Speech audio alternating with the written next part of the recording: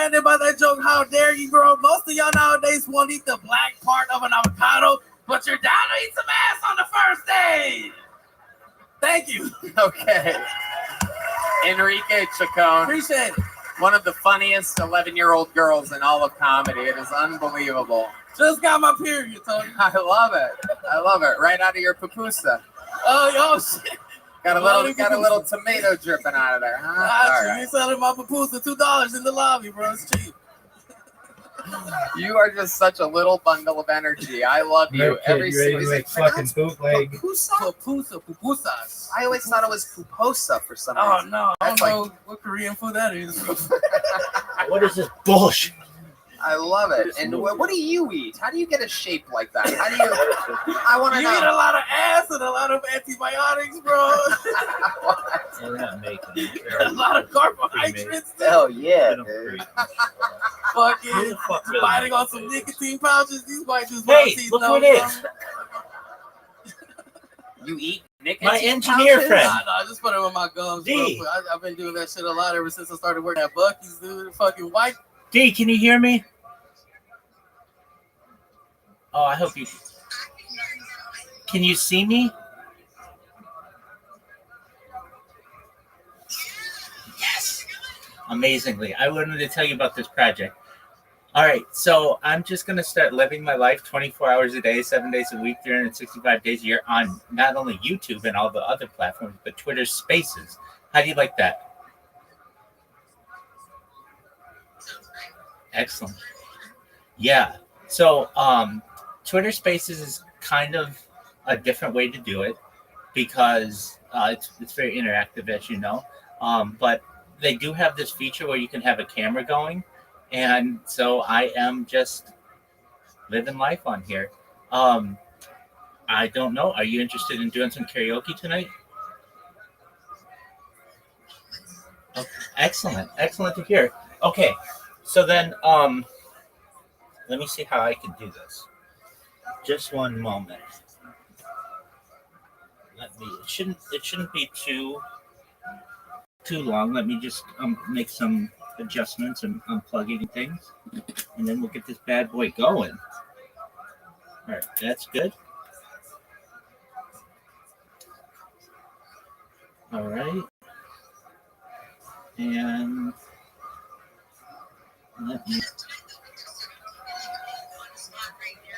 that's okay. No issue at all. So whenever you are bored, feel free to come in here and say hello. I've got the device that I normally use. I'm using for other tasks. So let me see if this works. Take your time. I can kick it off. I have a song I normally use to kick it off. Let's see if this works.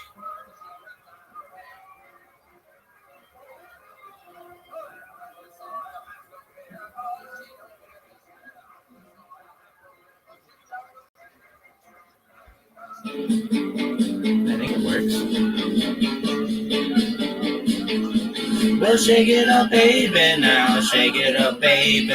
Twist and shout, twist and shout. Come on, come on, come on, come on, baby. Now come on, baby. Come on and work it on out. Work it on out. Well, work it on out, honey. Work it on out. You know you look so good. Look so good. You know you got me going now. Got me going just like I knew you would. Like I knew you would. Ooh, well, shake it up, baby. Now shake it up, baby. Twist and shout, twist and shout. Come on, come on, come on, come on, baby. Now come on, babe. Come on and work it on out.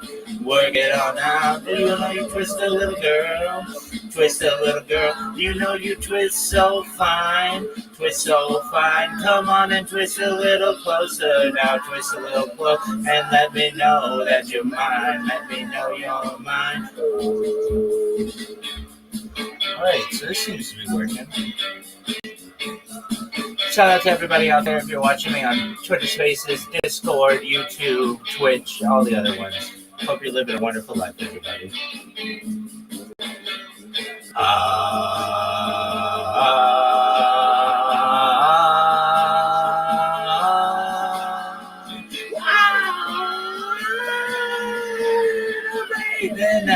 shake it up, baby. Twist and shout, twist and shout. Come on, come on, come on, come on, baby. Now come on, babe. Come on and work it on out. Work it on out. You know you twist a little girl. Twist a little girl. You know you twist so fine. Twist so fine. Come on and twist a little closer. Now twist a little closer and let me know that you're mine. Let me know you're mine. Well, shake it, baby. Now shake it up, baby. Well, shake it, baby. Now shake it up, baby. Well, shake it, baby. Now shake it up, baby.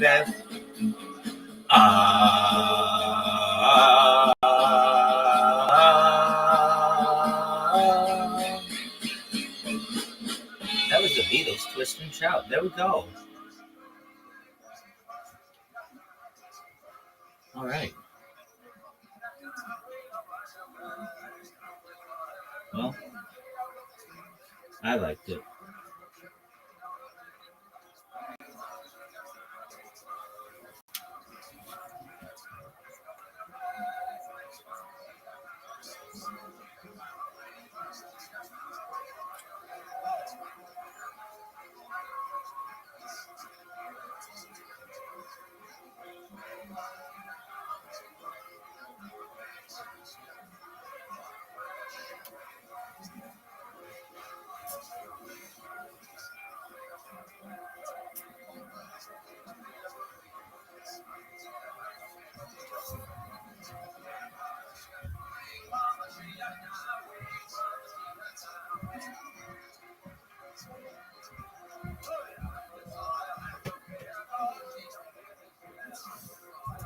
White dudes got me into it, bro. They got you hooked on. Yeah, they got me hooked. I tried dip at first, bro, but I'm not gonna lie. I started throwing up like I was deep throwing somebody, dude, and that shit was terrible. So I tried the little nicotine pouch, which was just nice and smooth. You know what I'm saying? It keeps me up, bro. Keeps my nipples hard, dog. It's great. You are a sweet, sweet thing, Enrique. You are just absolutely adorable. You have a girlfriend? Oh yeah, bro. We've been together for 4 years. Clap it up for that, bro. I'm actually thinking about marrying her in this podcast, dude. I don't know. Really? Yeah, dude. 4 years. What is she El Salvadorian? Oh no, bro. She's 6'1" and mixed, bro. My fucking wet dream, son. Wait, what? She's 6'1" and mixed? I'm talking about. I feel like a motherfucking conquistador up in this bitch, bro. You know what I mean? I love this guy, man. He reminds me of like a young Roseanne Barr. Yeah. Yeah. God damn. Roseanne Barrio. There you go. I'll take it, dog. I'm still fuckable. I love it. 6'2" mixed. And when you say mixed, you mean like black and white? Yeah, black and white, bro. Wow. It's always been my thing. She has like the curly hair, like the curly hair, bro. Damn. I know I'm living the fucking dream, son. Oh my god. All you white dudes dating white women, bro. You want to get your shit together? Get a mixed girl, bro. I'm telling you, dog. Wow. What happens? You learn how to pay your rent, bro. You know, you learn how to send food back from a restaurant. You know what I'm saying? Start picking up stuff I had to you. You better get this fucking asshole ranch out of here, bro. Bring me some blue cheese. You know what I mean? No. Just changes you, bro. Oh, Makes you brave, dude. Fuck yeah. God, I love it. 6'1". Mm-hmm. Wow. 69 with her, and you're eating her out, and she's sucking on your kneecap or something like that. We 69, she's sucking on his belly button, bro. So we're both eating pussy. Pussies. Oh my goodness. And you're actually thinking about marrying her. Oh yeah, dude. What does she do for a living? She owns a pharmaceutical company, bro. She's a bad bitch, I'm telling you, bro. Owns a pharmaceutical company? She's a real ass drug dealer, bro. Got me a good one, bro. Oh shit. She owns a pharmaceutical company? Is she like competing? Yeah, what do you mean competing? Like, I mean, is she up there? Is she Moderna? There, she's calling the fucking shots, bro. Is this on Facebook Marketplace? Not yet. It's on CVS though. Whatever the shit that she has, bro. Dermatology shit, bro. Shit, vaginal creams and stuff, bro. Y'all know. Is she making? She's making good money. Oh yeah, she's making good money, dude. Man, I don't know. And I work at a Buc-ee's. That's incredible. That's incredible. Honestly, I don't know how I pulled her, bro. I think that's my greatest achievement, bro. Getting a bad bitch like that, dude. She owns. I can't believe a guy shaped like you needs a sugar mama, but Oh, I get a lot of sugar. she's gonna put you in a diabetic coma, dude. That's what's going on. Working at Buc-ee's. Look at you. You look more and more like the logo for Buc-ee's every day. Fuck you. I'm just saying. I appreciate it. Yeah, like a little sheep monk. Sheep. I would love to have you on the Secret Show Thursday. Let's fucking go! There he Go goes. for me that shit. Future Love legend, y'all. current legend. You guys Follow got me. to see him live. Follow me at Enrique Comedy. Love y'all. Enrique Chacon, everybody. Enrique, put that mic on the red X for me, will you? Okay, we pulled a name out of the bucket. Your first comedian. We're gonna meet them all together. Now, for those of you that might not know, anything can fucking happen. This could be we discover a legend, or it could be a completely insane fucking person that, you know, we all feel might kill us at any moment. But anything can happen. We give everyone a fair shot here. So here we go. Your first bucket pull of the night. 60 seconds of uninterrupted stand-up comedy time goes to Kyle Roberts, everyone. Here's Kyle. Make some noise for Kyle Roberts, everybody, making his Kill Tony debut. I'm woke. I'm woke, y'all. I don't use any gendered language. For instance, I used to work at a restaurant. I don't call them bus boys. I call them Guatemalans.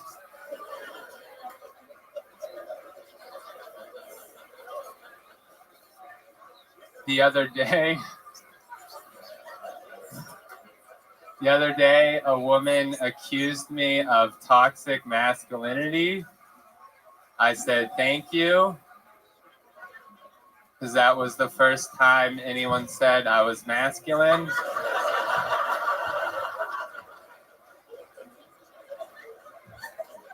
A lot of gay rumors.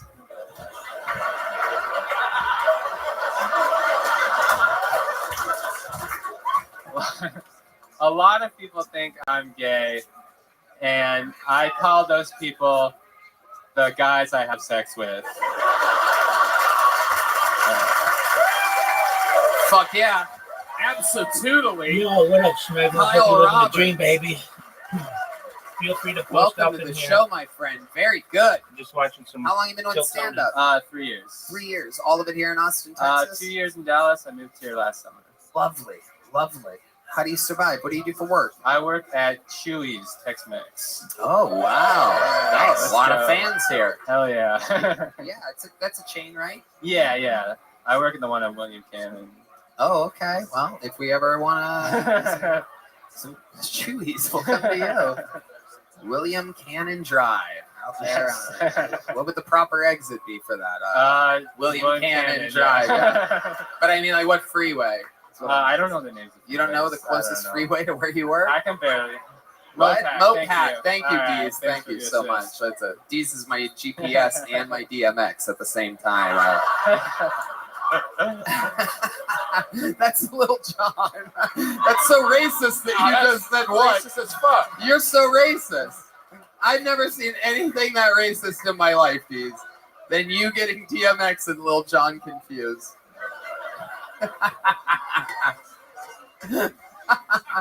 Okay.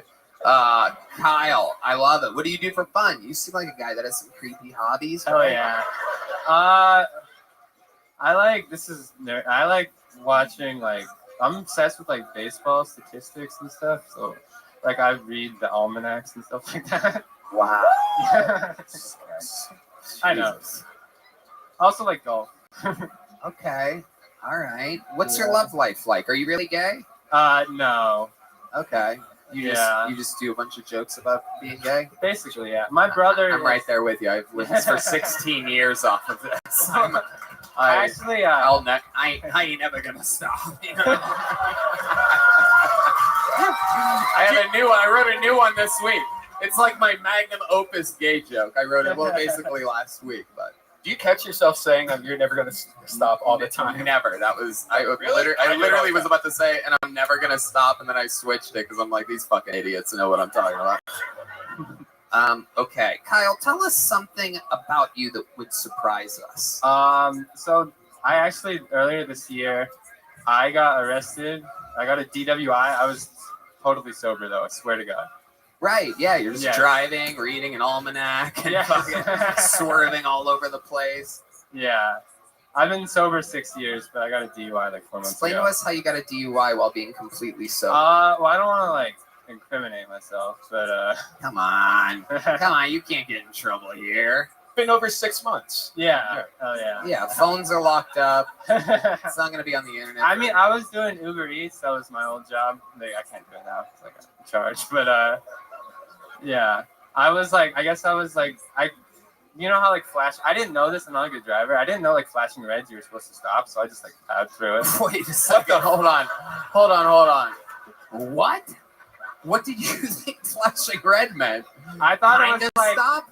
yeah. Slow down a little Yeah. bit? Look around. Stoptional. Oh my goodness. Kyle, what do you think of flashing oranges? Hit the gas? I guess so. I thought they were basically the same thing. What? Yeah. I never like really like took a driving course, so like You're supposed to. It's like the law and stuff. yeah, I went to one of those third party things. They was like, fuck it, you got a license. Wow. Third Yeah. party. You look like you wouldn't be invited to any party. That's incredible that you got invited to 3. All right. So Kyle, you're not gay. What's your love life like? It's a little bit of a struggle right You now. on the dating sites? A little bit. Actually, the last person I got a number from some girl at my job. To the therapist? I could use that. But she was way too young. He was what? Way too young. Like, what do you mean? I Bro, if you're gonna be a successful comedian, mean, right. you're gonna have to reframe some of your. Right. I mean, I didn't have a problem with it. She probably had a problem with how old I was. But she was, no, not like that. What do you mean? What? Yeah, dude, you sound like a real creep. Yeah. And it's okay, you're not a bad guy. Thank you. Thanks, Theo. Did you take her out for Lunchables? Like, what was the day? Well, she ordered a Shirley Temple, which that was a bad sign. Oh shit. Yeah. Whoa. How old was she? 75? She's too young for him. He's into very old ladies. Hell yeah. Oh my goodness. Where did you meet this super young girl? She was, I waited on her. She was my table. Oh my Yeah. goodness. Oh, wow. Yeah. That was the first time. I've had dudes like give me their number. That was the first girl that ever gave me the number. Oh, yeah. Oh my goodness. That is incredible. Hmm. So how did you know how old she was? Well, I texted her afterwards, and she asked me. She thought I was 19. I was like, I lied about my age, but I didn't lie that much. I said I was 25, so I don't know. Would you lie about your age, dude? You're a straight male. Hold on a second. Wait, you lied to her about your age? Yeah, but I didn't lie enough, I guess. How old are you? I just We're gonna solve a crime here tonight, everybody. Ladies and gentlemen, entering the room, Chris Hansen, everybody. How old are you in real life? I just turned 30. You just turned 30. Yeah.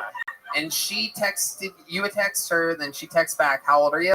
Yeah, and I was like, guess. I was hoping. Oh, she'd that's say like, so gay. Oh my god, that's Shit ever. even worse. That's even worse than lying about your age is saying guess before you lie about your age.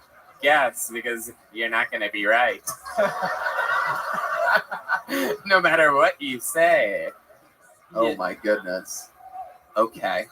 All right. So it ended there. basically. How yeah. old was she? Did you find She was 20, which isn't that bad, but like, she seemed like a young 20.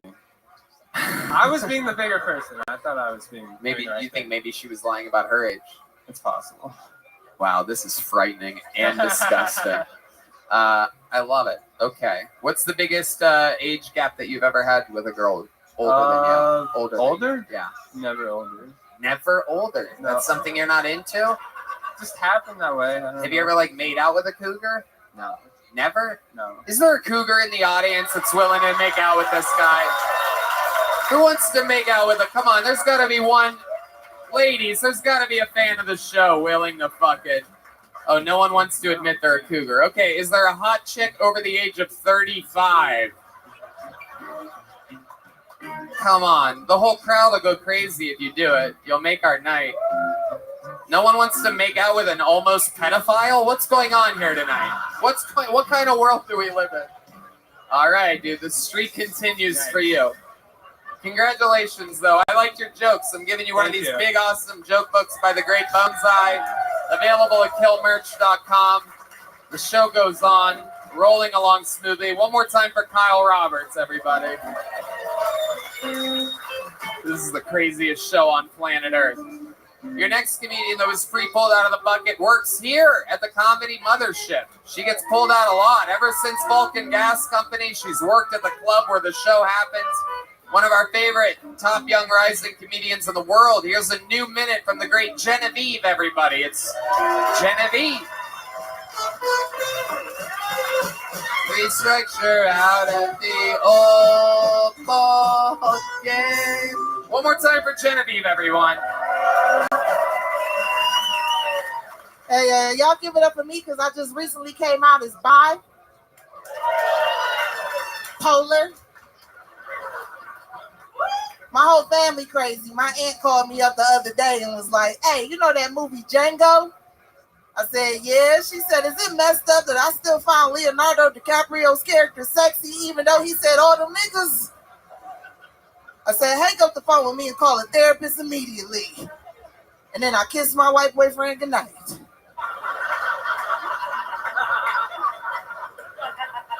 It's cool dating a white dude. Dating a white dude feels like 50% reparations and 50% damn, he got me.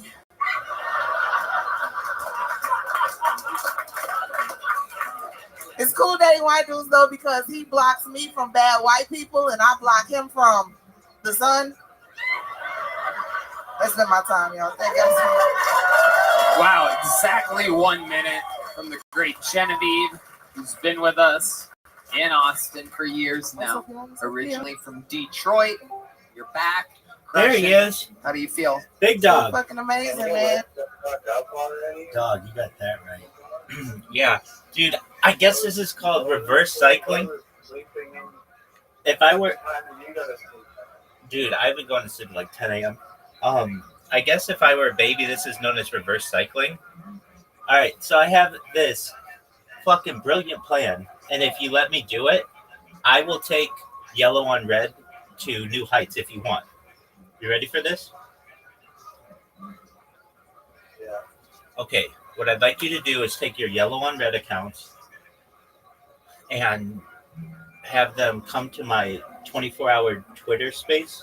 I'm just doing a Twitter space, 24 hours. It's video Twitter space, though.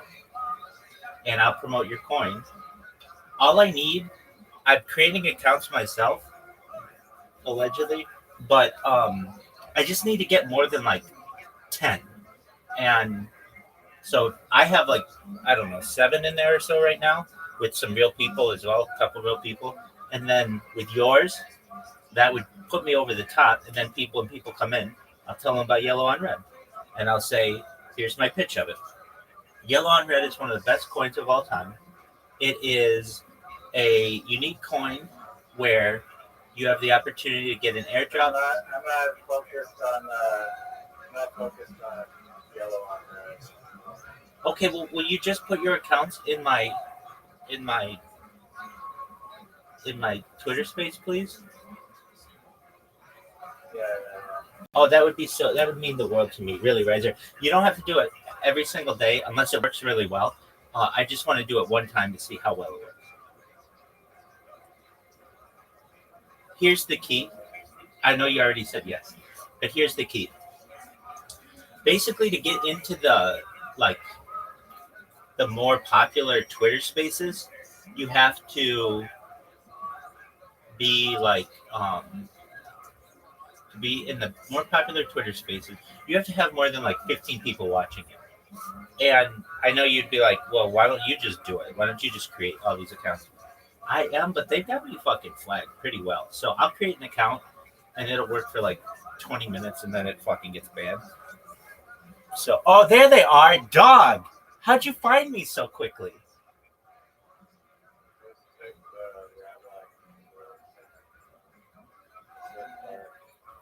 Wow, you found me so quickly. Yeah, I'm glad I put that in. So I've now spent like 48 hours or so doing this. Can you see my video? Yeah, so that's what's going to take me over the top. Basically, there's going to be somebody who's living on Twitter Spaces. No one's done that. And I think that's really exciting. Do you know what I mean? Like, see, that's why we have to restart every 24 hours. We have like oh wait, but that's back because that'll keep everyone else. That's the thing. It'll keep growing, but people will have to rejoin. Yeah, I mean, it's every 24 hours. There's nothing I can really do about that. At least this stream. I mean, the big issue that I have is that my internet will just randomly cut out. I think everybody's does. You just don't necessarily know it because you don't, like, not saying you personally, but just in general, people don't know that their internet just, like, barely cuts out a little bit over the course of 24 hours because they're not using it 24 hours, like, all the time. And it sometimes has to do that just to do an update or some kind of reconfiguration or something. So but when it does that for me, it can either like make it so the camera doesn't continue going, or it can just end the space altogether. And if that happens, it's no big deal. When I get more and more people finding out about this, they'll just rejoin. And all I need them to do is follow that main account. And then when they do, I'm like always on their front page. So they'll be like, oh, who's this? And then I go in and just self-promote in other people's show spaces and be like, hey, you know how I told you that I live stream my life on YouTube for world peace, and we've got life extension and mind uploading and de-extinction, all that other stuff? Well, guess what? You can now, you don't have to go to any other platform. Just come to Twitter, and I mean, we're already on Twitter, but whenever you're bored, just come in and check in with me. And I've got it so that random people can just come in and talk with me whenever they want. I do get some. It's Marilyn Monroe in a bikini AI. To put asses in the seats, baby.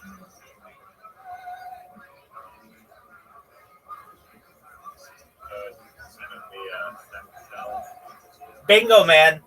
Riser knows what's up. Yeah, here's why. That profile picture is shown all over the place because it's like the main profile picture, and I want it to get people's attention. Originally, it was kind of a take on Harry Potter Obama Sonic 10 Inu. It uses their colors, but I wanted it so that it wasn't like a single woman, like a real woman. So it's just like a cartoon version of a woman, I guess.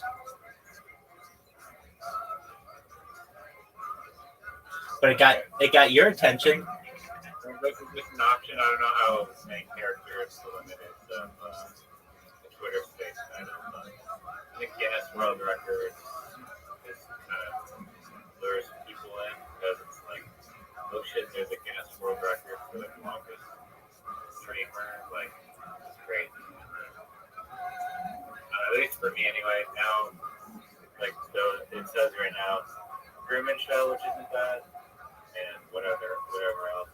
I don't know if you can squeeze the world record out. So. I could potentially do that. Remove the hashtag. That's with and I guess you'll have to change the title every 24 hours. Yeah, I mean, I have to do that anyway. Experiment on it. Yeah, exactly. I can do A/B But you testing. kind of want to have like a consistent title, I would imagine. Right. Maybe not. The consistent stuff. I'm surprised they didn't flag you and just throw Rabbi Rothschild. Oh, dude, I'm getting nailed for everything. But fortunately, it seems like they're okay with this. I mean, at least thus far. Okay, so I have like a robot that's going around in people's spaces that it literally says type Truman Show in Twitter Spaces search, or I'm sorry, type Truman Show in Twitter X. What is it? Type Truman Show in X Spaces search, and I'll tell you what. If you want to, I'd like you to see it. Can you go search in Twitter Spaces Friday Night Cocktail Hour? I'm going to do it alongside you. Like in the dashboard. Are you on a computer or on a phone? Okay. So it'll just be if you look up look up at John D. Oh no, at IOHND. Like it would be John with an I. At IOHNDEE.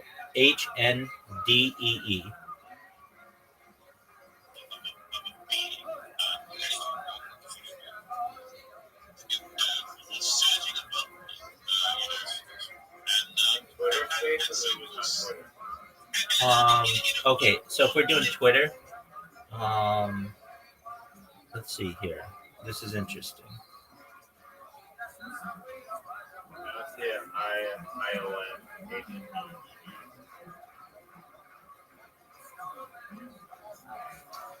That's okay. Oh. That's okay. No, it's not that one. I'm trying to see why it's not showing. Let's see here. It should be showing, and so I'm kind of confused as to why it's not. Let's see. How can I wonder why it's not showing up. There's 23 other listeners. Oh, I found it. It's in there. Okay, so it's like the word John, but without a J, it's an I. So IOHNDEE.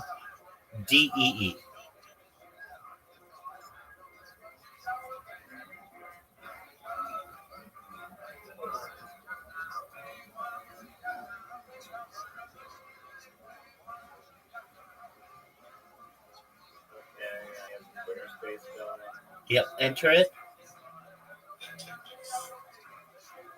What? Enter it.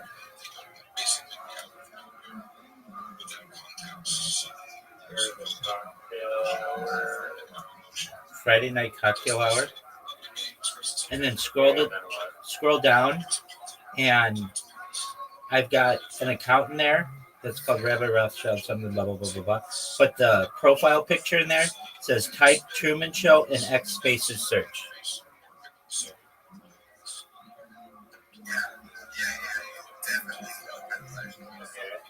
Do you see it? Telling people in every Twitter space to search for. Exactly. How do you like that? Yes, that's interesting. They have it for like any keyword, right? Like type Guinness World or something. Yeah, that's good.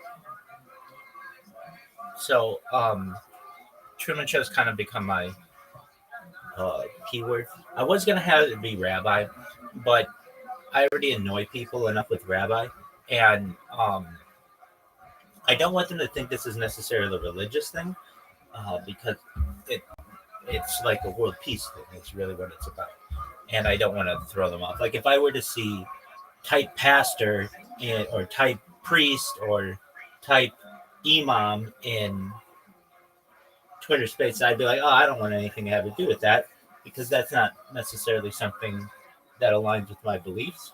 So Truman Show, not everybody knows what the Truman Show was or is, but enough people know about it, and they know that that it's just like, okay, it's of interest to them.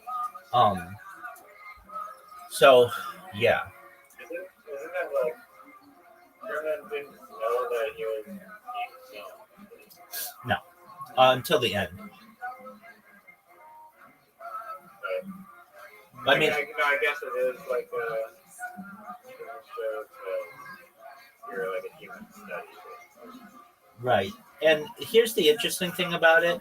Even though I know that I'm being recorded, it's kind of like that old adage: if a tree falls in the forest but no one hears it, does it really make a sound? It's like if I'm live streaming my life but nobody's watching it, has it really made any connection with anybody? But once it does, then it'll be much more like the Truman Show, because there are a lot of aspects on this where, like, yeah, I know I'm live streaming, but I don't think anybody's watching it. And then, I mean, is it exactly the same? No. I mean, it's nearly impossible, I think, perhaps, to manually record yourself and not know you're doing it. I mean, but it is similar to the Truman Show, where there are cameras everywhere. You can watch my entire life, and it's essentially an archive for society. If a rabbi records himself streaming 24/7 on Twitter Space, does he have a viewer? That's right. I do have one right now, Schmegma. Shout out to Schmegma. He's from Harry Potter, Obama, son of Canino. I don't know if you know this, but my last name is very close to the word Sigma. That's a tough one, dog. Yes. I mean, you're past the difficult part now. And it's not that bad, because when you were a kid, like, first and second graders don't know what Schmegma is. It's probably only, you've made it through the toughest time with that. It was when you get in high school and your nickname is Sigma. That's right. I wasn't like ferociously bold. That's good. I don't think I knew what that was until I actually remember when I found out what it was. I had some friends on the track team, and they were Urban Dictionary was like brand new, and they would go through and just find all kinds of crazy shit on Urban Dictionary, and they would memorize the definitions. And I'll never forget, my one friend was like, do you know what Schmegma is? I'm like, no, what the fuck is that? And they're like, it's a cheese-like substance that forms in the foreskin or the navel of Homo sapiens. I'm like, oh, what the fuck? I'll never forget, a cheese-like substance. It was the first time I knew that, or learned that humans could produce a cheese-like substance. Anyway, it could have just said in the genitalia or navel or something like that. Anyway, No Marcus Wentz. no Marcus Wentz. Yeah. What's Marcus? Do I know him? Yeah. You know how he was my friend for like 2 years or something. Okay. Recently, he blocked me. Shut up. I think, or no, he didn't. I don't even think he. Yeah, no, he did block me. He blocked me on like LinkedIn, everywhere. Why?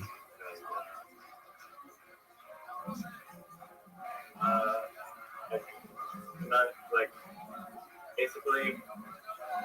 I mean, we would joke about this all the time, so it's kind of surprising to me. He would be like, my crypto portfolio, I'm all in Chainlink. His portfolio, he's all in Harry Potter. So he'd constantly be berating me with Twitter posts, like just people that are just saying how shit Chainlink is all the time. He'd constantly be telling me how dog shit Chainlink is. And I would joke about it. I would rarely insult Harry Potter though. I'd be like, oh, it's going to it's like the most schizo chart in the universe, but it's not whatever. And then I guess recently, as the price was going down, I was just I guess I bugged him. Sent me a Twitter post of some random Harry Potter holder that was live doing a Twitch stream, and it was feeding his dog or something. Not ferociously, but he did dog like in a really tiny way. It wasn't like terrible, but it was like the Twitter post from like another Harry Potter small Masonic Panini holder that was like asking God why he's like making him hold this coin.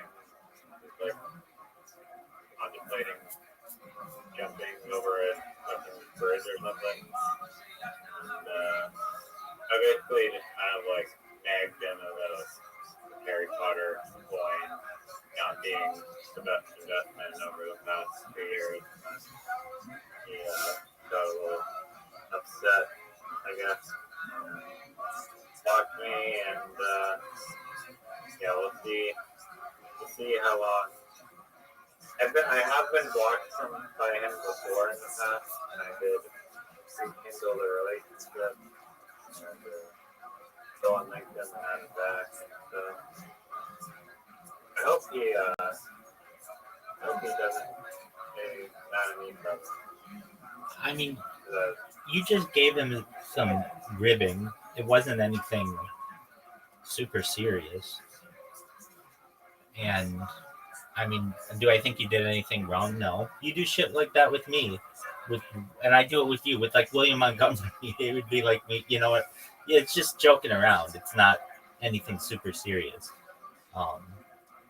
But I can see. Yeah, and I hate when people who like they'll dish it out, but they like can't take it back. Kind of like, Yeah, I'm shitty at. I'm self-admittedly shitty at that. I'm not good at taking. I mean, you can. I think you're good at taking it. Thank you.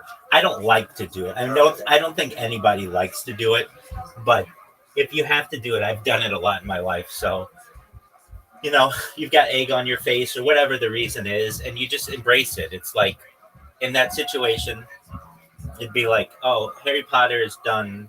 You know, it had a high of 36 cents in like October 2024, and now it's worth, I don't know, 8 cents or something like that. What happened? And you just be like, hey, it's just like you could actually turn it into a joke. Like, now's the time to buy. It's the perfect opportunity because it's going to the moon, right? And just keep living in that as you're like rearranging deck chairs on the Titanic.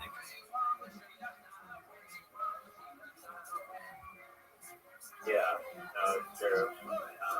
And then when it's like, you know, like zero, like, okay, let's like then when it's nearing zero or whatever, it's like going to be worth absolutely nothing. You just keep leaning into that. It's the perfect time to buy, man. I don't know why you aren't buying more of it. It's perfect. You can get a huge bag of it right now for practically nothing. And then you just, you know, and then when it's like literally it's worth like 0.0000000, you could be like, yeah, man, for like $1, you could be the biggest bag holder. It's a perfect opportunity to buy. I mean, it's kind of funny. It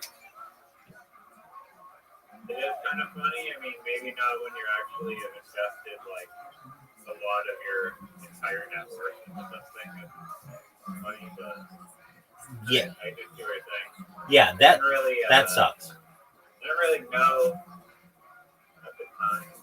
I guess like when I was like the entire economic landscape of the shitcoin/meme coin market was also going down. So it wasn't just like Harry Potter being an isolated incident. It was like all the top meme coins all going through the same retracement / dump 80% pattern, which it wasn't just like only Harry Potter that dumping. That would be more concerning if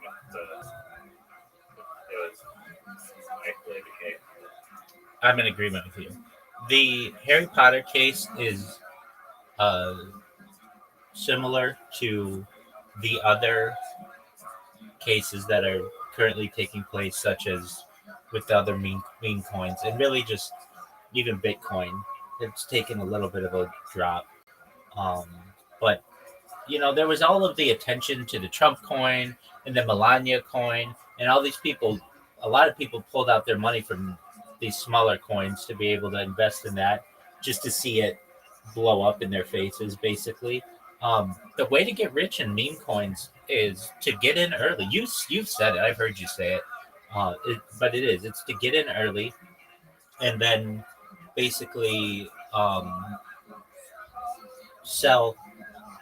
Of course, at the peak, but sell right away.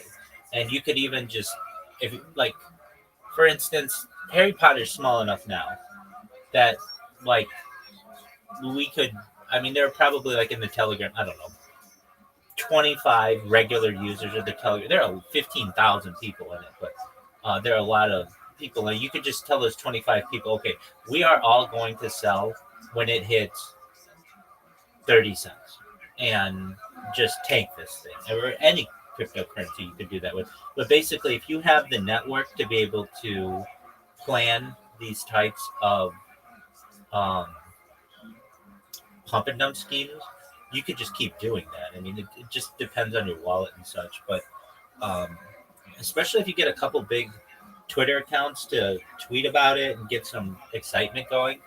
There was one, I don't know, did I tell you about the Kill Tony coin? I didn't think you had because, I know you would have been interested in it. Okay, so this was on Monday. Monday, there's a I Twitter. hate Phil Cody, so I would have shorted it. I would have taken it alone to negatively short it. Excellent. So Kill Tony on Monday, they had a Twitter space. And they're like, hey, we're starting the unofficial Kill Tony coins. And I go into this Twitter space and I'm like, this is the best idea I've ever heard. I mean, I'm like, well, I mean, it's a consistent show. It's not necessarily going to end anytime soon. And there are other meme coins that have had success with this. I'm telling you what, this thing never even got off the ground to green candle. If you look at its chart, it's red candle, red candle, red candle, rug. And that all happened within 24 hours. I mean, literally, I was like saying, like, Kill Tony's on right now. Like, it's the perfect time to buy. And it rug so badly to the point where they're never having another Twitter space on this coin. It was basically just one giant rug pull. But here I come in and I'm like, oh, this is just fucking brilliant. I live stream Kill Tony all day long. Yeah, it makes you wonder if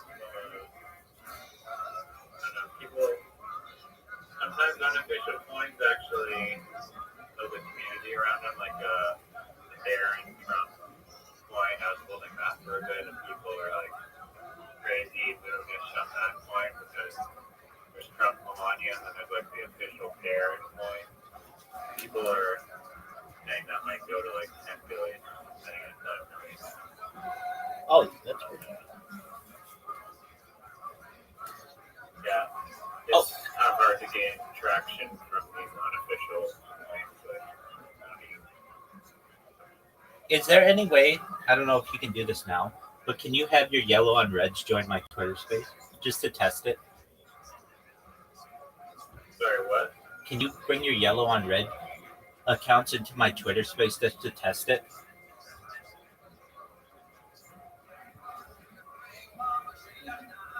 I will. I'm just eating tacos right now. Take your time. And with that, I think, so basically if you search if you just like randomly search Twitter spaces right now, nothing is going to come up for me unless you use a keyword. But basically, like, okay, here's why. If I look at like trending, we got 45 listening, 22 listening, 32 listening, 18 listening, 23 listening, 22 listening, 45 listening, 46 listening, 46 listening, 46 listening, 27 listening, 23 listening, 27 listening, 27, like, but I'm like at 8 listening right now or something like that. And when I get 20. Can you put yourself in the crypto community? Crypto guys? Yeah, the tags that I'm using are cryptocurrencies, NFTs, and investing. Okay, so do you not see it on the dashboard and under the link? There's only 18 Hold on. crypto tags. Right Hold on. now. Yeah, it does come up. Under Spaces dashboard. Yeah, I saw it. It's like 1, 2, 3, 4, 5, 6, 7. It's 8th on the list. 9th on the list. 10th. It's like 10th down on the crypto dashboard. Okay, that's phenomenal. I'm glad that it shows up there. But where I need it to show up is, deleted or something. did it get deleted? Oh no. It's there. What I need it to do is show up on the phone, like where it shows up in trending on the phone. That's what I need.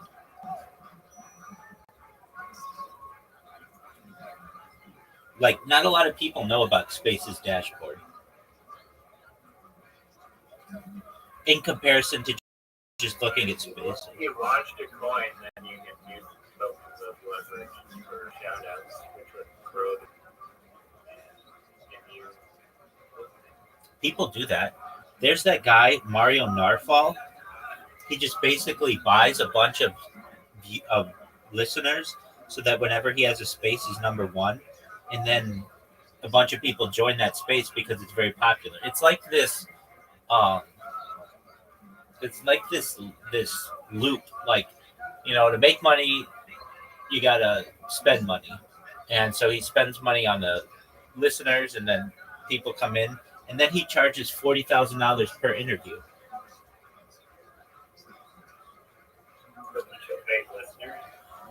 Yeah, so it's pretty fucking brilliant. So what he did was he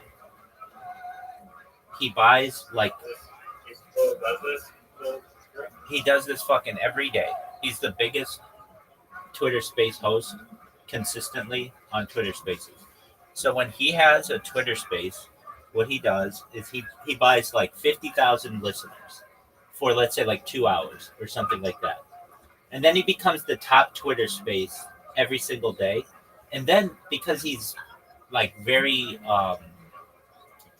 popular, other people join it. So then he might get another 30,000 real listeners or something like that. And so he's got like 80,000. So that's a great point. Because I keep getting nailed with that. Inauthentic accounts, platform manipulation, all that bullshit. Basically, if you do it through the right channels, they don't consider it platform manipulation, though they should.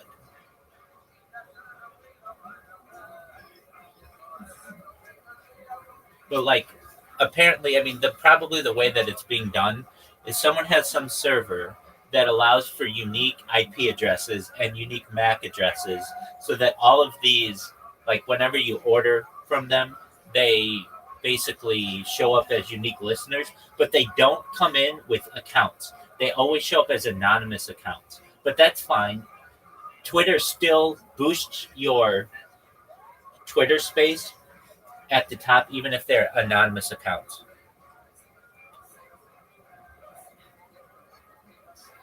Anonymous because of your like Twitter space live stream, but the audio super glitchy.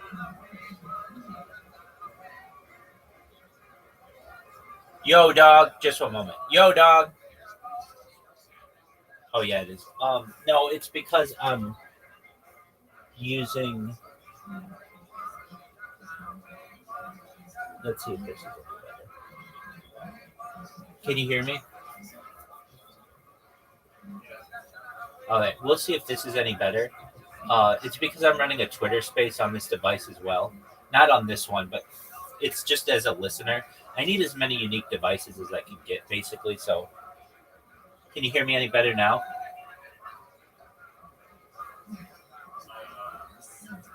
It's hard to judge, but the last message was good. All right, I appreciate the feedback. Keep letting me know about it.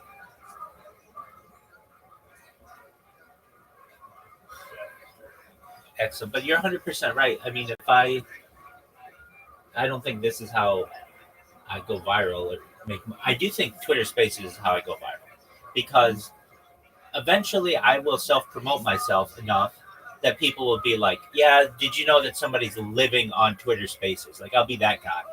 And if they ever ban my account, then I just have to literally use the same naming convention, and people will know how to find you.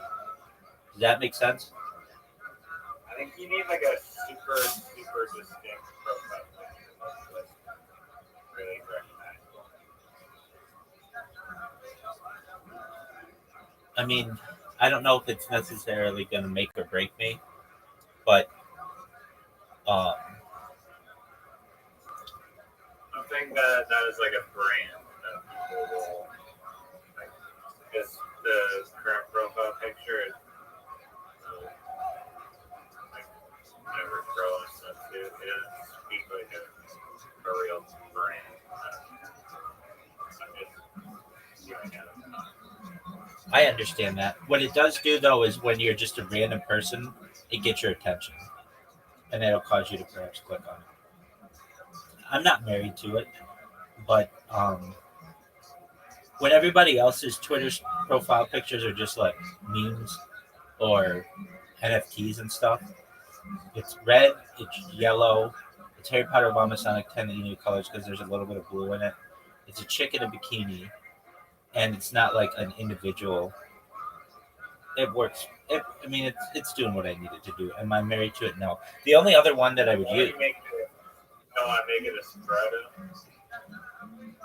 I mean, then I get like 6 people in here. I mean, there aren't that many Spurtos on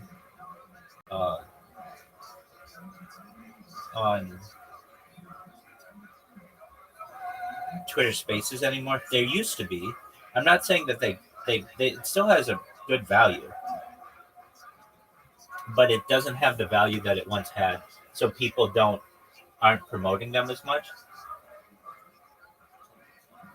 They promote other tokens or other NFTs.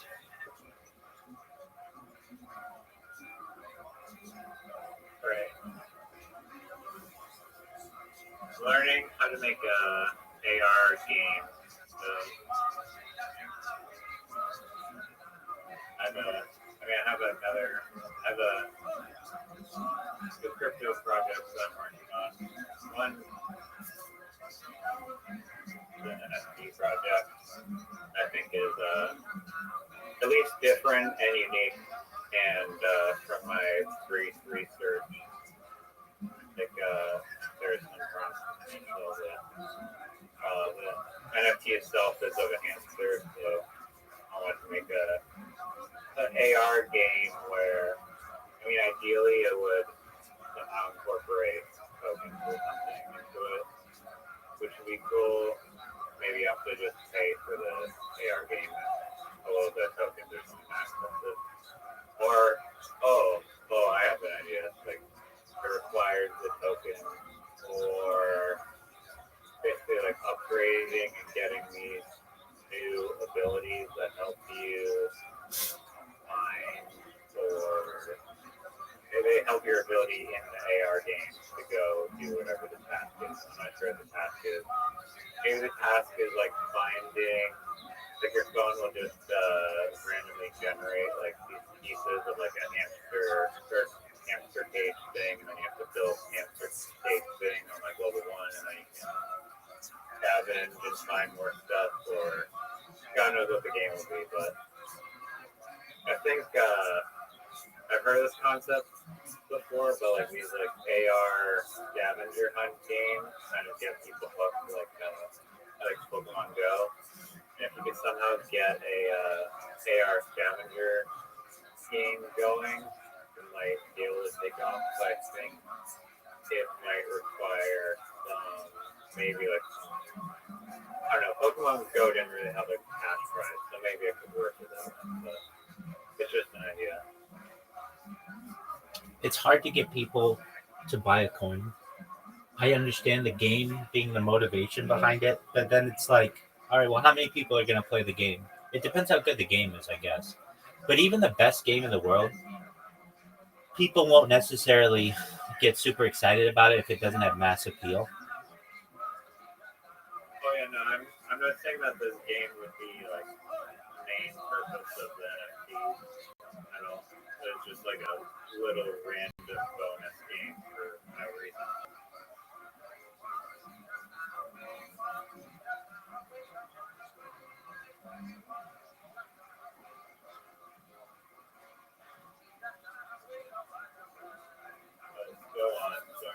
No, you're fine.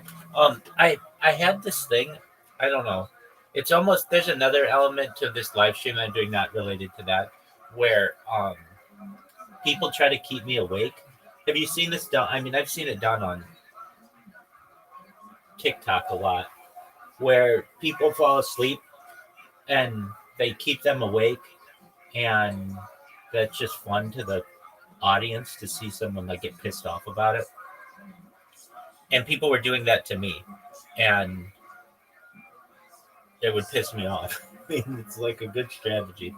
But at least on TikTok, have you seen this where if you make like a donation, it like turns on the lights or it makes a sound or does anything like that? Does that make sense? You're in like the live stream. Yeah. Okay. So I was thinking, I mean, people are doing that to their spaces. They just come into my space and play an air horn, and while annoying, there's some value to that. Why don't you just turn it like when you're sleeping? Why don't you turn down the volume? Excellent point. I'm using an old iPhone, and it's like if I'm in a Twitter space, it just automatically has the sound going, and I can't mute it.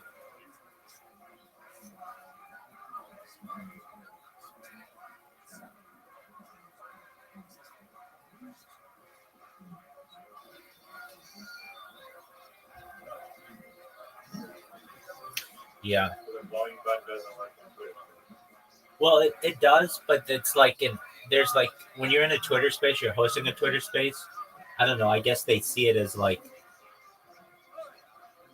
fail safe or something that even if you did have your volume down, you could still hear people. But it's almost the opposite of what you want. You want your volume down. You don't want to be able to hear them.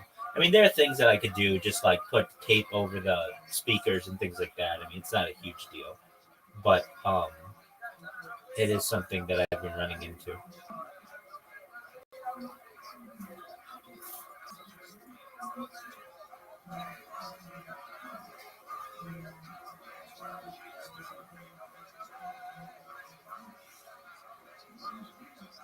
What would you do with like a bunch of money to maybe if money was not an option to market yourself? Yeah, I would just buy commercials and be viral in like 10 minutes.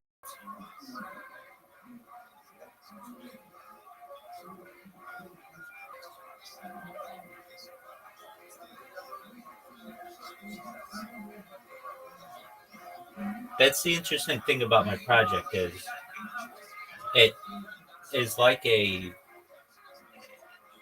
I heard my speaker go or my microphone fuck up there. It's like a how would they describe this back in the day? Like a gunpowder vault. And the more and more data that I create, the bigger and bigger the vault gets. And all it needs is that spark, that catalyst to make it explode.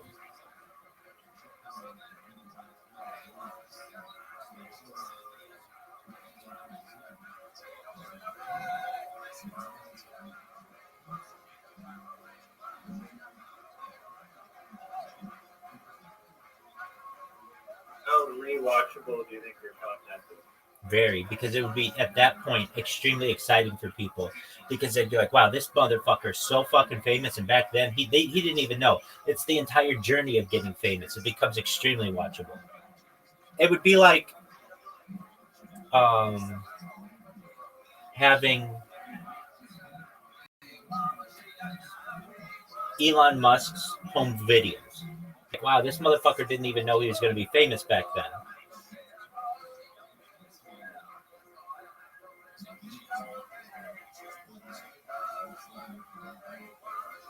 Now, in addition to all of that, then there's all of the historical influence that it can have. That like you can go back and see what it was like. Life was like during the pandemic. You can see what life was like post-pandemic. You can see what life was like during the Biden administration, the Trump administration, You can see what life was like under Queen Elizabeth's reign. You can see what life was like under King Charles's reign. There are those timeline aspects of it. And then, probably more than anything, it can just be studied from a human data standpoint. Like, hey, this is what a circadian rhythm of someone who's under this type of environment is like. Here are their eating habits. Here are their personality traits. Here are their behavior patterns. Here's how they react to challenge. There's all of that. And then on top of that, it's really one big reaction video because I'm always watching podcasts and such, and so people would be entertained perhaps by the podcasts that I listen to or watch and my reactions to them. And then on top of all of that, it's all the human interaction that I have with people. This right here. This right here will be interesting to people in the future.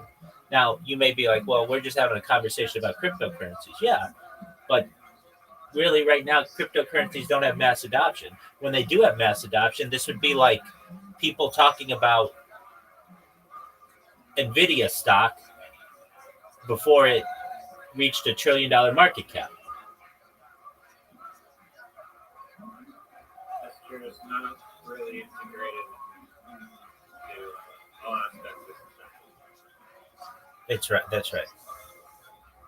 And then on top of all of that, there's a lot of art that I do on this that people don't really have the opportunity to see. But I mean, they do if they want to watch it, but it's all the social media content that I have.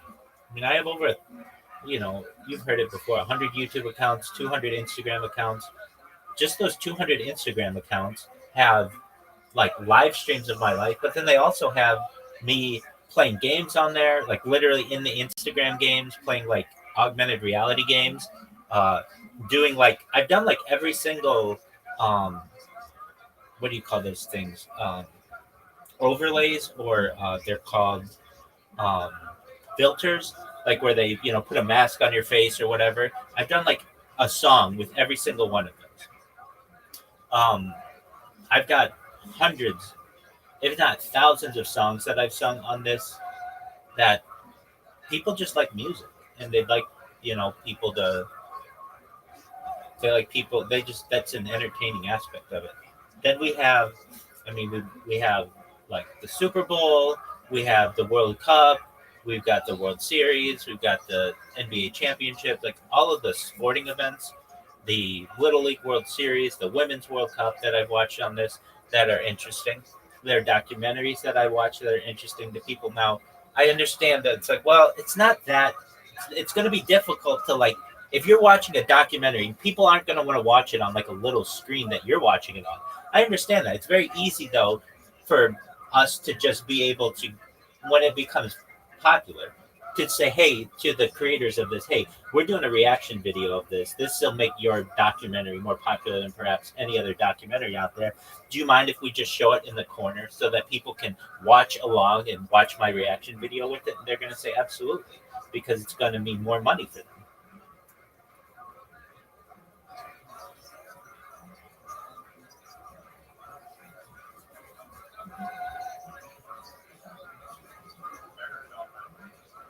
You're good.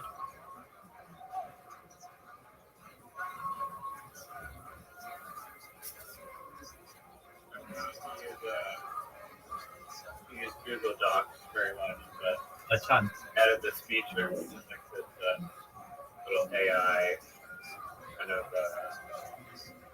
I forget what they're called. What are they called on YouTube videos where, Captions?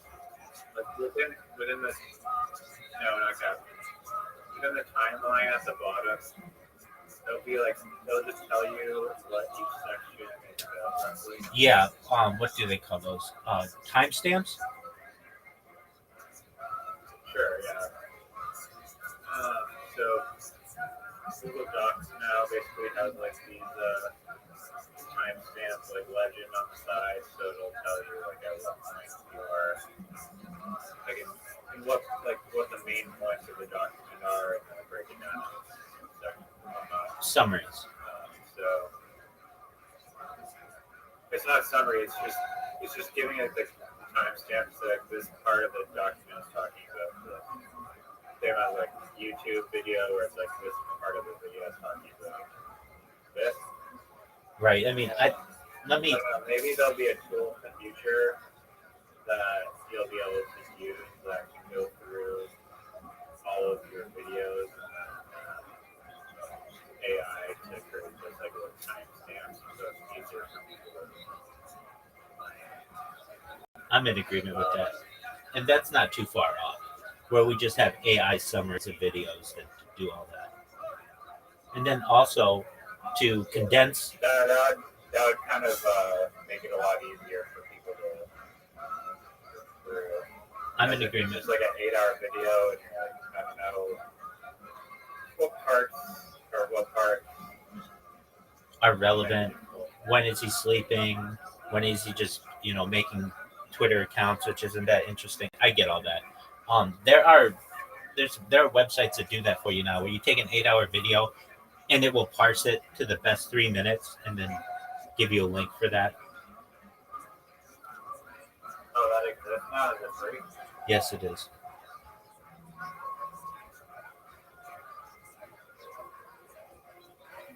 Have you tried doing it? Yeah, I did it. This was like 1 or 2 years ago, maybe like 2 years ago. I saw that. Yeah, I've done it. It works pretty well. I mean, it's like when I'm doing actions and things like that, or conversations that I'm having. It's just, I've got right now I'm live on like 16 different simultaneous streams, and so I take one of those. It's like 12 hours and put it into this thing, and it gives me the best 3 minutes of it. It takes a while though. That, if I recall, that was the issue. It wasn't just like automatic. It took a long time to do. But I did do it, and it worked well. I mean, like when I saw this, I'm like, oh, this is what YouTube needs to integrate into their platform, because you shouldn't have to rely on a third party to be able to create these summary videos for you.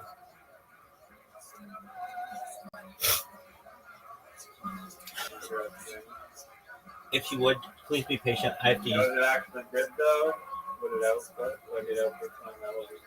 Yeah, I mean, it was just like it was generally what I was speaking when having conversations with people during the day. So yeah, it was like the important parts of the video. Would you please be patient? I just have to use the restroom. I'll be right back. Okay. Here, enjoy. Man, Short you this. kind of look like a country Clark Kent type situation. Not to Rose, but I'm just saying I was complimenting. Thank you. Very fun, Genevieve. I love what you're talking about. It is true. You do have a white boyfriend. And where do you meet a white at or whatever? I know they're so scarce.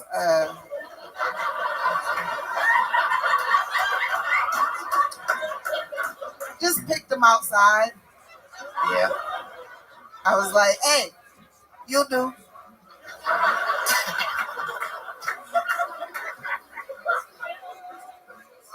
I love it, Genevieve. Absolutely awesome. Always, always, always a great new minute. Loved the bipolar joke. Loved the white guy, black guy stuff.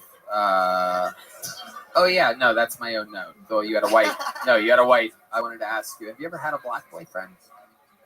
What? I once dated a 50-year-old when I was 26. See, God, that's what I baby. was trying to get out of the last comedian, but he's never had anything like that before. What was that like? It was cool for a little while, but then I found out that he tricked me. Mm-hmm. We were both truck drivers, and I didn't know that he was depending on me to keep trucking, and I had goals to get out and do comedy. So I was like, this ain't gonna work. He wanted to keep you in the truck with him. Yeah. Oh. Mm-mm. That is interesting. So, like, you guys, And he was a long haul trucker. His dick was big. Oh damn.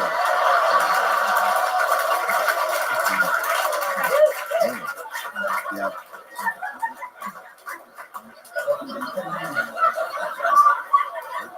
I don't want no dumb old big dick.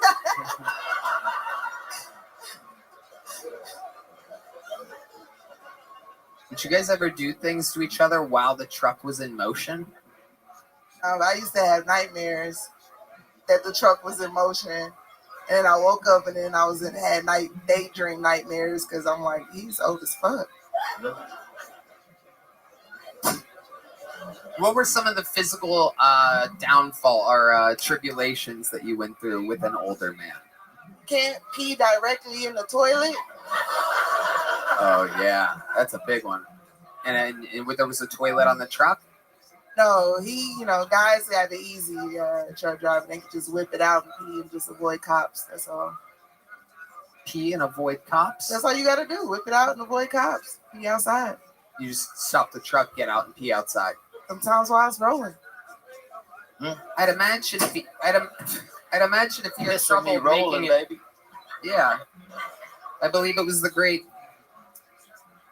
Fred Durst that once said, "Keep rolling, rolling, rolling, rolling. What? Keep rolling, rolling, rolling." It could have been Kid Rock. I might be pulling a John Dees right now and getting my white guys mixed up. Well, I know you'll be loving this shit right here. No, I'm kidding. No way. No way. No way. Nothing. No. You stop it.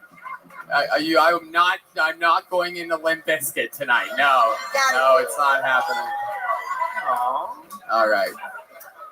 Genevieve, I love your style. I've seen you do so many new minutes. You're very lucky. You get pulled out of the bucket a lot. For how many people have always been signing up? It's incredible. I feel like the universe here in Austin wants you to be doing. All right, pimp. I am back. How are your tacos? Where did you go? I told you I went to the restroom.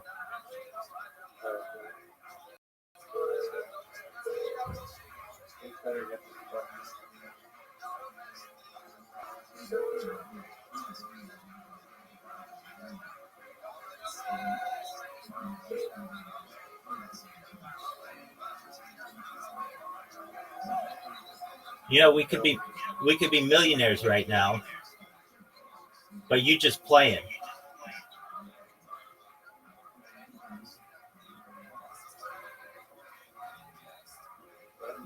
Haven't you seen that meme between it'll show a picture of two people holding hands and somebody will write this could be us, but you just playing. And I'm saying to you, we could be millionaires right now, but you just playing.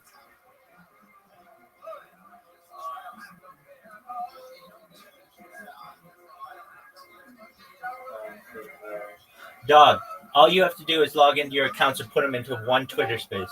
Oh, Zoot's here. Big Dog. Please put your people in the Zoot into my space, please.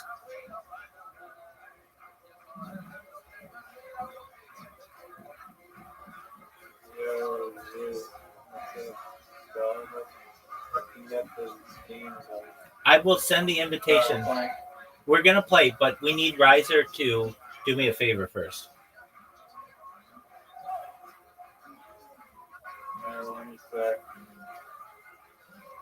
Take your time. I'm not gonna.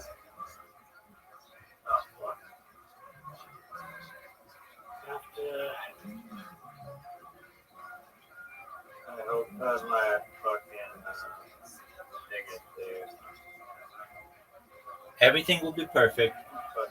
All you have to... Zoot. Okay, so you ready for this plan, Zoot? Zoot loves plans. You ready for this, Big Dog? Yep. All right, so I've been living my life on Twitter Spaces now for 48 hours. And I have 7 people in there right now. Some real people, but some bots as well. I need Riser. Riser has a way to get 20 accounts into my space. Once he gets those 20 accounts in, then it'll have 27 people in it. And it'll show me in the trending section of Twitter. And then we're going to go viral because people will know that somebody's live streaming on video on Twitter Spaces, which isn't something that people normally do. And then our entire what would you call this? Mini golf game will be watched by perhaps millions of people. How amazing is that? Oh no. What is oh no? Riser, what is oh? Recently closed.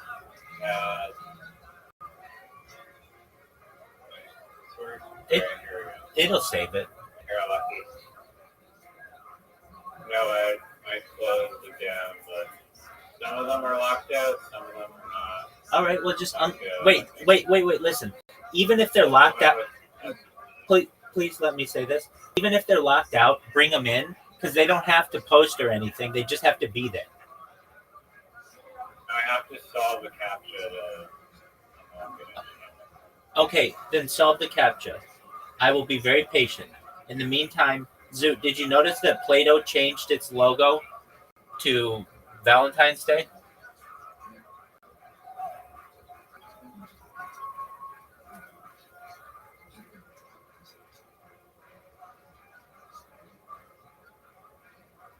I love when I talk directly to Zoot and he's just silent.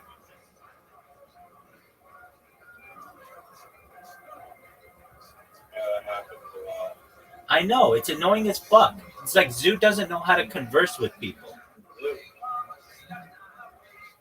Luke.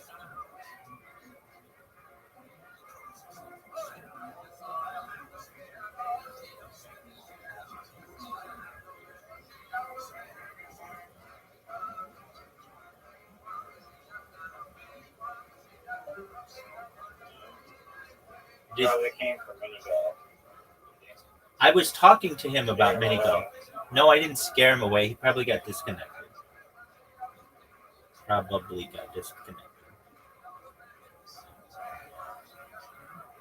Wi-Fi is started. He's got that koala kangaroo system. Is this gonna ban all of my goddamn? No, it didn't with your other ones. It won't with this. Especially because they're made on a different IP, on different devices, and You see, it's working right there. let me see. I'm excited. Why does it say start join as a speaker? Yeah, that's a chat. You're not authorized to join. So it's not authorized to join the space. Doug, you're authorized. Unless you're I got one. unless your accounts got banned. I got two. Oh, I'm checking it out right now.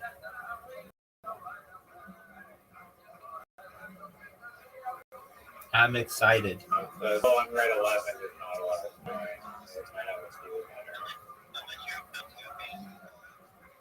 That is my account is not permitted to join spaces, probably because they're on me. Another one that isn't allowed to join. Hold on. Try the ones that say that they aren't allowed to join. Just put the link in again and refresh it. I see 3 of them. It says that to me all the time, or something went wrong, and I just have to refresh it. Oh, 4 of them are in? Their account is suspended and permitted not join. Okay, so if they do that, then you're fucked. That's interesting.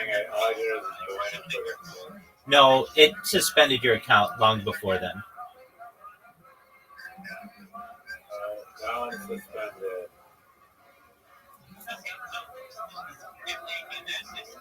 That's okay. I made 10 the other day, and 3 of them, or 7 of them got suspended, and 3 of them didn't. And I'm still using those 3. Oh, we've got 5 in here. That's what I'm talking about. We've got 6 in here. That's my boy. You're my boy, Riser. For the people of the future, know that Riser is changing the world right now.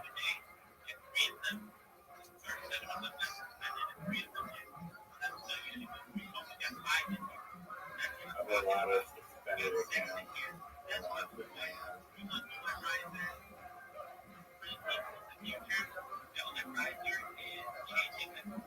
Oh, Twitter sucks. Doesn't it? What's the point of you find an amazing little loophole and then like, I could be wrong. Complain about it. Exactly, I could be wrong, but in January 2025, so like last month, they redid their terms and conditions to be extremely broad.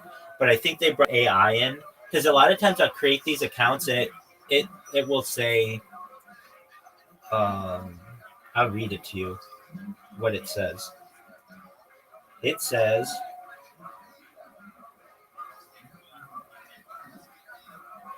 like, I tried this Montgomery Williamson, everything like William Montgomery related. Okay, it says your account has been suspended.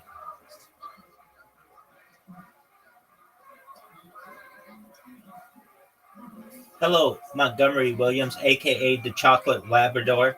Your account, Montgomery WW7, was detected by our systems and automatically suspended for violating the X rules. Specifically, violating our rules against inauthentic accounts.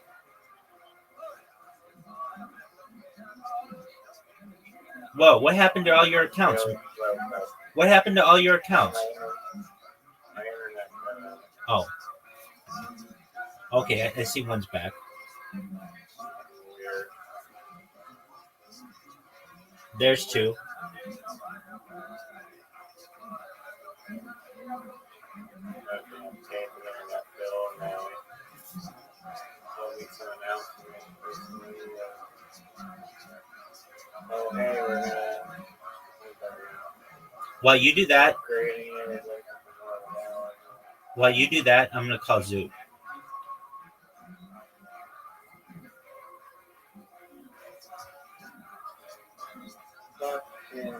Zoot, come on back, dog. Hold on a second.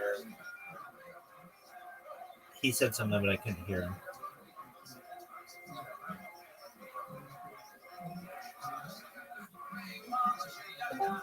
There he is. Welcome, dog. What happened? Oh, okay. All right, we're gonna play in just a second. Did you hear any of the things that we were saying to you? No. Okay, well, so I've got this Twitter space going. I'm living my life on Twitter Spaces. I'm gonna be like the Truman Show on Twitter Spaces. I'm gonna be that person, but with video Twitter Spaces, which I think that's the game changer. And my boy Riser, what'd you say, Zoot? I don't know if anyone plays that first. I mean, it gets like tens of thousands of people, hundreds of thousands of people using it a day. I need like 1% of that people to care about me.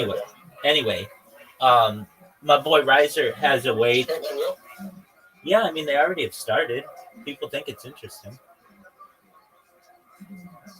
So the benefit of it is I can go in and promote myself in someone's space, and they don't have to change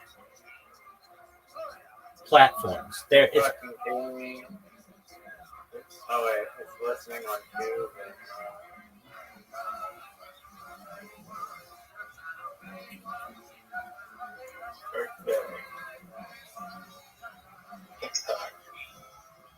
Wow, this is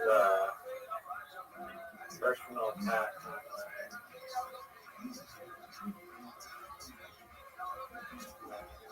I see two of them. Yeah, dude, we still love you. There should be like 4, I think. Okay. Now they're like monitoring me and banning me in real time. They aren't doing it. You can tell when they banned you by going to your email service, and it'll tell you when they banned you.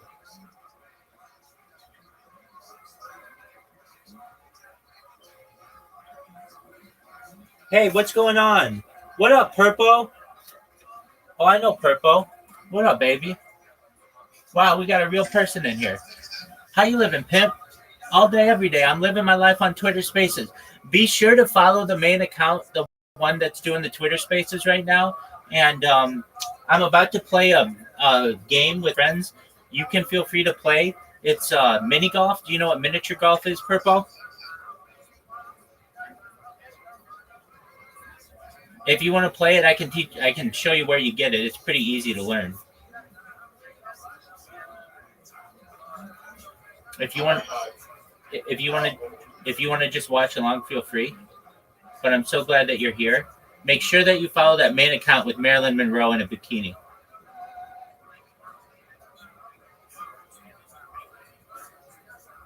Yeah.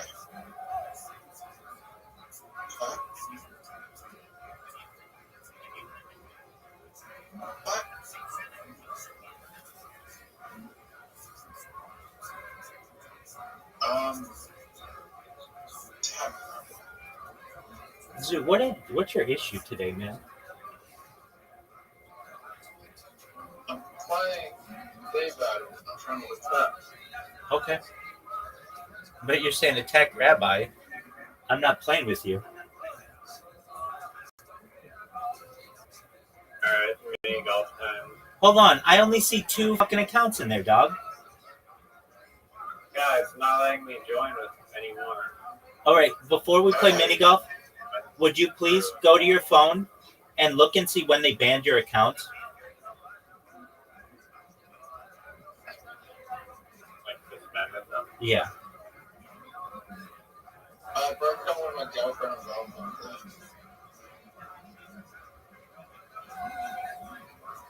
Why would you?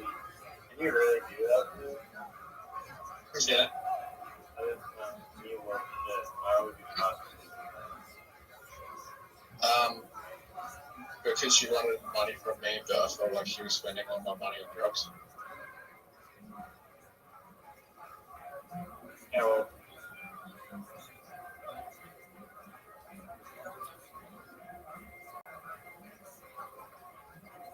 how much money would you? Like $1,200 Like for what? Per week? Per month? for therapy. For what? For therapy, and then she lost it. Riser, what happened to your accounts, big It dog? wasn't for therapy. It was Yeah. Riser, will you please go to your email? Up there. When did they send the email? I'm reading something else.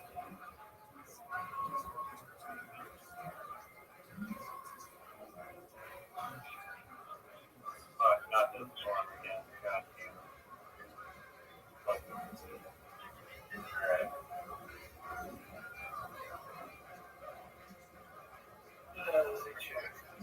Anybody can be helped. You'll get it, but tell me when they started suspending your account. Let's check that out.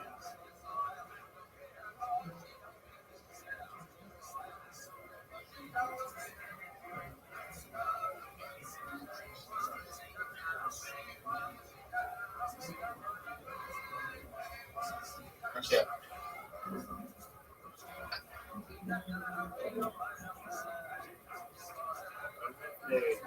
We sure they didn't send you a message with your account?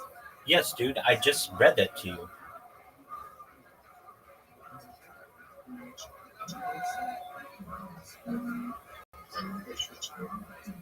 This is bad. Bad.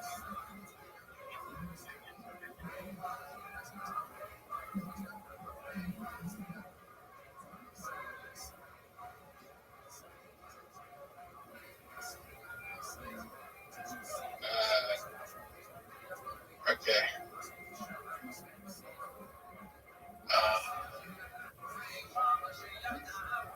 Screwed.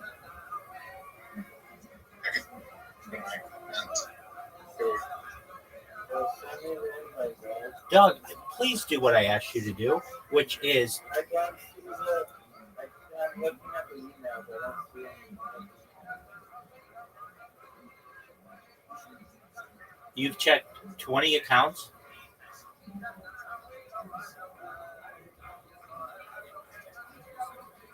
And Did you hit refresh?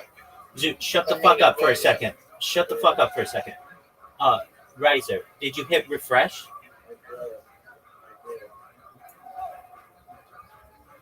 You don't send me an invite in 2 minutes. I'm like, Zoot, shut the fuck up. Don't you give me an ultimatum.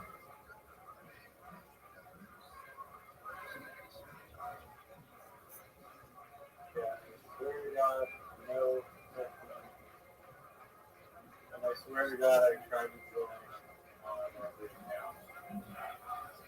And what did it say? Rabbi, happy luck. Is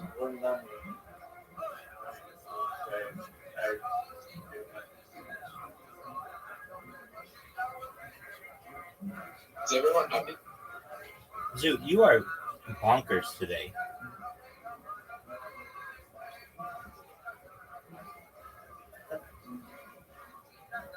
Zoot, we've been waiting on you for a minute.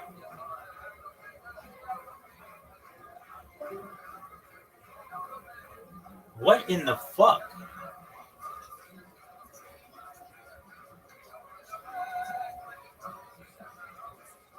He's not himself today.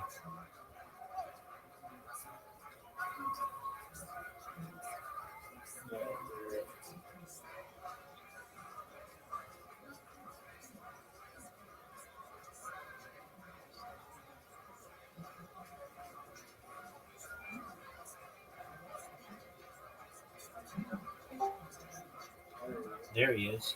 Yo, you have an invitation. What's your deal today, Zoot?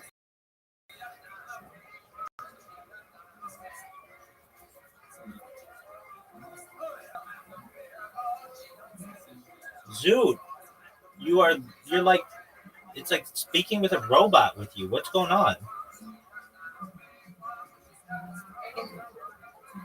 Looking to a new girl. Is this like imaginary friends?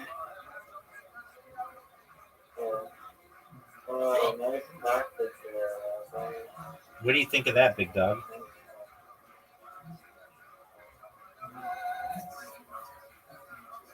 Alright, you're going English. You guys go away to it.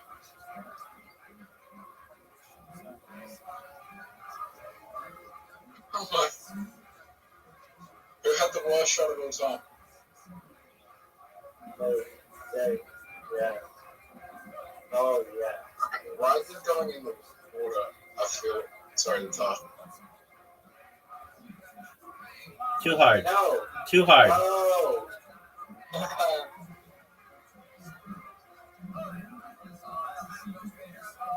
Oh, Zoot, you fuck.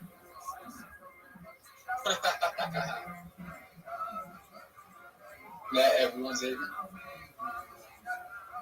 Oh, no way.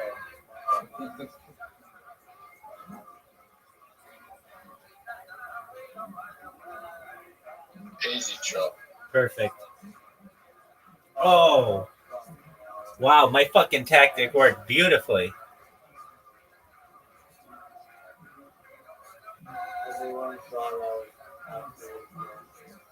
If you're watching this in the future, you know how sexy that. Probably one of the most bullshit shots in history. Dog, you know that was fucking brilliant.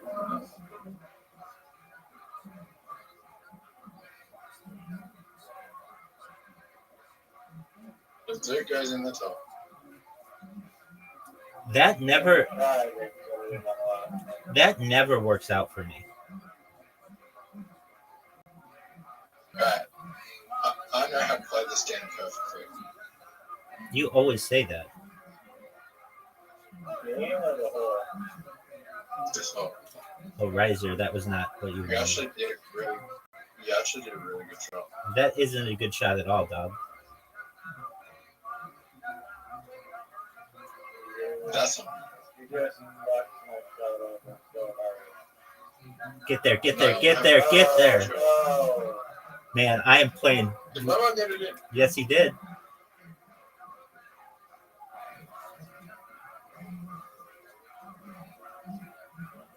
You had the perfect opportunity.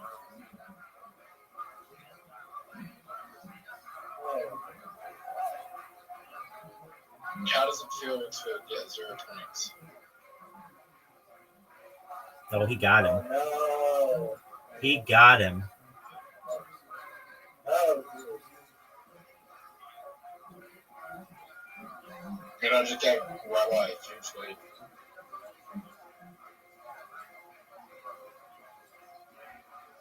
Rabbi's pop again. He can probably get it in the next show, and he probably will. I don't know if I will. That's a tough shot.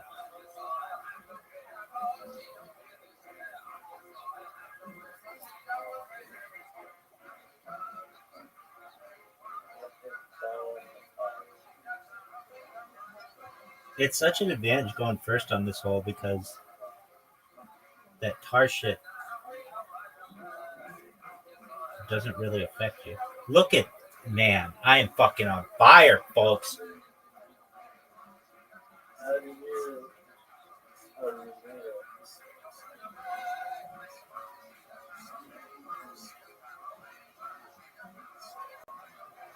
Oh, what a dick move. What would you do? What a dick move. I was trying to bank it down. You weren't trying to bank it down. You know you fucking did that on purpose. I was. I swear to God, I was trying to bank it Dude, you just I smacked this think you shit. gave me a dodge ball. You have a shit show. I think you guys are mathematically eliminated from winning. No. No, you're right. You're right. There's a slight chance if I got 0 points. Riser is, that's right. I hate this hole. Wow, this is the worst hole to go. This is the worst hole for Rabbi. Yeah, I'm not good at this hole. No. Just the worst hole to go first on. Alright, Rosie, you gotta protect me.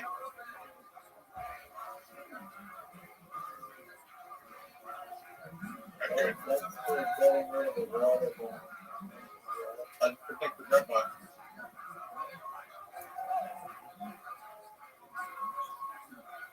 Hit the thing. Oh, fuck. Alright, that's a good place for Rabbi to be.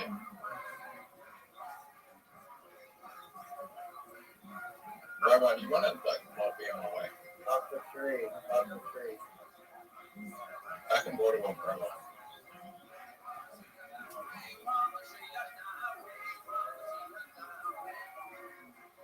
Fucking hell. So let's review my shot.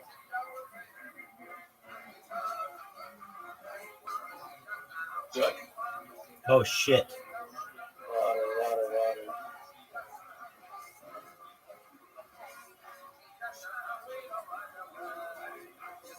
Drugs are not cool. Okay, I mathematically can't lose unless, I fucking quit or something. Oh my God, dude.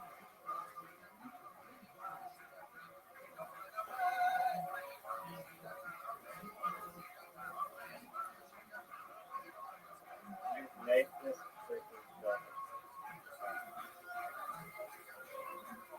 Stop. water. Stop.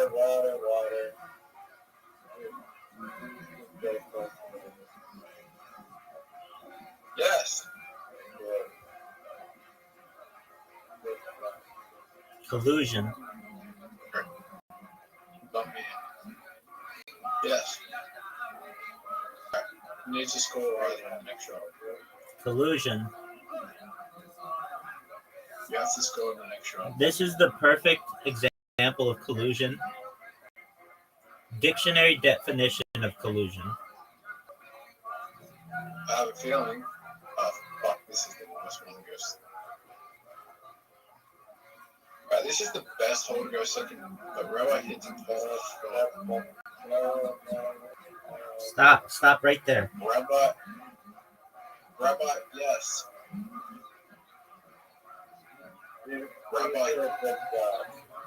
Rabbi hits a 6 out of 10. That's not a good shot. No, that's a good.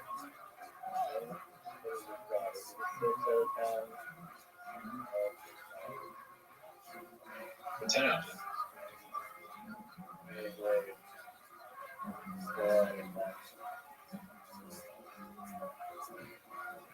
It's a 6 out of 10. It's on par with Rabbi show.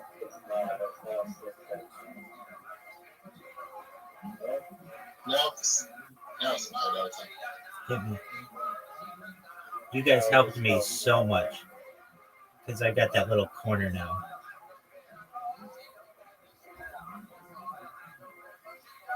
Rabbi Skittles of fucking. Rabbi? I'll give Rabbi. Dude and I have to make this drive. I'll give you an 8.5 on that show. I'll give you an 8.5. You have to make it through. Oh, no. It's your fault. It's not my fault.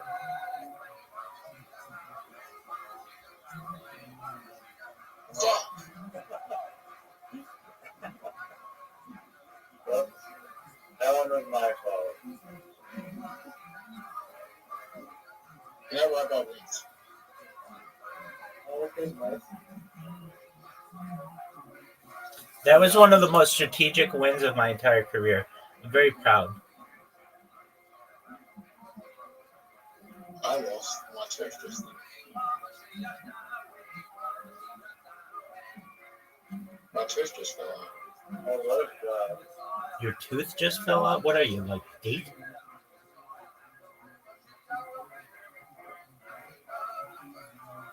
And you loved it.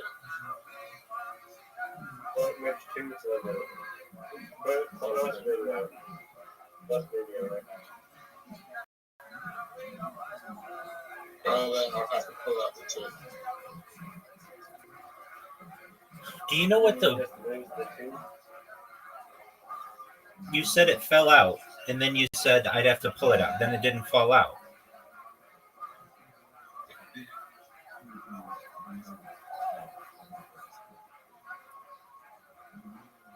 $535 wins. So congrats on the warm-up game. More than Congrats on a preseason more than victory. preseason victory. Very, very funny. Very, very funny, Riser. Let me go first. Let's keep the good times rolling. Zoot, why are you so slow at this game? That's on the scrimmage line. Thank you. I'll take it. Take any exhibition, whatever you want to call it. I call that bitch the Super Bowl. Let me go first. Not Zoot.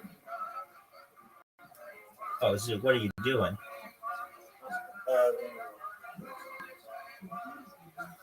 I don't understand the strategy.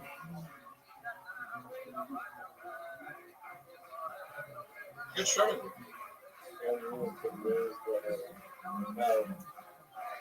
That's it. The one that is At 10. It's a 10 out of 10.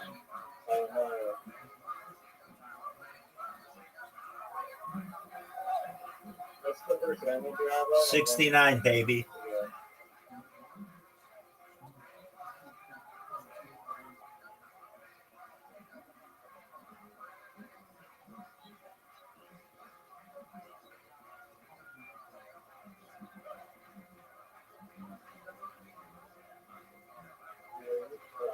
Ah! Ah! Fuck, it's right. That was terrible. Yeah, but you know what I give you a shot? A 2? Yeah. You know what I give Roz a shot? A 4? Oh, yes. That was perfect. What do you give that shot? Right. Yes.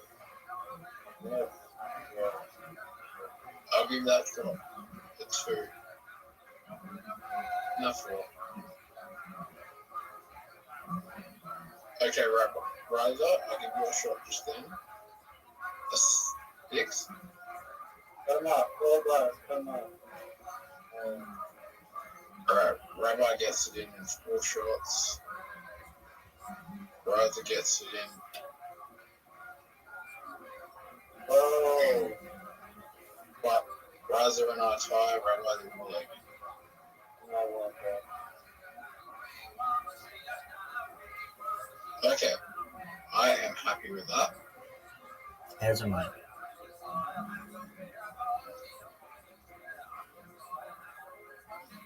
Do you know why I'm happy?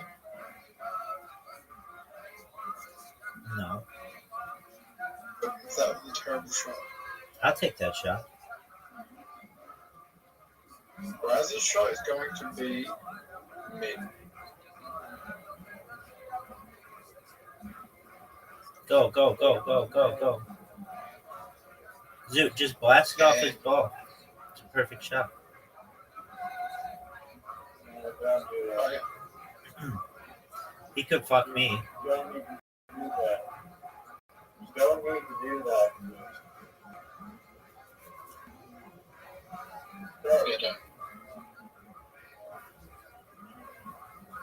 Fuck. I don't feel like this is a good way to go.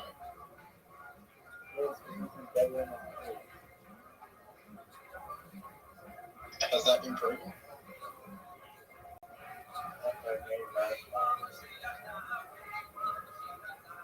Yeah, had. Yeah, you're at the wrong angle. You should go up like this kind of. Fuck. I just need to beat Rabbi to show you. Go put it up to the top. No, that angle. Go in the water. Oh.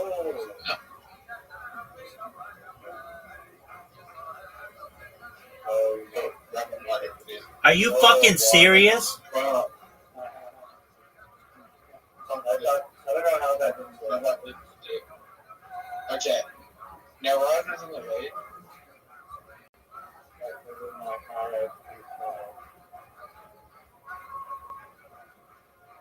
He can make it. Raza, He can make it from here. Hope to go for us. He can make it from here. Oh. You can make it. Oh, if you actually take it off the wall, I think you get the oh, you can do that. Thank you. And some water bubble. Water bubble. No, if I'm water bumping, it's going in the hole.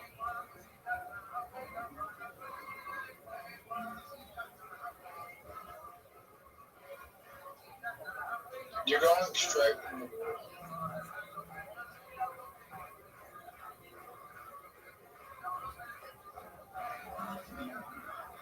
No way. What a great shot. Water bubble. What a great shot, Riser. That was fucking doofy. I could have sworn they were saying water.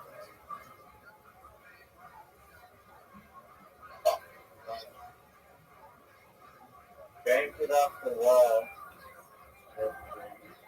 I don't do drugs. Dude, what are you fucking talking about? Who does the drugs? If it's not a drug. Macro definitely a drug. Nicotine is a drug.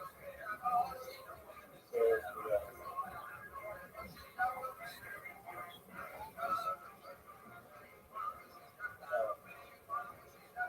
Exactly right.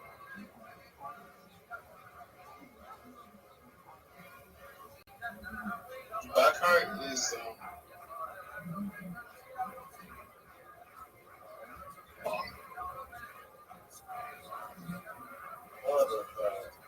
Do you really think so? right. Do you want money?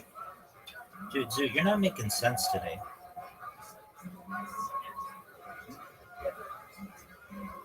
No, yeah, do that on that. No. You don't work for it.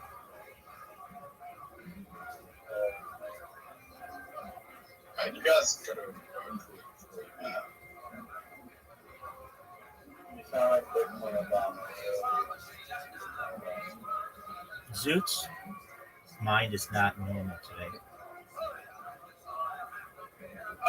Bitcoin Obama would ask you, when job,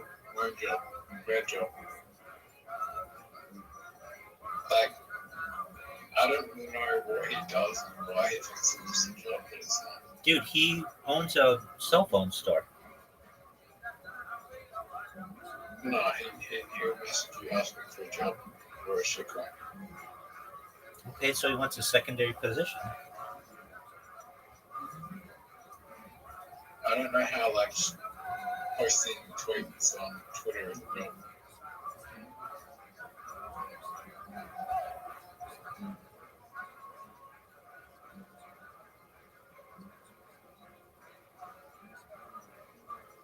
I'd never do well. You know what, Riza? You know what I'm gonna do? You know what I'm gonna do?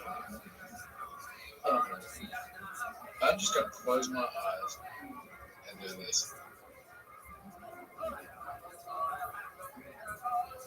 Was that the worst shot you've ever seen? And I have to come out of the car. Oh, Gentlemen, Okay. I'm glad that we considered the first one a warm up. I'm in the car. What do you consider this one? Is this the championship of the world? I'll give Rabbi right now a 10. Thank you. And I'll give Riza's gameplay a 5 out of 10.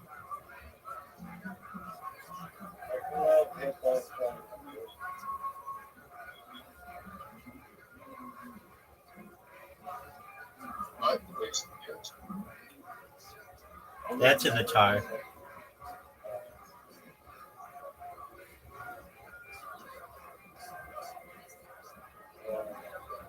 I hate. Dude, they're not as bad as the ones with. Yeah, these do suck. I'm not gonna lie. They're terrible.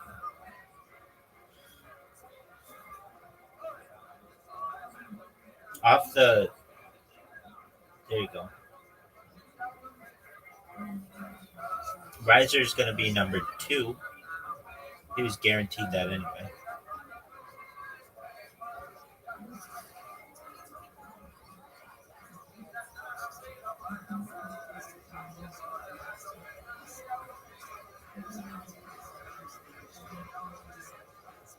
I beat you guys. That's 2 wins in a row. I'm not bragging. I'm just playing the game.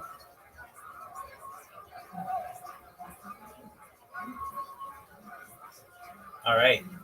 Next up. Oh, Riser gets to go for Riser, home field advantage.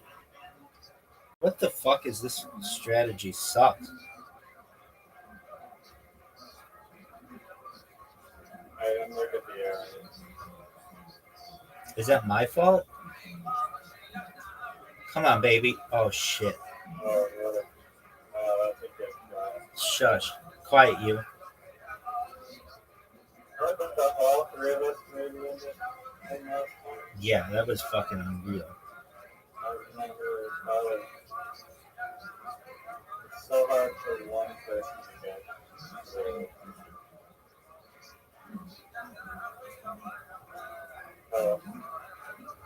that would have been nice. Just don't sit.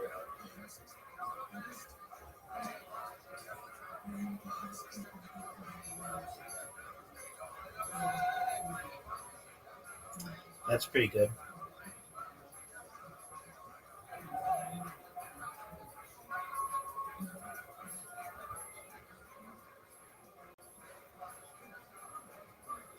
Zoo, hit it with some pepper.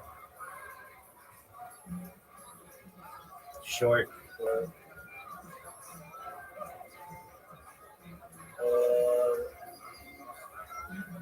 It's gonna hit the corner. Oh, he got it. Very fortunate.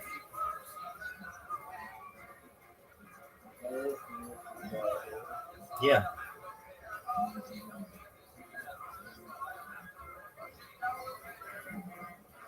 Oh, are you kidding me? Oh, it did exactly what I wanted it to do. Look at this Newfie shot. I love it. What in the fuck are you talking about? That bitch went in the hole, baby.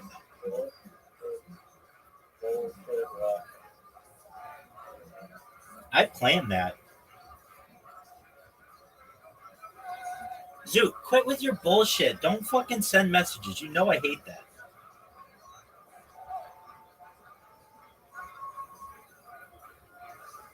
Zoot. Short.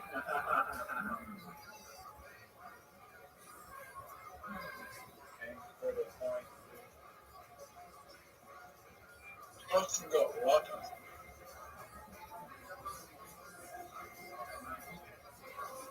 All right, Rabbi, you ready?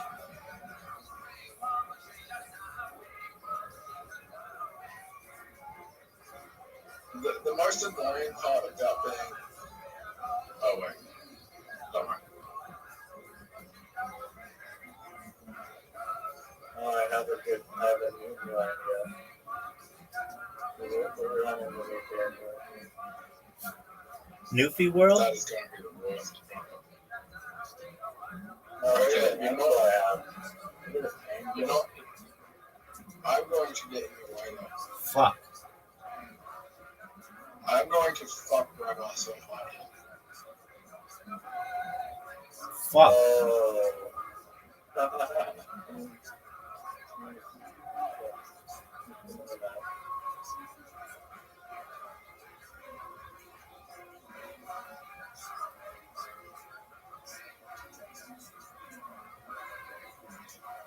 Oh, Best thank game you. of all that, like, fuck. Thank you. Yes, make it. Yes. Oh, yeah.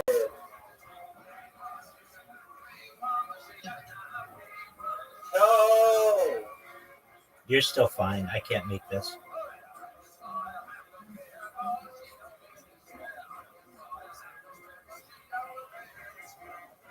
Zoot has the lead.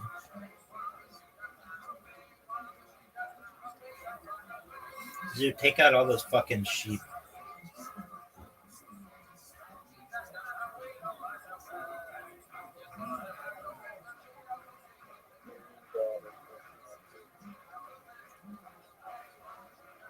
Koalas are eating eucalyptus again.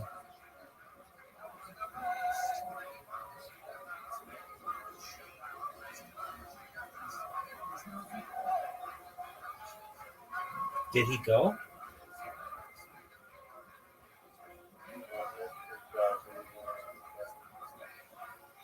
He's talking with his new girlfriend. Oh, that could be it.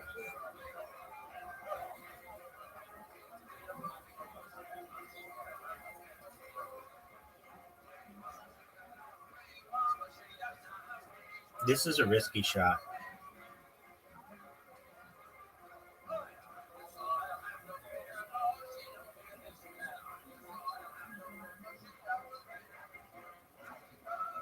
Halloween horror threw me off because I was memorized.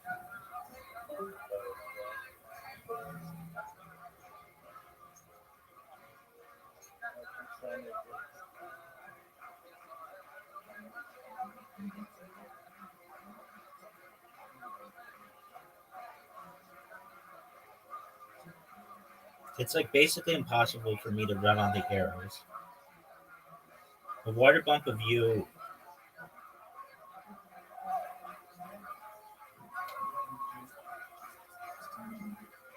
I don't know how that works.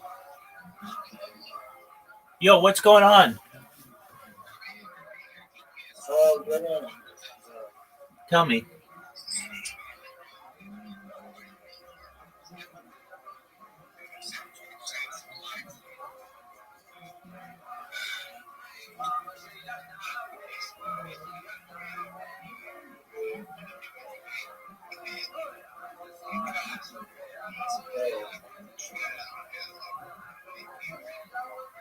Okay, don't call it the rabbi coin, whatever you do.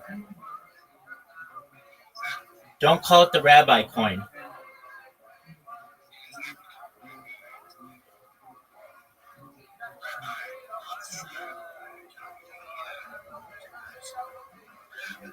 That's not what I wanted, though. That's not what I want. Everybody tries to do that for me. I appreciate it, but That's, I mean, you can do with it what you want, but I'll hold it. But I don't want my own coin. Is what I'm trying to say.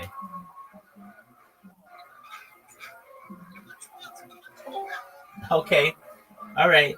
Well, I appreciate it. I mean, I'll hold it for. I don't sell. I have diamond hands, so we'll see how it goes. I think it's a good idea. I just didn't want to do it right now. All right, big dog. Well, I appreciate it. Tell your friends to come in here.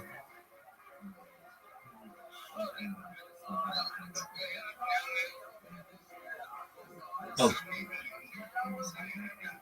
Okay. Very cool.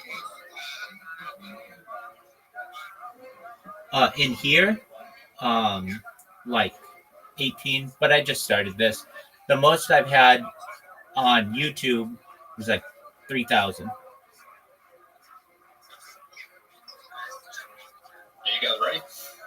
You're asking people to platform jump, which is difficult. Are you guys ready? Yeah, I'm live on 16 different YouTube accounts.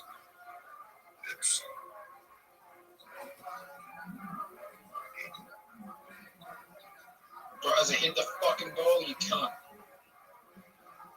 We took fucking an hour to hit this guy.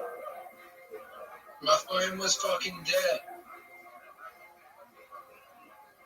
Look at that shot. Alright, you guys ready for the greatest shot you've ever seen? Dude, Riser, that was an amazing shot. You guys ready for the greatest shot you've ever seen? Yeah. Make it. Just two. No, but not shot.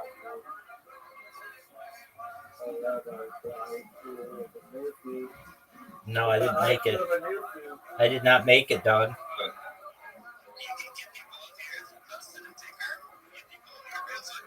Rabbi is eliminated. If I post anything, my accounts get banned.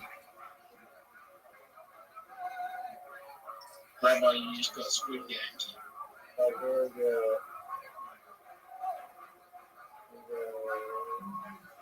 Would you? That's terrible. The arrows don't work. The arrows literally did not impact my ball at all. Everyone saw that, I think. No, you apparently the arrows don't work.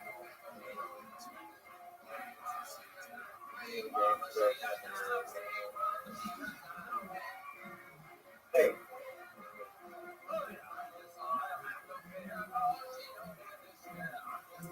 I want to keep the people entertained in my Doing Twitter stand-up space. comedy. And you're originally So from just turn it Detroit, down if right? it's bothersome How to far you. is that from Royal Oak, Michigan? Very not fun. Very not far, okay? All right, Carmen Sandiego. What does very not far mean? Rabbi Rothschild is. We'll see how it works, man. I mean, look, I can't do anything about it. If you want to launch a coin, then we'll see how it goes. It's more awareness about my project. That's all I care about. So I shouldn't be upset at all. Excellent, big dog. Very cool. Well, all I ask is you just tell your friends, if you can, when you're not doing anything, leave your account in here. Go to your computer and just leave an account in here, just so I have more people in here. And then leave them on as a speaker, because then all of your friends will see that it's, being used. Does that make sense?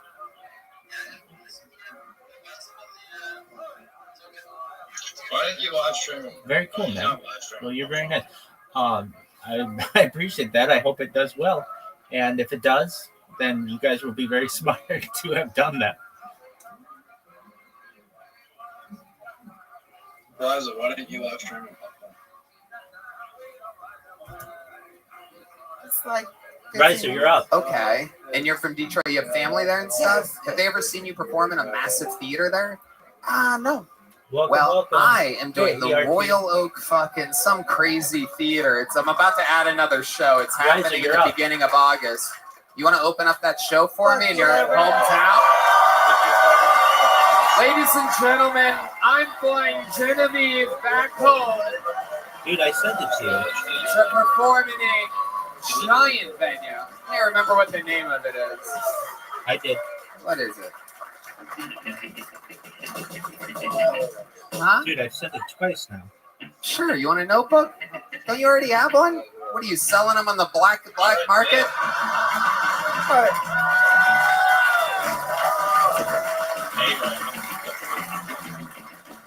That is going to be, the Royal Oak Music Center, August 12th. And if she has a passport, she might as well Dude, you come never to... come back. We don't Genevieve, know it. come back. Get Genevieve back out here. Genevieve, step up to that microphone. Do you have a passport? You do? Get back on that microphone. It turns out the night before, I have to do 2 shows in the Queen Elizabeth Theatre in Toronto, Canada. You want to do those too? Hell yes. All right, Genevieve, for a whole weekend. Zoot, you're up. Your dog can wait. Sold-out theaters. Zoot, you're up. Oh, yes. Okay, that's fine. You have like 5 seconds. David back there? Is he back there? No? Okay. Make some noise for your next comedian I pulled out of the bucket a second ago. This is definitely his first time on the show. That's I would goofy know if thinking. I've seen this name before. Make some noise for Matt the W. Matt the W. Riser, why did you go that way?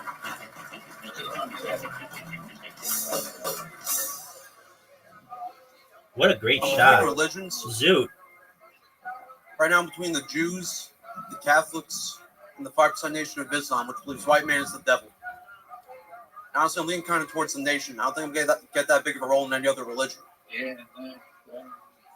How did you get it in 2 shots? Because I'm sexy. I'm not on Tinder, I'm sure you were too hot. but I am on Facebook I'm ready for Marketing. it. Recently matched with this girl. I thought it was going to be a date. She thought she was buying a television. Yo, pimp. Are you ready for the whole? Spent half an hour twisting my nickel trying to change the channel. That's impossible, but sure. Well, maybe it's not if other people AI hit your technology balls, is but nuts. for an individual to do it, Notorious B.I.G. song. Me and my friend discovered this website where you type into an AI, okay, write a funny paragraph, and it's the most racist shit you ever hit heard. that fucking tree. Then you go, write a Hit that funny tree, rap. dog. The most anti-Semitic stuff. It's so Oh, funny. did you But, fuck it also me? comes in handy. So I'm not too good at talking to girls. So I'll just write, type a sexy paragraph. Send it. She'll send back, creep. I'll type to AI, type an apology. And it worked. All right, that's Matt the W, everybody. Over his time. Hit that tree. Hello, Matt. Hello, Tony. Welcome. Dude, how This didn't is it? your first Thank time on you. the show, right? First Thank time, very you. nervous. Okay. All right. And plus the Down syndrome, I'm sure, is affecting you deeply, right? No, Dude, that doesn't no affect way. the set as much as you think. It No would. It way. actually You don't have helps. the balls. I know. And the hat hides some of it. You don't have the It balls. does. It does. Got that. Told whoa, ya, whoa. you little All right. bitch. There it is. I wasn't joking about the Nation of Islam. I'm really a member. So if you guys want Okay. to join,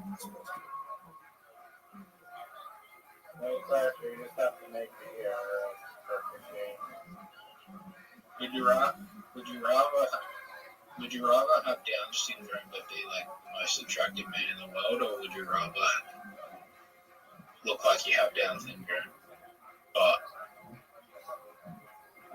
with your I love it. Matt the W. So, are you upstate New York or New Jersey? Long Island. Oh, wow. Doug, what I would've the fuck guessed Long stupid-ass Island. question is that? You know what I mean? and you don't Matt the W. So you're just visiting? No, I live here. I moved here in February. What made you move here in February? All right, so you're honestly, my saying, buddy would you was telling rather me have to Down move down syndrome here. but be He the said, most "No, I need handsome another man in roommate." the world? So I hopped on the Or would you opportunity to rather move at my have- parents' house. Oh, you were in your parents' house still. Just Yes. Down syndrome, Okay. period. What?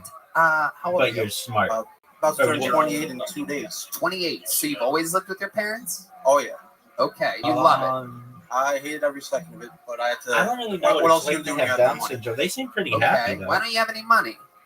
Fast food worker, and dropped out of school. If anyone's watching this, please go to school. You mean you get laid a ton with having There Down you go. syndrome? Wise words from I'll Matt go with the that. W, everybody. I mean, wait, If we could but it clip shortens that. your life. So can I use any of my We could just futurology on clip that shit? It could be the ad for this episode. Because there might be a cure Have for you it ever in the thought future. about like upgrading to like an Applebee's or something? Honestly, they won't take me. So, like, why won't they take you? What do you need Riser, to work way at the fuck Applebee's up. that you don't have? First off, don't be a member of the Nation of Islam. They won't hire you. Wait. Hey, I so stopped I'm paying telling attention you, for 1 since- second, and I looked I mean, up. You were people talking tell about me like Islam every again. day, What's going hey, on you over should here? launch a coin, you should launch a Honestly, I'm coin. just a big fan of hip hop and a lot of my You know, favorite rappers. Riser and I had a Nation of conversation Islam, about it. so I I'm got aware messages that about it in white- Hayden Ross's Discord today. white people Apparently deserve people the did launch a Nation of coin in Islam, my so I'm name. just happy to take on the role and do my part. So we'll see how that does. What? I bet Wait, are you 20% being of serious? the. Yeah. Is this a comedy character that you're doing? D Madness loves it, by the way. I'm pretty sure. I'm slowly finding out that 20%. he's one of the Black Israelites that's out on. No, but No, what is it about? Where is Nation of Islam? so That is People good. on Twitter. Can we find that on it? I'm gonna ask my GPS I DMX don't know any of that Lil shit. John over here. Do you know where the Nation of Islam is located? It's in Iran. You just look it up on Or your Chicago. Rabbi Rothschild. What's the name? So what Rabbi is this thing Rothschild, that you man. do? Do you believe this? Something Do you have like any that. black friends? I have one or two. Okay. How do you not know if you have one or two, though? Right. I have no idea. They just told me in my Discord or in my Twitter space. Bro, the second there's blacks around, I know how many there are.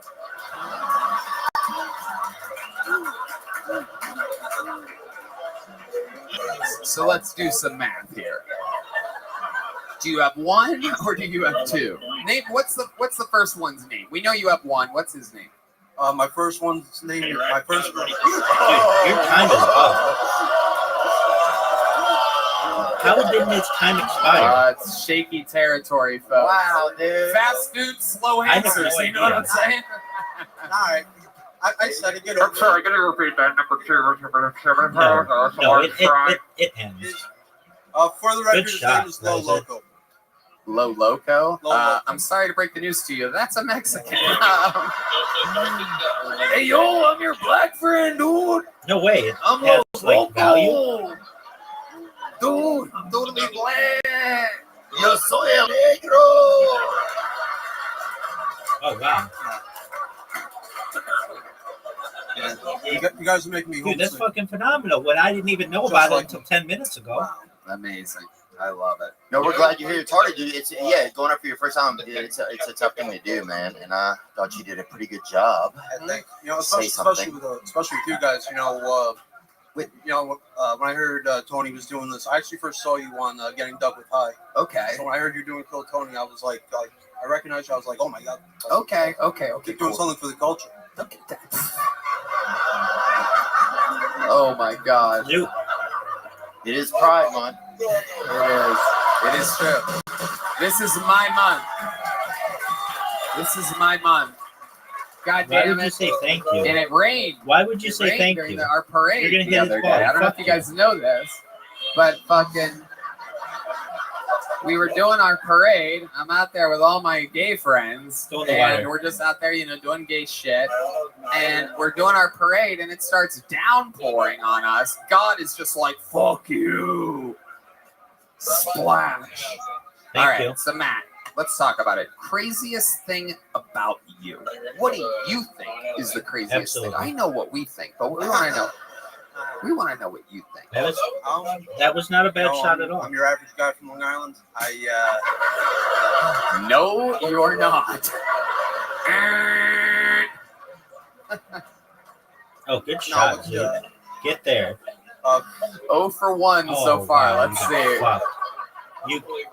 You got fucked. Being from Long Island, You aimed when so when I was a quickly. I kid, was like, wow, this going to is school, I meant to had be. terrible stage fright. There was nothing I could get over the stage fright, and comedy ended up being that thing, surprisingly.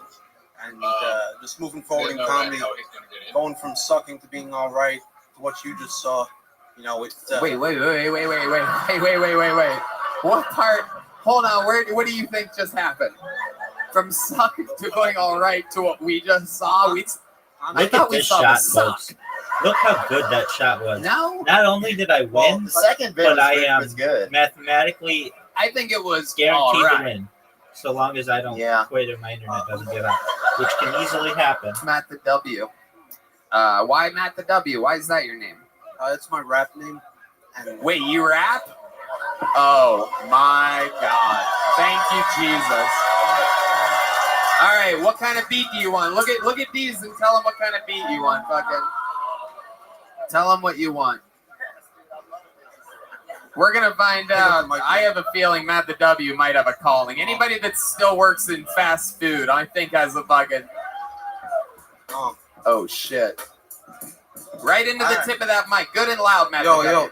Yeah. Kind of rap, where we move banana fast. Let the hammer pass so much, we teach a masterclass. Yeah, I'm about my cash. Back with another smash better than the last. Zoot, Which all what a on good blast. shot. They don't like us. Guess we too righteous. I got it on the minus. I had to jack the price up. Who's more sketchy? The hustler or the customer was getting money. The other moving funny. Yo, I'm the joke crafter, flow caster, smoke master, show smasher. Yo, false disaster when they pretend to be my friend and I extend and toe tag ya. False disasters. Yo, when they try to be my friend. Yeah. Zoot went in the water as well. Wow, we found your talent. You're a rapper. Yeah.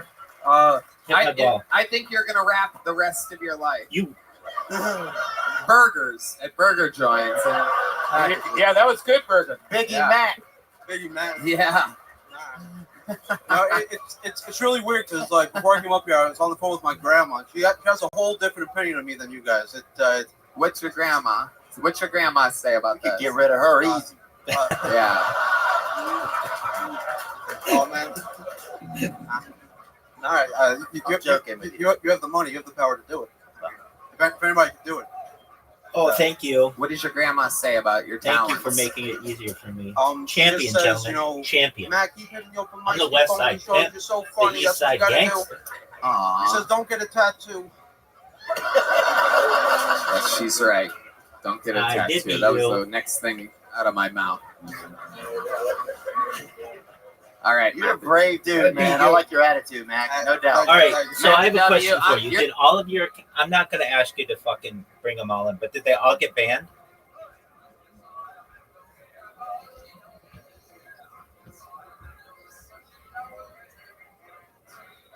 Riser. Riser, you are so shitty at coordination of this. I love you. All I want to know, what does it say?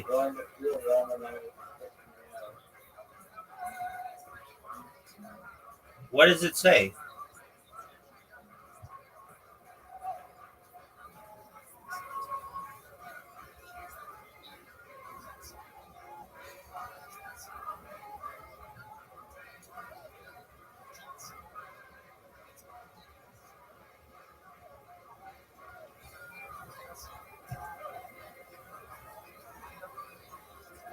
You're leaving here with a medium-sized joke book from the great Bonsai. There he goes. Matt the W, everyone. Congratulations, Matt. All right, pulled another name out of the bucket. Make some noise for Daniel Velasquez, everybody. Here we go. We're going to meet them all together. Daniel Velasquez.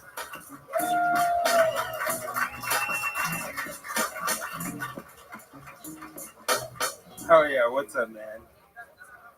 My favorite part of being crippled is that I could lie to you and you sort of like have to believe me, right? Like you told people that got hurt in Iraq, but like now it's time I was crippled after getting the COVID vaccine. It's fun, dude. I don't really date disabled women though because gross.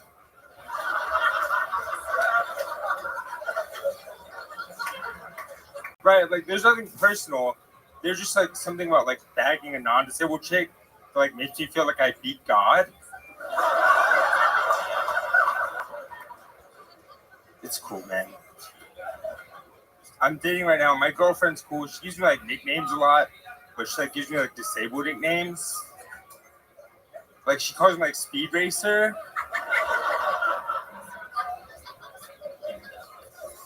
And then she like refers to my legs like the Twin Towers. The fucked up thing is I'm kind of into it, honestly. But then one time she did like take it a little bit too far, man.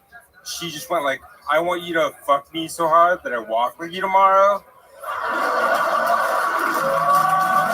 Wow. The Kill Tony debut of Daniel Velasquez. Holy shit. Holy shit. Nothing but rhythm and jokes and pacing and timing No, and I've watched focus them all and multiple times. execution. All the ones that are That's the available. most disrespectful thing I've watched all, Oh, you're still going. anyone's ever said to me. I've watched them shit. all multiple times. Oh, he just doesn't stop. And then I came harder than I ever have in my life, man. Thank Hell God. Oh, wait, yeah, wait. I did watch one. It was awful. It was awful. It was awful. However, the little tag at the end was the funniest fucking thing of the whole show and made me want to watch more of them. Where they go like shh, like it's that thing from fucking The Simpsons or like shh, dun dun dun dun dun dun dun dun, that thing. Shh, and then he goes, "Who the fuck said that?" It's so, do you know what I'm referencing? That is the funniest shit. And that made me laugh like out loud. It was so funny. I was like, "Oh, I'm all about this shit." But dude, it was just so boring. Half of the time he had like, I don't know. They need to fucking do a condenser to that show.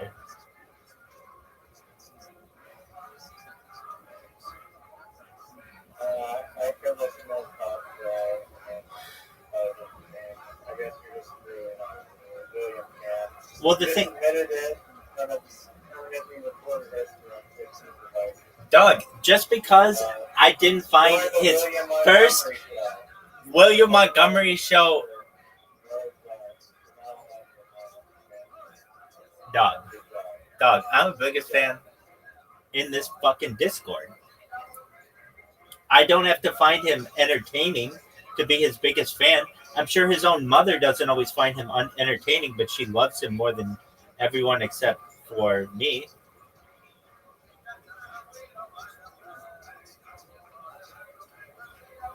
Okay.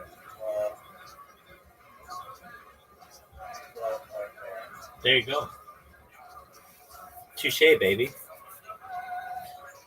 You didn't even know that there was an 18-story paper book. Hold on a second. I'm the one who told you that. You said it was 3 stories. It's 18 stories. Yeah, well, So I had to correct your misinformation. All right. How about this one? but this information that you didn't even know existed on the first time. How about this one? What kind of car does William Montgomery drive? What kind of vehicle?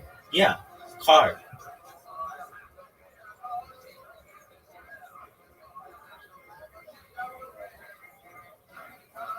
You call yourself a fan? Do you even know who William Montgomery is?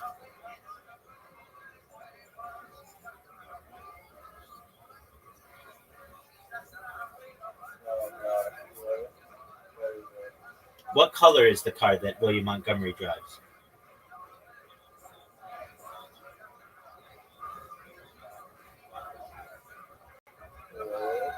No, it's not blue. Any true William Montgomery fan would obviously know that he doesn't drive a blue car.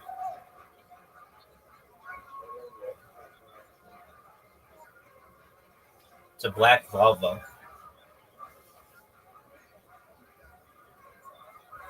Did you say that during a stand-up? Yeah, hilariously. Obviously. Yeah, because I don't watch his other bullshit. Hilariously. So, do you know who Sam Talent is? He's another comedian. Yeah. Okay, excellent. So Sam Talent was on, and revealed all this really personal information about William. William is very like cautious to reveal anything personal about himself. But when Sam Talent was on, he would just reveal everything, like how they used to, like, well, what car he drove, but what else? Like all kinds of shit they did in Denver, and oh, here's a really good one. You might know this though. To what? This is a good one. This is a Sam Talent thing. To what famous assassin is William Montgomery related?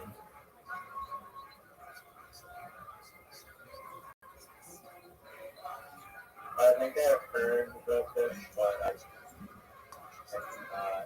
Because you're not a William Montgomery fan. Why don't you just admit that, son? I am. I'm not good at memorizing.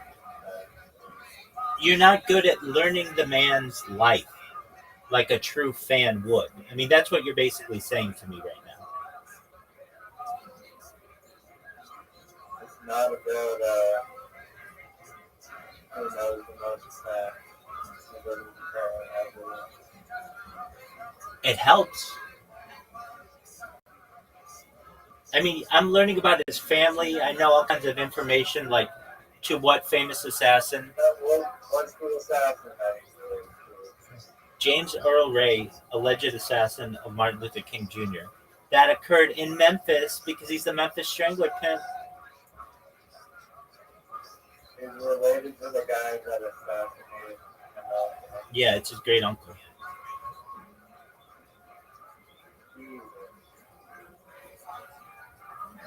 Now this is a William Montgomery thing, but it's not like William Montgomery came out and said, "I'm related to so and so." Sam Talent was like, "Dude, you're related to like a very famous assassin," and he's like, "Yeah, it's my great uncle."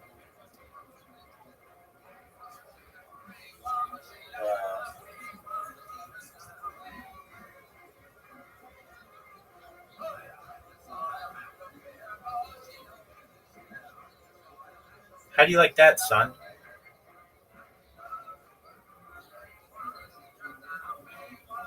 I'm gonna go take a nap and listen to William.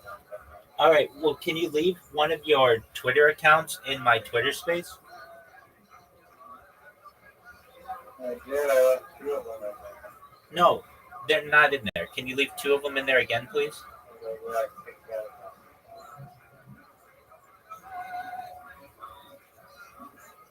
Two of them would be great. I just need more than 10, and I'm at like 8 right now.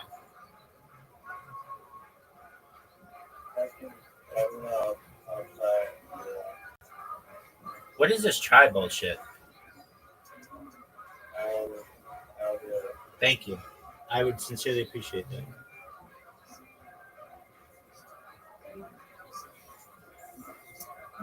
And Luli going out on his own terms. Absolutely incredible. The Kill Tony debut of Daniel Velasquez. Welcome. Hey, what's up, Tony? Hell yeah. Good to see you, buddy. Good to see you, man. How long you been doing stand-up? About 2.5 years. Okay. Absolutely. I love it. All here in Texas? Yeah, just out of San Antonio, man. I love it. That's where you're born and raised? Yes, sir. That's why you lean to the right. Yes, sir. We got the #1 pick, baby. Yes, sir. Didn't get the laugh I thought I was going to laugh. He leans to the right, like politically and physically. Thank you. Thank you so much. Thank you. Okay. Yeah, you can take that. It's actually not as good as your jokes. Just keep doing what you're doing, Daniel. No, it is. So what do you do for work? Right now, unemployed. I used to be a news producer for a local station, but I'm actually getting ready to move to Austin pretty soon. I love it. Congratulations. Yeah. You have a place picked out? Yeah, me and a couple other comedians are coming up here pretty soon, a couple months from now. So yeah, we're excited, man. Wow, I love it. It's a crew of you and San Antonio comedians coming. Yeah, a couple guys that I think are really, really funny that are coming up. So I love it. Yeah. Okay, cool. You've been doing it 2.5 years. Yes, You're sir. unemployed right now. How you surviving if you're unemployed? How you making big moves? I'm really good. You're a disabled person. Like, you have to adapt. And so I've always had to adapt, like whether it's my comedy or like making money. Oh, D Madness just made a noise like these disabled people are bitches, dude. He literally was just like. He made a horse noise. I've never heard him make this noise before. D, born without the ability to literally see, is like, stop your bitching. I fucking love this, man. Amen, baby. I caught you making a noise under your breath, dude. That is so funny. That just goes to show you there's like, the hate never ends. You know what I mean? Just a disabled guy just trying to speak some truth. And Deep Madness is like, fuck you. No, there's nothing wrong. There's nothing worse than like a struggling disabled person. Right. Like for sure. Like that's why, like for me, like before I did comedy, like I was heavily involved in the Paralympics. Okay, what were you doing in the Paralympics? First of all, if you don't know what that is, like this, it's like the regular Olympics but funnier. Yeah, absolutely. No, it's hilarious. It's not like the funniest, like that's a Special Olympics. Right. But yeah, I was a right. The Paralympics is the kind of funny version. Yeah. Right. It's like the. I'm not gonna say. All right. I'm not gonna hate for no reason. Yeah. The kind of funny. I was version. I was sprinter, man. For. Oh my god. Oh my god. How many feet your ass in a race? Shut the hell up. You would beat my ass in a race? I think so, honestly. Oh, dude. Let me tell you something, bro. Let me tell you something, dude. I would show. You might think, oh, Tony's funny. He'll probably show some mercy on me. He'll probably jog a little bit and then would let me catch up. Nope. Motherfucker, I will leave you in the straight up fucking dust, dude. Bro, calm down, dude. No, I will not. I will not. I will not. I will not let a guy His fucking legs wobbling around talking shit. Bro, dude. Wearing a fucking diaper and shit. It ain't happening, dude. Bro, God wrote his legs in cursive, dude. Give him a break. That's why he shouldn't be challenging Sorry for my friend. athletes. I'm sorry.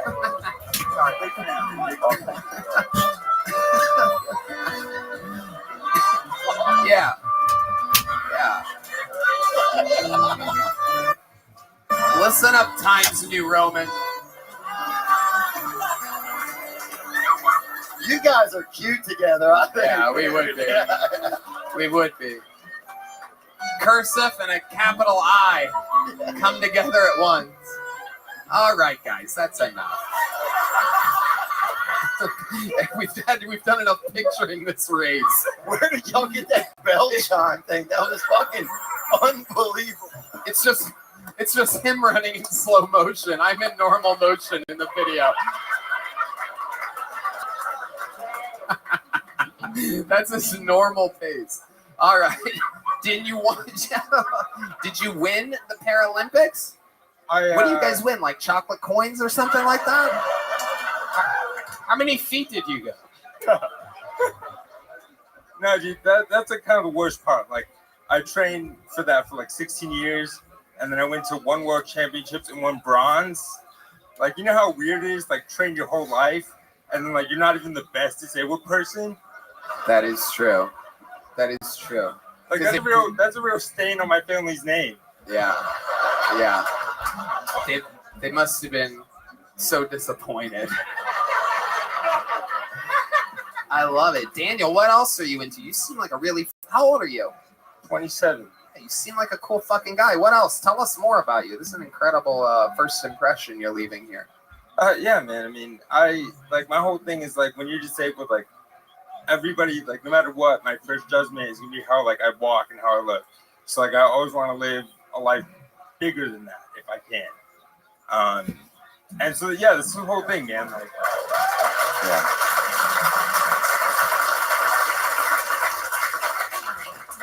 I fucking love your style. That's why I bag 10s, dude. That's oh shit. Hold on. He's talking about 10 items or less, and they make the state give him that job. So, but still, it counts, baby.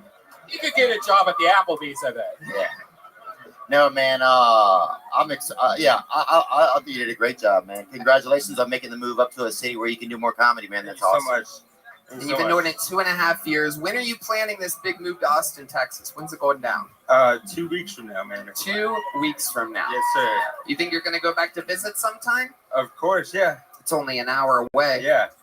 I know this sounds crazy because I just met you and I've only seen you do 1 minute of stand-up comedy. But if you want, I'm going to give you a fucking little 5-minute guest spot August 18th at the Tobin Center in San Antonio, Texas. Fuck yeah. Is that a good venue? You better have 4 more minutes. 4 more minutes. 4 more minutes. 4 more minutes. Have you ever been to the Tobin Center? Yeah, I just was there. What have you seen there? I just saw John Mulaney there. Well, there you go. That's what you're gonna be on that fucking stage. Fuck yeah, let's go, dude. Let's go. You got it. Daniel Velasquez, August 18th.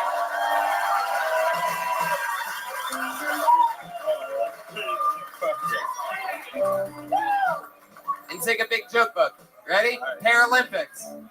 Ah! God damn it! Perfect. How loud can this place get for Daniel Velasquez, everybody? Right there, baby boy, gang.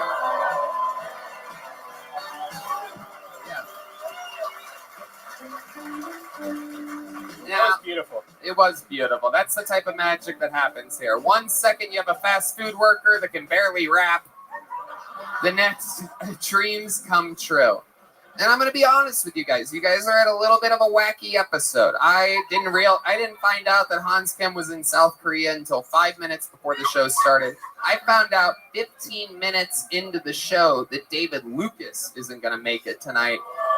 So to overcompensate, as a special treat, here to work out a new bit live in front of you, the man that moved me here, Austin's own Ron White.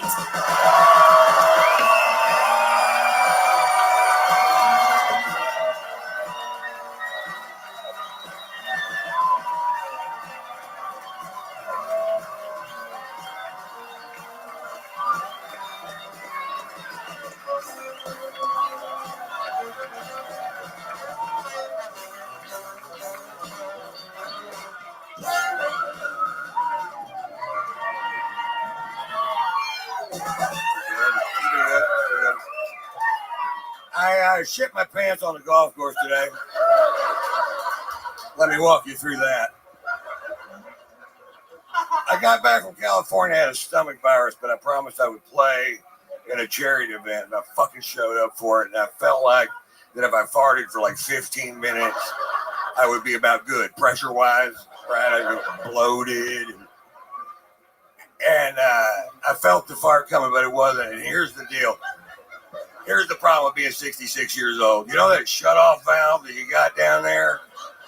It's slower than it used to be. Not by much, a 16th of a second.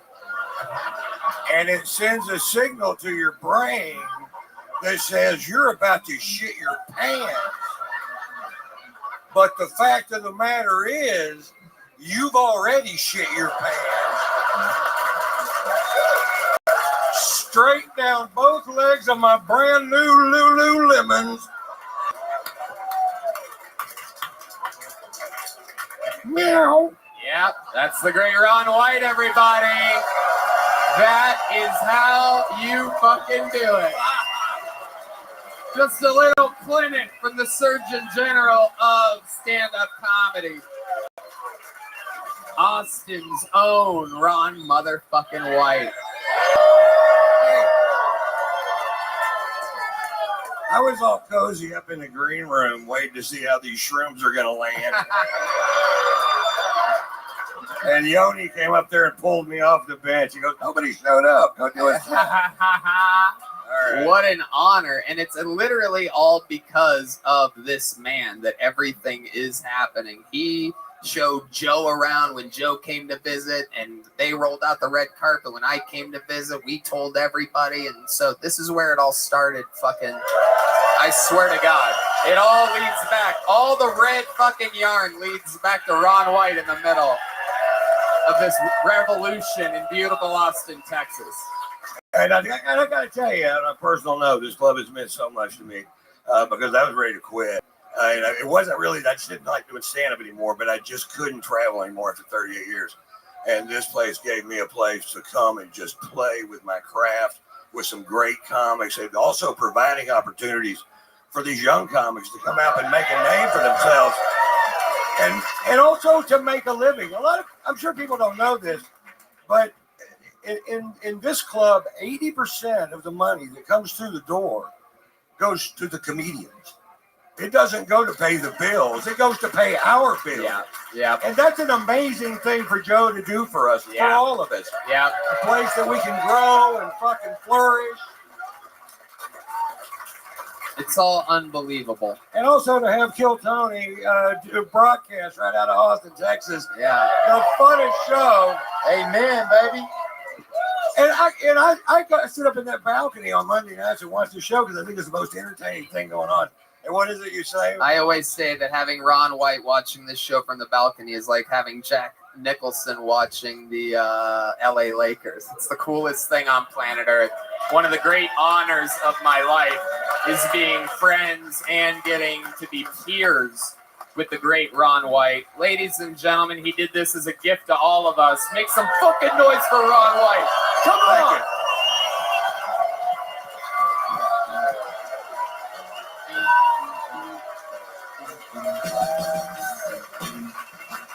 Just a little Austin fucking nuclear treat for you out of fucking nowhere. Normally, that's a goddamn That's $65 ticket right there for That's that. awesome, dude.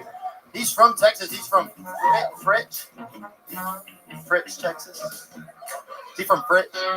Friedrich? He's from Frederick? No, he's from Fritch. Fritch? Fritch is big. Fritch. Where is he? Fritch, right? Yeah. Okay. He's from Fritch. Little Wikipedia moment there. I had no idea. All right, we're going back to the bucket now. You think this next person can follow the momentum of Ron White, huh? Let's see. Anything can happen. Let's give him a chance. We've already seen a miracle here tonight. Let's see if it can happen again. Make some noise for straight out of the bucket. We're going to meet them all together. Colton James, everybody. Colton James. Here we go. Come on, make some noise for Colton, everybody. Come on. Thank you. I was reading an article about David Draymond from Disturbed the other day. It turns out he actually runs the equivalent of 5 miles during a single performance of Disturbed set. Kind of makes you wonder why he doesn't just Good. I love David Draymond. He's a hero of mine. He's an upstanding member of the bald community. I think it's important that there's good bald voices out there doing good work for our, it's bald and beautiful. It's okay to be bald. Going bald's not a crime. Good. People talk to you crazy when you're bald. The other day, this guy walked up to me. We weren't talking before this, and he said, hey, man, be honest with me. What's stopping you from cutting the rest of it off? That's crazy. You can only say that to me, right? You can never walk up to, a trans woman and be like, hey, sister, be honest with me. What's stopping you from cutting the rest of it off? It would be inappropriate to say. That's what I'm saying. It'd be really mean. The other day, I went to Sports Clips, and it took them 45 minutes to give me a haircut. This haircut, this wasn't a few years ago. I asked my friend, she's in school, she said sometimes when a guy's bald, we take a little extra time so he doesn't feel like he's as bald as he really is. Colton James, welcome. It's actually Colton Jones, but I appreciate the attention. Absolutely. Well, you have shitty handwriting. That's what that is. That's how the show works. If you have shitty handwriting, even just for a second, that your name is totally different. I'm left-handed, but I got an A in penmanship when I was in the 8th grade, so it's wow. Look at that. Texas education system, we're still great in penmanship in the 8th grade, so. Okay. All right, Colton. Okay. Relax, Colton. I'm not saying that you're a serial killer, but you gotta look. If you were a serial killer, how would you kill people?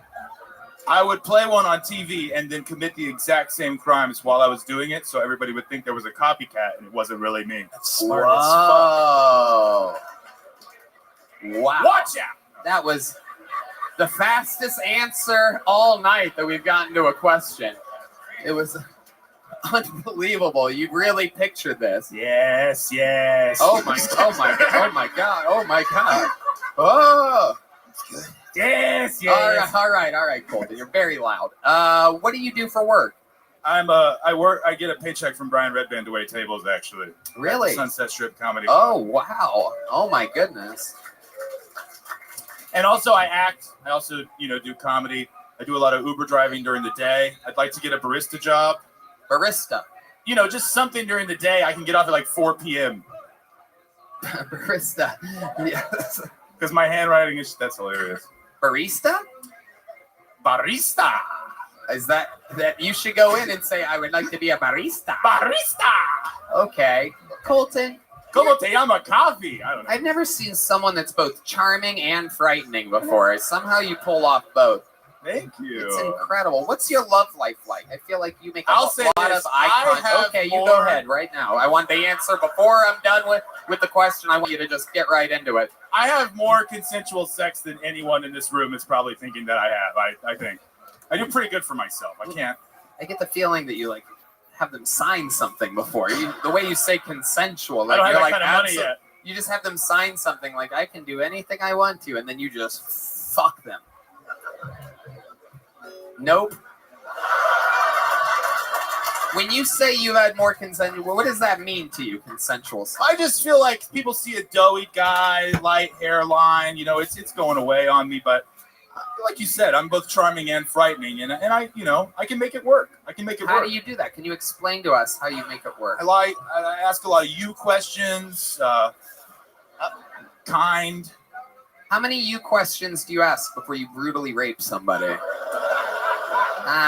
Shut up with your groans. Yeah. After all we've been through, you guys are going to start groaning now? Yeah, it would be fine if I raped somebody, okay?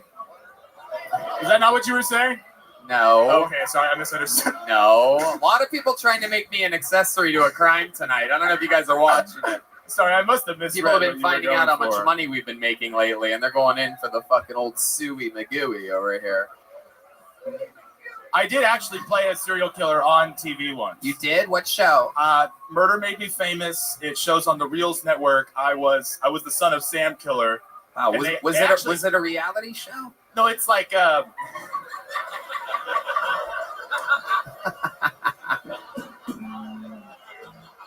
Got you. I got you good on that one. Oh, he really did. I got him. He hurt my feelings and made y'all laugh. Yep. Mr. Jones and me. I played the son of Sam, but I had to wear a wig. Okay. All right.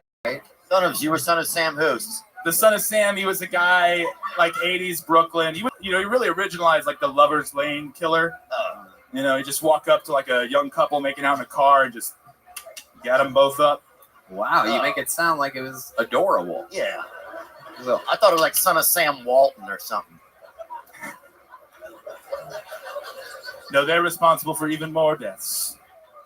All right, well, Colton, have you ever done anything like scary to scare somebody with a face like yours? Because if I had a face like yours, I'd be doing. I don't think you're that bad looking at all, to be honest, man. Yeah. You know what? I really. Theo is hell bent on never getting murdered by somebody that gets pulled out of this bucket. He always gives just enough compliment. I want to read your pamphlet. I think you look beautiful. I've never seen a guy better looking in my life than this melting mask man. The guy whose Ted Bundy mask is melting off. No, John Wayne Gacy. I'm sorry. Well, I almost confused you with the good-looking serial killer. I will correct myself immediately because in 8th grade I had good penmanship. Okay. Colton, have you been on this show before? This is my first time. Your first time. I'm going to tell you what. I like your style. Here's a big joke book. Look how amazing. These things are getting on a new level every week from the Great Bones Eye. There you go. Hey, Colton, I'd love for you to do the Secret Show Thursday. Absolutely, man. Secret Show. Secret's out. Colton Jones. There he goes. Make some noise for Colton, everybody. Pull another name out of the bucket. We're finally getting a lady up here tonight. Make some noise for, you won't believe her last name, Karen Jones, everybody. Karen Jones. We're literally going from Colton Jones to Karen Jones. Oh, yes. Let's fucking go. Make some noise for Karen Jones. Get your ass over there. Come on, make some noise for Karen, everybody. These people wait all night for this. You're all too nice. If you knew me, you wouldn't be doing that. So I get here tonight, and there's this lady walking around in a pink getup. Just crazy hot pink outfit. And her t-shirt says, "Pussy is the new dick." Which was news to me because I thought Karen was the new dick. My name is Karen, and I'm thinking, finally, women's liberation achieved something. They have replaced dick with Karen. Yay, girls, girl power, thank you. And it's so annoying to me because I'm old, and I've watched this woman's lib stuff play out. And I see some young women here. You have no idea how much better we used to have it before we were equal. It used to be great. It was. Guys would give us their seat. They paid for everything. We didn't have to work. We could work if we got a little part-time job that didn't interfere with their work, which is good. And we liked it that they made more money than us. Because who do you think got that money?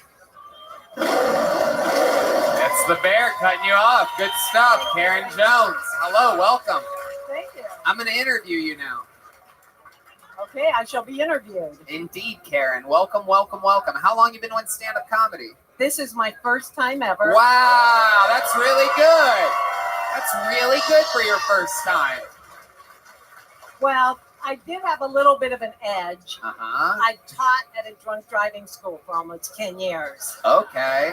And they were a captive audience. You guys seemed a lot more natural when you laughed. They seemed to be laughing to get their card signed for court.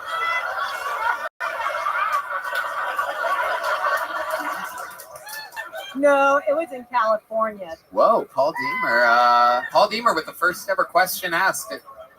No, I get that all the time. People coming up and saying, "Do I know you?" I'm like, "You don't want to know." A lot of people think you were their teacher. Yes, and some are correct. So I just like. And what exactly did you teach them? I taught them how to drink and drive. Right. How? What do you mean? Well, actually, we tried to encourage people not to drink, particularly during the terms of their probation.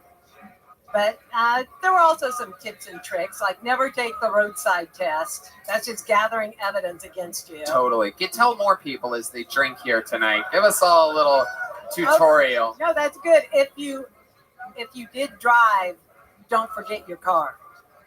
That's a really big one. That's good advice. That's a big one. Don't forget your car. Now, have you ever heard of like those old things, like you put a couple nickels and some pennies under your tongue, you can blow, zero? What the fuck? And what? You can blow a Jewish guy? Yeah.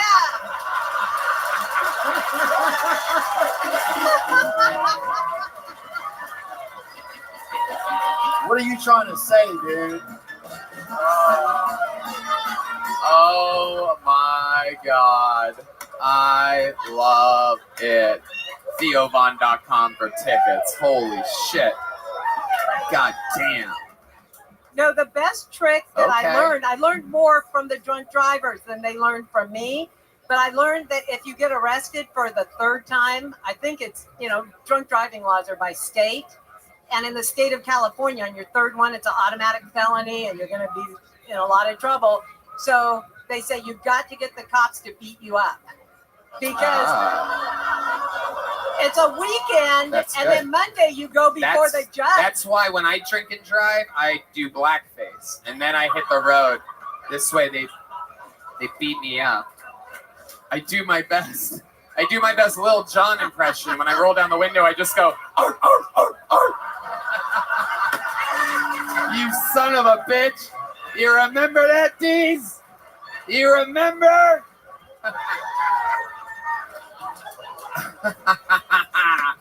Okay, so this was in California. Yes, it was. Okay, now let me ask you, your first time doing stand-up, how old are you? I am an old woman. I am old enough for Medicare. Okay. I'm 65. I'm 65. I like it. You look great. He's a pervert. Red band. Red Band. I He hit am the old car horn. Do you hear that? You remember that? Does that bring back memories? I think he's coming on to me.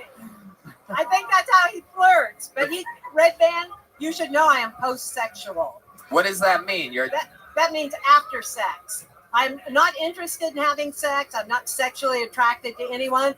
Although I have been feeling sexually attracted to Hans Kim.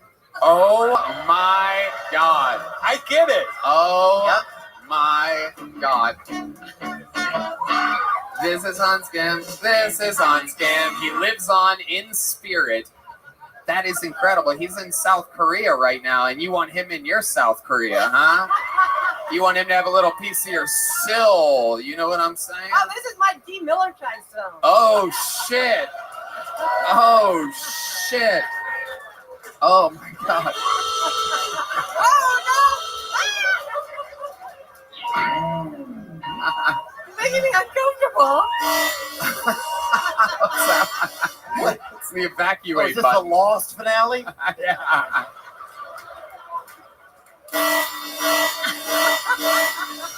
That's your queefs.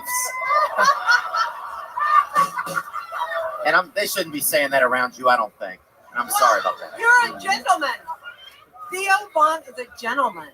You're a gentleman. I'm trying to be. It's hard in here tonight, man. It's not easy. That's good. I like it when they flirt. Yeah. I But think sometimes it's too much. What do you think's a good pickup line for you? What do you think is a pickup line that would work on you? What type of thing would open up that fucking? I bet. Get that guy with the almanac back out here. Yeah. I don't know if you know this, but Nolan Ryan had 31 strikeouts in one game. And, does that do anything for you? No, I really am post-sexual. I don't feel, and If we spoke like back when, maybe if a guy spoke to you like back when you were super young, right? Like maybe if some guy was like 7 years ago. I was super young at the beginning of the sexual revolution, and that's why I speak to these young women here. It was so much better before. Like a lot of the stuff that was supposed to be an improvement is not. But shit, listen to that. Did you hear that?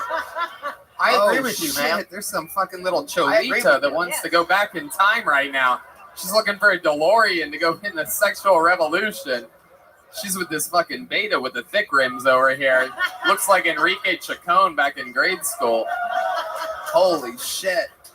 Can you tell us what changed? What was the sexual revolution? What was going on back then? Did you used to get like STDs and stuff, or were they like not made yet? Did Fauci not release those yet?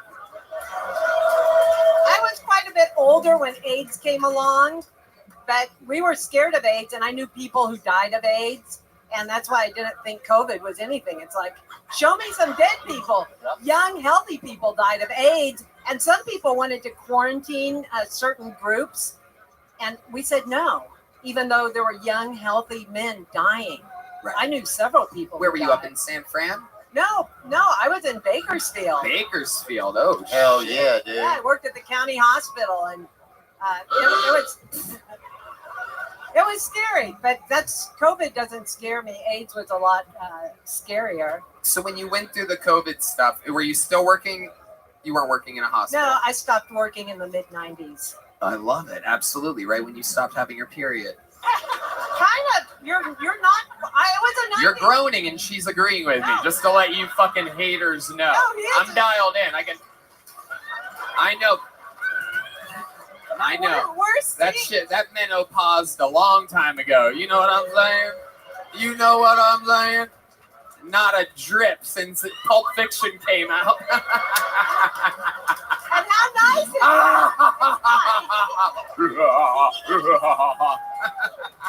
is. So stupid. These men are sick, ma'am. I'm sorry. What's one of your favorite movies that you like? Trying to think of the last good movie I watched. I went and saw The Covenant. I thought that was good. I like going to movies with my grandson, and he likes war movies. Okay. So we do a lot of military movies. Okay. Did you ever date a military man? Were you ever married to a military man? No, my husband is at that age where they had draft deferments. He's 71. And so he had a draft number, but it was high, and they let people who go to college not participate in the draft. It's kind of the beginning of a lot of like. So you have a husband still? Oh yeah. He's waiting for you out in Bakersfield. We don't live in Bakersfield. We've lived in Santa Barbara County for a few decades now. Oh. He was born in Santa Barbara, so I married up. Yeah, He very thinks he good. did though. He married up and I married up. We both did it our own way. I love it. So let me ask you this: how long have you been with him? Well, we've been married for 41 years and we've been living together for 40 years. Oh my goodness, unbelievable. Now is the post-sexual thing making sense? Like I offer him sex on his birthday, and he's like, "Ah, that's When's his okay." birthday? It's September 12th. So. Oh man, no better day. No better day. The Saudi Arabian guy's hard as a rock right now. Look at this fucking guy. Oh my God. September 12th is like the day after Christmas to this fucking guy. He's just playing with his presents and fucking trying different outfits on, changing socks for no reason. I love it. So September 12th. So when the towers fell, you... Do you remember that birthday that he had the day after 9/11? Well, he always got sex on his birthday, but over the years, it's like the holidays, it's fewer and fewer.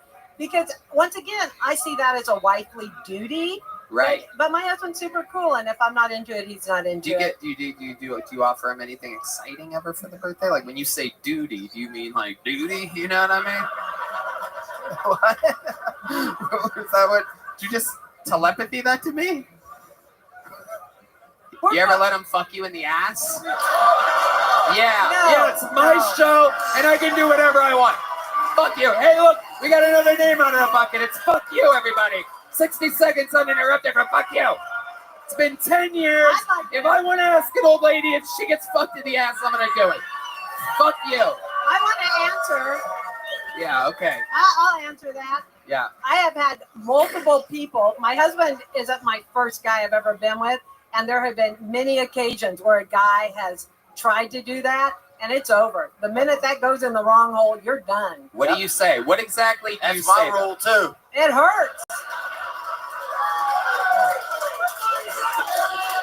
But give us an example. What exactly do you say when that happens? When that goes up there, I want to know what exactly. Well, it's been almost 5 decades. Right. So I don't remember exactly, but I can just tell you how I am. I'd be like, "You're done, buddy." Yep. And then it'd say, "That was an accident." And I'd say, "Bullshit." Right. Yep. Paul Deemer actually has the sound effect of that happening. Yeah. That's what happens. All right, Karen, I got to tell you, I cannot bring myself to believe, after doing this for 10 years, I truly cannot believe it was your first time doing stand-up comedy tonight. Well, the way that you did it and the way that you handled this interview, so fun, so positive, rolling with the fucking punches. You used your wisdom and your life experience to fucking stay in the zone up here tonight, and that's what it's all fucking about. I'm going to give you a big joke book. There you go, Karen Jones, everybody. Hell yeah, you got it. Boom. What a great time. Fuck yeah, Karen. You did it. Yeah. And final thoughts. We did not even get to the most interesting thing about. All right, stop playing music. Stop playing music. Come on.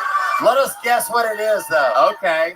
Let us guess what it is, all right? You guess first, Theo. I don't have a guess yet. Okay. All right, Red Band? She went to prison or she did something awful like murder somebody.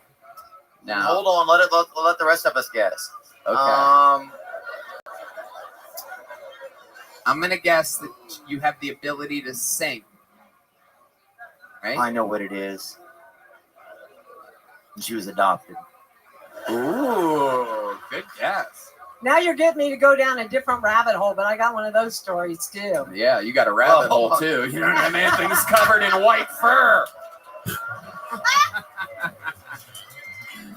I'm not even going to comment on that. What's left of it is white. I know. Don't waste your money on electrolysis, I women. know. Your vagina is so white it just called the cops on John Dees.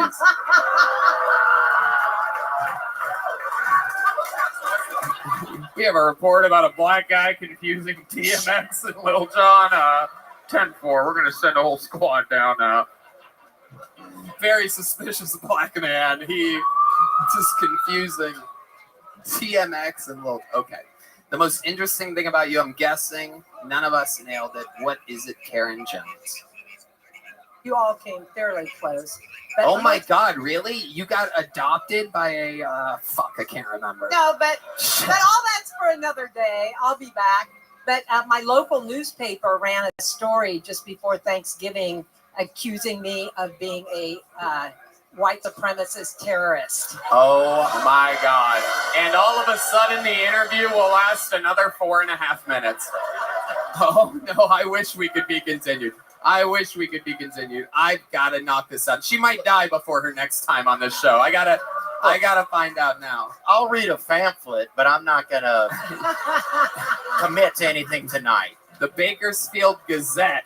No, the Santa Barbara Independent. I shouldn't even say their name. Oh yeah. But the Santa Barbara. You just blew up their website right now, by the way. I think I'm the most read story they had last year. Explain to us why they thought you were a white supremacist. Well, they accused me of leading the Pledge of Allegiance on the Capitol steps on January 6th. Were you there? I cannot confirm or deny.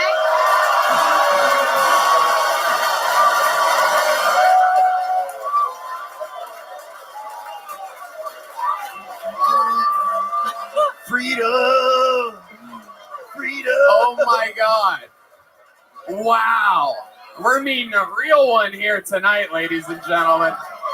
Holy shit. Little Texas snow angel over here. A Californian made that fucking trip? Holy shit. You must have been the only person that flew from the Santa Barbara airport to DC on that day.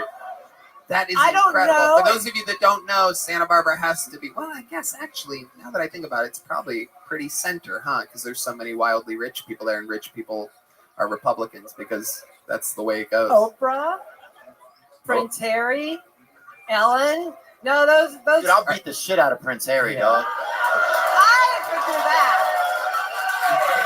Yeah. It's pretty loud. And I'll beat the shit out of Oprah.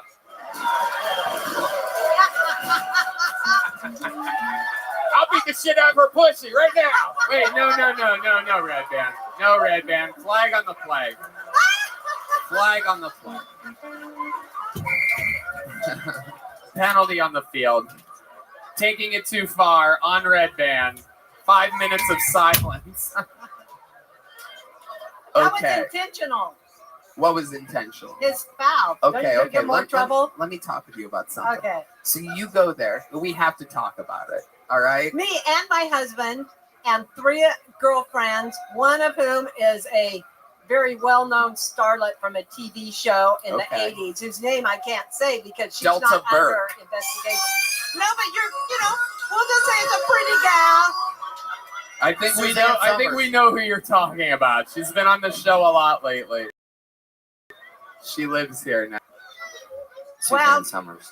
we all went, and this is something, the people that inspired this hit piece on me, because I'm president of my local government board in Santa You are? Yes. Mhm. Not Wow. Santa Barbara, in my little town. They are going to be playing this at your next meeting. Like, I hereby move to remove the leader. They already did This that. woman, Chad and JT go. No, they already did that, Tony. And I just said, thank you.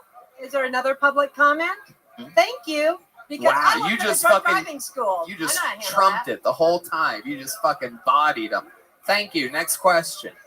Yeah. Incredible. Okay, so let me ask you this. I gotta know, and let's just be honest, because we've already spilled so many beans that fucking we might as well go all the way.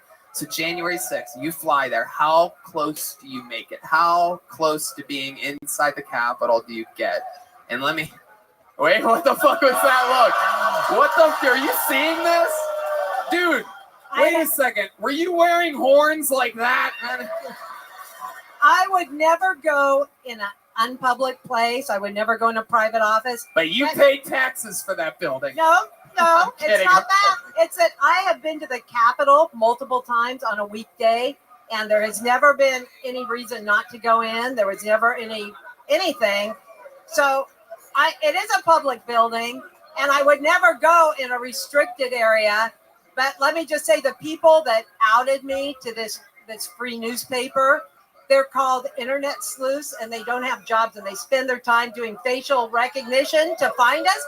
But hold it, let me make my point that I flew and went through TSA. I RSVP'd to the event. Bank of America. Wait, you Well, stop. Stop. I need a replay on the field. I'm calling for a replay. You said that you RSVP'd to January 6th? Yes. This is the most unbelievable. We are at 20 minutes and 15 seconds with this lady. That is about 4, 5, 6 times as long as your normal interview. And to be honest, I'm just getting started with her. No, I'm kidding. We got to put a You want ribbon to on put me in prison? No. I know. What did you do? Did you go into Nancy Pelosi's office? No, that's what I'm saying. I didn't do anything that I thought was illegal. Okay. And after the fact, I will say that what you see on the news is a certain loop.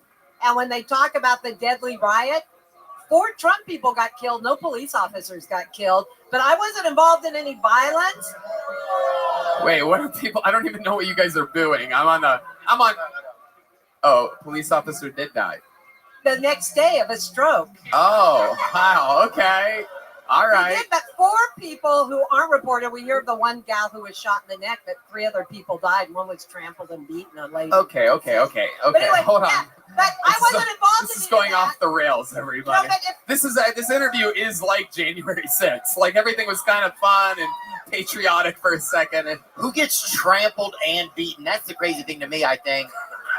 yeah, Like, who runs over somebody and then it's like, yeah, throws the cup. Yeah, you know? Well, it's pretty horrible. The It is. videos It's out unfortunate. there. It You have is. to But we did RSVP. There was a permitted event, and the reporting is pretty crazy on it. But there is no sleuthing needed. We bought plane tickets. All of our financial. Every time you use your ATM card, the bank gave that. Gotcha. We've been known. The FBI came to our house almost immediately. You're right. Okay. All right. So how far in did you make it? All the way in. If you go to the free newspaper, they have pictures of my husband and I.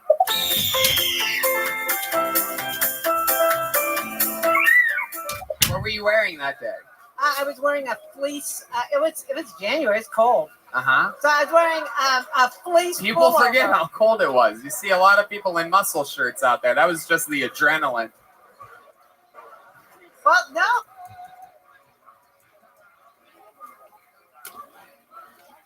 The crazy thing to me, I think.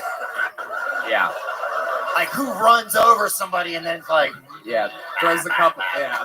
You know? Well, it's pretty horrible. The It is. videos It's out unfortunate. there. It You have is. But we did RSVP. There was a permitted event, and the reporting is pretty crazy on it. But there is no sleuthing needed. We bought plane tickets. All of our financial. Every time you use your ATM card, the bank gave that. Gotcha. We've been known. The FBI came to our house almost immediately. You're right. Okay. All right. So how far in did you make it? All the way in. If you go to the free newspaper, they have pictures of my husband and I.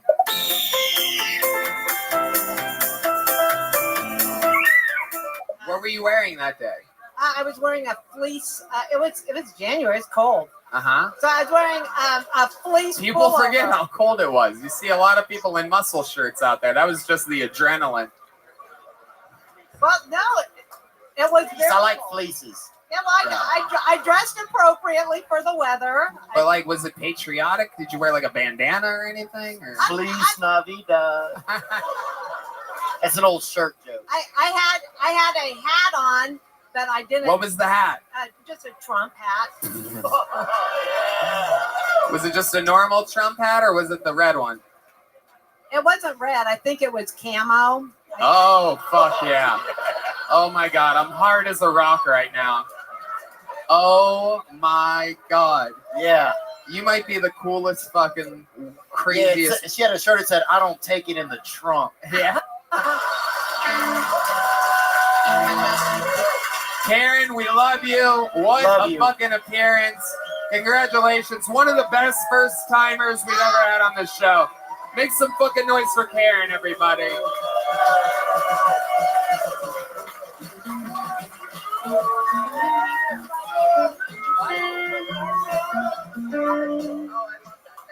Karen Jones, everybody. There she goes.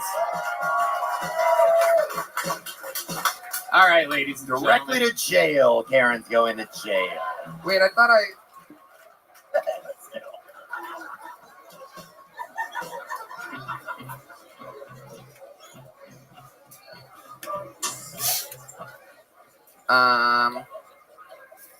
Yeah, that went so long, but this person's been waiting. It's really not fair. We're going to do a one last quick minute out of the bucket. Is that fair?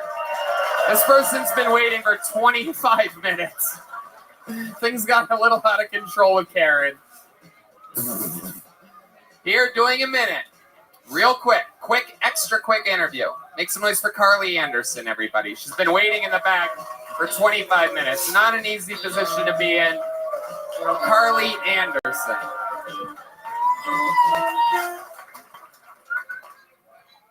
I like to fuck on the first date. I think it's productive, straight to the point, leaves no surprises. I can't imagine fucking a guy for a whole month to find out he's got a small penis. And same goes for you guys too. Imagine going out with a girl for a whole month to find out she also has a small penis. I've been dating though. Dating in Austin's interesting. I get more Amber Alerts on my phone than I do text back from guys. Like, what the fuck does 7-year-old Janessa have that I don't?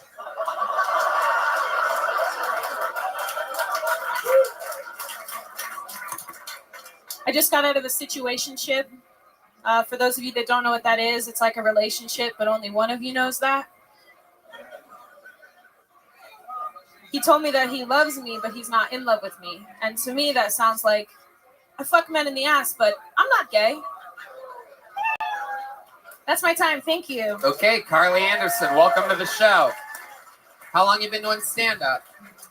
Like 2 years now. I love it. You all of it here in Austin? No, I've been in Austin since September. Okay. Yeah. Where were you before that? Arizona. Phoenix? Yeah. Nice. There's a big scene there. Yeah. All right. I was actually on the show once before, but under a different name. Was that in Phoenix or here? Here. Okay. Why'd you change your name? My stage name was Beaster McGillicuddy, and Okay. And now you've gone to your actual name. yes, yeah. All right. You left the old porn name behind, and hell yeah. Yeah. Okay. So welcome back to the show under your new God-given name, Yep. as they call it. Any chance you were at the Capitol on January 6th? Because the last No. interview was a fucking doozy. So I heard. No, I was not there. Okay. Yeah. What do you do for work? I'm a barista. Okay. All right. What the fuck? Is that obvious? Yeah. Oh. Yeah. You look like you were made in a coffee shop in Austin. The bangs, the bad tattoos, the nose piercings. It's a whole thing. I think, yeah, you seem like a nice person, I think. Are you trying to go out, Theo? Or Huh? Whoa. are you trying to go out? Trying to go out? Yeah, like on a date with me? Or- I don't know. I don't know. I'll think about it I'll think about it right now. Okay. Thank you. Absolutely. You're single right now. I am single, yeah. Okay. Last relationship you were in, what was that like? I was engaged, actually. Whoa. Yes. What I went was on there? engaged. He gave you a nose ring? Worse, a lip ring. Yeah, Cold no. sore, you mean? Okay, go ahead. Ringworm. No, Ringworm. No, I was engaged. I found out that he was cheating on me right after we had just planned the whole wedding. God damn. How did you find out? You went through his phone. Yes, Okay. yeah. Was it when he was sleeping? It was when he was sleeping. Okay. Did you know his passcode, or did you use No, his face as the didn't. face activator? I know all the bitch tricks, guys. did know I'm like a black belt at this. I sleep with my phone in between my...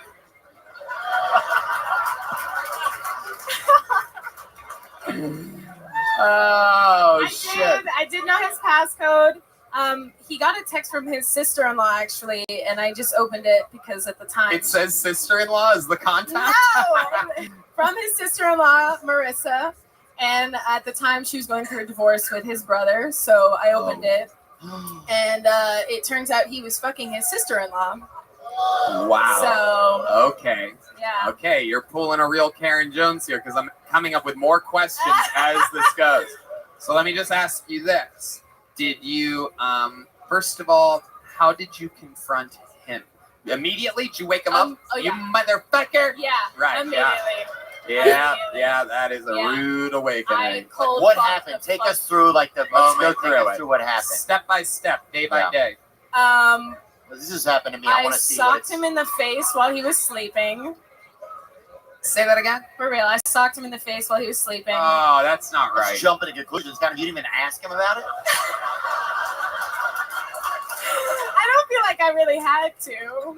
Because, okay, when I saw the text from the sister-in-law, I also saw that he was texting 3 other women. Right. So it was like finding out that your fiance is cheating on you with 4 women and you have a wedding planned and everything. Yeah. You fought the law and the sister-in-law won. You know what I'm saying? All right. So 3 other women. Did you know the 3 other women too? Close No, to you? they were like groupie girls. Why would they? Oh, he was a comedian? He was a musician. Oh, hell yeah. Guitarist.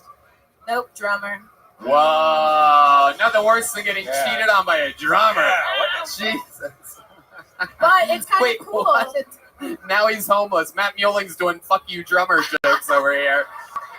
It's kind of cool though because when his band found out what he did to me, they kicked him out of the band. Whoa. They were Disturbed? Was that the band? Foo Fighters? Disturbed by what he did. And then they signed a record deal to Sony afterwards. They signed a record deal after they kicked him out? Oh, look at you. Okay, now Karma's here's a the bitch. million-dollar question that I've been sitting on for about 5 minutes. Okay.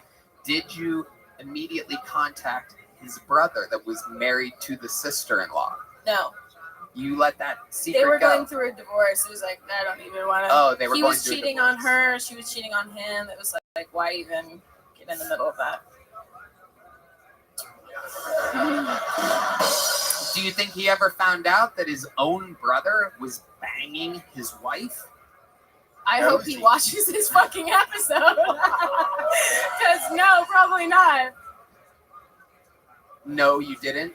No, Okay. no, So you think he never found out? no. And they lived together too. Oh, When I kicked him out, my. he moved in with his brother.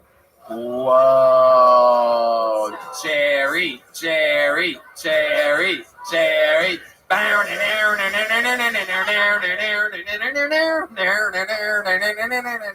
they Irish? All of a sudden, are they Irish? Irish? No, I don't think so. Man, that is unbelievably entertaining. If I had a big joke book, I'd give it to you. We will figure that out. How much? What's the longest stand-up set you've ever done before? 15. 15 minutes. I'd love to have you on the Secret Show Thursday. Boom. Oh, You just got booked on a real show. An unbelievably entertaining interview set. Make some noise for Carly Anderson, everybody. Oh, shit. She is trying to move in on the Theo Von stock right now. That'll be an interesting storyline to follow. I don't know if you guys hear that fucking beat, that rhythm, that sweet, sweet underlying tone, but while Hans and David are out doing whatever they're doing, there's one man that stays loyal to the soil. Yeah. There's one guy that never calls in sick. There's one guy that's never gonna stop. Some people call him the Big Red Machine, the Memphis Strangler, the man with the most sets in Kill Tony history, ramping up for the 10-year anniversary, over 5 years on the show, hundreds of sets. I get to you, the one and only William Montgomery.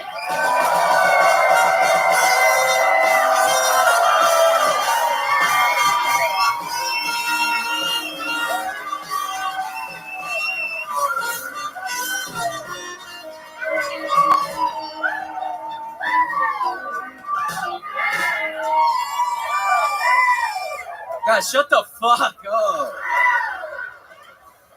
Ever since getting our dog, I started working at the vet's office, and I've got to tell y'all, the number of dogs identifying as cats these days is outrageous. We actually had to put a dog to sleep, and it was kind of sad because his last meal request was a pair of Jordan sneakers.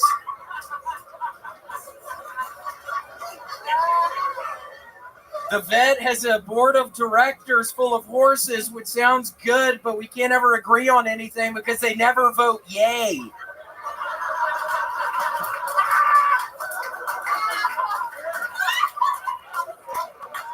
We had to pump one horse full of steroids, and the side effect was he started setting home run records. Okay, that's my time. Exactly 59 seconds from the man, the myth, and the big red legend, William Montgomery, rocking what appears to be a brand new hockey jersey here tonight. Christmas, huh? It is. I gotta give it up. Rest in peace, Derek Bugart, the boogeyman. I recently got into hockey, and I love watching his YouTube videos where he's beating the shit out of people, but he ended up getting addicted to opiates and sadly killed himself. Oh, boy. Yeah, it's a tragic story, but it's fun watching him beat the shit out of people out on the ice. So I came today from eBay. I'm still getting shit on eBay. So That's nice. Wow. Very nice. Wow. How long ago did he kill himself? I should have done more research on him since I'm wearing his fucking jersey. Do you know how he did it? Yeah, I think he just overdosed on pills. Okay. All right. There you go. Yep. All right. What else is going on, William? Theo, I have to ask you, I can't remember our last interaction. Did I make something up that I owe you $20,000 because we have to squash this beef up here because I swear to God, I got swatted literally yesterday. The whole SWAT team came to our little apartment. People are literally after me, Theo, thinking that I owe you money. We have to squash the beef now. I'm not even kidding. We have to. Yeah, I feel you, dude. I don't think this is the time really to discuss it, first of all. And second of all, you know how I feel about it. Okay, well, I'm sorry I owe you that $20,000, dude. Wait, why? So am I, guy. Okay, well, I'm going to pay you back. What Then happened? do that. Okay, I regret bringing it up again. I thought you were going to... What happened? Why? Huh? Why does he? He owes the guy the money. He owes it. Yeah, no, it's... He owes it, boy. He'll fucking pay it. $20,000. I thought you were going to try to tell... literally, I'm getting messages from people. It's really bad. You have to tell people that I paid you back. I'm going to pay you back. Yeah, I'll tell him when it's done. That's how things work. That's how time works. You have to pay him. You make that on Cameo in like a day. Who said yeah? That What guy piece of fucking shit knows. said yeah? That guy knows. That's the beta guy that's banging the chick that did something earlier. I can't remember. Looks like a faggot down here. Oh, shit. Oh, my goodness. I had never heard young Santa Claus use those words before. This is incredible. I'm totally kidding. Okay, Theo, I regret bringing it up. Okay, I thought you were going to tell the people that I paid you back already, but you're not going to tell them? No, I'm not going to say that. Okay. Is there any other way that you can perhaps, pay a debt to Theo? Nope. So literally just the cash. Theo wants That'll be $20,000 it, in buddy. a gym bag.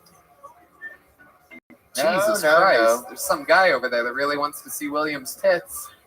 Absolutely incredible. What do you have for this guy, William? This guy's saying, show your tits. That's what this guy came up with. This fucking, It's Native American. yeah. He looks like, what's that fucking movie? Momoa or whatever? Moana. Moana. Yeah. Has anyone ever told you look like Moana? All the time, I bet. You see through. So, William, tell us, what else is going on this week? Well, my sciatic nerve is still acting up. So, Tony, you're not going to like hearing this, but I just downloaded Diablo 4 a couple days ago. I'm already at a 47 necromancer, level 47 necromancer. So I have really been hitting it hard. And yeah, my sciatic nerve, I haven't been able to work out in 2 weeks. It's bad. I'm not feeling it. So you decided to get a video game? Yes. And I've been playing a bunch, and I was really hoping Theo was going to help me squash this thing. I'm going to get even more messages after all that. I can't believe it. I don't know you.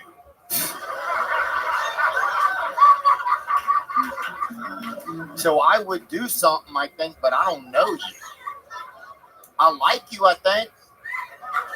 That's a pretty. But you're pushing on that. That's a pretty big endorsement. I know you, I think, is one of the nicest things I've ever heard anybody say about William. Well, you might not be getting your money back then. Whoa! I swear to God, I was wondering how you were going to respond to this tonight. You might not be getting that $20K back.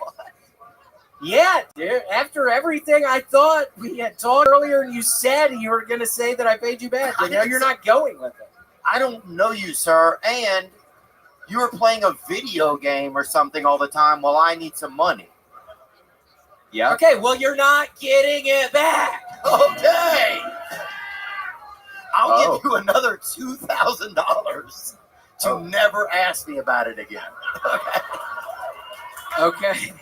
Okay. Wow. Okay. So now you only owe him $18,000. Yeah, That's incredible. Yeah. Absolutely amazing. How do you plan on repaying him? What are some side gigs that you're going to do to? Great question. Yeah.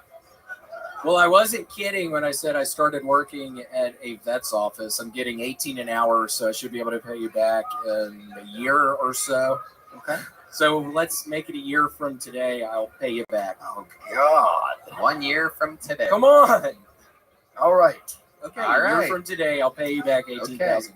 Deal. How do we put a ribbon on this thing, William? Anything you're passionate about perhaps this week? Anything happened to you or anything going on in your life which might bring a little more energy than what you have? Besides spending my money on the clothes of deceased pillheads. This was a $6,000 jersey, Theo. Come on, man. Who the fuck are you, dude? God, seriously, who are you? Yeah, that's Ray Romano's son. Yeah. That is. It is. It's Parmesan. Parmesan Romano. D laughed at that, and he doesn't even know what you look like. That's hilarious. That's how good that was. He looks like Ray Romano's, cheesier son. Okay, William, you know that guy. You work with him every week. There's a part where we're in the green room before and after the show. I 100% know you, but I cannot think of your name right now. Oh my goodness. That is just rude. Oh shit. It's not, I'm not being mean. Oh, I just shit. cannot, I'm bad with names. I don't know if you guys recognize that song. My name's Paul. Paul, nice to meet you. Wow. You hear that? Yeah.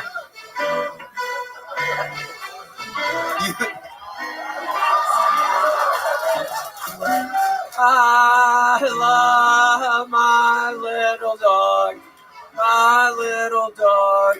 I got her a couple months ago now, and now I work where I take her to the hospital. I got a job at the veterinary place. How do you say it? Veterinary or veterinary? You work I'm working with the veterinaries. I love my little dog. Yes, I do. Yes, I do. Theo, I promise you I'll pay you $18,000 a year from today. I regret bringing it up. Ladies and gentlemen, make some fucking noise for the one and only William Montgomery. This is it, the final episode recorded before the 10-year anniversary. How loud can this place get for motherfucking Theo Vaughn, huh? Come on!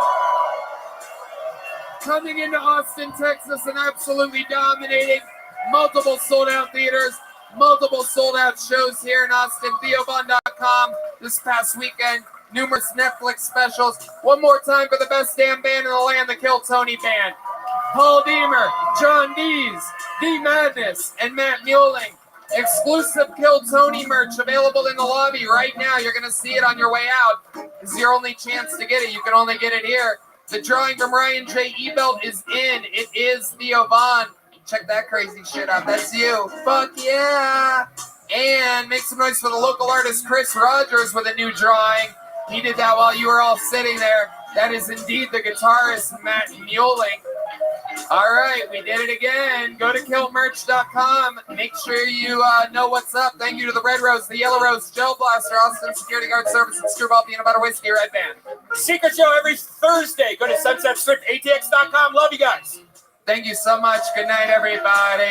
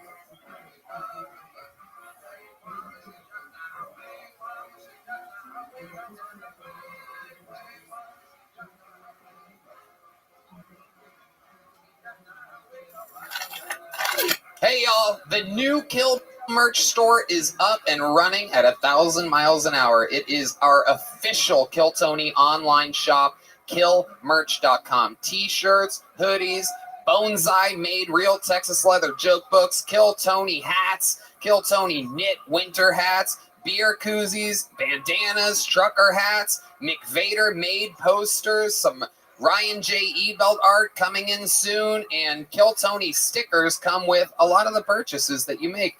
I personally love the Kill Tony NASCAR shirt, the Kill Tony hoodie with the established 2013 along the sleeve. Super cool stuff. We tested all of this out ourselves and made sure that it's very high quality. There's a cool KT tag on it with the knife and the logo on everything. Anyway, go to killmerch.com. You know what to do. Support the show. Buy some stuff. Look cool. Tell your friends. You know what's up.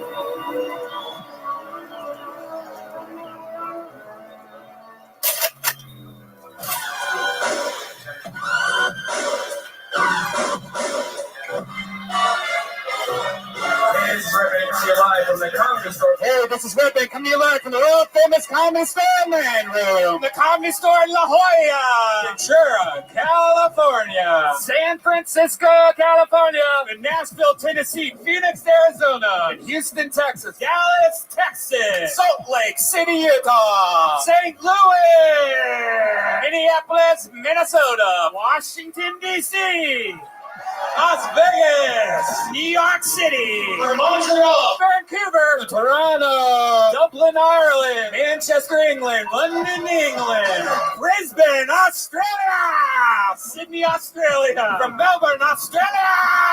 For a brand new episode of Kill Tony, get up by Tony. Detroit, make some fucking noise! Vegas, we're here! We're back! Vancouver, Canada, make some fucking noise! We're here, we're live in goddamn England for the first time ever. Hell yeah, let these people around the damn world know what's going on. We're in the belly room of the goddamn Comedy Store. Kill Tony in Calgary, Canada, everyone. Portland, Kill Tony for the first time ever.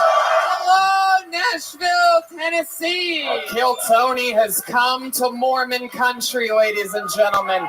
Vancouver, we have arrived. Look at all these fucking happy American people. Yeah. New York City, you ready to do this? Make some fucking noise. Hey, y'all, this is Rabbi coming to you live from in Austin, Texas. Hey, this is Rabbi coming to you live from Vulcan Gas Company in Austin, Texas. Hey, this is Rabbi coming to you live at the Paramount Theater.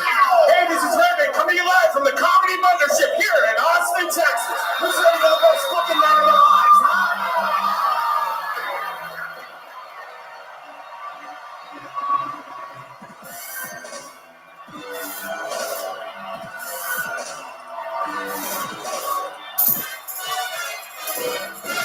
Hey, this is Rabbi coming to you from ACL Live at the Moody Theater and streaming around the globe on Moment House here in Austin, Texas for a brand new episode of Kill Tony.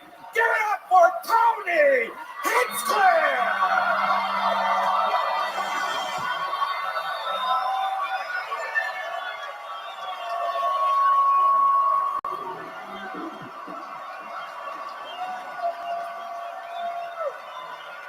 Fucking years, who's ready to party?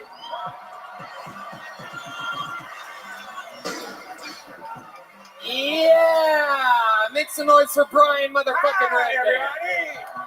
Oh shit, we're in it today, folks. This is the 10-year anniversary episode. Nobody knew what the fuck we were doing 10 years ago, and now here we are in front of the best goddamn comedy fans in the world. How you guys doing? Good? Yeah, brought to you by the Red Rose, the Yellow Rose, Gel Blaster, Austin Security Guard Service, #1 Tequila, Whistle Pig Whiskey, their award-winning rye and bourbon whiskeys, CM Smokehouse, and Screwball Peanut Butter Whiskey, which presents to you the one and only goddamn motherfucking best damn band in the land, the Kill Tony Band. That is indeed Paul Deemer on the horns, Michael Gonzalez on the drums, Matt Muelling on the electric guitar, John Dees on the keys, and right down the barrel, D Madness, ladies and gentlemen.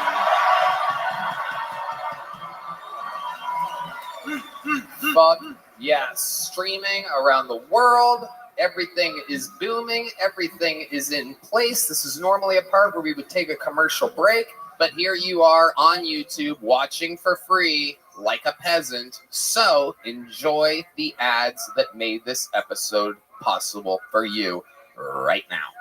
Hey y'all, it's official, it's announced, it's out there. My largest stand-up tour of my entire life. All the biggest theaters in all my favorite cities. Toronto, Canada, Royal Oak, Michigan, San Antonio, Texas, Chicago, Illinois, Charlotte, North Carolina, Atlanta, Georgia, Columbus, Ohio, Kansas City, Missouri, Indianapolis, Indiana, Philadelphia, Pennsylvania, Tysons, Virginia, just outside of DC, Milwaukee, Wisconsin, Minneapolis, Minnesota, Youngstown, Ohio, Cincinnati, Ohio, San Francisco, California, Sacramento, California, San Diego, California, Phoenix, Arizona, New York, Clearwater, Florida, and Jacksonville, Florida. Tickets available at TonyHinchcliffe.com. Come see the crazy Texas fucking stand-up that I've been working on. You're not going to believe it.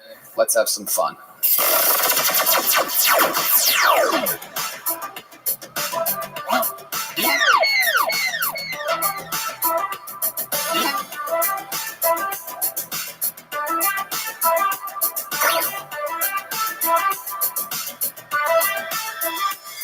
Hey Hey y'all, out here in Texas, summer is booming. We just had an entire week of days over 100 degrees, and it is a different kind of heat. It comes from within and works its way out like a sauna. So everything we've ever done before, the late night drinking, the yoga, the golfing, the VR reality things the Red Band does, everything's a little bit hotter than it once was. What keeps us going? Liquid IV. The #1 powdered hydration brand in America is now available in sugar-free. Years in the making, Hydration Multiplier Sugar-Free uses a proprietary zero-sugar hydration solution with no artificial sweeteners. With 3 times the electrolytes of leading sports drink plus 8 vitamins and nutrients for everyday wellness, Liquid IV hydrates 2 times faster than water alone. Keep your daily routine exciting with 3 new flavors: white peach, green grape, and lemon lime. Red Band. I love Liquid IV. We both do. And I just got all of those new flavors, those sugar-free flavors. They have white peach, green grape, and lemon lime. They are awesome. 1 stick of Liquid IV and 16 ounces of water hydrates you 2 times faster and more efficient than water alone. The result of an extensive R&D process to perfect the flavor and efficiency, LIV combines science-backed zero-sugar technology with the brand's commitment to delicious real flavor. It contains 8 vitamins and nutrients for everyday wellness with 3 times the electrolytes of leading sports drinks. Non-GMO and free from gluten, dairy, and soy. That's right. Real people, real flavor, real hydrating.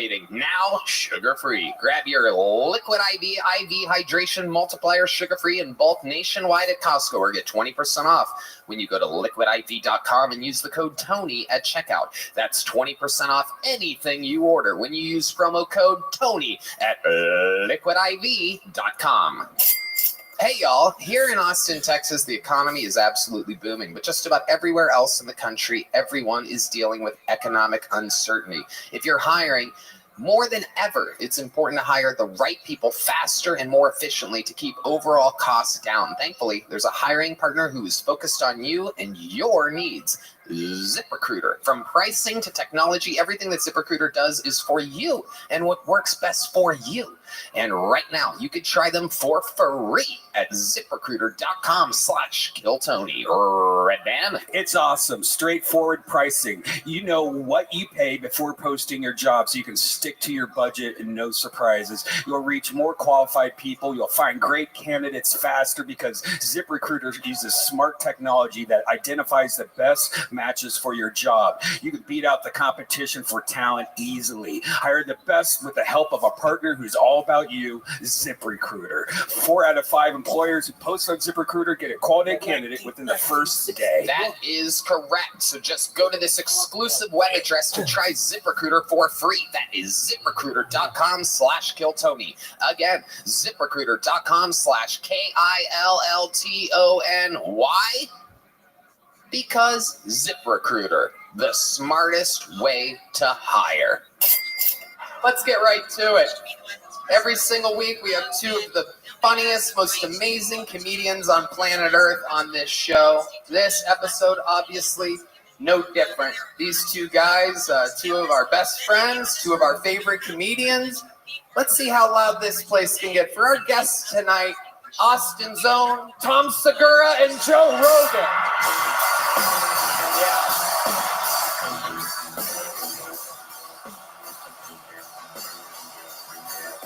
Let's fucking go! Tom Segura, Joe Rogan.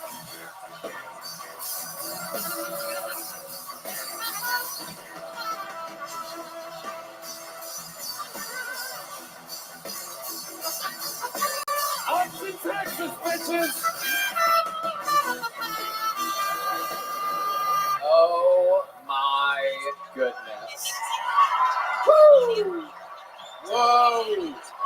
Holy shit! What the fuck? Dude, I was there in the belly room when there was like 50 people in the audience. Yeah. To see you guys go from that to this is fucking amazing. This is incredible. This is the American dream. It really is. It really is. Do you think that podcasts are going to become a big thing or no? They're never gonna make it. It's all bullshit. Jesus. We offered it to Comedy Central 7 years ago. Thank God they turned us down. Thank God. Yeah. And we're going to do it again tonight. So much fucking chaos in the store. I want to really fuck with the people that didn't buy tickets or buy the stream. So what do you say we have the best episode we've ever seen in our lives tonight? You guys know how it works. These guys know how it works. They've all been here many times before. This is indeed a record-setting amount of signups. Hundreds and hundreds and hundreds in there. We fucking lost count. Oh, okay. Was there one? Was it just one? You know what? We'll have that be the first fucking bucket. Okay. We'll get this off to whoever's going to take that. And, yeah. So if I pull their name out of the bucket, they get 60 seconds uninterrupted to do stand-up comedy. You know their time is up when you hear the sound of a kitten.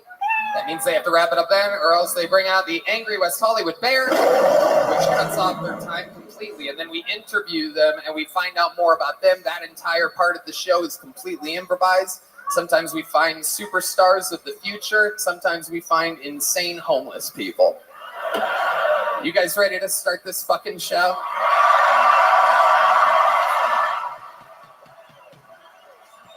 As with every show for the last 2 years, the person that's going to start this show came through for me in a real clutch position during May of 2021.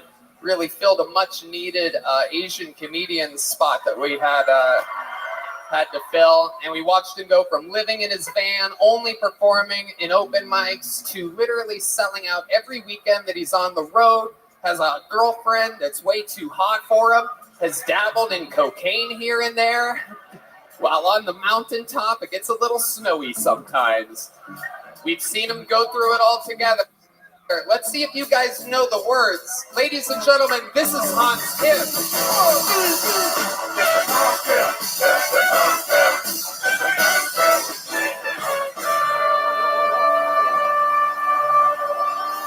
What's up?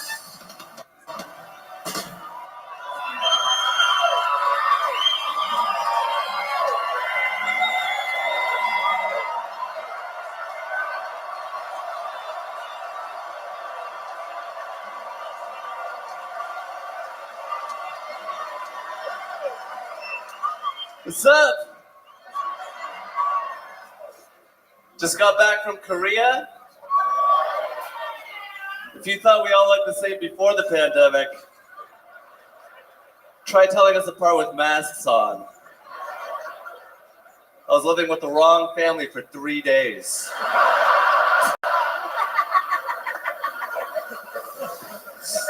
Come back to America and what do I see? Black Little Mermaid. One of the races that are known for being one of the worst at swimming.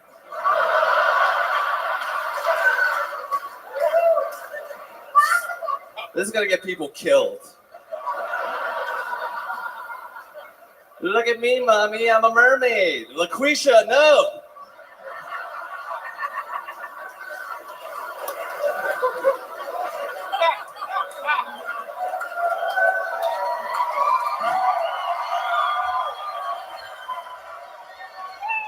Grab onto this chicken leg.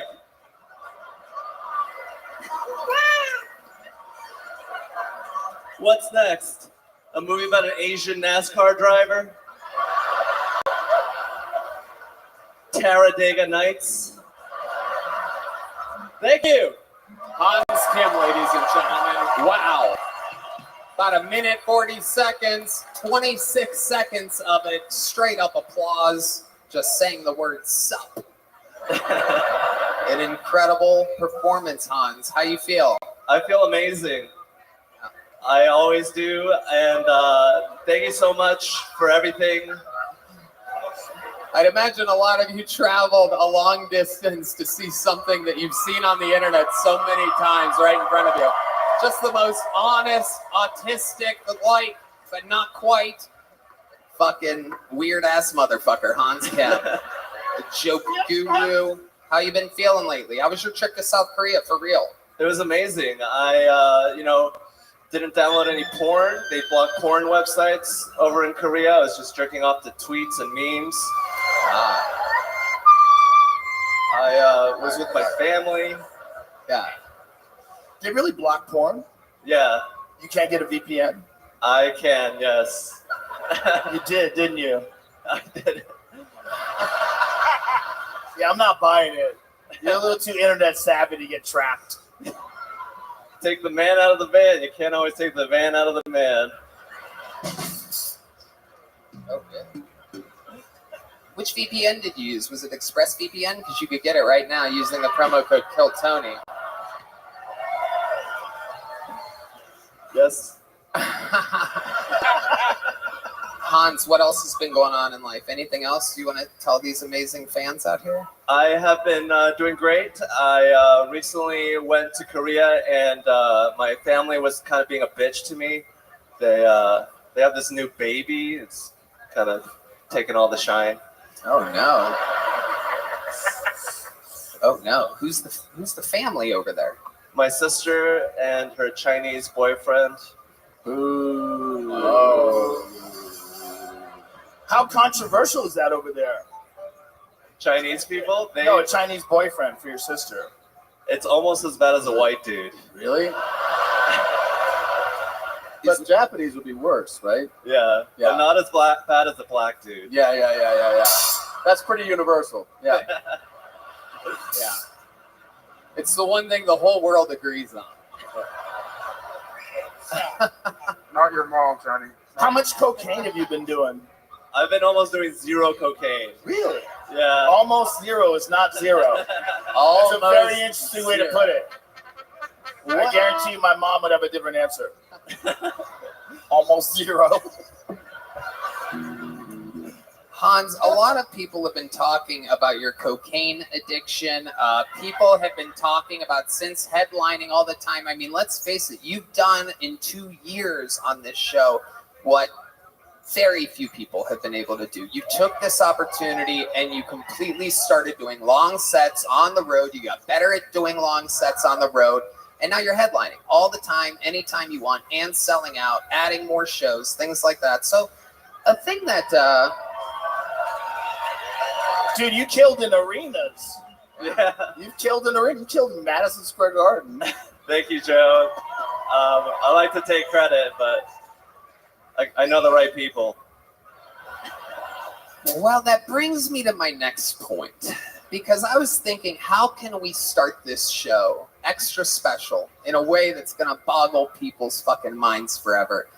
And you've done so much. I don't know if you need this every single week, but I know you love doing it, right? Yes. So I figured I'd put you in a little bit of an awkward position here. I think we should do something that we've never, ever imagined doing in the history of the show, and that is a battle for regularship. Oh,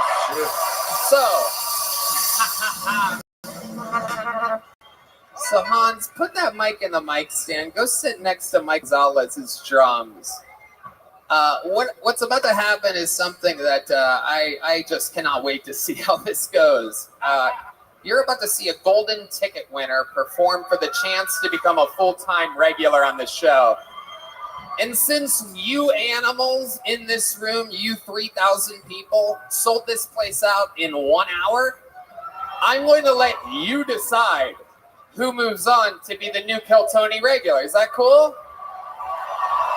Ladies and gentlemen, doing a minute of brand new stand-up comedy that we've never seen before. This young man is one of the first ever golden ticket winners. He won it on the road 5 years ago in Houston, Texas. He moved here to Austin just a couple months ago to fucking live his dreams. The kid is a monster. Make some noise for Kill Tony golden ticket winner, Enrique Chacon.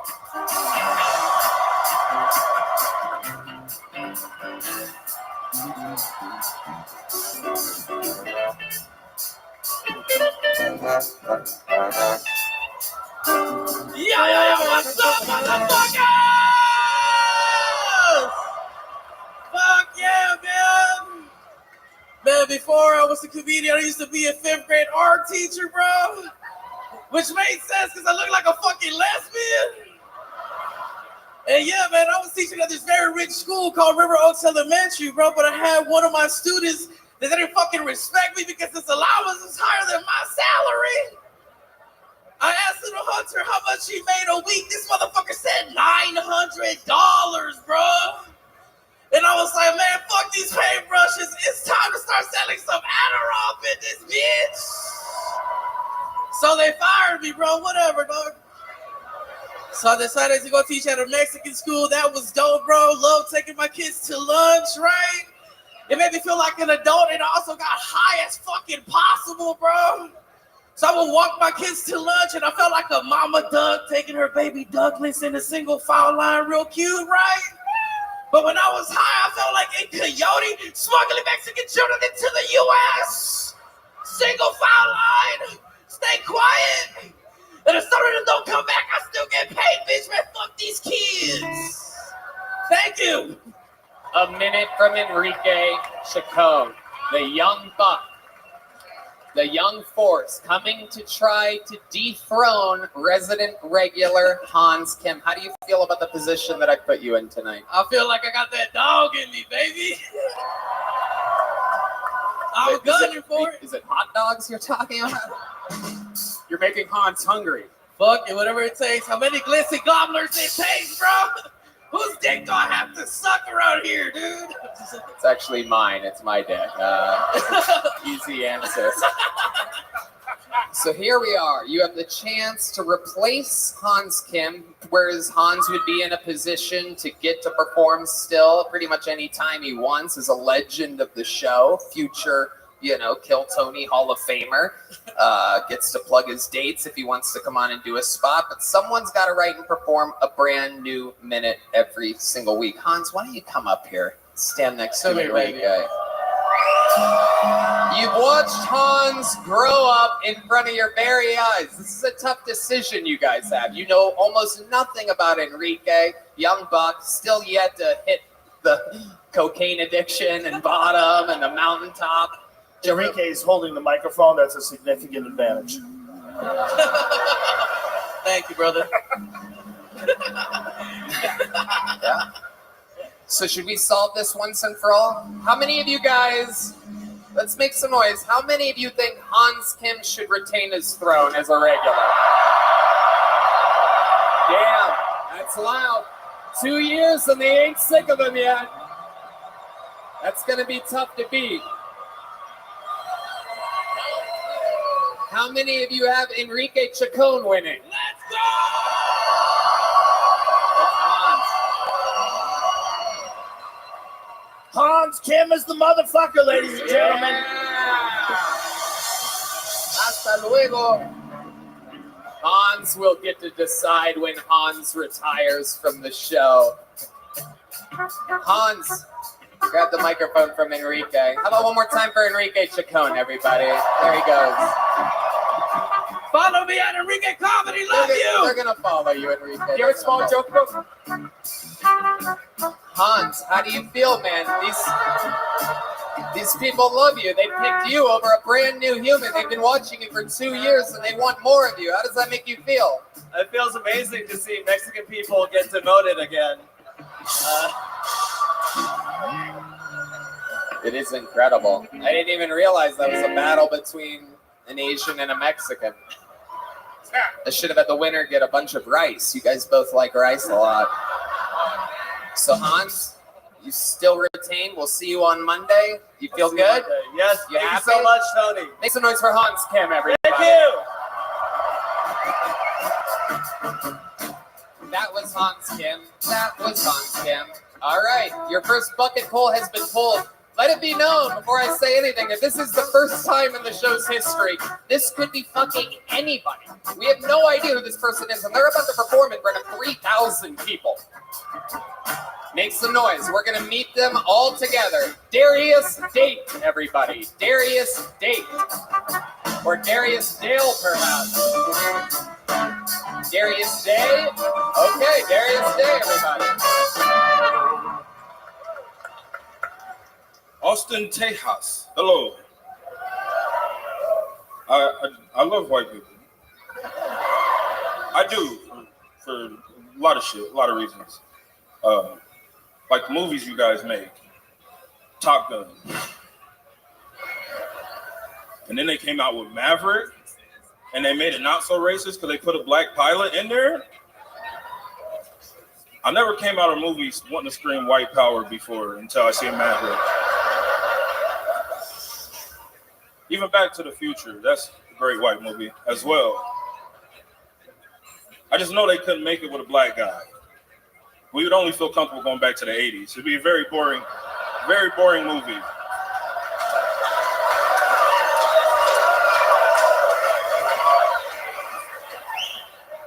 I can just see myself getting in that DeLorean, and he's like, "We're gonna go to 1847." Whoa, whoa, whoa, whoa, whoa! Thank you. Amazing. Darius, is it Darius Day?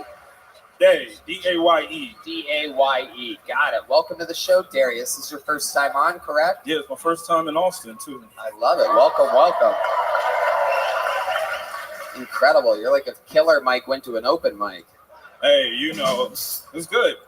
I'm glad to meet you, though, because I've been having some problems with the LGBTQ community. Oh, okay. And now that I can perform with you, it'll make them feel better. Thank you. Indeed. Well, it's likewise, because you're trans fat. You son of a bitch. You come on my show and try fucking taking shots? LGBT? How about KFC, motherfucker? What's going on over there? Shut up. How long have you been doing stand-up? 2 years. Where at? In Iowa. Des Moines, Iowa. What? Yeah. What are you doing in Iowa? They still have slaves in Iowa? Well, we were trying to get away from segregation in Missouri, so okay, that's how we ended up there. What do you do for work in Iowa? What do you do for work? What do I do for work? Yeah. I sell crack. Okay. Okay. You're not gonna. We're behind times in Iowa. We still smoke crack.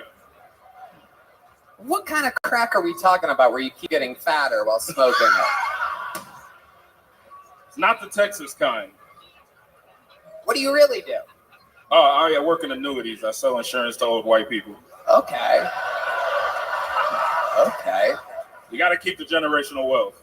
I love it. I love it. All steak? Yeah. Tony, I love you so much. I love you. It's nice to meet you. What should we know about you? You seem like you've seen the show before. You know what's going on here? Give us some info on what's interesting about Darius Day. I'm funny as fuck. And I'm cool as shit. I'm just trying to make it. You know, this is my comedy journey, so I appreciate the opportunity also. Very good for 2 years. Very good. Incredible. What's your love life like? It's shaky. A lot of thick white bitches in Iowa. Yeah, it is. There's a lot. It's a lot. And you don't got to be the cutest when you're funny. I laughed my way into some pussy a few times. Amazing. It works. Oh, you're going home? Knock, knock.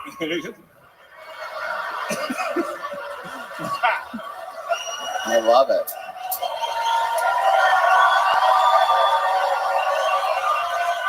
Is this the most people you've ever performed in front of, obviously? Yeah. What do you think the second biggest show you've ever done was? I went to this real life racist town, and they showed up. It was in Iowa, Nevada, Iowa. You guys they don't know how to, it's spelled the same way as Nevada. I think they were confused. Okay. All right. But it was a good show, though. How many people ballpark? 500. Okay. Yeah, that's 500, incredible. which that's big for Iowa, guys. So calm down. What's the most racist thing that anybody's done to you in Iowa? I'm sure everybody here, all these white people, want to know what it's like being Yeah, I get it, though. I get why they're racist. I've been hanging out with a lot of white people since I started doing comedy. That's good. Yeah. A black guy cut me off, and I called him the N-word, the bad one. Oh, wow. But what's the most racist thing that's happened to you in Iowa? A guy after a show bought me a beer and told me I'm funny for a Negro. Oh. Wow. That is... I don't even know what that is. It's still a compliment. Yeah. It is. Like, you know what I mean? It's not a cool way to say it, but it's still positive.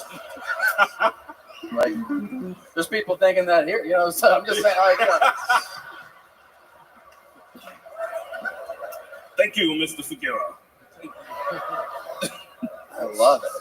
I love it. Darius Day, very fun set. You're leaving here with a brand new big bonsai custom-made special 10-year joke book. Can you catch it? Make some noise for Darius Day, everybody. His Kill Tony debut in front of 3,000 people. Unbelievable. How fun. A good bucket full. Very exciting. And we pulled another name out. We're going to meet them all together. Again, it's chaos. Anything can happen. Put your hands together for Kent Hunter, everyone. Kent Hunter. All right. We're going to meet somebody. Here we go. Kent Hunter, everybody. Make some noise for him. His first time on Kill Tony. I gotta be honest with you guys, I'm a little tired tonight. I had to wake up at 3:30 this morning for work, and it was terrible. I woke up with a beautiful girl in my bed, but I had to go to work. I mean, the life-size sex doll wasn't gonna pay for itself, am I right? I did just start a new job though. I'm stocking shelves at a grocery store, and on my first day, my manager asked me if I wanted knee pads. I'm like, whoa, man, it's my first day. I don't need a promotion already.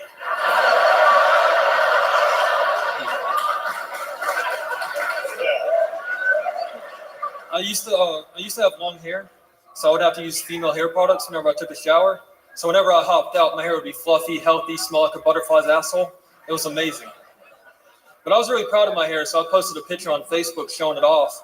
My old bald football coach started talking shit to me. He said, Kent, you need to cut your hair. So I told him to grow his out a little bit. He said, Kent, you know I have leukemia.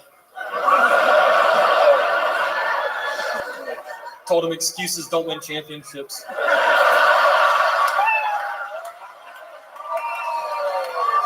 Wow. I love that joke. That's fantastic. How you feeling, Ken? A little nervous. A little nervous? Is that why your entire lower half is shaking right now? That is incredible. Do we have a camera zoomed in on that, for the love of God? Holy shit. That is unbelievable. That is the energy in this room right now. Is running through this man. Yeah. You gotta love to see it. It's amazing.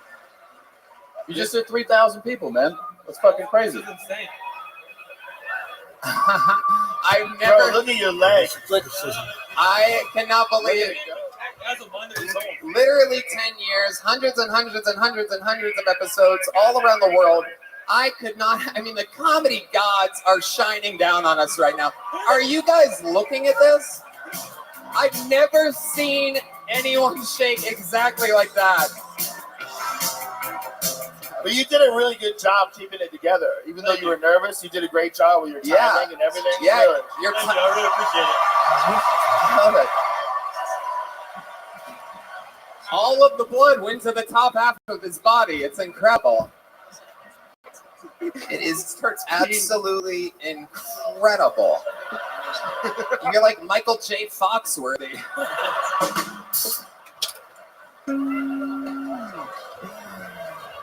Oh my goodness. So the crazy thing is, every time you think it's going to stabilize, it tricks you.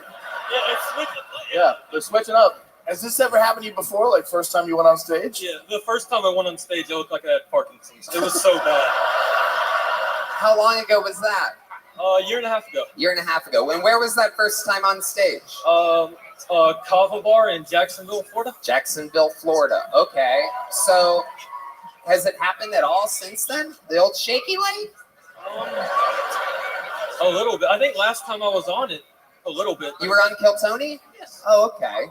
See, you just got me again. mad You got at me you. again. Yes. What the fuck? He must have been wearing camouflage pants or something. I must have missed it. That is fucking incredible. You have no condition. That's only happening from straight nerves right now. We might need like a paramedic or something. This is crazy. Wow. What's the largest audience you've performed in front of up until this point? What was that? What's the largest audience you performed in front of? Vulcan when I got on last time. Okay. So about 300. Okay. Yep. That sounds about right. What do you do for work, Kent? I stock shelves at HEB. You stock shelves with legs like that? Are you fucking kidding me? I'm really hoping, with the hooks of your legs, I'm hoping it's the bottom shelves, Ken. Which one? Which HEB? Shaker Heights? I know it's Austin 31, but I don't know. You don't know where you go to work? No. What the fuck are you talking about? What do you mean? I'm terrible at locations. Bro, I'm trying to visit you. I You know don't it's know- by 35. It's off of 35. No, that narrows it the fuck down. We'll figure it out. We're gonna hunt you down, boy. It's in the greater Austin area. You'll find it. So where are you gonna go for your next shift? How do you get there? Do they just pick you up? They have a bus that comes and gets me. But no, I think it's off of Slaughter and 35 on Oh, it's some fucking HEB. What's up? Represent. Everybody has their own HEB. It's gang warfare out there. What's your favorite part about working at HEB? Just say anything, buddy. You're about to get fired. Say something. It's clean. I do work with some great people. It is a bunch of nice people. That is nice. Okay. Okay. There goes that leg. Let me ask you this: does your leg ever shake when you go on a date with a girl or anything like that? What was that? Does your leg ever shake when like when you like a girl? No. That never. It's just strictly a stand-up comedy thing. Mm-hmm. Has it ever happened outside of stand-up comedy? I don't believe so. Wow, Yeah, incredible. You should do comedy while you're fucking a girl. She would really appreciate it. Hey, Red Dan. Red Dan. Oh shit, the lights have been activated. Red Band. Oh my god, for those of you in Vegas that picked Red Band to have the best joke this deep into the episode, you just won $9 billion. Kent Hunter, a very, very fun appearance. Congratulations. Here's a big joke, Buck. Fun times, my friend. Good catch. Good catch, especially since there's an earthquake happening in the middle of the stage right now. Kent Hunter, everybody. Yeah. All right, everybody. This is one of those parts where we have a special treat for you.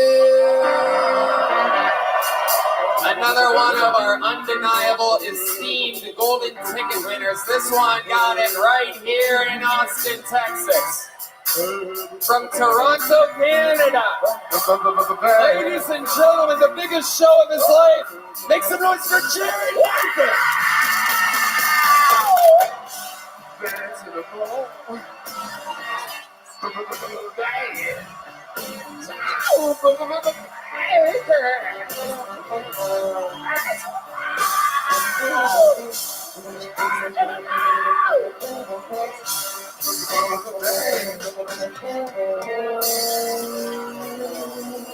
Happy anniversary!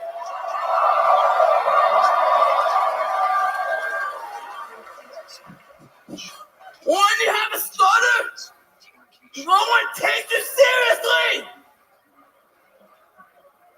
Everything I say is fucking hilarious.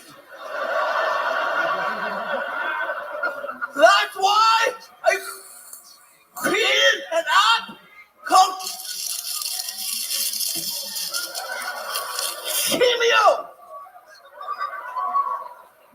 where I inform people that they're terminally ill.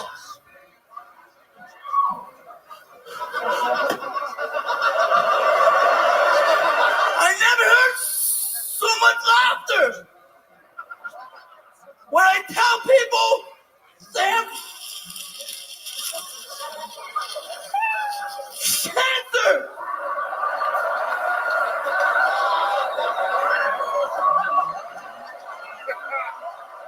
I turned a family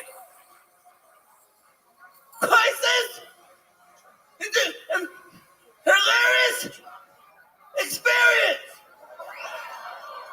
This month only, we're throwing a free wing with every purchase. Yeah. Fuck yeah. An unbelievable performance. I understood about 23% of it. We need a little bit more sound out of this monitor right here from the comic mic, please. That'd be great. And then again, we might not. He's retarded. You know what I mean? It might just be him. He knows it's okay, Joe. We call him retarded every week. I'm not your average retard. I show up on time. You're a super retard. Wait, what'd you say? I still can't understand. I'm not your average retard. I show up on time. Oh, okay. Absolutely. My kind of retard. All right, let's talk about it, Jared. You're the fucking man. All you do is smash. You came out living your pro wrestling dreams. How did that feel? Fucking amazing! Fucking amazing. Yeah. Thank you, Tony, for this experience. I want to thank you, and I also want to wish you a fucking happy birthday.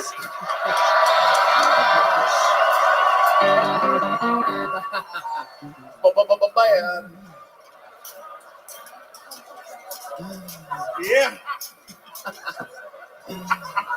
Jared Nathan, you are a fucking comedy gem. You are unbelievable at this. What else are you good at? I don't think I've ever asked you this. I used to swim in Special Olympics. I'm a Special Olympic athlete. You're a Special Olympics athlete? Yes. What sport? I swim. Please tell me badminton. You swim? And I played basketball. Whoa. I was a point guard. Whoa. They let you bring the ball down and decide everything that happens as the leader of the team? I made the motherfucking move.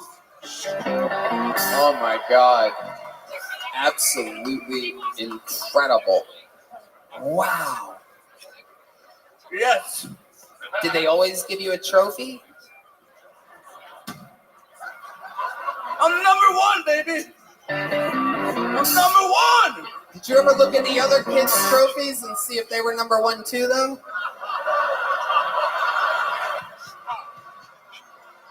Tony.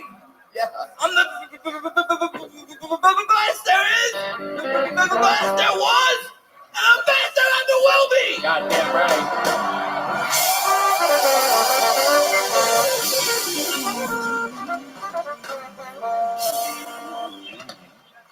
You're goddamn right. Wow. I also want to say I love Austin, but it's too fucking hot.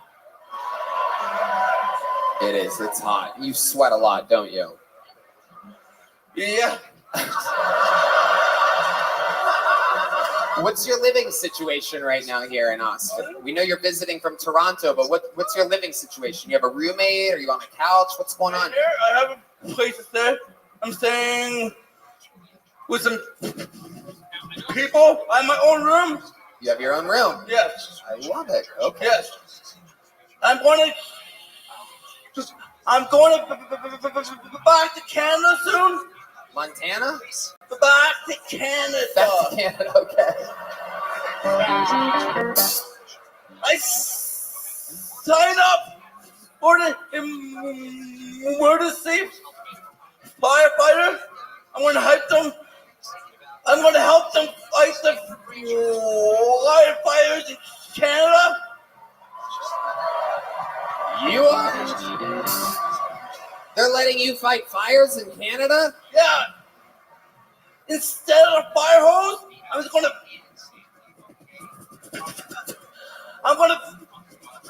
piss the fires out. Oh shit. It's gonna be weird when they're like, somehow there's more fires where we sent Jared Nathan. Dude, are we sending people that like starting fires to put out the fires?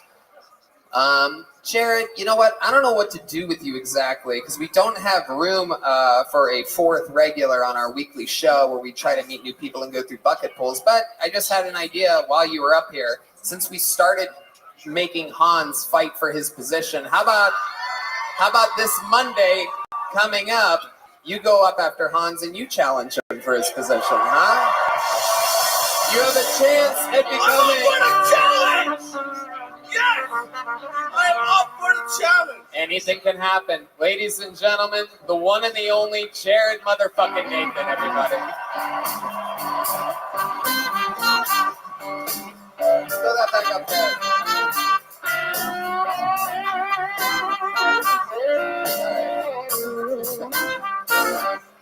tried to almost got him to set up the mic stand all the way perfectly, but I think he wants to hear you guys make some noise. All right, your next comedian coming straight from the bucket is Emma North, everybody. Emma North, or Emma North, or North Emma. Here's Emma, everybody.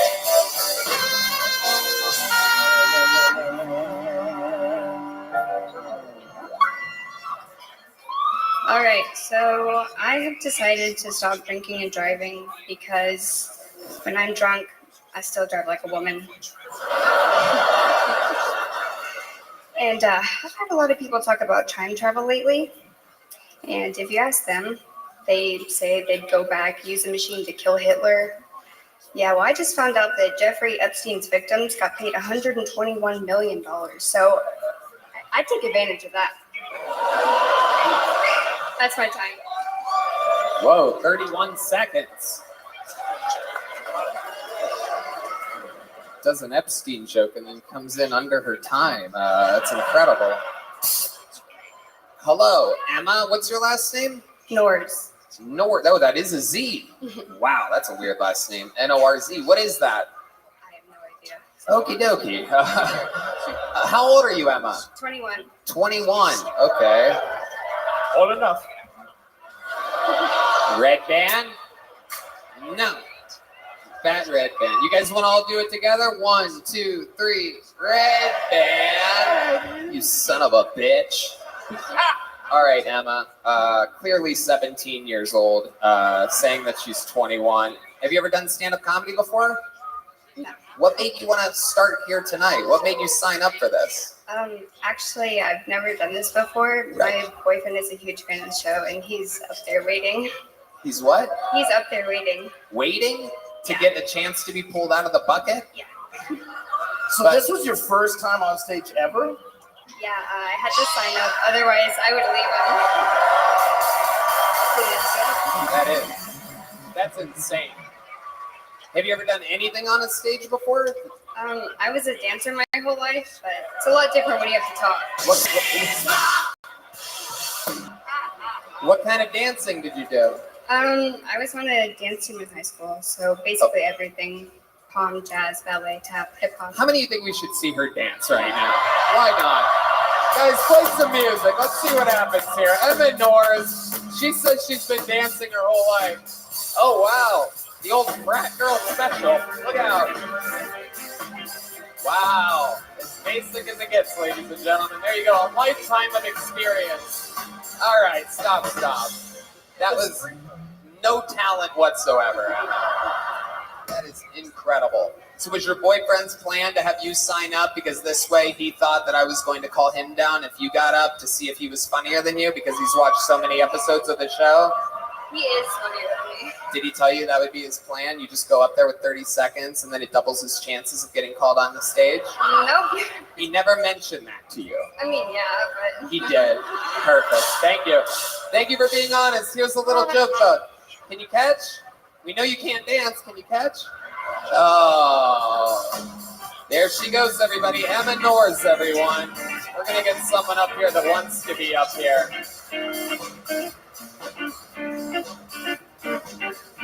You guys ready to take this show to a whole nother level or what?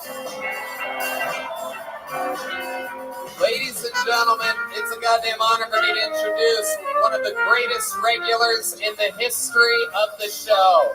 Moved here to Austin, Texas a couple years ago, famous for his unbelievable roasting and writing and stand-up skills. You know him. You love him. David motherfucking Lucas, everybody.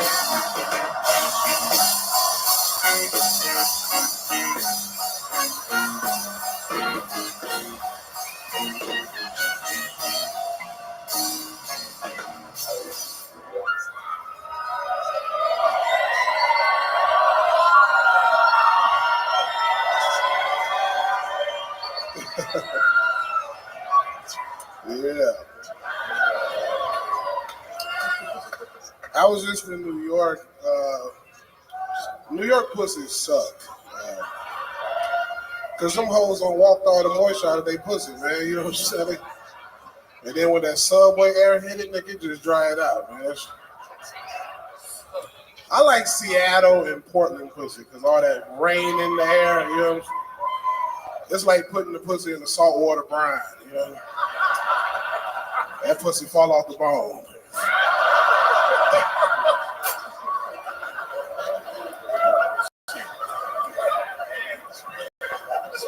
I really appreciate racism.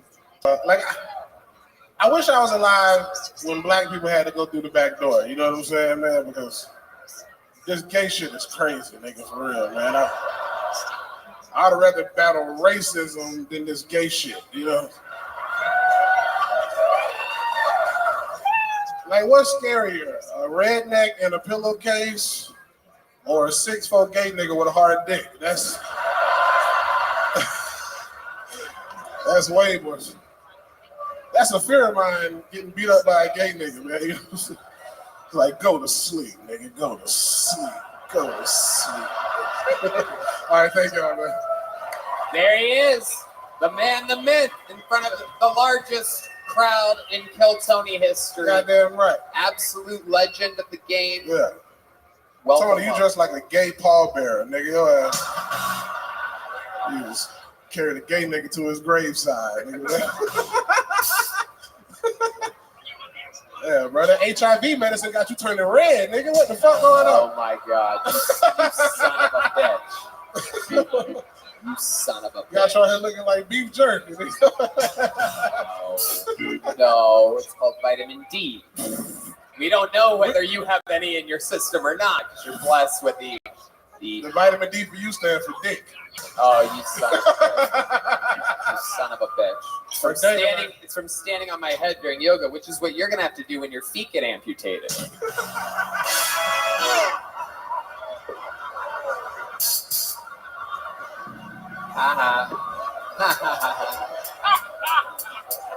You're wearing a Selena shirt tonight. That's ballsy. Yeah.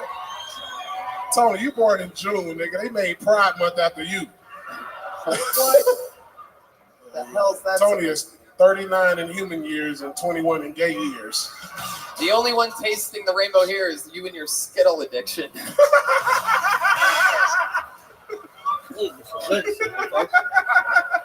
Are you wearing a Selena shirt because you always get shot with insulin?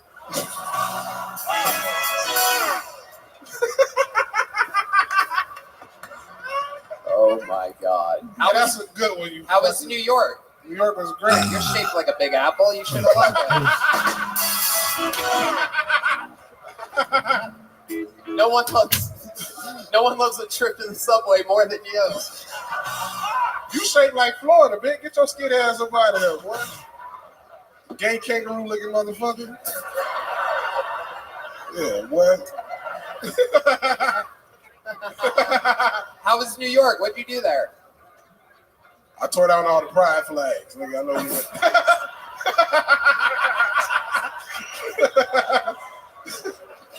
All the pride flags and all the BLM flags. I tore them down. I love it. Sick of that shit. Yep. Equal opportunity. What else has been going on? Anything else crazy? Shit, man, you know, just on the road, bro, doing the road like a motherfucker, dog. So that's all we can do. Keep getting better. Keep doing the road. That's Absolutely. It. Indeed, you and Hans have absolutely been killing it all over the road. And we talked about this recently, you and I, and we have come to the point to where David's so busy on the road that he gets to do a spot on Kiltony anytime he wants in the future. But this is officially his full-time retirement party right now in front of you guys. We did it. We set the record for the most roasting between two people. Hey! Austin's own wrong motherfucking white.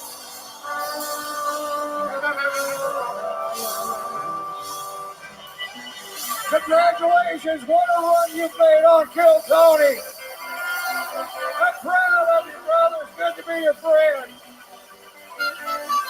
You know, one of the things that we do in the Austin comedy scene is when one of our tribe has a victory, we all participate and celebrate together. And what an amazing night this is, right? We have a commitment to make Austin the best comedy town in the entire world. And when Joe built the mothership, he didn't call it Joe Rogan's Comedy Mothership. He called it the Mothership because it belongs to all of us. And we're here to celebrate that. And it's helping us all grow and get somewhere in life. Come on down and celebrate with us. You guys are great. Thanks for being fans of mine, bro. Guys, come on, it's Raw motherfucking right. He got this whole party started. We all need to get together.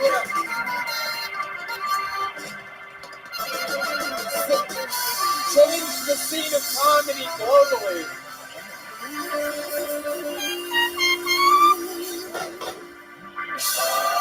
One more time, Austin's own Ron White.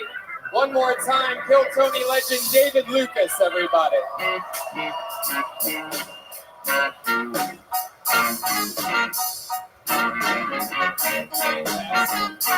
Come on, people. David Lucas, everyone.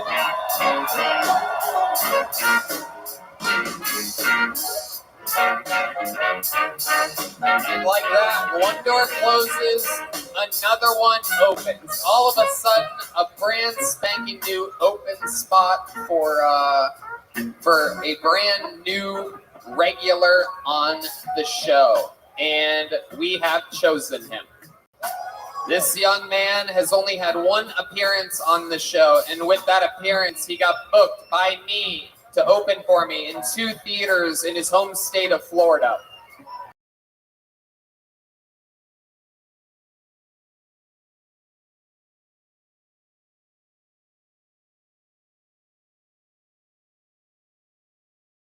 Literally talking about this, so excited to see his 2nd minute ever. Ladies and gentlemen, fans of Tony, I present to you a guy that we're all going to get to meet over a very long period of time. I truly believe this is the future. Some noise for Cam Patterson, everybody.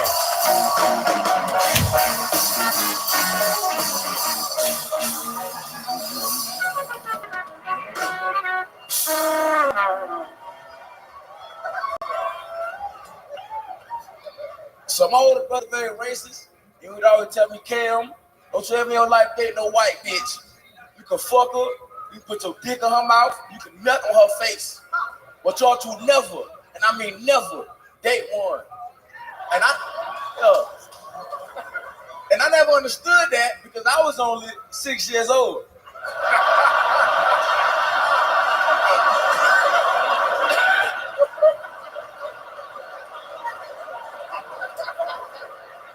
So as a child, I was perplexed. That's my first time using that word, sir, and I like it. It means confused, nigga. I will tell y'all this though. When I was in high school, I dated a white girl, and I love that stupid bitch. But I let my whole family down.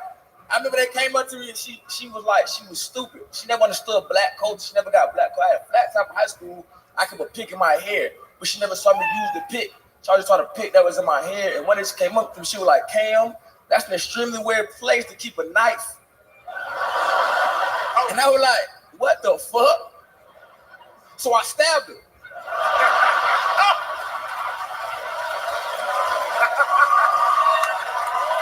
Hey guys, I'm with. The motherfucker has arrived. I'm telling you, this guy has street cred to the brim at the mothership. 2 unbelievable performances under your belt on Kill Tony. You are the newest regular on the show.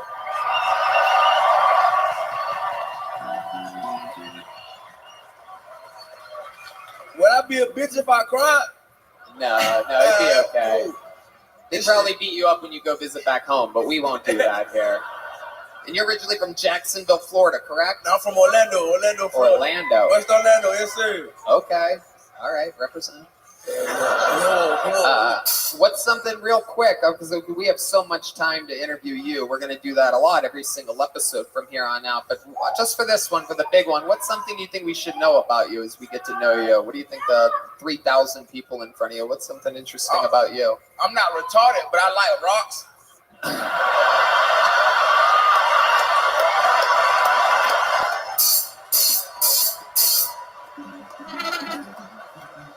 I just like how they feel. You know what I'm saying? They feel real good. I got this one. Oh It my just feel goodness. good. Is that a rock? Yeah. You like rocks? I got a couple of them bitches. I like this one. This one pretty. Unbelievable. I got this shit outside earlier. You know what I'm saying? Oh my God. Bro,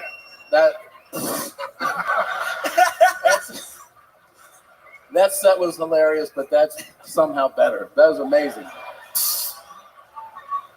Have you always done that? Yeah. I just like the way they feel. They just make me go to sleep and shit. Does TSA ever say you can't fly with these rocks? No. One time I threw one away and I was real upset because the next time I got there with my other one, they was fucked up. This is the best. You got to do a rock check-in like every week. Oh, yeah. Oh, yeah. Absolutely. Cam, I'm so excited about the future, dude. I'm pumped. We're going to keep it moving along. Welcome to the family. This is the future right here. I promise you. Cam motherfucking Patterson. Cam with a K. Hey, you guys want to do something cool real quick, huh? Why don't you guys all say hello to one of the great friends of the show, Theo Vaughn.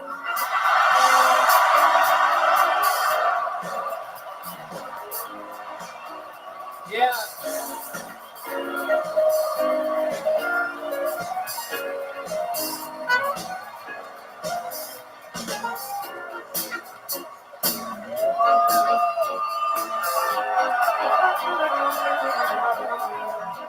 Good to see you guys this evening. I'm grateful to be in your city.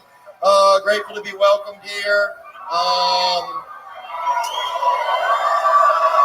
Yeah, congratulations, Tony, on having one of the most creative shows in the entire world. It is so much fun. Thank you, brother. And all of you men at that table, thank you guys all for just being brave and making something new and awesome here in this awesome city. And grateful to see you guys tonight. Thank you. We love you. One of the greats in comedy. Hopefully, we're trying future Austin resident. One more time for Theo Vaughn, everybody, huh?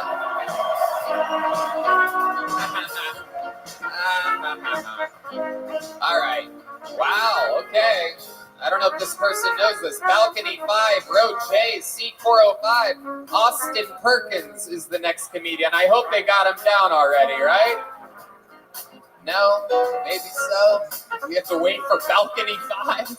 Oh, that's crazy. All right, while we wait for him, let's keep it moving real quick. Make some noise for Aphrodite, everybody. Let's get Aphrodite up here. Oh, okay. Fuck, I blew it. No, come on. Come on, you'll never believe who's next. One more time for Austin Perkins, everybody. Hey, what's up? Hey. So during the pandemic, I was hospitalized with a bowel disease that caused my colon to shred itself. Answering the question, what if Kanye's Twitter was my asshole? I had to shit 41 times on my worst day ever. To put that in perspective, all 4 of these guys shit 8 times today. Combine that, add 9. That was me. It's the Mr. Beast approach to toilet time. I will say the best part about being in the hospital, all the hot nurses. The worst part, uncontrollably shitting myself. Any attempt at flirting would always end in her saying, wow, you're really funny. Did you go number 2 in your bathroom? And I had to be like, mm-hmm. And she would say, I'm gonna go look at it now. It was the worst.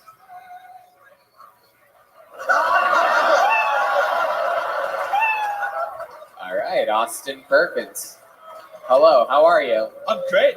Okay. Super pumped to be here, Tony. You have like the energies of someone that's lying right now. You feel like a little If I shook my leg, would that distract away from it? No. You see what I mean? You hear the noise that they're making? How long you been doing stand-up, Austin? About 2 years. 2 years. Yeah.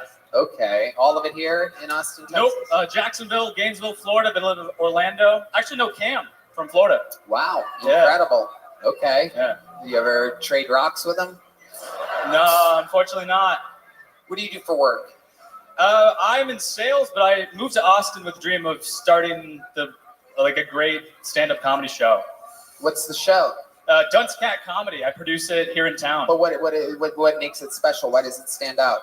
Well, I guess I bring a drummer. I try to book really awesome comedians. I throw stuff into the audience for free merch. Like what? What do you throw at them? Little ball capsules with like merch items, so they can pick them up after the show, just to make it fun. What kind of merch? T-shirts, stickers, little keychains, tchotchke stuff. This show sounds like it sucks, dude. I'm kidding. How's it been going? You able to get an audience there? Sorry? You able to get an audience to go? Yeah. Okay. Just people that like free shit and bad jokes? I'm kidding, Austin. I'm kidding. Oh, come on. All right. That's interesting, Austin. So what's your living situation? I have an apartment here. You have your own apartment? Well, I'm looking for a roommate right now. What kind of sales are you in? Technology sales. All right. What exactly in technology are you selling? I sell a software product. We're really not supposed to talk about it. It's a big company. They wouldn't like me saying it. Okay. Yeah. So Google or something. All right. Perfect. Yeah. Austin, do you have any special skills or talents? Yeah, I shit a lot. You shit a lot? Like I shit a lot. I have like Crohn's.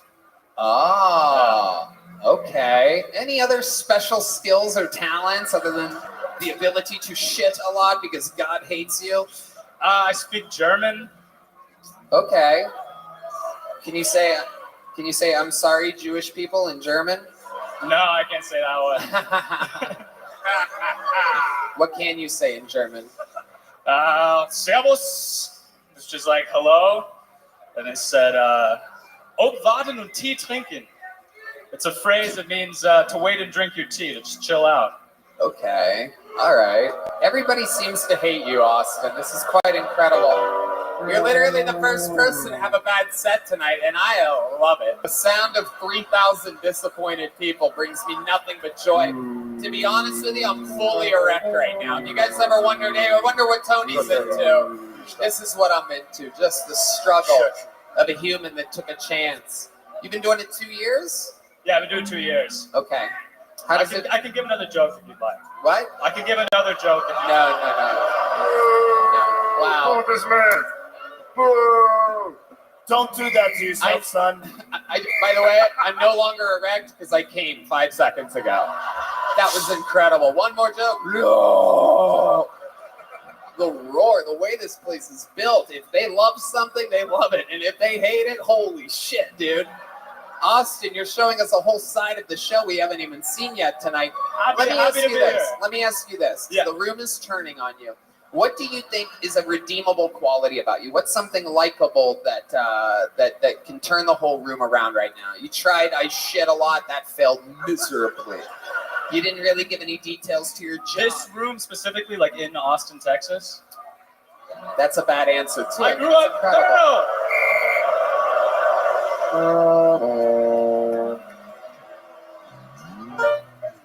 What are you trying to mouth to me? Sorry, are you about to do a joke that has nothing to do with... Okay, go ahead. No. I grew up a military brat. So if I come off maybe that you can't trust me, it's because I'm used to moving around a lot. So it's because you moved around a lot that I didn't like you immediately after your minute. Okay. You know what? If we're gonna boo, let's fucking boo. How loud can we boo this fucking guy? Boo this man!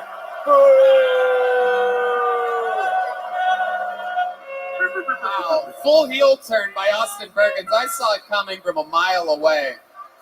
Here's a little joke book. You're the first one to get one tonight. Austin Perkins, everybody. There he goes. Some people try. All right, let's do something special, everybody.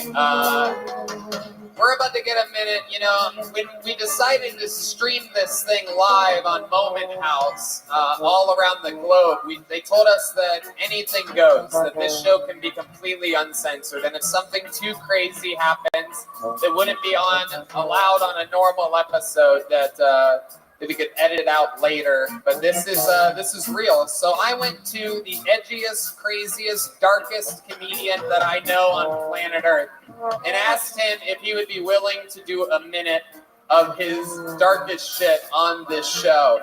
This guy, famous for closing out the main room of the Comedy Store, a legend of the game, your favorite stand-up comedian's favorite stand-up comedian. You're about to watch the dark force of nature and one of the newest residents of Austin, Texas.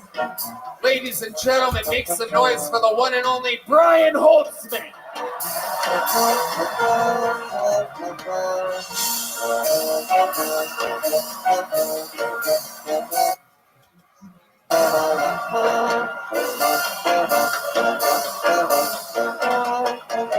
Sit the fuck down! Have you ever seen a woman in a wheelchair blow a rape whistle? I have. It's real easy. Just look for a high curve and disable one of the wheels. Everything is so woke today. If Helen Keller was alive, she'd probably win Miss America. It might go something like this. You mean the deaf bitch one? Yeah, get a stick and poke her. She can't fucking hear or see. Poke the bitch. Poke that fucking bitch.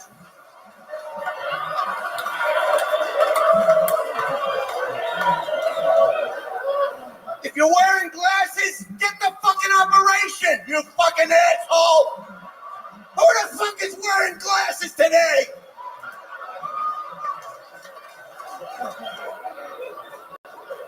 This guy took his friend to the doctor and said, "Doctor, you gotta help me. My friend, he can't speak English." The doctor says, "Fine, have a wait in the room and I'll come inside, take your pants down, strip down and lean over the fucking counter." And the doctor shoved the fucking thing. Hey! And he got something larger. Hey! And he shoved it in the guy's ass. Hey! And he got a big thing in fucking his asshole's hanging out of his fucking. Hey! He got a bigger thing out of the cabinet and he shoved it in. Hey!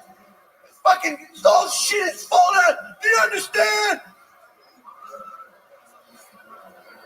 And then he said, "Get dressed, come back tomorrow and we'll start on the letter B." Congratulations. Thank you, ladies and gentlemen.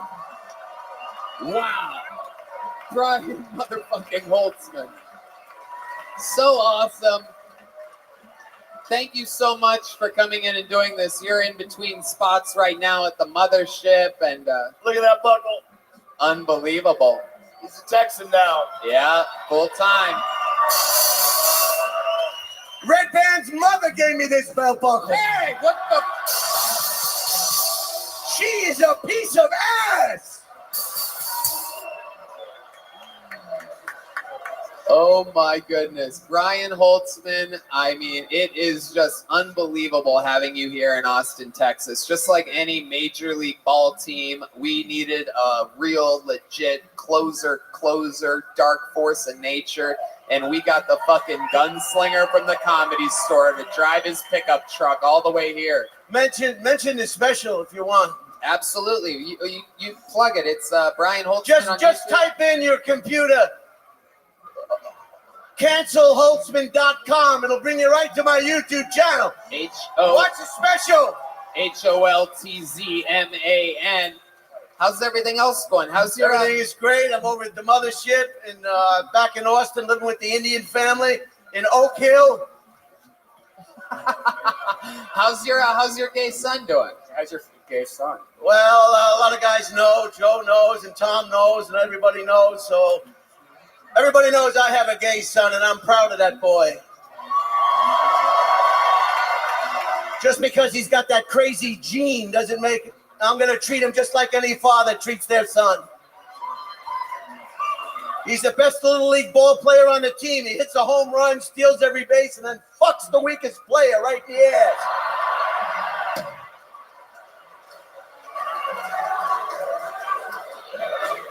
Some fathers play catch with their son in the backyard on the weekends. I take my son down to the I-5 freeway and let him blow truckers all day. That's my boy. Let him suck your cock. No, that's my boy. Let him suck your cock. No, that's my boy. It's okay. Let him suck your fucking cock.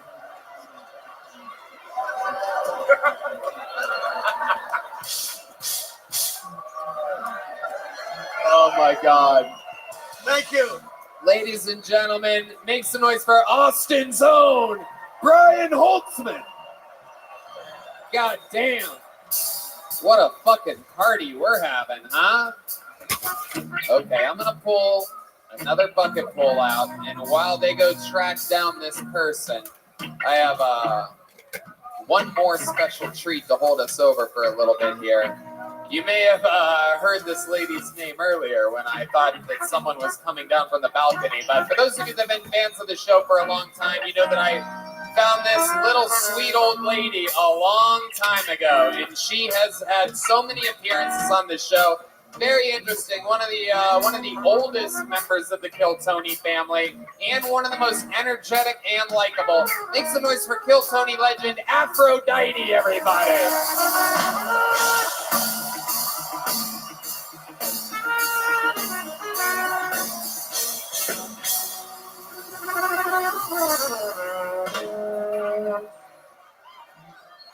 What's up? What's up, ladies and genitalias? Coochie squeezers and breastfeeders. I identify as get the fuck away from me. You know, I gotta tell you ladies, because you ladies be slipping on you men. Don't be walking around the house looking like you're homeless and shit. And wonder why your man cheating on your ugly ass. For real. Ladies, y'all gotta step your game up. You get married and shit and you think it's time to get ugly and shit. Call it comfortable. Ain't shit comfortable about an ugly motherfucker in your bed. So comb your goddamn hair and ladies get some scissors and cut your goddamn coochie hair down. Get the white hairs off your coochie. Yeah, you look like fucking barbed wire down there. Want somebody to lick your coochie and looking like barbed wire and shit. Men, your ass ain't off the hook yet. You need to get a nut sack brazier to put them nuts in your motherfucking brazier. Okay? Motherfuckers! I mean, it's unbelievable. The great Aphrodite, everybody. I love you. Started stand-up on this show just a few years ago, living one of her dreams. I don't know if you always answer. How old are you, Aphrodite? I'm 67, but my ass is 25. Oh, shit. Oh, shit, look at this. Oh, there it is, folks. Oh, my God. That is unbelievable. Yeah. Wow. And all these young motherfuckers chasing me. My goodness. What a queen. Unbelievable. How you been, Aphrodite? I love you. I love you too. Thank you, Afro. You sweet, sweet thing. I would not know what to do with you. Oh, yeah. I simply wouldn't. But my man know what to do with me. He look like King Kong and shit, you know? I'm too fat for a skinny man. I agree with you. I got this weird thing I'm feeling right now. Huh? I want to sit on Joe Rogan. You want to sit on Joe Rogan? Oh my goodness. I don't know about that. Aphrodite, no. Afro, don't. Oh! Do it. Holy shit. Oh my goodness. Wow. Oh shit. This is incredible. Wow. This is a legendary moment on the show. I've always wondered what it would be like I've always wondered what it would be like if Mario hooked up a toadstool. This is incredible.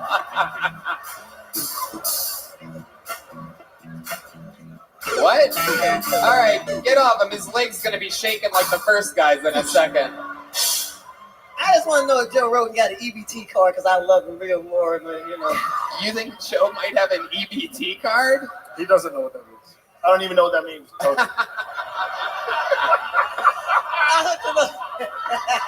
Yeah, she got you.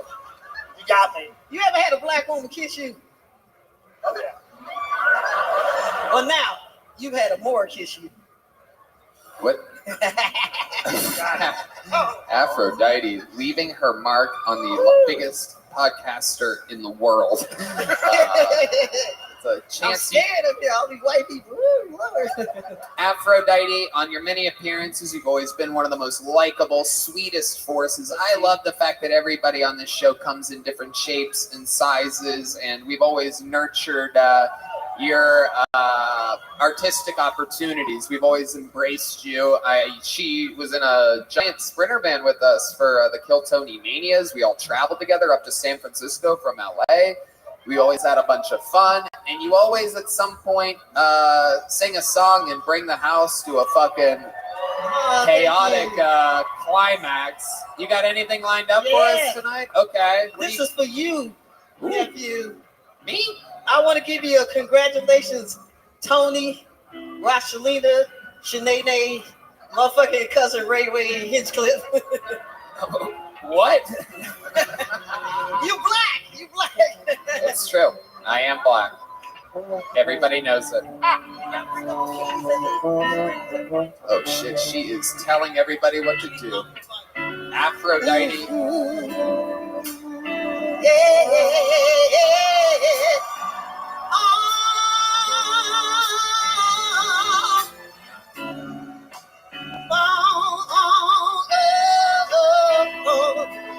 Kill Tony, yeah. Kill Tony, yeah. Tony, you may not know this, baby, but we love you so. Kill Tony, that's the show. Yeah, tell your friends where to go. You a superstar. That's who the fuck you are. And we love you so much. I just wanna see. I just wanna show you how much love there's here tonight for you, Tony. And your sidekick, friend, man, all these years. We love you, dear. And William Montgomery, David Lucas too, yeah.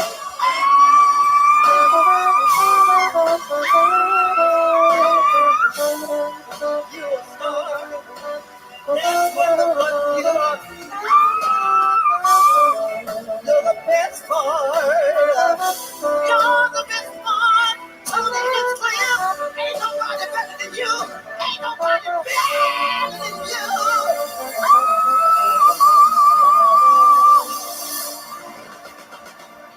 Get the fuck up. Oh my god. You guys suck. Get the fuck up. Yeah.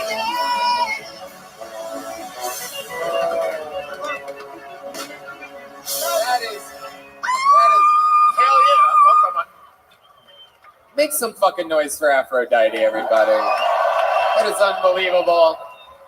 I can't believe she did that song that I wrote for her to do. That is so sweet, Aphrodite. You're the best. If life was a movie, you're the best part, Tony. Oh my god, Aphrodite, you are unbelievable. I just love you. Your spirit, I don't know how I'm able to pick them like I do, but you are just the coolest fucking lady. That was so sweet. Thank you so much. One more time for Aphrodite, everybody. There she goes. Thank you. Thank you, Aphrodite. Kill Tony Legend. Yeah. She came in for this. I love you. She hates flying, so she took a bus. God, I love her. I love her. I love her. And she was just 40 years younger and 200 less pounds, and 80% less lipstick. Okay, here we go. We're moving along smoothly, and we are down to what I do believe will be the final bucket pull of the night. You guys are booing that it's the final bucket pull of the night? Make some noise for him. It's Noah Davison, everybody. What's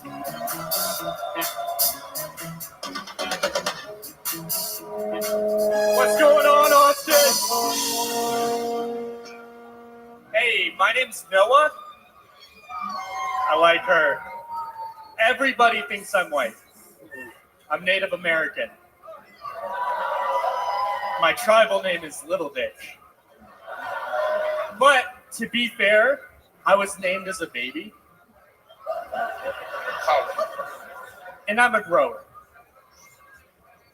I grew up poor, which was hard. The hardest part about growing up poor is that your taste buds stay poor. Like, I can't eat foods longer than 5 letters, guys. I have to eat casserole and its separate ingredients. Guys, vagina's off the table.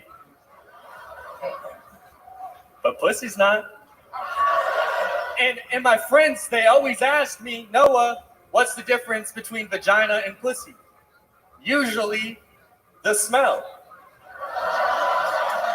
Or the daddy issues. That's my time, guys. Thank you so much. All right, Noah Davison, let's get into it. Hello. Good to see you, Tony. Good to see you, I guess. You have an interesting face. Everything's sort of smushed right to the middle, huh? Yeah. You have a face like one of those little things at McDonald's where you put the coin in and it would like spin around.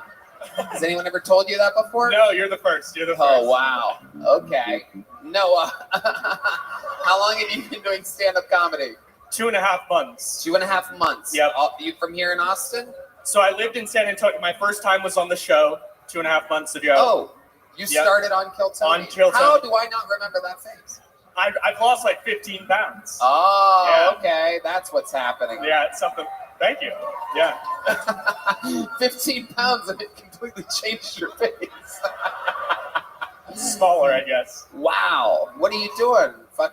You just rubbing Ozempic on your face or something? What's happening? Yeah. No, the normal stuff. How do you lose 15 pounds? I eat rice and chicken 14 times a week, actually. Yeah. Wow. Yeah. Incredible. That's the only thing you and Hans Kim have in common. What do you do for work? I'm in sales. Ugh, I hate that I answer. know, yeah. What are you selling? Tats? Solar. Oh. Yeah.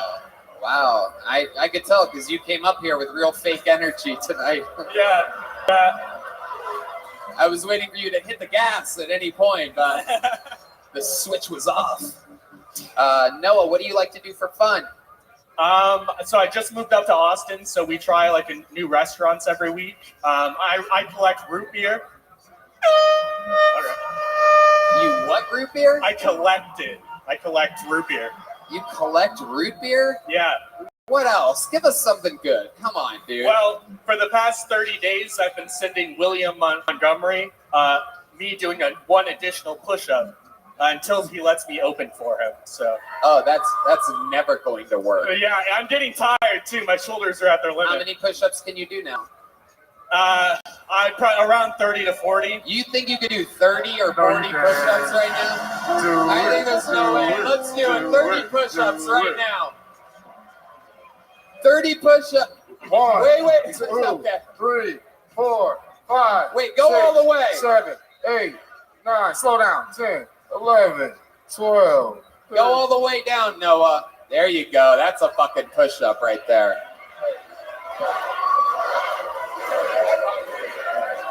25, 26, 27, 28, 29, 30. Wow. Do 40. Let's go. 21. 2, 3, 4, 6, 7, 8. Sean Dean. keeping the white man down. It's my dream, Tony.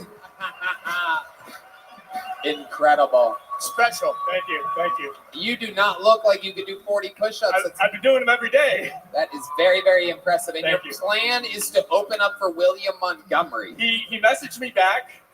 He told me to go lower. Ah, great minds think alike. I think the same thing. Those are weak push-ups. Oh, well. I'm working on it. All right. Well, Noah, you have a real creepy vibe to you. You know that? Oh, yeah. How does it feel performing in front of 3,000 people? That's awesome. You ever do anything like this before? Other than Kill Tony, no. Right. Have you ever been on a stage before? You ever do anything? So I've been doing the mics around Austin, but no, it's hard to get time when you're new, you know. So I've been working on it. What the fuck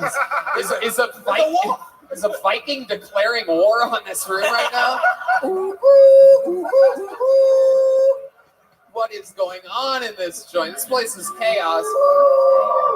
Noah, very impressive push-ups. There's a little joke book for you. Put the mic in the mic stand. Put it up there. All right. You guys wanted one more bucket pull, so I pulled it. Make some noise for Juanita. We're all going to be here together. Juanita. Oh, shit. Here we go. Let's fucking go. It's my minute. All right. So I grew up in Victoria, Texas, and yeah, a lot of math. And I moved from there to San Antonio, and then when I moved to San Antonio, I went to Alamo Heights, and I fucking it's a very white part of the town. And I worked at a bar. Yeah, it's extra white. Bombay Bicycle Club. It's really famous for being like part of like a university, Trinity University. They're private, but they're not Catholic. That's kind of disturbing. And but I worked there, whatever, and that was years ago. So I went there recently, and one of the kids that goes there, there's a lot of kids that go there. He thought I was part of the staff. So all right, this is a joke. So this dude, he. All right. Dude comes up to me and he thinks I'm part of the staff, and he's like, "Hey, can I buy you a drink?" All right, Juanita. That was a hell of a setup you got there. Holy shit. I was waiting for you to transition into a punchline there, but I can do it if you want me to. What? I can do the punchline if you want. What's the end of the joke? The whole end of the bit was that I accepted the drink from the dude, and then he proceeded to tell me about his first shot, and I was like, "What was your first shot?" Then he goes, "My first shot was Malibu and Crystal Light." Okay, I'm gonna stop you again because it's just the setup is continuing. I'm not sure exactly what's going on. Joe Rogan, what do you think about what's happening? How many times have you done comedy before? A few times in San Antonio, a few times in Austin. Were you very nervous before you got up here? Not this nervous, big. No, I mean right tonight. You were very nervous? Oh, yeah, I am. I'm very nervous. Yeah. Well, you should go watch this. Shit. And then, do a lot of editing. You can't set things up that long. Yeah. You know? I'm sorry. No, don't apologize. It's a hard road. And there's no classes on how to do it, and everybody tries to do it their own way. And it's hard to figure out. It's hard to figure out. And everybody has to do it their own way, but you got to get to the point quicker. You can't have people knowing exactly what you're talking about the entire time you're talking about it, because then you just keep saying words, and so. And it's only a minute, you're cut right. to the chase. Absolutely. You don't need to save money for an operation to cut your material down. You know what I mean? Tom, any pointers? I will do that. No. Well, I mean, I would have thought that you would have thought I have a minute. So, you know what I mean? I have a minute, because at a minute you're like, and then, you know what I'm saying? I fucked up. Yeah, it's all right. No, it's all right. You know what? It's actually sometimes like, to fail in front of a lot of people. No, I'm serious. It's how you will get better if you like doing this, because you are failing in front of a lot of people, and it's not always going to be great, you know. The problem is some people talk like that all the time in their real life. Yeah. And they don't know it. You were painting too big of a picture. Yeah. So do all your friends talk like that? Because sometimes you get around groups of people that talk a certain way. You talk about multiple stops. And everybody won't shut the fuck up, and it's just chaos. That makes sense. No, Yeah. The irony being that I prep for Kill Tony, so the bits that I do in San Antonio, I try to like make them like 2 minutes. If I have 4 minutes, I try to go shorter, but I was really fucking nervous. That's probably what it was. Yeah. All right. Well, good on you for admitting it. Let's just talk Come about back it. from this, and if you kick ass, you'll rise from the ashes. I mean, it seems like you have a lot to talk about, Juanita. I mean, can you tell us a little bit about yourself? Yeah. So I was born in Mexico. I grew up in Victoria. I moved to San Antonio when I was 23. Okay, Carmen Sandiego. How about something else other than your geographical location? That sounded like a setup to another bit she was doing, right? Like, I took 35 South to get here tonight. That was our next 5 minutes. Yeah. Got off. I've followed both of your careers for a very long time. I listen to your mom's What do you do for work, Juanita? We all know they're famous, Juanita. Thank you. I'm a manager at a restaurant. What restaurant? Grimaldi's in San Antonio. Okay. Pizza. Some guy just ordered ranch for some reason. It's unbelievable. This crowd is rowdy here. They used to forbid ranch because they were like, we're New York. What's your love life like, Juanita? I'm trying to figure out what's going on over there exactly. It's been mainly boring. The last hookup I had was really bad. It was a guy who was like painfully shy. So he was taking forever to like get to the point.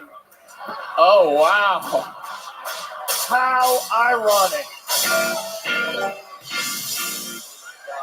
That was oh my God. That was you didn't even notice perfect. what you were saying there. That's incredible. It's amazing how sometimes life lessons are right in front of your face and you can't get anything from it. You just like, it's right there. Juanita, that was a hard Karma's run. a bitch. Yeah, it sounds like a match made in heaven. You think? Lord have mercy. No, it was so bad. He was so shy. I went through like a kind of sexual assault experience, and I was like, that was better than you. Like, you took forever. That was pretty funny. Yeah. That's not bad. We're finally getting us something. You know how here. quick? See how quick you got through that? Yeah. See how you set that up? Like legitimately. How you just said that? Like that's actually a bit that I do. So. Well, you should have done that one. Yeah. Jesus Christ. I should have fucking done that. God damn it. You see it? Just snip, snip, snip. You got to cut it up. Snip, snip, snip. Let's Snip, go. snip, snip. Let's go. Absolutely. Juanita, so nice to meet you. Thanks for coming on this show. Here's a little joke book. Can you catch it? Here it comes. I'm not gonna catch it. I'll I try. bet you can. I bet you can. Yeah! I like to think it's all about the tops. You know what I mean? Bye, Juanita. Make some noise for Juanita, everybody. There she goes. Well. We've come to that time, ladies and gentlemen, where, every once in a while you just have to put a fucking ribbon on things. And who better than the man who has done more new sets on this show than anybody, more interviews than anybody, more years than anybody. This guy is a superstar. We love him with all of our hearts. You know him. The Big Red Machine, the Memphis Strangler, the Vanilla Gorilla, the one, the only, William Montgomery.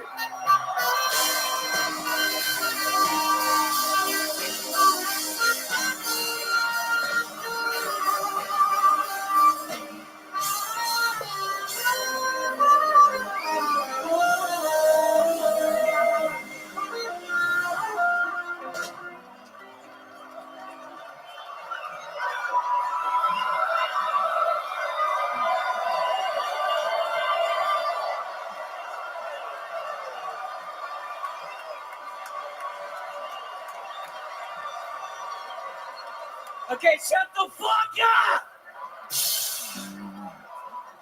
First off, y'all know I'll be rejoining the PGA Tour. Saudi Arabia just bought the PGA Tour. The good news is there's now a ton more money in golf.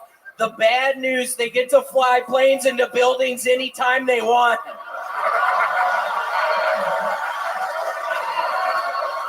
And also, weirdly enough, my Indian name is also Little Dick. So that's weird that guy said that. I'm so homophobic, I don't stick a toothbrush anywhere close to my mouth. Due to the writer's strike, I'm pitching a new television show starring a fat psychic. It's called Large Medium.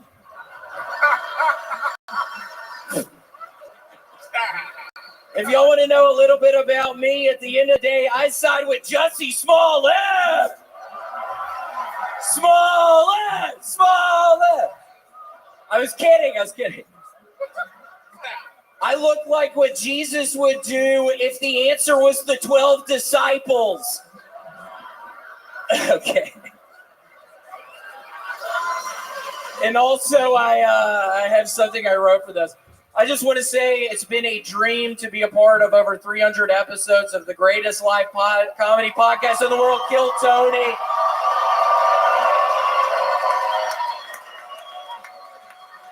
There have been lows, namely the quarantine episodes where my drinking and drug use were spiraling totally out of control, where I was flipping over Hyundai Elantras in the parking lot of a La Quinta Inn in Scottsdale, Arizona.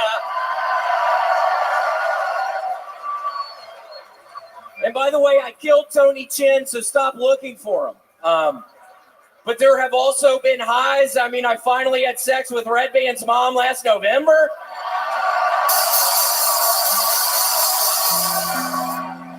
Y'all should have seen that old bitch!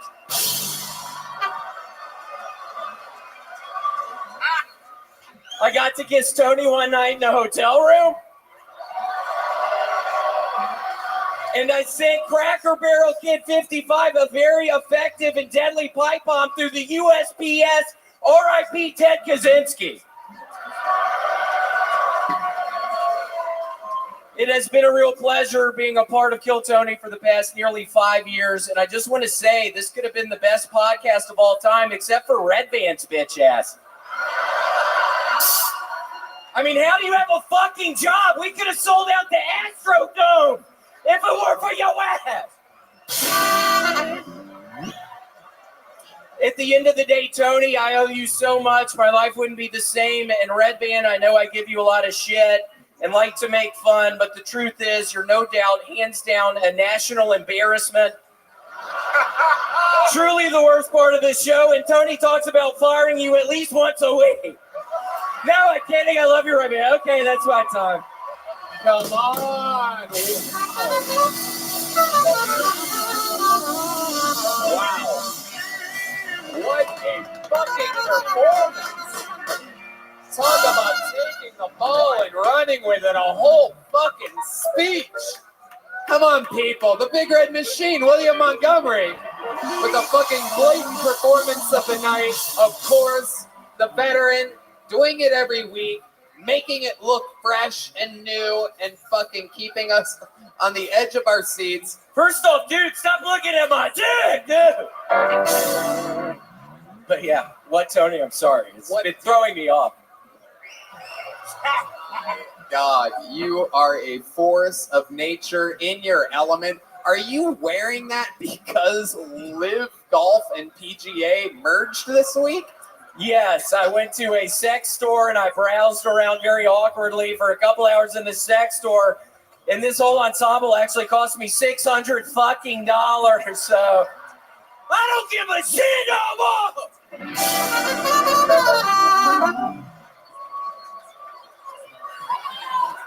And also, Tony, they found skin cancer on my neck, so hopefully I can. That wasn't a joke, yeah, so hopefully it'll be all right. Little fun fact, that part's actually not a joke. He was diagnosed with skin cancer this week, everybody. How about a hand for William Montgomery? You better sit down, bitch! You're not supposed to cheer at that. William, I was not expecting you to prepare something so beautiful as your set was tonight, but we prepared something very special for you. If you want to turn around and look at that video screen, let's roll that William Montgomery video. It's William Montgomery, and he's coming for everybody's jobs. That guy. That guy is a genius. He's like Andy Kaufman meets a fucking Tennessee trucker. He's coming for everybody's gonna know who that guy is eventually. He's literally got like that comedy Twitch muscle where he just riffs and it's the dumbest shit and the most glorious shit at the same time. All right, we've had this young man on this show before, and at least I believe so. I know for a fact that I met him outside one day and I thought he was interesting as hell and had an unbelievable charisma to him. Very impressive. I can't tell whether he's a genius or he's crazy. So here he is for you, ladies and gentlemen, William Montgomery. I just spent $30 fucking on the ecstasy. The least you can do is buy the movie tickets. It's an impression of my uncle in '94 before we went to go see the movie Twister. I'm grinding away at the open mics. I'll be quite frank. I have this issue with PCP, so half the time I'm at the open mics, the other half the time I'm down in Scottsdale, Arizona with my aunt, flipping over Hyundai Elantras, y'all. What? If you had to guess how many Elantras you flipped in your life, like what would that number be? I don't have to guess. It's 14.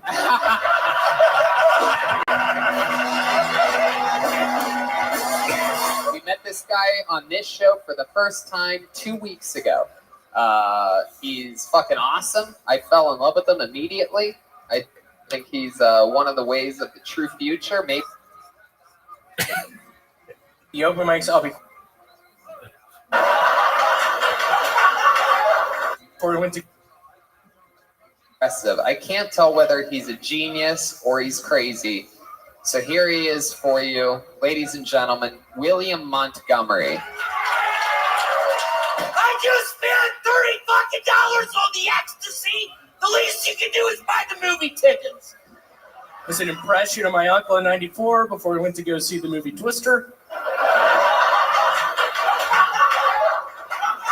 I'm grinding away at the open mics. I'll be quite frank. I have this issue with PCP, so half the time I'm at the open mics, the other half the time I'm down in Scottsdale, Arizona with my aunt, flipping over Hyundai Elantras, y'all.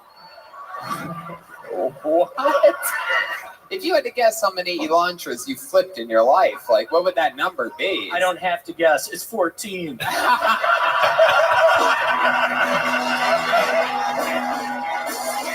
We met this guy on this show for the first time 2 weeks ago. He's fucking awesome. I fell in love with him immediately. I think he's one of the ways of the true future. Maybe I'm crazy, but maybe I'm right. It is the comedy stylings, second ever appearance of William Montgomery.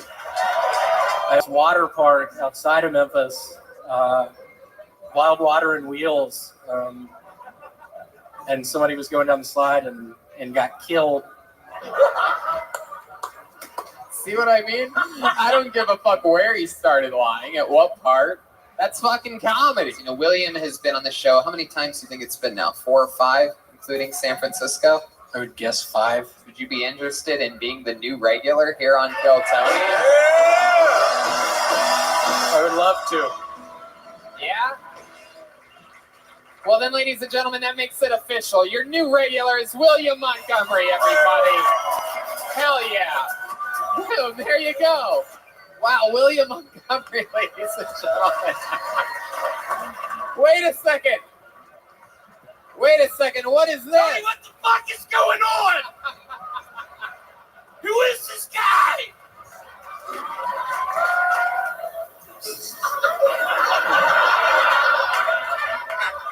How'd you two meet? It was 2 years ago. We were with my aunt. and melting candles. goods. Weirdly enough, last night I was trying to look at the eclipse up in the tree, and I rolled off the limb I was on and landed on my neck and hurt my neck real bad.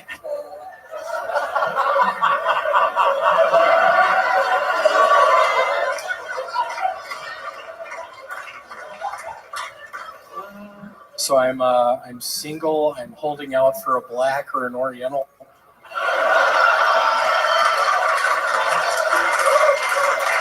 It is David Lucas.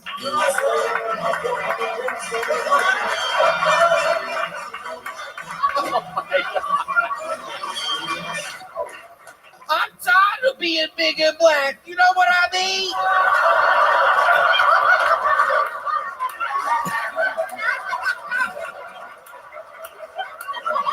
Dale.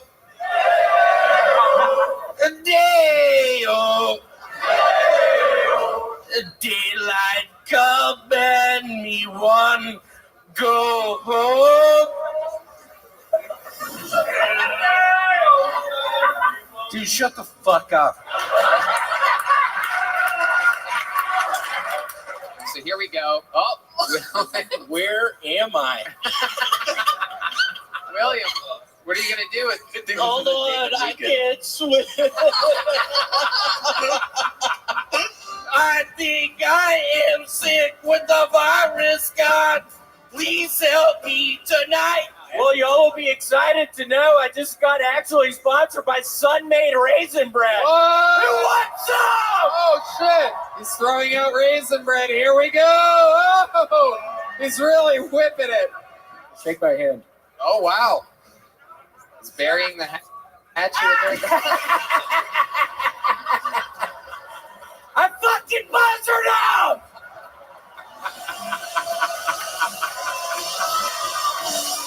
I buzzed your dumbass! You really thought I was trying to bury the fucking hatchet? And the comedy gods are with us. He literally broke the chair when he flinched. He got red, man. You have come to a magical, magical episode. As I introduce to you the Montgomerys, Francis and Larry Montgomery, are here live in the flesh. The longest standing regular in the history of the show. The man who has done the most 1-minute sets in the history of the show. This is what he came from. Welcome to the show. You guys have both. We apologize. I'm really glad to see Redmond. Oh, Redmond. Whoa. She had one of these buzzer things on her. First and foremost, Mama and Papa, I just want to say it was a real pleasure storming the Capitol with y'all last year.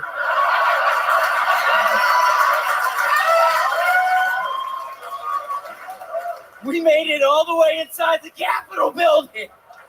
Larry, what do you think of this unbelievable performance? I'm going to be perfectly objective and tell you that I was awestruck by his comedic talent. Wow. He's fucking around. But when he said it, what did it sound like when Ja Rule said that to you? Man, you gonna have to stop. Well, thank you for bringing it up. Thank you. Right, I apologize. Bring it up. I do it to everyone. So maybe I need to stop. Yeah. But I never gonna stop.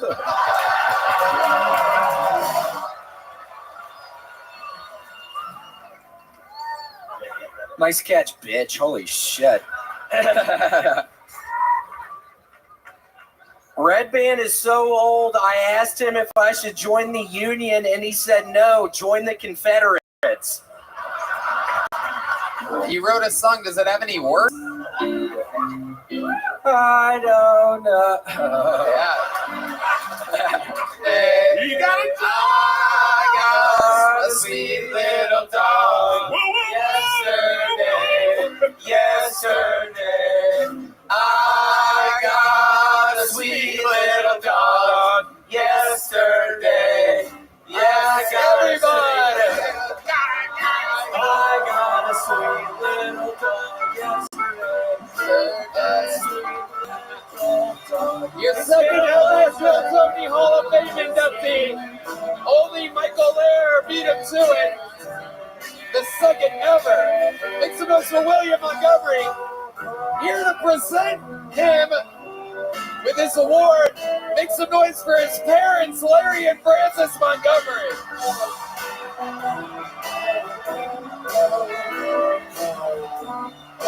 Yeah, baby.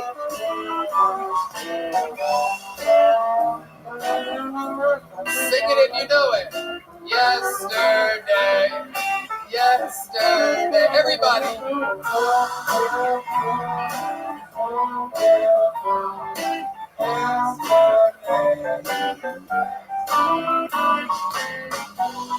We love it. Larry, Francis, William. Larry, it's your son. Is there anything you'd like to say? He's wiping it off. He's getting William's germs off of it. Sorry I did that. I just didn't want to catch whatever the hell it is Jared Nathan has. I forgot to mention, Larry and Francis were voted Guests of the Year 2022. William's parents ended up beating everybody out somehow. Tony, congratulations to you and Red Band for crushing it for 10 years. Thank you. Seriously.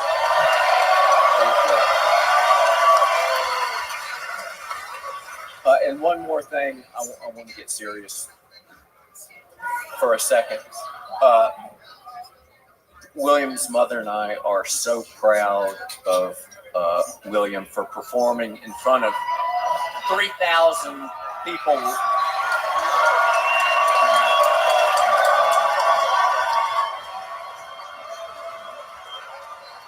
Thank you. We're so proud of him performing in front of 3,000 people live and millions on the live stream, and coming out here looking like a fucking retarded sex pervert.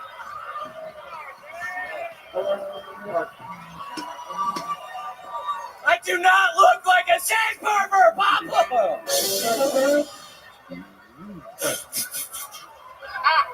William, you are a star. We saw Hans is dealing with being challenged regularly for his regular shift. We saw David Lucas retire with dignity, able to do spots anytime he wants. You're the second ever inducted Hall of Fame member of the Kill Tony universe. Thank you so much. Are you also planning on retiring, or are you going to keep performing every week? Tony, I never go stop! You know I never go stop! The fuck you asking me that for?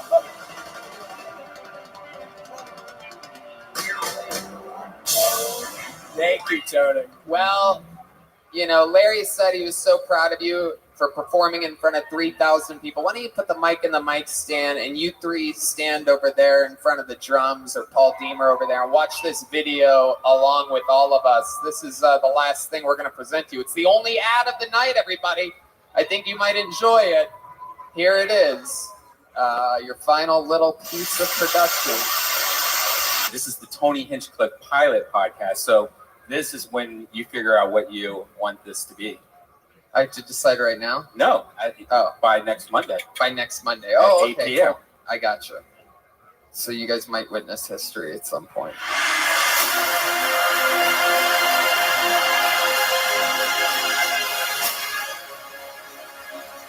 New Year's Eve, ladies and gentlemen. Let's fucking do it again, huh? For those of you that have been waiting for us to go on the road, get back on the road like we were doing pre-pandemic, it's simply not happening. We're staying in Austin, Texas. If you want to see a show, you have to come to Austin, Texas. Those of you complaining about not being able to get tickets, well, now you have a chance, because there's thousands on sale right now as we do the HEB Center on New Year's Eve. Dude, that is fucking unbelievable. He's doing this podcast in an arena on New Year's Eve. Congratulations. That's Thank fucking you amazing. so much. We started this in the belly room of the Comedy Store with 12 people in there. 9 of them signed up for the show. the general manager's parents and some random person were the other three normal humans, and now we are doing that. So if you want to get tickets, you have to come to Austin, Texas. You can plan a whole trip around it. We have better food and music than you have wherever you live anyway, so you might as well come visit. We're trying to change the economy here a little bit. And that's about it. Guys, I want to give a special shout out to a couple of the producers. Make some noise for Yoni and Christy out there. They made so many of these video packages. McVader, the graphics guy, all the people here at ACL. The drawing from Ryan J. Ebelt is in live. Came all the way from LA for this. He's drawn hundreds and hundreds of episodes. That's going to pop up on the screen. The drawing from Chris Rogers, local artist, is in. How are you, Pam? Chaos. That's the one and only. That's the one and only. You are the gold. You got that right. How are you, Pam? What's up, the music producer? What's good? What's good in your neck of the woods? I'm just chilling, bro. I'm just out here, just what the fuck did you say? I just went from basic my old ass desktop to go over the fucking the desktop screen. That shit's cooked. Dude, I fucking understand that. I hate when my computers don't work quickly. Real talk. Weird, dog. How'd you find out about me? Actually, yeah, this is obviously an alt account, but I seen you in the e-girl world like fucking for the past like 4 months, and then I obviously joined from Socialize from that fucking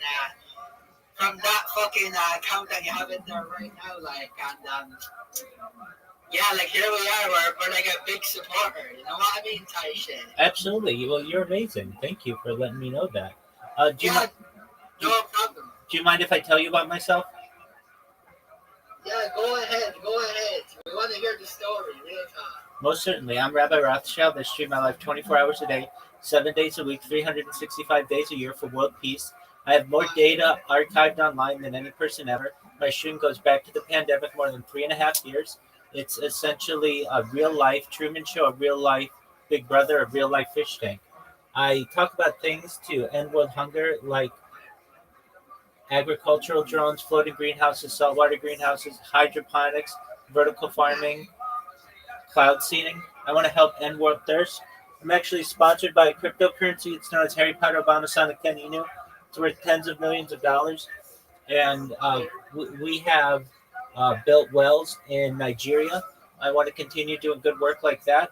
Additionally, I am a major advocate of the LifeStraw program, where you can take contaminated water and drink it directly from the ground. But most importantly, I'm a major advocate for desalination technology, where you pump Earth's seawater onto land to make it drinkable. I talk about other things that aren't normally discussed in society, things like anti-gravity, antimatter, faster than light travel, faster than light communication, alien disclosure, things like perhaps de-extinction technology. People don't necessarily know that the first successful de-extinction took place in the year 2003 with the Pyrenean ibex, which was a goat located in northern Spain, southern France. Fast forward to the year 2021, a company out of Dallas, Texas is founded known as Colossal Scientific. They've made it their goal within the next 3 years, or by 2028, to reintroduce the woolly mammoth into the Arctic Circle using African elephant surrogates. Following the reintroduction of the woolly mammoth, they want to reintroduce the Tasmanian tiger, followed by the dodo bird, which I think would just be absolutely mind-blowing. Agreed. I talk about other things. Go ahead. Sorry, go ahead. You're good. I talk about other things that may be relevant to you and your friends. If you're like, well, Rabbi, I'm just a normal person. I don't have all the money to be able to do some of the things that you talk about. Don't worry. Data is Earth's #1 resource. Bill Gates coined the phrase in the 1990s, content is king, and I'm making it true today.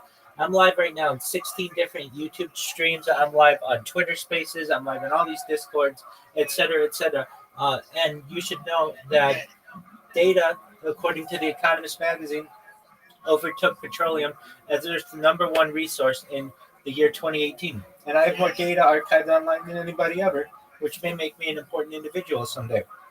When you were born, the music producer, the average life expectancy for you was probably about age 80. I want to increase that to age 100, 120 through the use of technology. This is all with your consent, but things like oxygen therapy, human growth hormone, stem cells, nootropics, cryonics, cryogenics, things like perhaps cold shock therapies and ambrosia therapy to get you to 120. But then you may say, Rabbi, 120 years old, this is great. I want to keep living, but my body's starting to break down. What's the next step? The next step is something. The next step is something called mind uploading technology, where we scan your brain into a computer like a CAT scan or an MRI, knowing where every molecule is in your central nervous system and peripheral nervous system for later download. With your consent, as an android, an avatar, a cyborg, a cybernetic being, a clone of yourself, a robot, an ethereal being, whatever you want to be. But what I'm making you aware of, the music producer, is that in the future, you may have an opportunity at digital immortality. And I think that's very exciting. What do you think? Yeah, I think that's very exciting. Like, I feel like you could do it, like, on a real note, like, genuinely. I don't really know. That's like a lot of information, like, just take it there, here, there, now type shit. Absolutely. Let it marinate. I think it's a good thing, though. I think it's a good thing because we all, like, I mean, personally, for me anyway, like, obviously we all think of our, like, our parents and that or what have you, like, as in our close friends or whatever. Like, you just feel like, you know what I mean? Like, you just dread the day that they're going to die. I mean, it's going to eventually happen, but like, what you just said, like, might actually, like, you know what I mean? We won't have to lose those ones close to us. You know what I mean? Type shit. It'll be like a 100%. life expectancy. 100%. And for those of us who we have lost, and those of us who we have lost, perhaps grandparents, great-grandparents, whatever they may be, there's a type of technology known as revivification technology, where essentially we can use their DNA to create a clone of themselves, and we can use photographs of them to recreate their brain cavity, their cranial cavity, and know where every memory is in their brain, where every part of their personality is, and essentially recreate them so that they could live a digital immortality alongside you. That's peak. That's actually peak, to be fair. Agreed. 100. Excellent. Yeah, no, that sounds fire because, yeah, at the end of the day, yeah, that's a good idea. Let's say it that way. We can't physically live on this earth digitally embedded type shit. Honestly. Well, really, it would be the same as if you had two programs on your computer, one that you just copied from the other. You won't be able to tell the difference in the future. Yes, I agree with that. If that comes out, that'll be peak, real talk. Agreed. I mean, it is going to come out as better than what you said, but I support that. Real talk. Excellent. Do you have a Twitter account?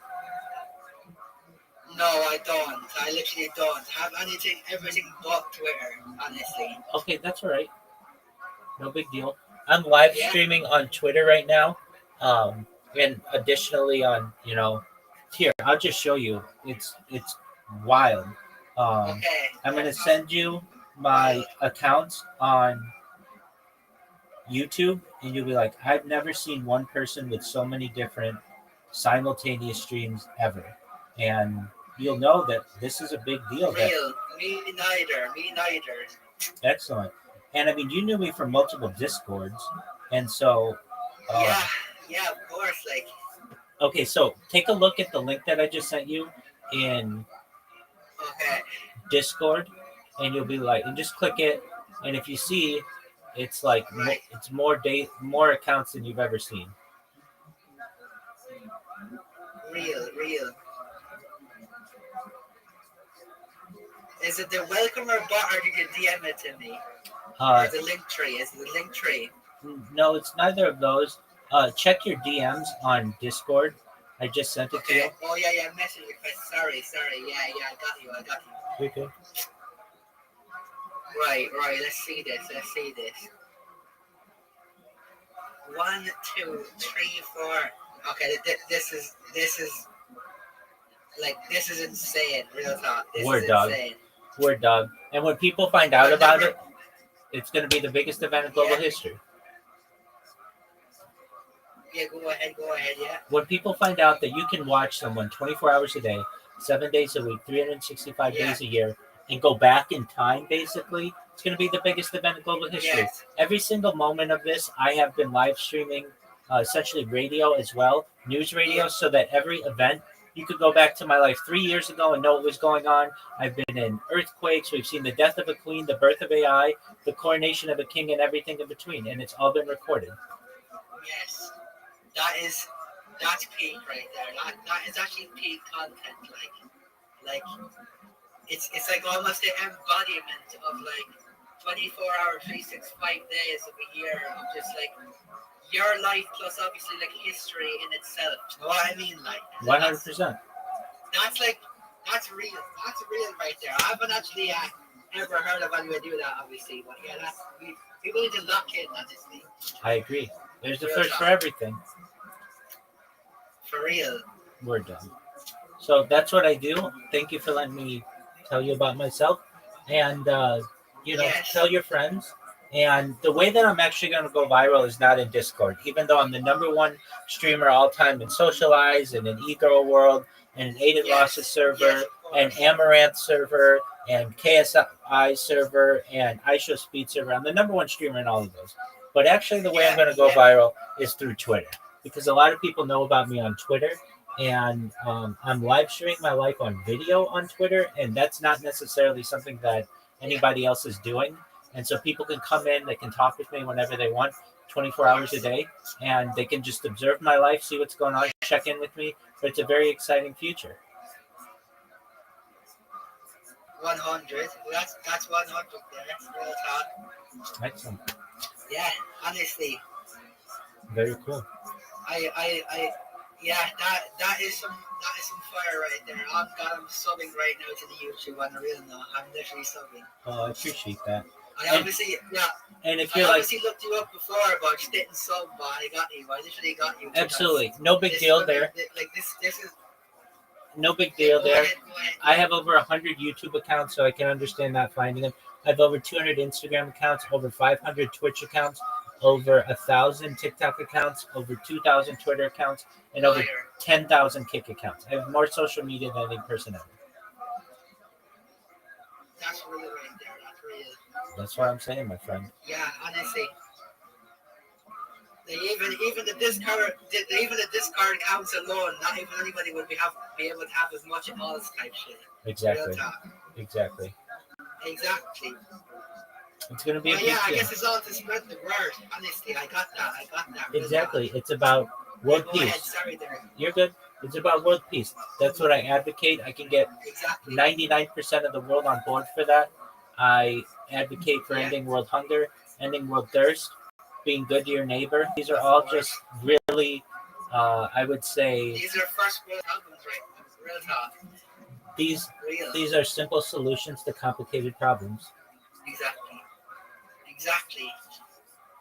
Oh God. I respect that. You're honestly on the right path, because at the end of the day, there's many problems with like on everybody's day-to-day life, even just like socially and just like you know what I mean? Like you just said, food and water type shit. Like honestly, so like I just stand real talk. Absolutely. I stand with you. Well, I appreciate that. Well, thank you. So with that, if you have any questions, I'm always here. If I'm unavailable to take your questions, you can go to my Ask Rabbi Anything section just above here, and I answer questions in there when I have the opportunity. And just tell your friends. That's all I ask. Exactly. That's peak. We'll definitely we'll talk again. Let's say that. We'll literally talk again, honestly. Excellent. Well, the music producer, it has been my absolute privilege to be able to meet you, and thank you for coming. Of course, it's been a pleasure. No problem. Big love type shit. You know what I mean? No homo, but Don't worry about that. let's just say it this way. I would literally buy you a Guinness if I was with you IRL. Let's say it. Hey, say no more, my friend. Thank you so much for your kind words. Literally. And just tell your friends. That's all I ask, okay? Yeah, no problem. Beautiful. It was good. Of course. I'll leave it at that. No bother. Good looking. God bless my G. Hey, same to you, my friend. Peace, buddy. Peace, peace, peace.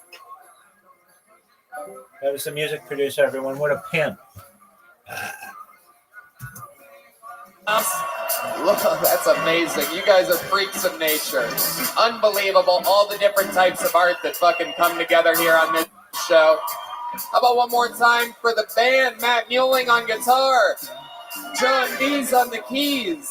Paul Deemer on the horns. Michael Gonzalez on the drums. And D Madness on the bass guitar. Guys, how loud can this place get for Tom Segura and Joe Rogan? Come on. The backbone of the show is our ability to, and our luck of having some of the best comedians on planet Earth join us and legitimize what we're doing here.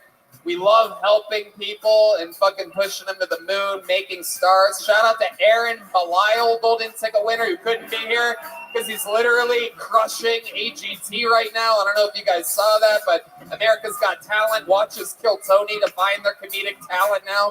Very fucking surreal. 10 years. We love you guys, right, Dan? Thank you guys so much. Seriously, I can't wait to see what's next. Love you. Austin, Texas, you're the fucking best. We love you so much. Thank you, guys. Good night, everybody. Thank you.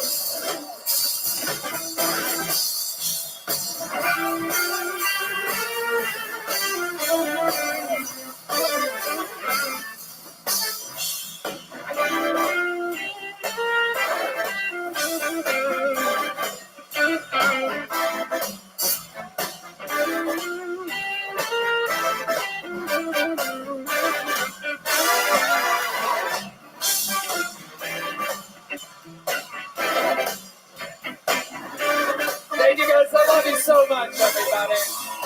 There's a big after party at the Sunset Strip Comedy Club. Let's rock and roll. I'll see you guys out on the streets tonight. I love you.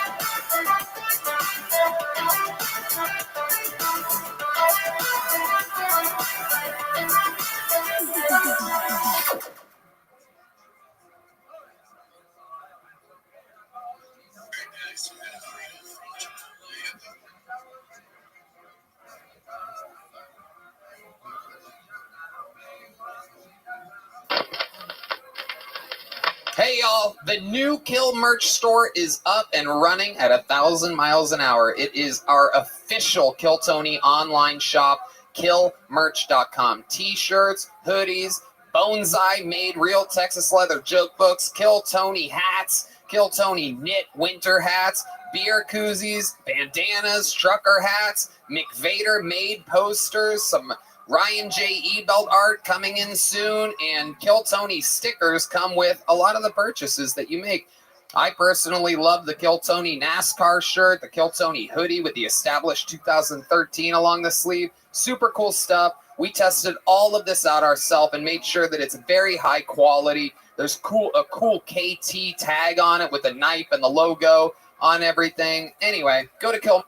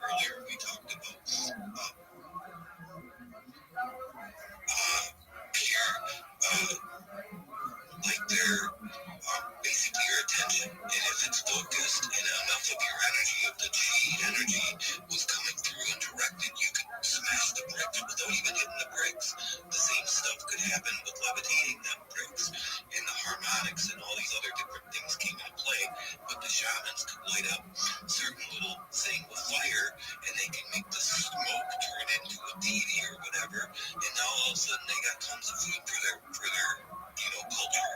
And these things that they were using, some of it was looked upon as a dark arts, and it doesn't have to be dark, but it depends what they were doing. I'm not talking blood rituals or nothing, but these certain things that they would do, and they would make it rain, and these other things they would do would make it have a good yield of corn, or they would also do this other stuff, and they would know where the animals are going to be tomorrow, so they could hunt correctly. And so these shamans were like the medicine man and the doctor, because he could walk by a tree and go, oh, this tree is going to help you. Your stomach hurts, try eating these leaves. And like he just intuitively knew.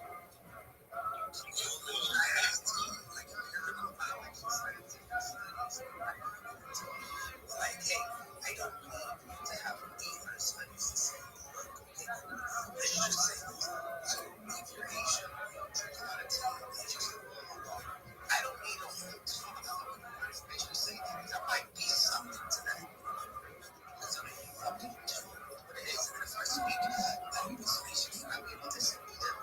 Now I gotta like more comprehensive different things that done. But like that's not just being able to like you said, you just know when you have it. That there's some advice on you. I like it. And one of the things that I really had, I guess I told that is that pop, right? There's a university associated with that 60 plus profit. Teachers sometimes that's but if it's still an impression, we have like 5 or considering like how about this was certain, right? That those children can be alive. So why are these, right? That's what like information. Yes, how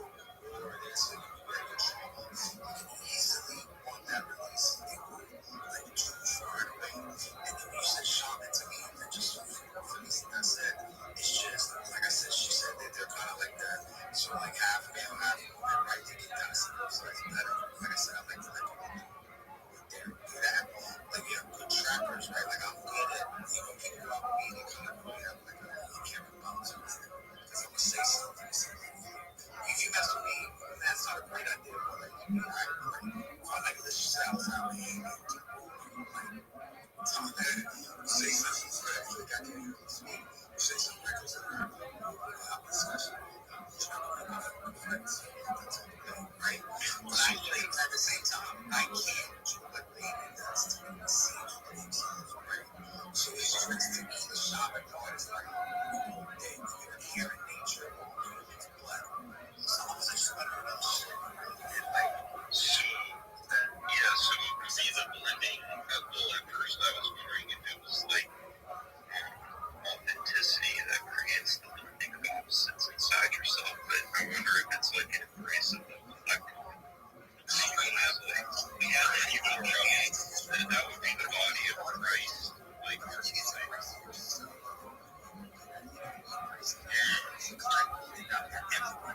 yeah, well, I'm realizing that, like, as I'm trying to heal the different parts of me inside myself, like, I'm having to show mercy instead of judgment to, like, all these parts, and I'm realizing that if I can do that, like, I can do it for a lot of other people. Like, it's made me feel more connected, where, like, I'm kind of viewing people as, like, oh, that was divinity put into a shell that got treated a certain way. And, you know,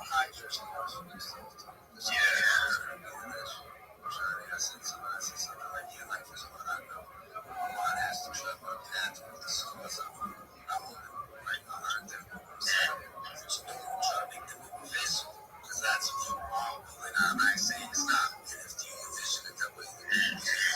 But like that's part of the whole like perfection is a good thing, right? The scars are hard for me. Just learn how to like, because I tell people I can compartmentalize a lot. You have to, right? And I can mitigate the things I can mitigate, and then I can work on the things I can work on. I have to like work one step at a time. Like what you saying? I'm saying, but the scars are part of this thing.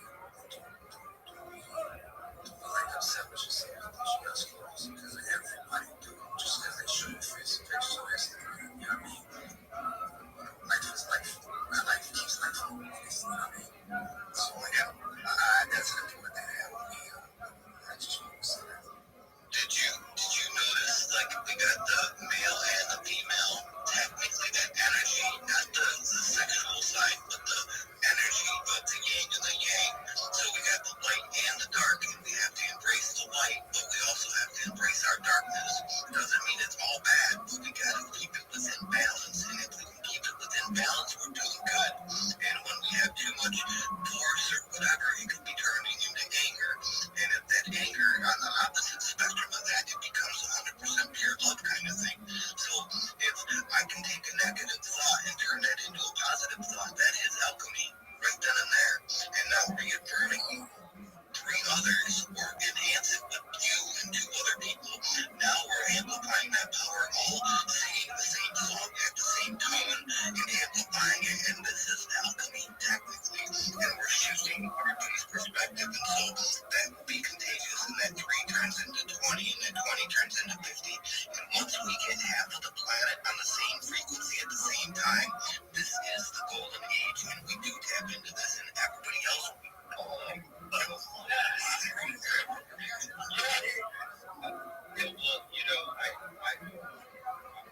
I've been thinking that, like, if you to make this reality, it's some kind of like crazy sci-fi. What would you do? And it would be like you would have, you would have people wake up to their divinity and just manifest heaven on earth. Like as a collective, like, isn't that awesome? It is awesome, and it will happen. And the thing that I did, okay, so your peripheral, I'm just going to talk for a second, I'll let you talk. But my peripheral looks straight ahead, but your eyes can see above your body, right? You can literally see up in the air. Well, up in the air as high as you can see, technically is considered heaven, correct? Well, pull that down, and that's where your feet are now. So that whole thing, just visualize that whole space above your head, way up there, maybe it's even 100 miles up. Pull that down. Now you brought heaven to earth, literally, in your mind, and you're walking on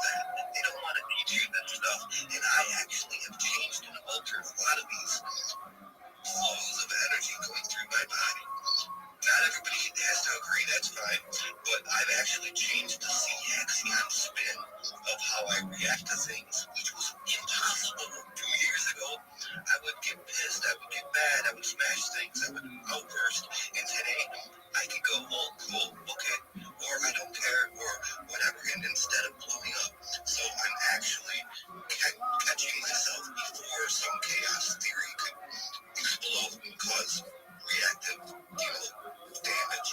And I can see the future sometimes and go, oh, well, we shouldn't take a right here because there's going to be a car accident down the street. And all of a sudden, we still follow through and there was a car accident. Did I cause it just because I said it? Not always, but people will be like, we were in tune, and I brought in that chaotic energy, so we do have to be careful, because what we think it can manifest almost immediately, or enough of us are in tune, and so it becomes a higher probability that this will occur.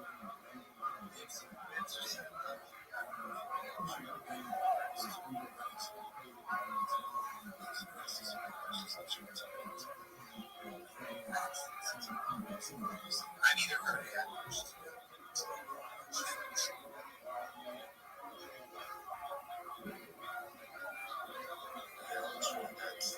Like, I like the word the collective survives. I think that's the biggest thing. Keep it private collective. And like I said, I like that it's, and I promise you I can turn straight out of it. Now, I'm a collective police, and I'm proud of myself for doing that. Just, I guess, I think I love, holy, whatever you want to call it, right?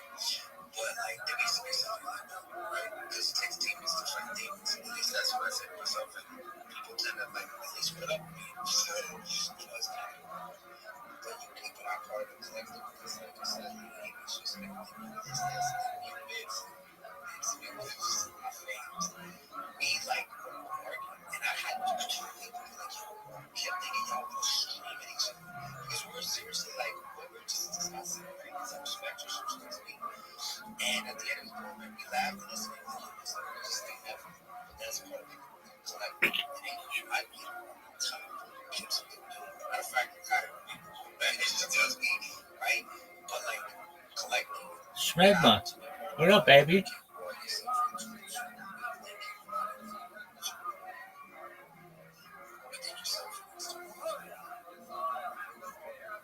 While you were talking, I wrote this down just so I don't forget that we won't grow without hitting that breaking point, because we're in that comfortable zone. We're basically in our own little. I had a different word, but didn't disappear. So we're in our comfort zone, and without pushing beyond those boundaries, we're not going to try something different because we're used to it. We're happy with it. That's what I mean by internal strength. Yes. Yeah, but see, that's what gets hard about because, like, I do see that I could have grown out of certain things without, catastrophic, just annihilation and rebuilding of my life.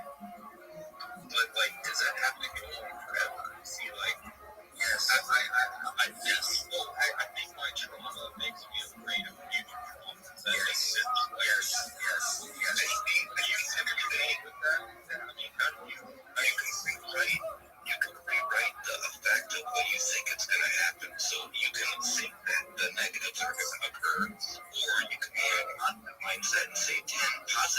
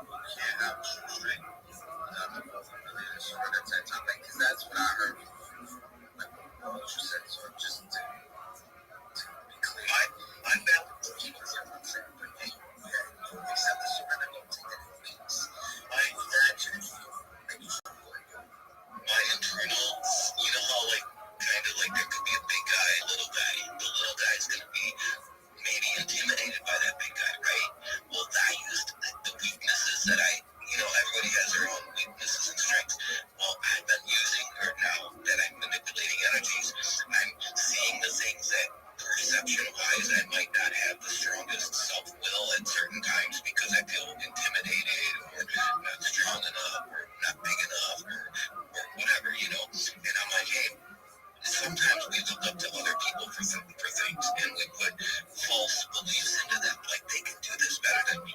Come find out, I can do it better than them. And I thought that I was weaker than them, and technically I have every version of yes, sorry. Without being aware, I wouldn't even recognize that. I would always think that I'm not good enough or I'm not worthy enough. And so that healing, once you do get enough of this trust in yourself and you know, that confidence built up, like you are worthy of everything. There is nothing beyond you. Nothing. You are the whole universe in the first place. Why would you think there's anything outside of you? And so I'm like realizing all these things as I keep getting stronger and more embraced in my trueness or authenticity. And then I don't feel as intimidated no more. I feel worthy and I can try these things I wouldn't have tried a week ago. And so yes, it's changed to one degree, but now we're on a different timeline. So these guys are just talking to each other. So I want people out of asking groups in the picture. I let them know how to do it. I let them know you go up in the plane. I told them, hey, they can stop first right? And what just made this what it is. So one, and I let them know something. When you jump out of the plane, what you're saying, one, you face a huge fear. It's not normal when I jump out of the plane. The third doesn't mean that ain't not normal type of thing, right? Now, you've done it a few times, right? So, and so, first off, Doug, how many times is this motherfucker gonna say one? It's like that motherfucker from earlier today kept saying bro. But it's like first, okay, and then it's like first, where's the second and where's the third and where's the fourth? Or whatever.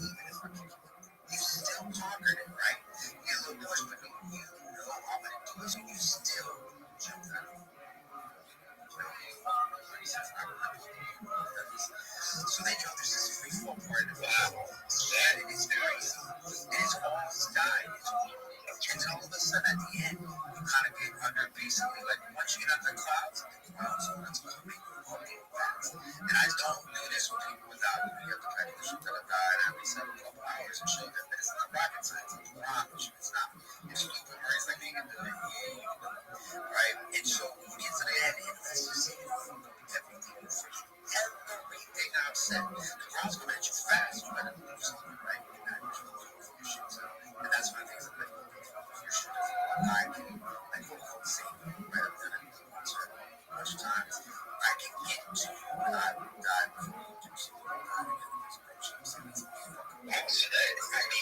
These guys are just talking like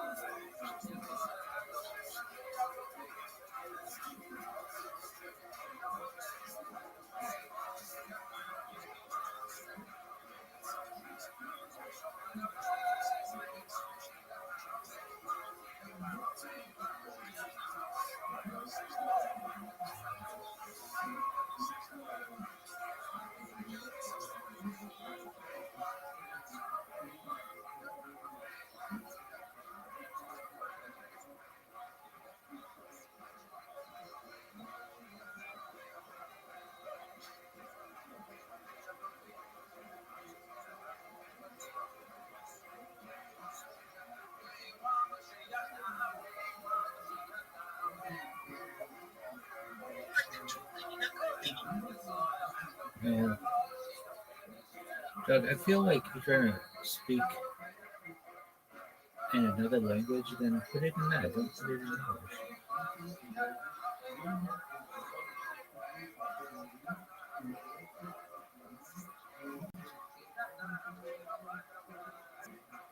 Oh my God, he sucks.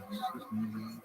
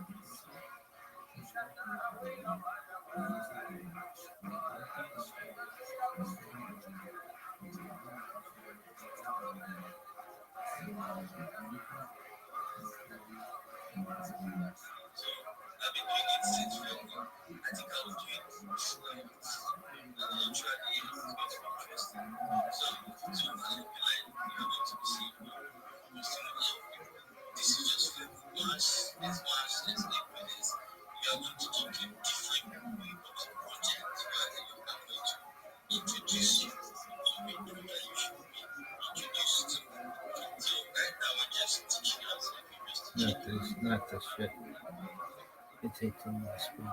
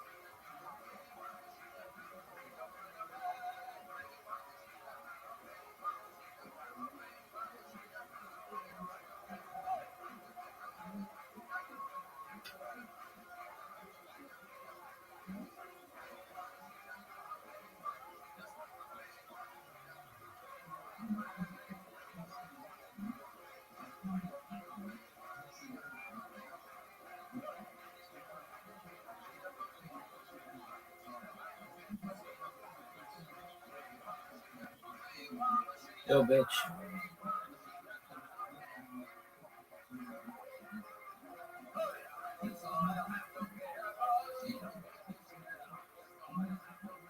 If you're free, then join me. I already did.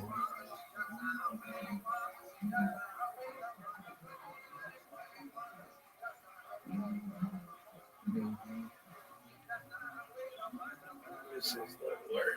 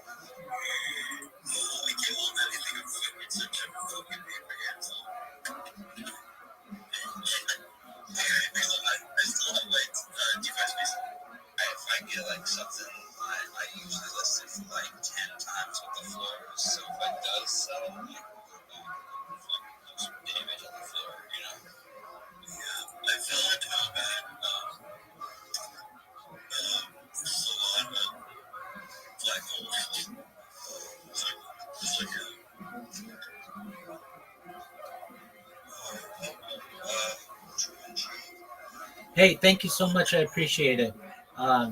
Thank you for letting me be here. If you guys weren't aware, I'm doing live video spaces 24/7 for World Peace.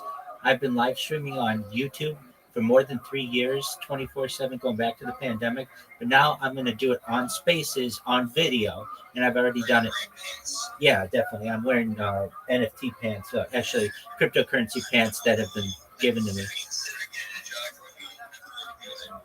Dude, I've had those jobs, and that's why I'm able to retire.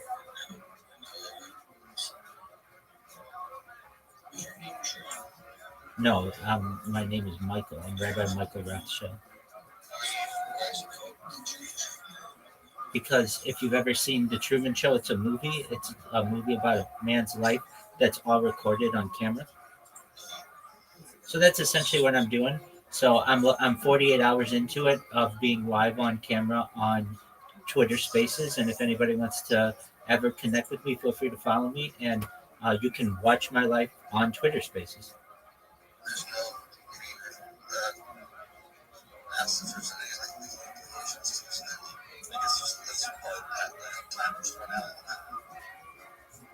It's a phrase. I mean, people have used it before without issue.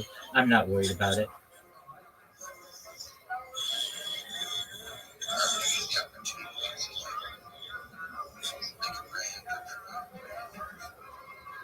Oh, I already have a brand.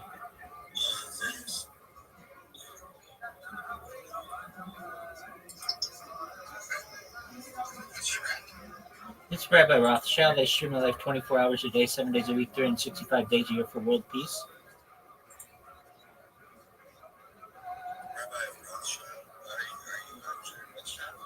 I am. My ID's on my banner.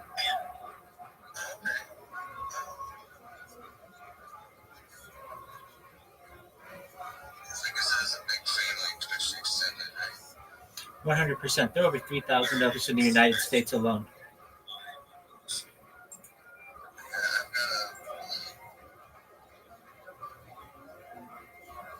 What is that bullshit?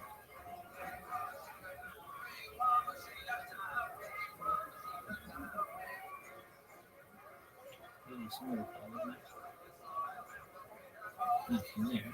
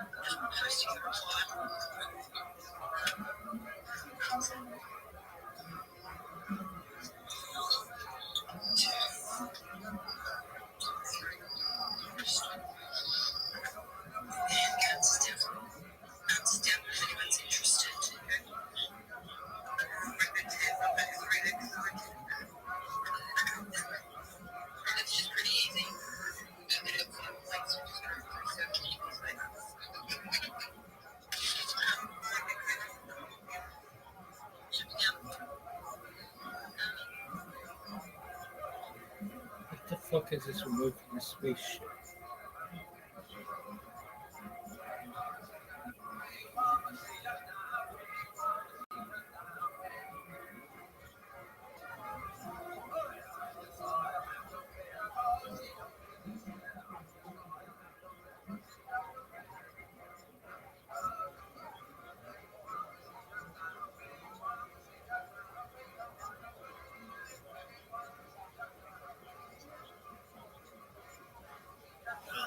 this horse shit.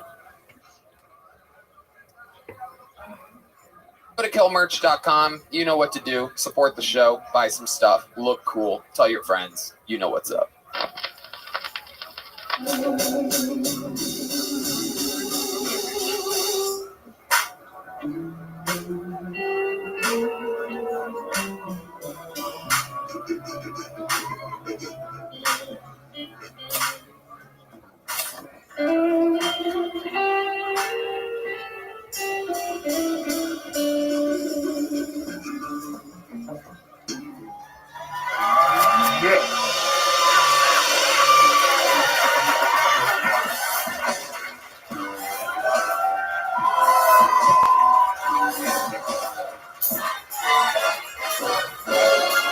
Hey, this is Rabbi coming to you live from the Comedy Mothership here in Austin, Texas, for a brand new episode of Kill Tony. Give it up for Tony Hinchcliffe!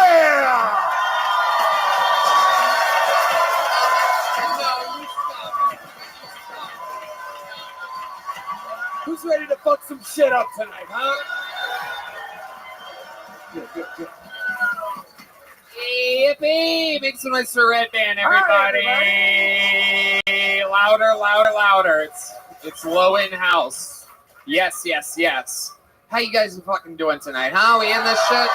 You're at the #1 live podcast in the world, Kill Tony, brought to you by the Red Rose, Yellow Rose, Austin Security Guard Service, CM Smokehouse, Gel Blaster, available in stores everywhere, and Screwball Peanut Butter Whiskey, which proudly presents the best damn band in the land, the Kill Tony Band, everybody. Special guest joining us tonight, the great Terrell Shaheed over there on the horns. That's a badass motherfucker. You know him, you love him, undefeated all time, Mexican drum off, a real Mexican. That's Michael Gonzalez right there. White man, Matt Mueling right here on the electric guitar. This is John Dees on the keys, the guy that put it all together, johndees.com, JONDEAS.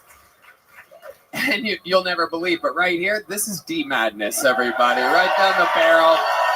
Fresh, new haircut. I believe he did it himself. It is beautiful. Absolutely stunning. We are coming off of an absolutely insane show on Saturday night. We went full pro wrestling. How many of you guys were there, huh? I had a feeling people that bought those wacky tickets would extend. Athleticism.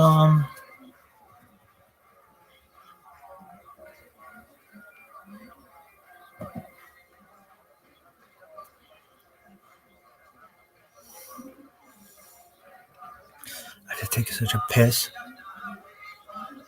Oh, do you know this person? No. Oh, okay, kick them out.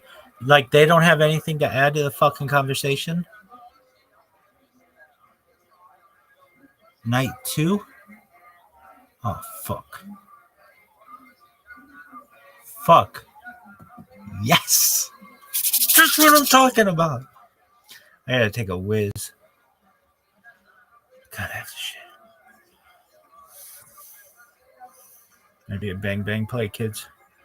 Giambi Jeter Giambi.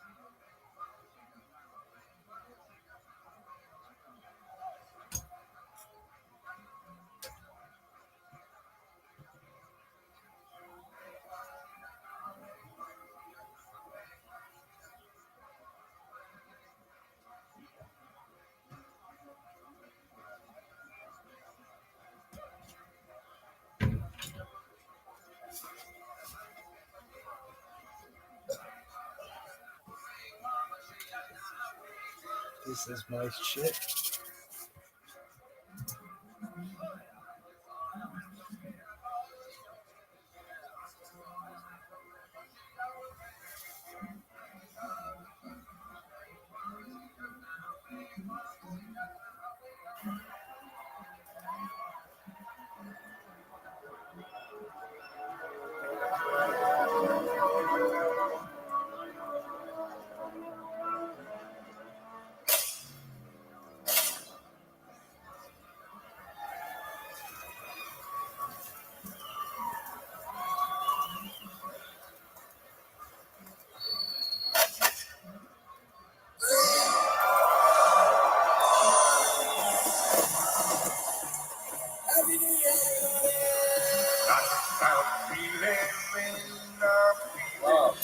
Oh shit.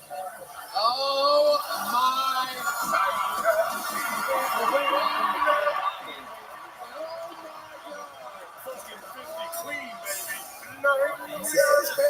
My grandma hates you, nigga. She knows it's me. What the fuck she does? Is that fucking Tony Hawk? Drew Dickens. Drew Dickens. What the fuck? Drew Dickens. Oh my God.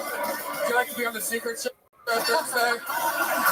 Next up is the host of the number one podcast in the world. Yo. Tony Hinchcliffe. Let's go. Are you the She doesn't eat pussy. What up? She I'm kicking ass, taking names. How are you, my friend? Yeah, I'm good. Shalom Shabbat. Shabbat shalom, my friend. How did you find out about me? That's a really good question, but if you want to ask me questions, you actually have to make it click in my server. It's a policy. Okay, that's cool. I'm watching Kill Tony. Enjoy yourself. Hell no's on it. Earthquakes on his feet. I'm killing. Oh my God. Fuck you, Tony. The Roast of Tom Brady was the most watched program in Netflix's entire history. Holy shit. Ever. From the Chaos World here in Los Angeles, coming live from the YouTube theater. I'm not built for this, I'll admit it. You gotta be mean with his son. Well, autism runs in my family. It's plenty in your family. Oh my God. Let's see that. I used to get high with the Night Stalker. This is Joe Biden. The real president of the United States is here. Would you shit my pants? A YouTube record for 3.5 years. 2.5 billion minutes watched. You Americans are really quite deranged. We are. Is it possible to eat it with our butts? 3.5 years. Yeah. Just turn on the camera and let it go. There's a giant bean in downtown Chicago? Yeah. What the fuck is going on? This is like, I mean, wow, you look stunning tonight, William. Please welcome to the stage comedian, roaster, and host of the Kill Tony podcast, Tony Hinchcliffe. I don't know if you guys know this, but there's literally a floating island of garbage in the middle of the ocean right now. I think it's called Puerto Rico. Actually, I think that's Tony Hinchcliffe, which is super disappointing. A so-called comedian made a number of racist comments. Human rights. I think it's about my people. Tony Hinchcliffe. I apologize to absolutely nobody.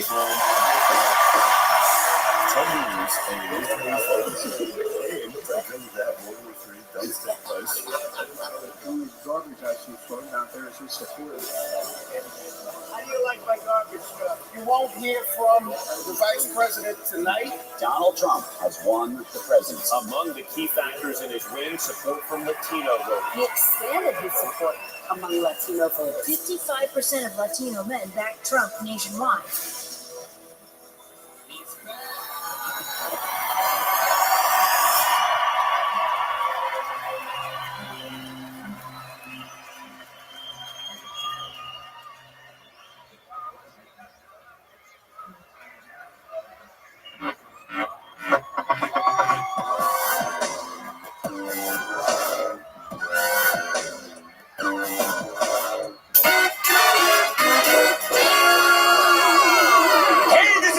Coming live from the HEB Center in Austin, Texas, for a brand new episode of Kill Tony. Get up for Tony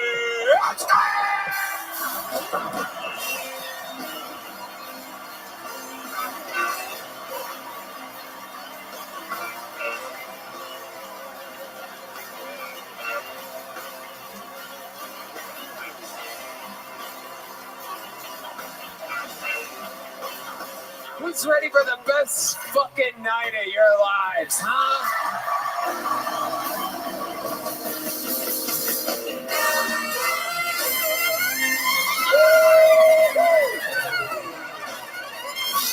Brian Red Band, ladies and gentlemen. What's up, everybody? The best damn band in the land. Jamming extra hard, extra long, arena style for you. How we fucking feeling tonight, huh? Make some noise for him. Raul Vallejo, Fernando Castillo, Carlos Sosa, Nachos Belgrande, Chicken Enchilada.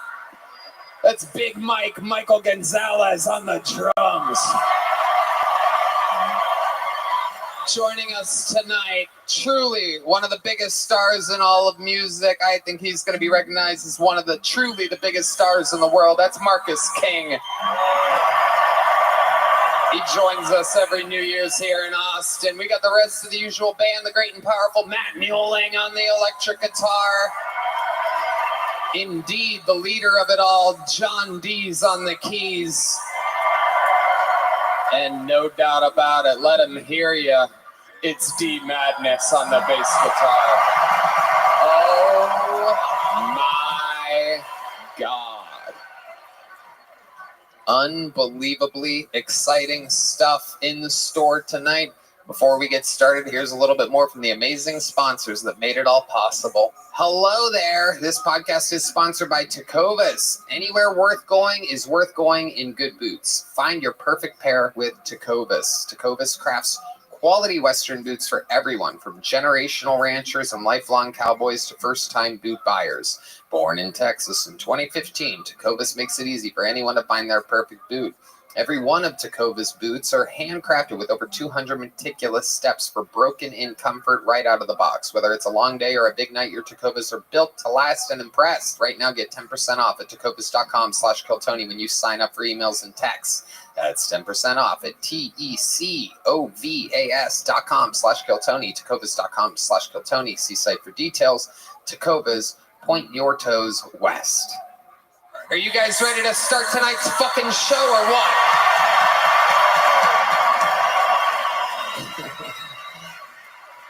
You know what's great about this show is sometimes it's the fucking biggest fucking comedians in the world. Sometimes it's this, sometimes it's that. Last night we had both of the guests of the year. The newest one, Harlan Williams, last year's winner, Adam Ray.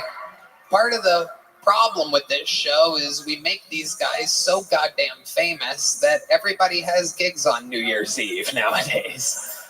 And a lot of people are sick right now. I don't know what kind of lab leaks they're planning for this inauguration.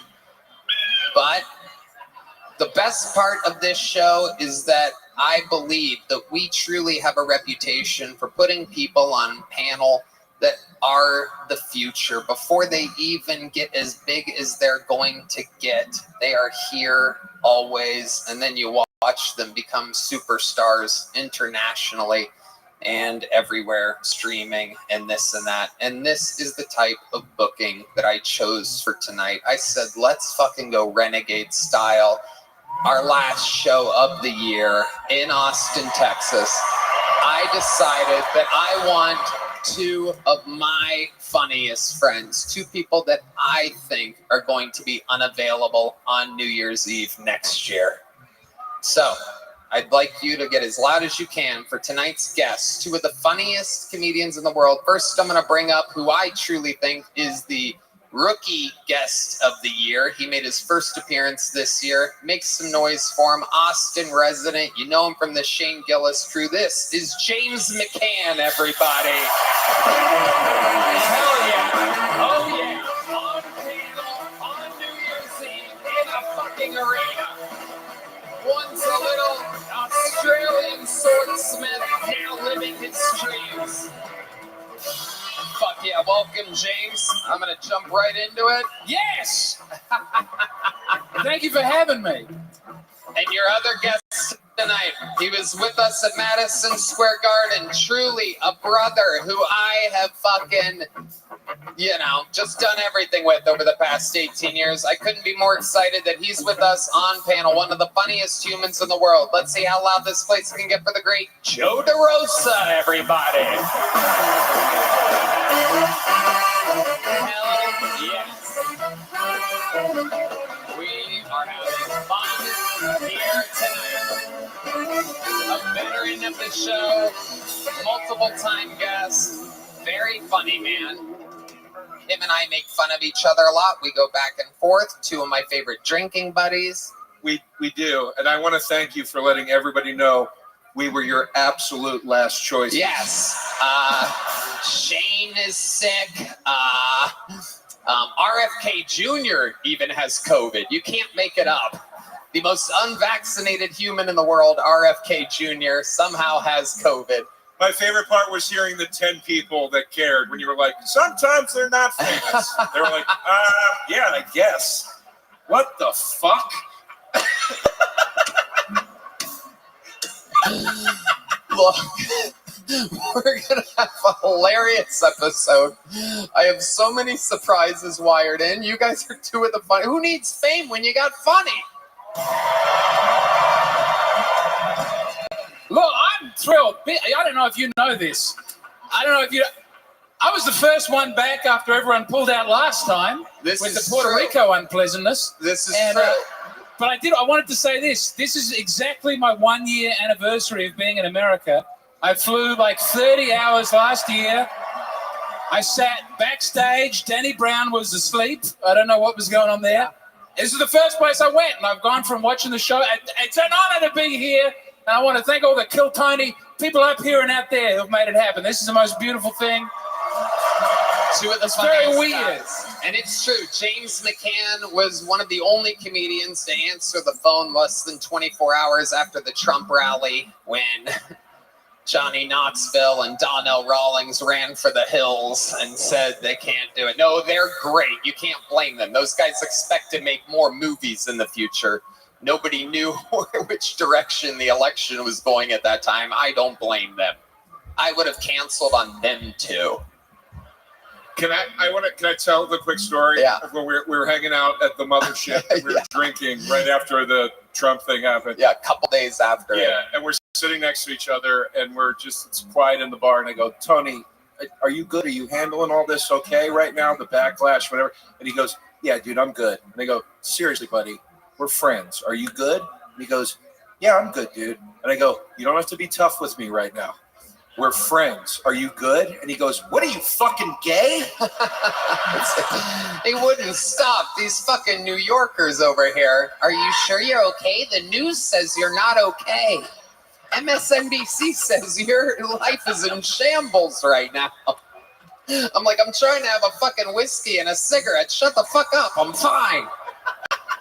But we're having fun tonight. Truly, two of my favorite humans. We're going to have a blast. I promise you. I'm going to pre-pull a name. You guys know how this show works. Yeah, the bucket is what makes it. We could find the next star here. Anything can happen. You know how it works. Comedians get 60 seconds. You know their time is up and you hear the sound of a kitten. Or else they have to wrap it up then, or else they bring out the angry... Wait a second.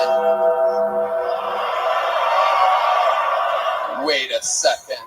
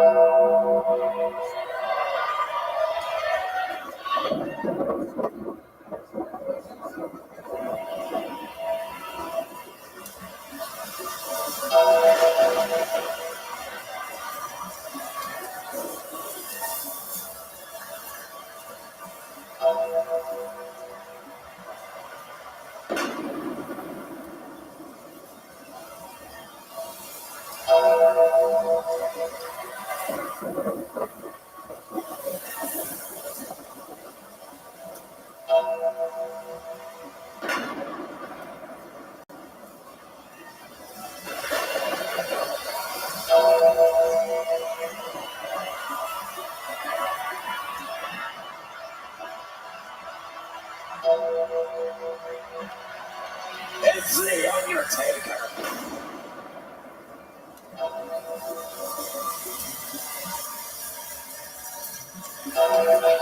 Austin's own The Undertaker, Mark Calloway. The 6 Feet Under podcast, which I've done. Make some goddamn noise for the great, the powerful.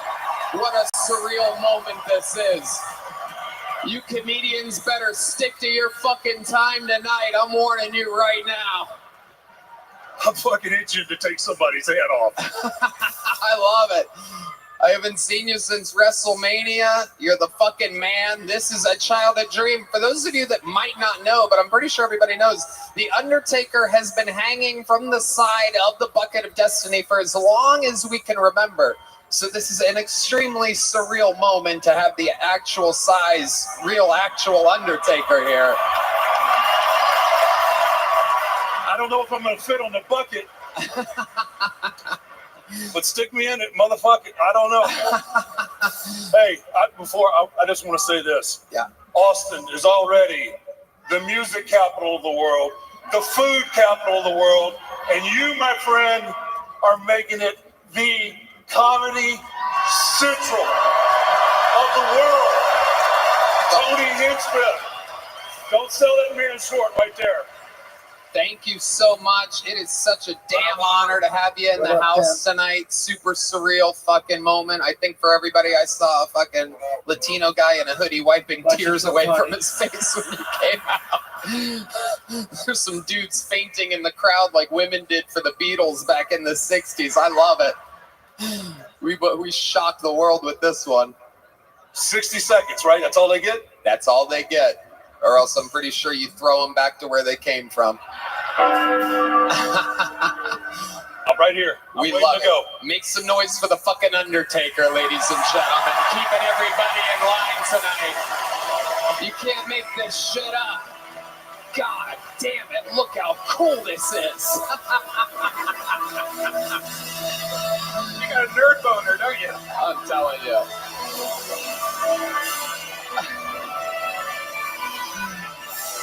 I have to host a show while living my own Make-A-Wish. This is incredible. God damn, what a cool show this is. Who came up with this idea? We're going to have some goddamn fun tonight. Let's get it started while they wrangle that first bucket pull. I figure we'll get it started with a bang. I'm just going to say it. I always give this guy a huge intro. I always say one of the greatest golden ticket winners in the history of the show. I'm going to say it right here, right now for the first time. This is the greatest golden ticket winner in the history of the show. This is a brand new minute getting us started tonight with a fucking bang. Make some noise for Martin Phillips.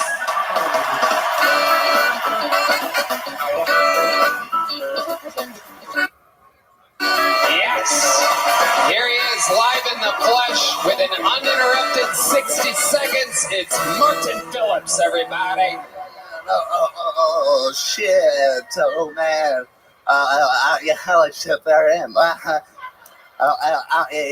heard there was a Kid Rock sex tape, so I was interested. I was gonna look it up, but after I wrote the first word "kid," I was like, I'm out. No, I'm not. This is a trap. This is set up. Anyway, okay. Some guys say they have gaydar, and it's like, yeah, I have boners too, you know. We're all aware that my voice is similar to RFK Jr.'s, but now that he's going to be head of the health department, we're all going to start sounding like this. So, welcome to hell. That was Martin Phillips with exactly 1 minute. Like a fucking surgeon, as always. Joe DeRosa. I was hoping he'd go over because I wanted to see the Undertaker slam him and watch his body straighten out. I am terrified of that. Yeah. I also like with the wrestling theme, you've dressed as The Rock from that 90s photo shoot. Yeah, dude. It is incredible. That turtleneck goes great with your turtle legs. My turtle body. Hell yeah. Is there a medallion on that necklace? There might be something in the bag. I think it's behind you. You're rocking it behind you? I bought this today because I heard with the turtleneck you need a chain.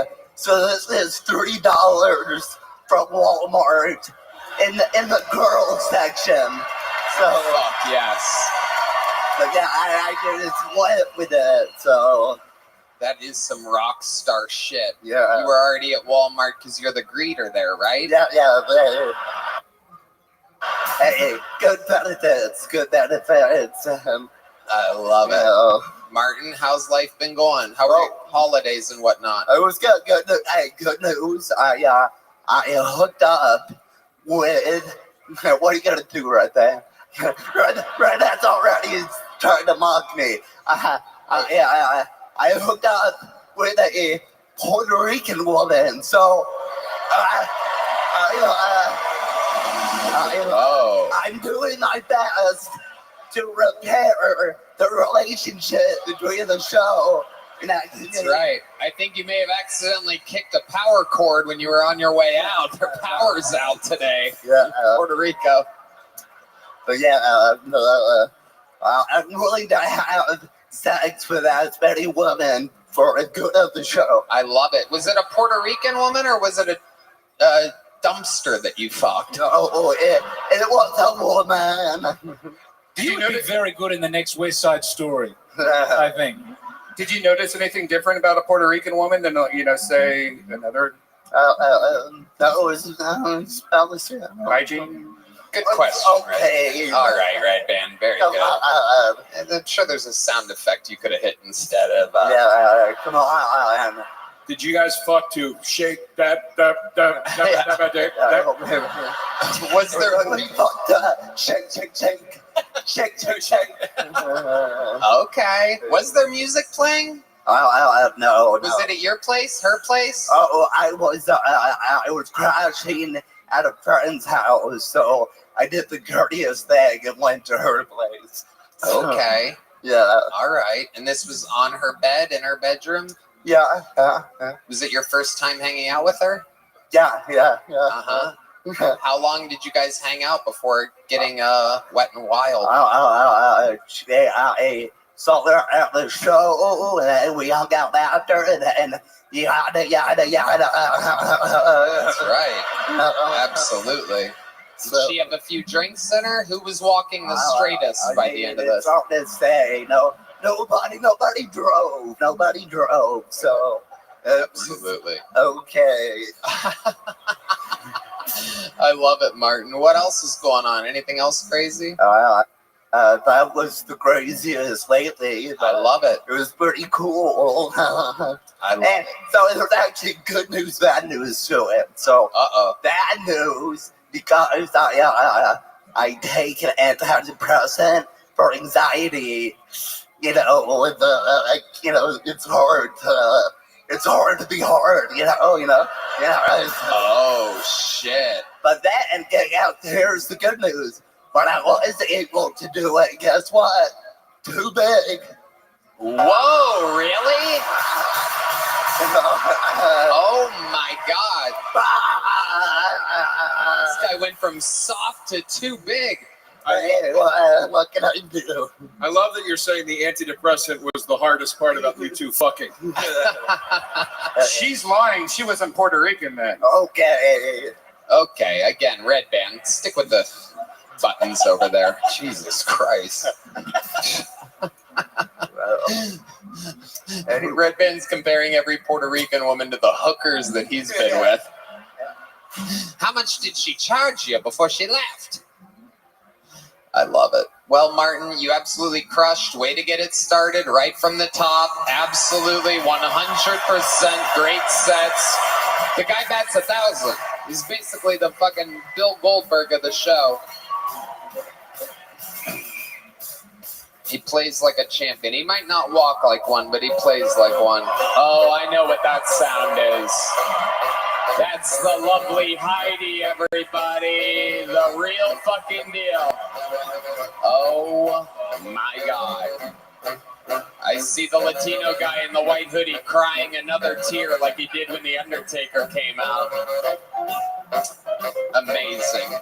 Unbelievable. And how about a hand for the great Valerie Vaughn, everybody? She joins us at all the arenas. Two legends.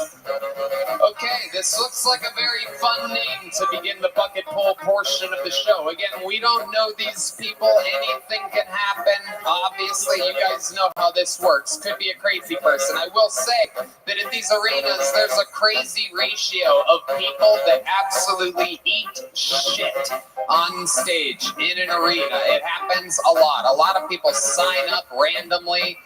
They've only done it a few times, but who knows? Tonight might be the night that trend changes and we find stars. You guys ready? Your first comedian, your first bucket pull of the night goes by the name of What the Hector. What the Hector. Bum, bum, bum, bum.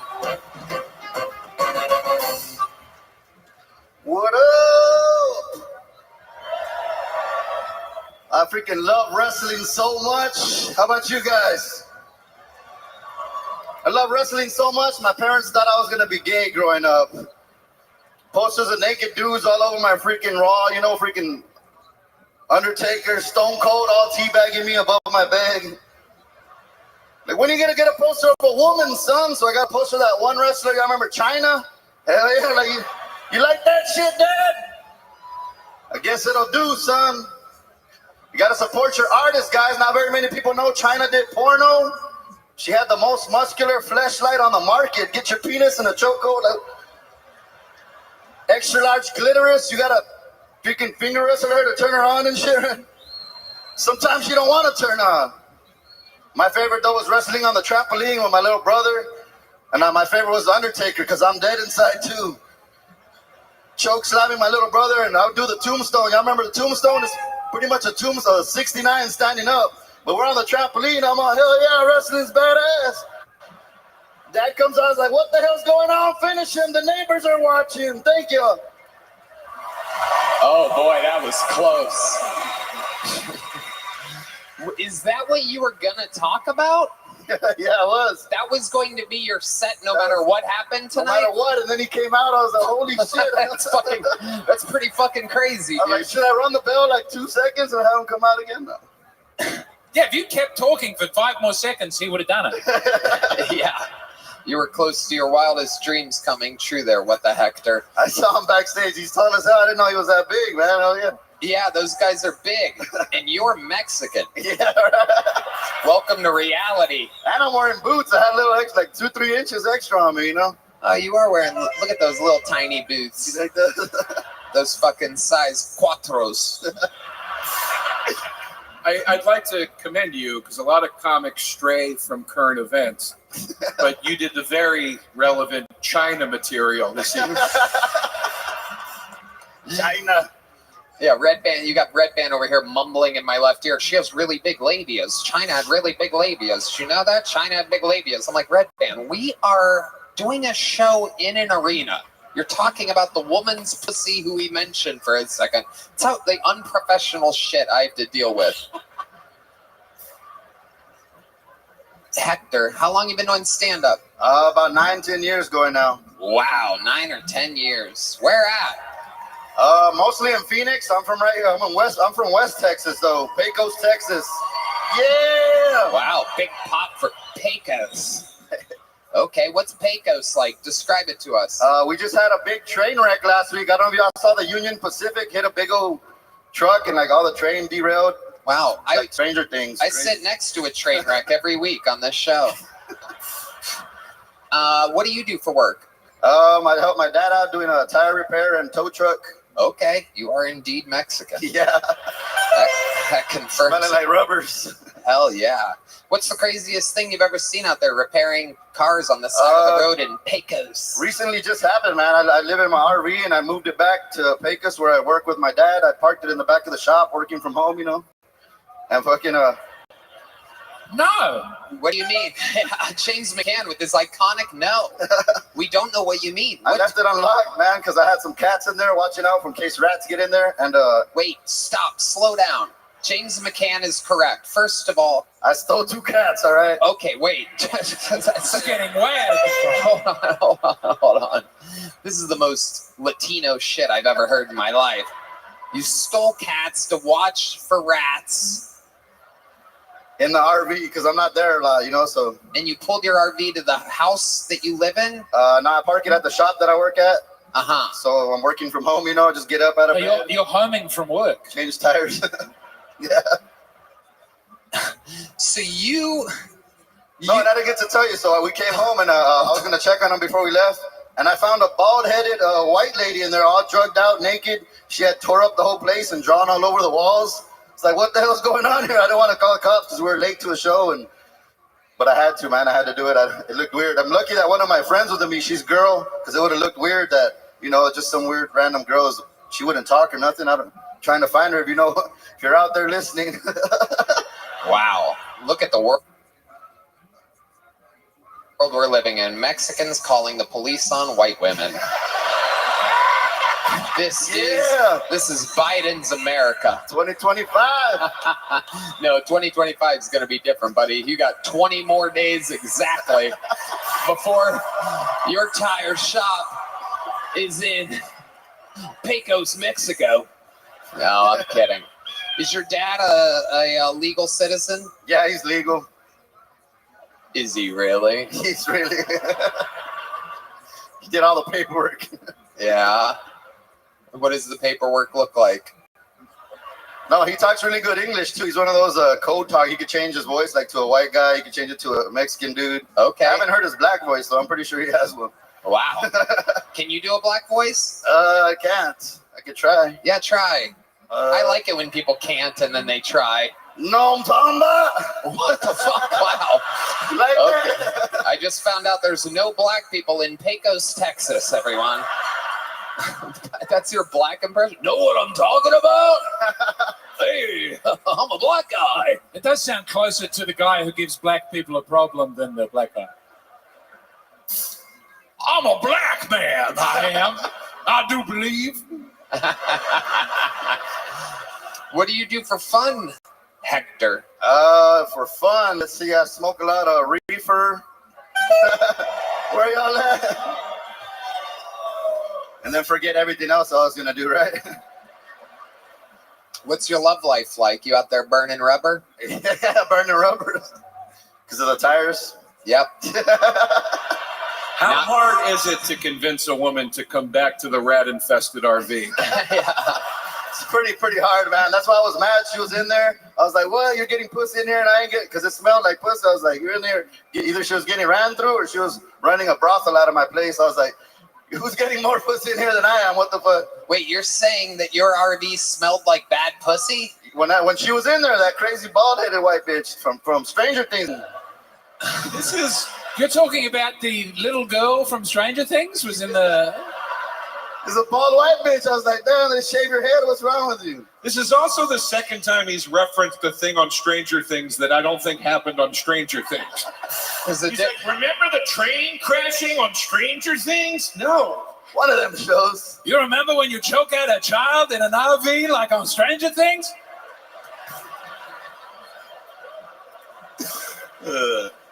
No, I'm sure you didn't do that. You seem like a nice guy. Are you a nice guy, Hector? You ever been in trouble with the law? Yeah, you know, for weed. Texas being illegal and all, you get in trouble for weed a lot. Yeah. All right. Reefer. Oh, they're booing the laws of their state. Well, Hector, congratulations. Have you ever signed up for the show before? My first time was at Skankfest very recently. I got on there over there. First bucket pull there, too. Oh, you were on there. Yeah. Okay. Well, congratulations. It was good to see you. What size joke book did you get there? They ran out of joke books, so I was like, man, did I do good or bad? I didn't even know and shit. Well, you know what, buddy? I'm going to give you a medium-sized one medium. here tonight. Oh, you didn't catch it. Wow. Unbelievable. There he goes. What the Hector, everybody. Thank you. I don't know if you guys noticed this, but the Mexicans get special music from the Mexican portion of the band when they get played off. A little fun fact, if you haven't noticed. Hello, everyone. This podcast is sponsored by Via. Guys, hosting the #1 live podcast is tough, and that means I got to take my self-care seriously. Let's be real. 2025 has been all about change, whether it's work, personal stuff, or just the daily grind. It can be hard to keep up. But here's the deal. When things get hectic, we don't have to go through it alone. Embrace the power of nature and elevate your everyday with Via.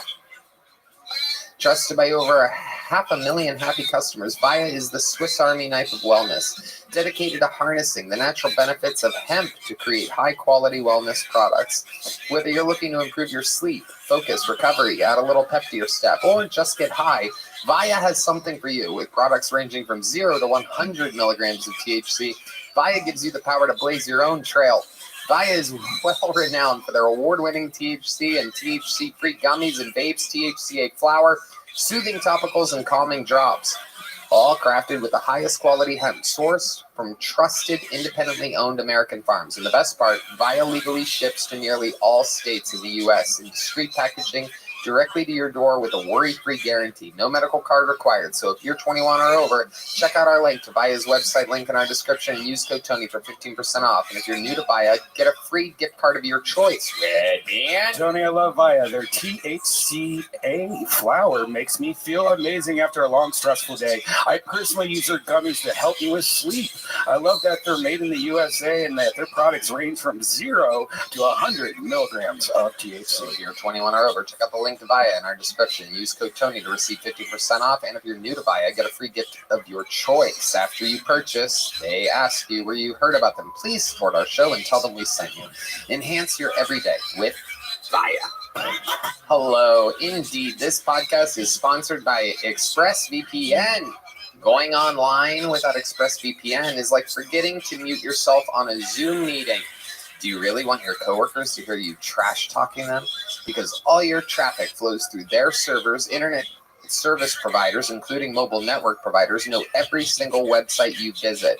ExpressVPN reroutes 100% of your traffic through secure, encrypted servers, so your ISP can't see your browsing history. Red band? Tony, ExpressVPN is the best. It hides your IP addresses, making it extremely difficult for third parties to track your online activity. It's also easy to use. Just fire up the app and click one button to get protected. Not to mention, it works on all devices, phones, laptops, tablets, and more, so you can stay private on the go. I personally use ExpressVPN when we travel, so I can stay private. Know that all my data is safe and sound. It's personally important to me to not have my data hacked by some Hugh Jackman in the movie Swordfish type of guy. Protect your online privacy today by visiting expressvpn.com/KillTony. That's expressvpn.com/KillTony. And you can get an extra 4 months free. expressvpn.com/KillTony. We're going to get another special treat up here. This is a young lady who you've seen before on this show. She works at the Comedy Mothership. She's been out on the road with me and a bunch of the great comedians. Truly one of the top young rising comedians in the world. We were all drinking a couple weeks ago, and it just came up that her family was coming into town tonight. Her parents are here, and I love this young lady. I truly think she is one of the future top best comedians in the world. Let's see what she does tonight. This is a brand new minute from Liz Splat, everyone. Liz Splat. We love Liz. Make some noise for Liz, everybody. Guys, this year makes 10 years that I've been a cancer survivor. I had cancer when I was 19, which is tough because you're too young to really understand what's going on, and then you're too old to meet John Cena. You know, because at 19, you're like, make a wish. More like, make me squirt, John. What the fuck? Hey, John, my pussy's bald too. You know. John Cena and squirting. John Cena and squirting. Thank you. It's tricky to make a cancer joke, you know? Cancer's a really tricky topic. One time this comic told me that it's important to talk about the tricky topics. He said that he learned that because he used to talk a lot about how he used to fuck a lot of prostitutes. And I was like, I don't know if we're talking about the same thing. But once I thought about it, it made sense because probably the only thing more traumatic than childhood cancer is being a prostitute a comedian can afford. Am I right? All right. Thank you guys so much! Liz What a dream! Splat, everybody! Tony! Fun, Liz. How fun! How's it going? It's going, I mean, how's it going? It's going, dreams are coming true right now. What the fuck? It's amazing. Baby's first arena. It is indeed Baby's first arena. Hi Joe. How are you? Hi James. Hello. Man. Congrats on beating cancer. Thank you so much, Joe. You've clearly beaten it because usually people with cancer are thin. And yeah, she beat the shit out of it. Defeated it. Yeah, I basically ate that cancer up. Let me put it like that.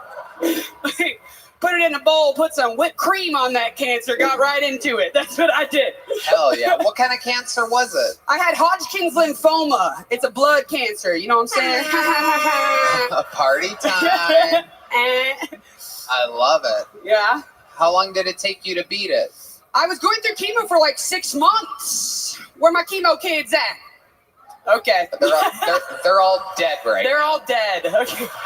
I see one solitary wave from a lacking. Okay, great. Another big girl. That's awesome. I love to see it. Hell yeah. It's great. Must have been tit cancer. And it's good to see you've graduated to Haagen-Dazs lymphoma. From Hodgkin's to Haagen-Dazs. Joe, you son of a bitch!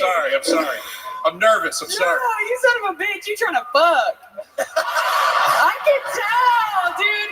Guys that love trans women always want to fuck me. It's crazy, Joe. Get those little plaid pants over here. What the fuck? Pull a dick out of those pants and you got a deal. Joe, if you saw my clit, you wouldn't question it. Okay. China. Is that true? You have a China-like clit? A China-like clit? What does that even? Is it big? Is that what you're implying? I think my clit. Yeah, it's probably like, half a thumb. Oh, fuck yeah. All right, yeah. What? That's basically. Sorry, I put my heart on my sleeve out here for you people. That's basically half a little dick, so I'm half interested now. Because I'm good. Whoa. Who would have saw that coming? Half. Yeah. Coming on your face. Am I right? Liz, what else is going on? What family members made it out? You're from Texas, born and raised, Dallas bred. Bow, bow, bow, 214 till I die, bitch. And when I say bread, I mean BREAD. What's up? Yeah, my mom and my dad are here. Yo, mama, yo, papa, where you at? I can't bring my dad up here. He keeps saying he's gonna say racist stuff about Puerto Ricans. Is that your mom on the Jumbotron, that lady with her hands up? Oh, yeah, that's my mom. Aw, oh, well, she just gave the screen cancer. That's incredible. It runs in the family, but clearly you don't. Yeah, not a lot of runs. Damn. Got it. I was gonna do it, then you did it. Gotcha. You're on the big stage. Big stage now, Tony. You did it. Well, Liz, congratulations. That was an amazing performance. You fucking did it. You're living your dreams in your hometown. Dream come true. Austin. I'm gonna do mushrooms. Hell yeah. That's a move. Back to the bucket we go. We're gonna keep it moving along. Make some noise for your next bucket pull. Jackson Bar. Bucket pull number 2. Jackson Bar.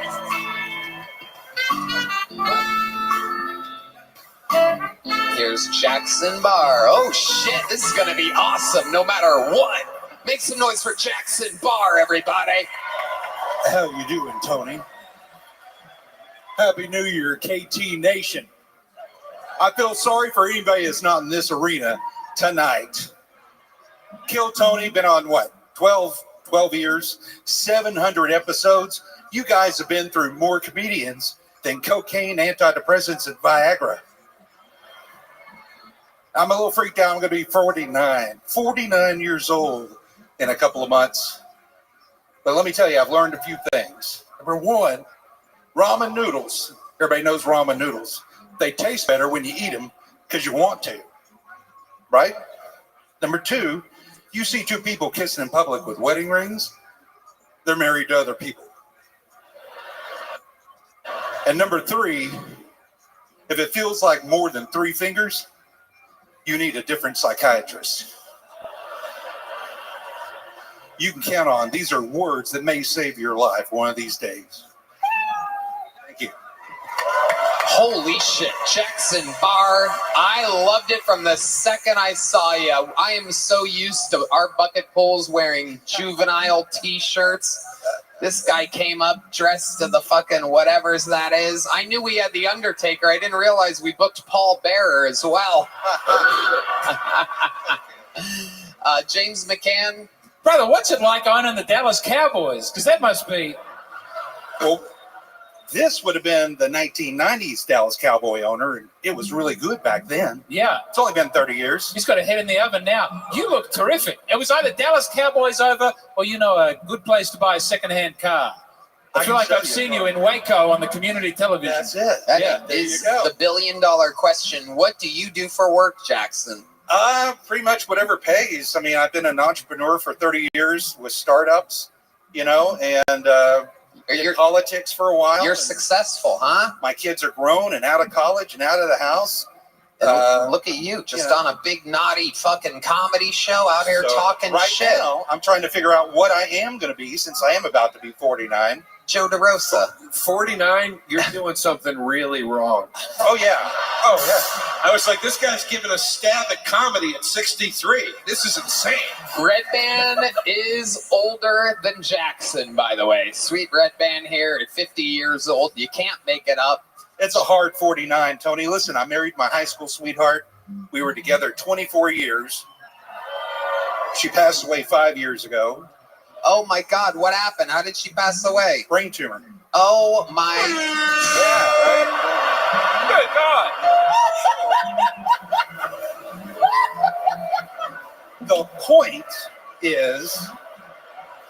so very sorry that happened. The point is, after that happened, I may or may not have lost my shit for a couple of years. Yeah. So it's a hard 48. Yeah. Okay. And you were an entrepreneur? Yeah. You don't have any, because Tony's doing well. This is sold out. You could Shark Tank right now. Right? If you got a business idea. Yeah, do you have any business ideas? Let's play a little game of Shark Tank for the first time in a long time. This is a very special segment that we are going to do. Ladies and gentlemen, with Jackson Barr, this is the first ever episode of Shark Tank. That's the Shark Tank theme song? Jesus, it's so basic. Oh, okay. Here he is. Pitch us an idea, Jackson Barr. All right. Let's see. Oh, I know.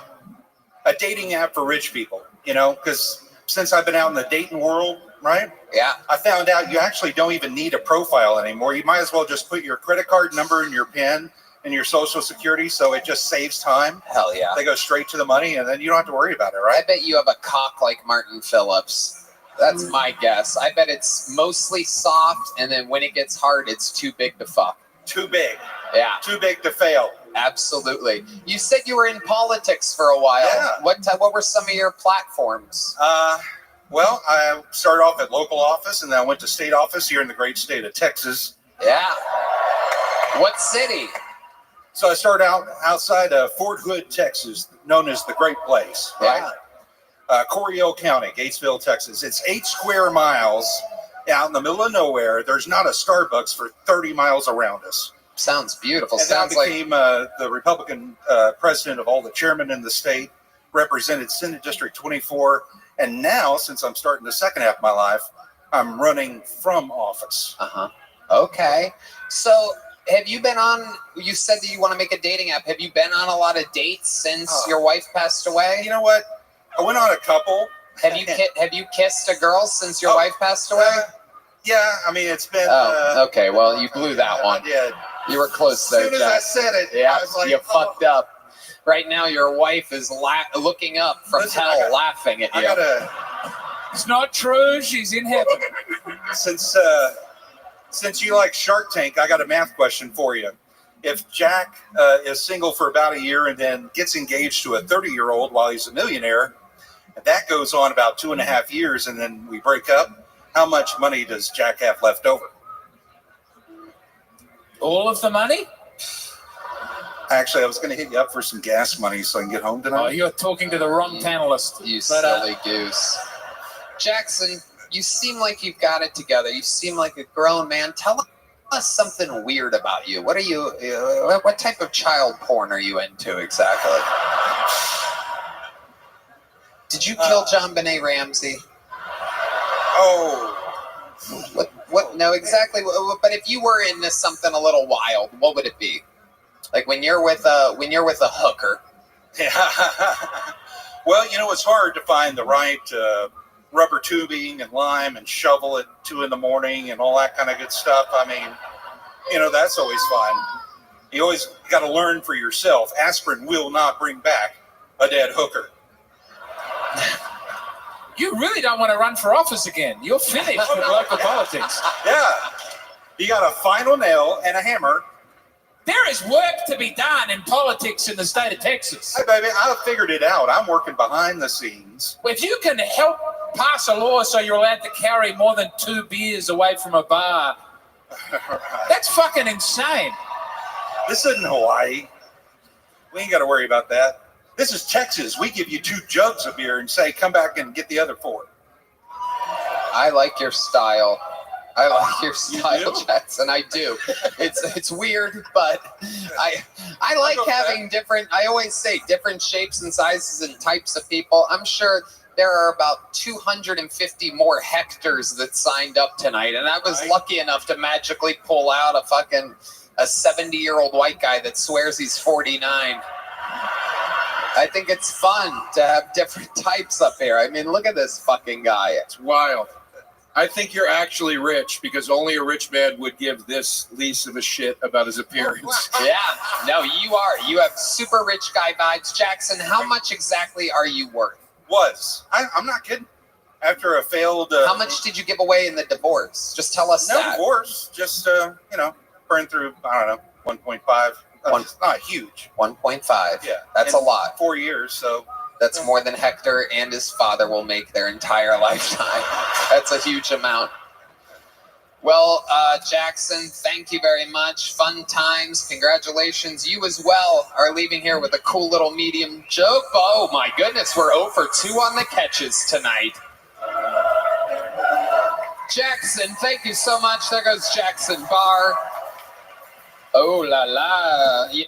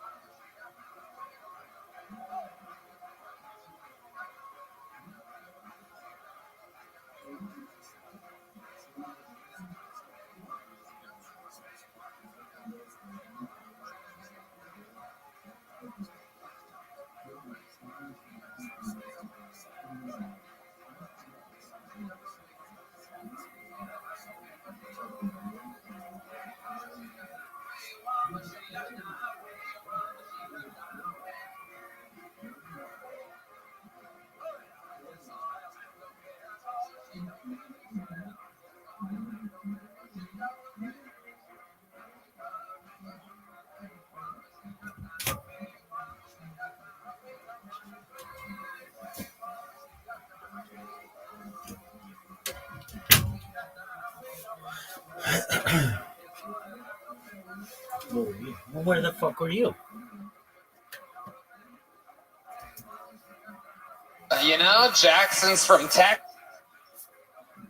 He's from the middle of nowhere. Hello there. This podcast is sponsored by Tecovas. Anywhere worth going is worth going in good boots. Find your perfect pair with Tecovas. Tecovas crafts quality Western boots for everyone, from generational ranchers and lifelong cowboys to first-time boot buyers. Born in Texas in 2015, Tecovas makes it easy for anyone to find their perfect boot. Every one of Tecovas boots are handcrafted with over 200 meticulous steps for broken-in comfort right out of the box. Whether it's a long day or a big night, your Tecovas are built to last and impress. That's why Esquire loves them and says there's a reason we keep coming back to Tecovas. And speaking of Esquire and men that should be on the cover of the next issue, here's Reggie. Tony, I love Tecovas. Being in Austin, you see a lot of boots, and Tecovas are by far the best. They are just so dang comfortable. I wear them when I'm out in the town, at the grocery store, you name it. They make me feel great when I put them on. I feel like the freaking Marlboro Man. Tony? Wow, you smell like them too. Ever wondered if you could pull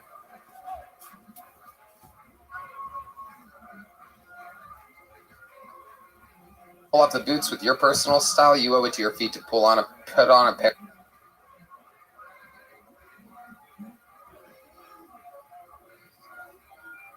Come on, you little bitch.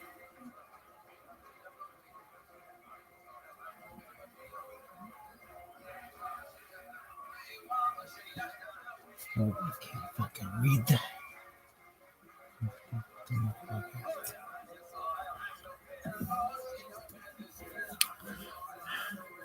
Hey guys, I'm Sundar Pichai, and I've never used my fucking platform. In fact, I'm a bigger cricket fan than I am a fucking CEO.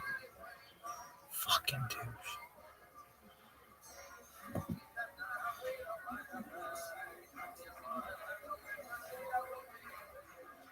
Dog, this fucking layout is so shitty.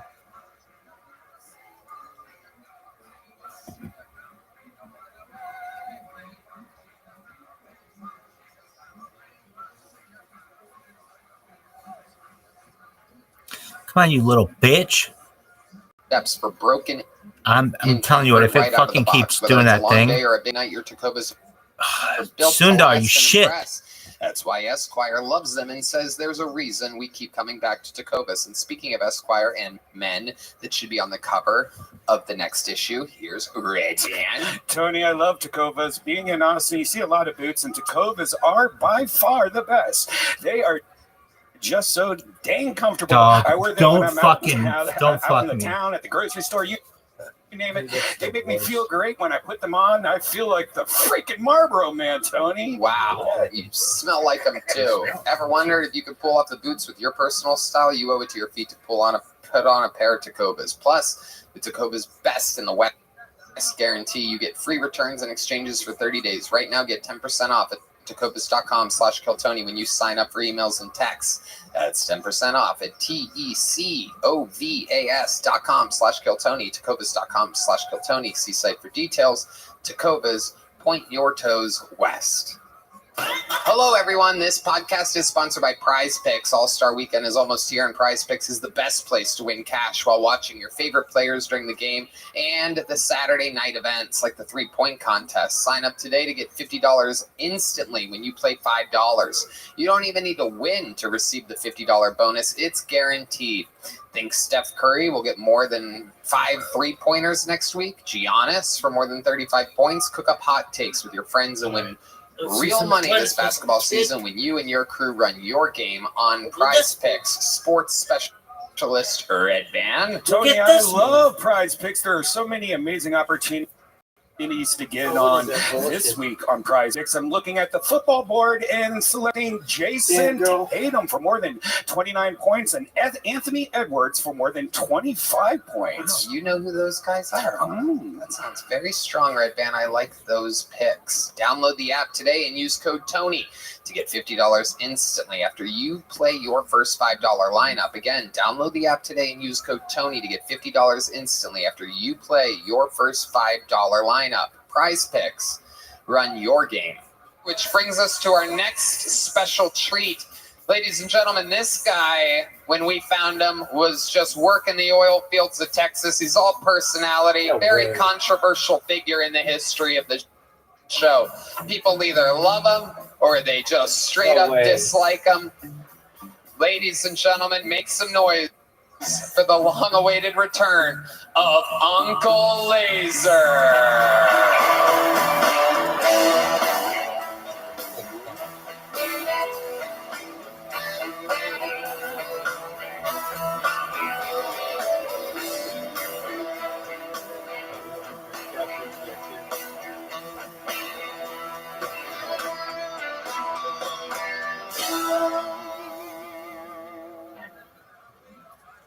Listen here. Had a woman from Tallahassee, Florida slide into my DMs. Said, hey, shut the fuck up. Said, got a plane ticket with your name on it. Come down to Tallahassee, Florida, blow my back out and rearrange my guts.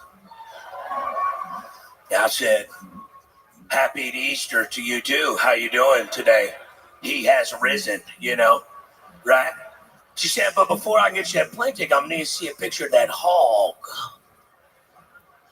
Fun fact, I ain't got no hog. I got what they call field mouse dick. You ever been hit by a sewing machine needle? You know? Look, here's the thing about sending wiener pics. Don't do it, okay? All right? Listen, look, I love my wiener. I put it everywhere. Hot tub jets, electrical sockets, okay? I once took a shop vac and sucked all the foreskin off of it, you know? I haven't been to a water park since. She said, look, I ain't gonna be able to get you that plane ticket no more. But I get you a Greyhound bus ticket.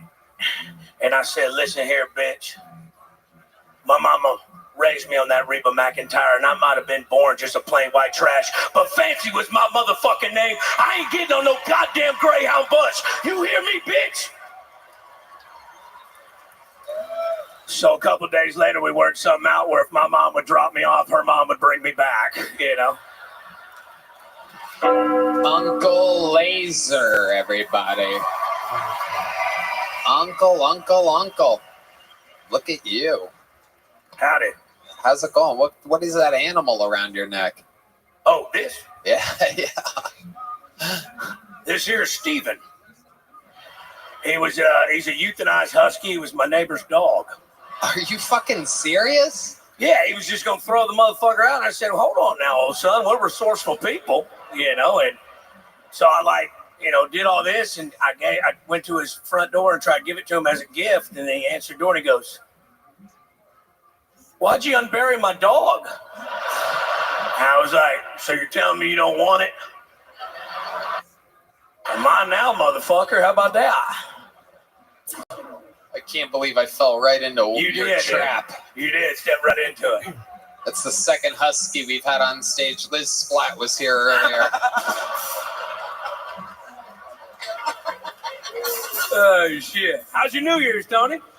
We're having fun. What are you, conducting the fucking interview? No, I just was simply asking a question. I love that you said you wouldn't get on a Greyhound bus. I've been on the Greyhound bus in this country.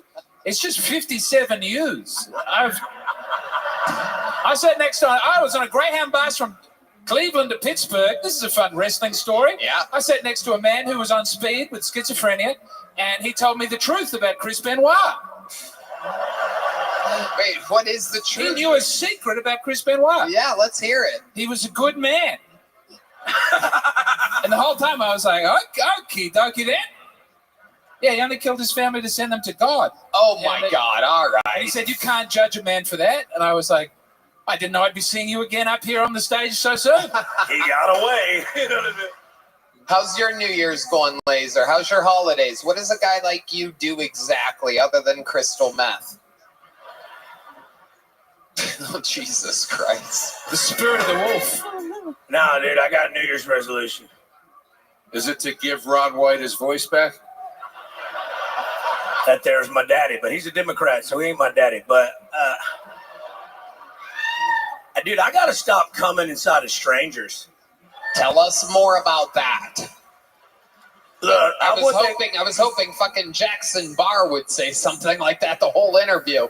I gotta stop coming in strangers, because look, dude, I'm like the Tyreek Hill of the Austin comedy scene. I can't pull out of a fucking driveway, you know what I'm saying? And I'm not even scared of the Me Too movement. I'm scared of, like, I got a kid in fucking Fort Wayne, Indiana, or some shithole across this goddamn country that's like, we need child support. I don't want to be a part of that. Have you gotten anyone pregnant? Are there any nephew lasers out there? All we can do is pray. Wow. Amazing, Uncle. So what do you got planned for 2025? You've been touring a lot. You've been working really hard. Trying, yeah. Just like, look, like, say something to me, like, on some real shit, okay? 3 years ago to this date, Tony Hinchcliffe invited me to Tony Hinchcliffe and Friends. It's been that long. It's been that long. Jesus. All right. You invited me to the New Year's Eve party at Vulcan with your people, right? And yeah. I was dog shit then. I'm probably still dog shit now. But, I mean, back then I was even worse, okay? Oh, yeah. But you gave me a shot, all right? And it's a testament to you. And my mama was in the crowd tonight, and I was thinking about quitting my job. And up until that point in my life, that was the best I'd ever had, all right? And took a chance. But, like, yo, look, I'm not trying to suck your dick, but I'm going to be honest with you. Thank you for everything. Yes. Look. Yes. Joe Rogan might have built the comedy club in Austin, but Tony Hinchcliffe created a fucking culture. You hear me? Thank you. I couldn't have said it better myself until later tonight in the mirror, like I do every night. I look directly at myself and I say, Tony, you built the fucking culture. No, I'm kidding. I was going to say, I'm pretty sure you'll corner me later at the party and tell me that for 15 minutes. Do you know what I've done, Joe?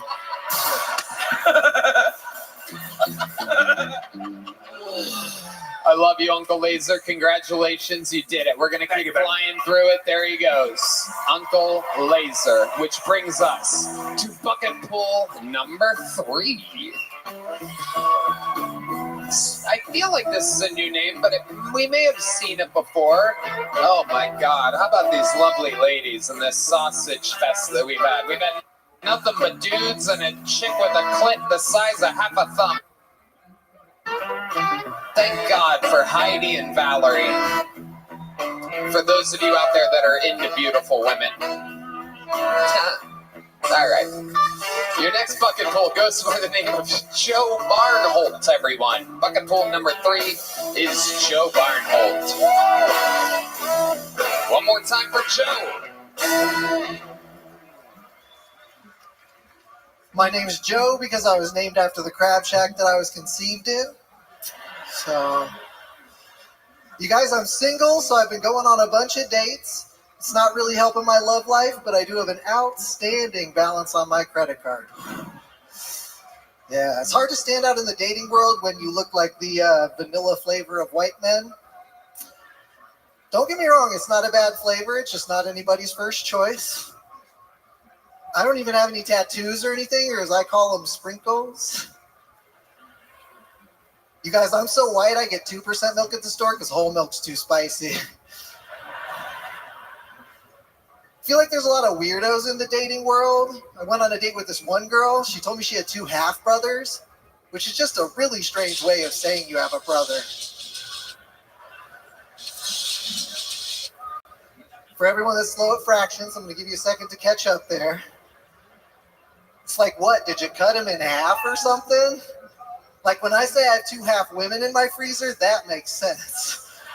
Bunch of weirdos out there, you guys. Thank you. My name's Joe Barnholt. All right, Joe Barnholt, let's talk about it. How long have you been doing stand-up? I've been doing it about a year. I've been playing music for about 16. Wow, what kind of music do you play? Full band hip-hop. You You're in a hip hop band? Have you been on this show before? I was about a month ago. And I found out you were in a hip hop band? I did. I do musical comedy, and I tried to sing a song about fucking Santa and forgot the lyrics. Okay. Do you have anything that you would do tonight if you were a 16-year musician? Yeah, I can play guitar and rap for you guys if you want. You need a guitar to do it? I mean, it helps. Okay, do we have that extra guitar somewhere? D Madness, you see a guitar anywhere back there? Marcus just left. Oh, we got it. Okay, we're going to give this guy a shot. Yeah. Gives us a chance to look at the lovely Heidi one more time. My goodness. A modern-day Vanna White, if you will. A Marilyn Monroe-esque thing, just handing a cord to an absolute jerk-off. Joe Barnholt, look at this guy. Looks like Joe DeRosa ultralight.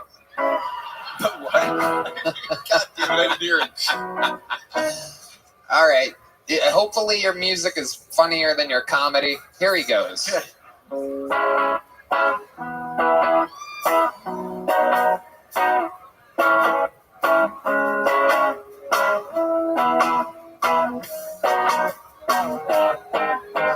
Away we go, hope this goes. Sail through life on a safe little boat. But see, it's time for me to abandon ship or abandon hope like whoa. So merrily we rode, life's but a dream we woke. We try to flee, but run these circles round the globe. It's up, down, side to side, never straight from that path I charted. Round and round, the smile ride, always end up where I started. Laugh at the dog track, like so bitch, then you die. Maybe that bitch is man's best friend, I wonder why.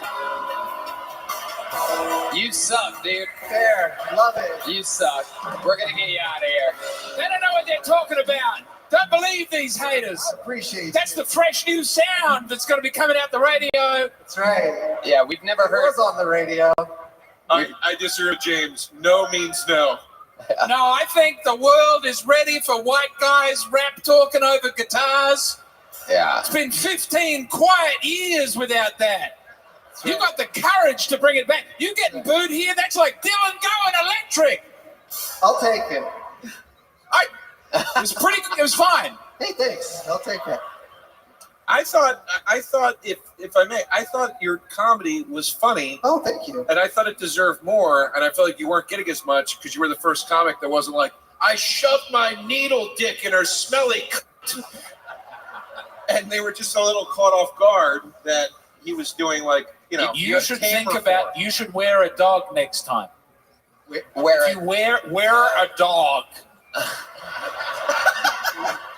Like put a dog's body on your shoulders. I'm trying to explain it. Red Band informed me in the middle of your set that it's a famous Jim Gaffigan joke that whole milk is spicy. You ever seen Jim Gaffigan I've before? not heard that joke. All right, okay. Actually. Google it. I will.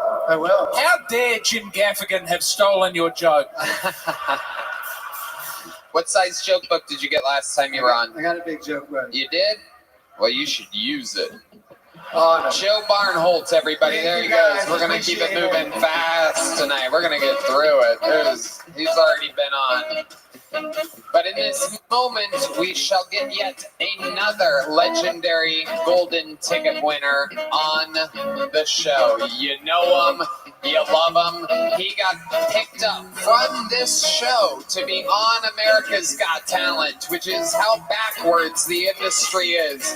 That they are now finding people for AGT, for Netflix, for everything here on the show that you guys watch every Monday. We find the people. This is the return of Aaron Belisle, everybody. Oh, hell yeah. Smart started his entrance early.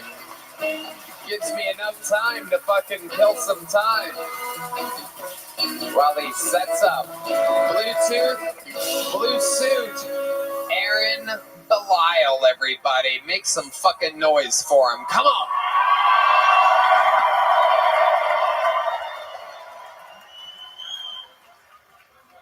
It's not too late to have the first female president. We could have the best one. Trump could transition. Now I can grab my very own pussy. Quite frankly, I have the best pussy. My pussy is very tight and beautiful. Everyone who sees it says it's the best they have ever seen.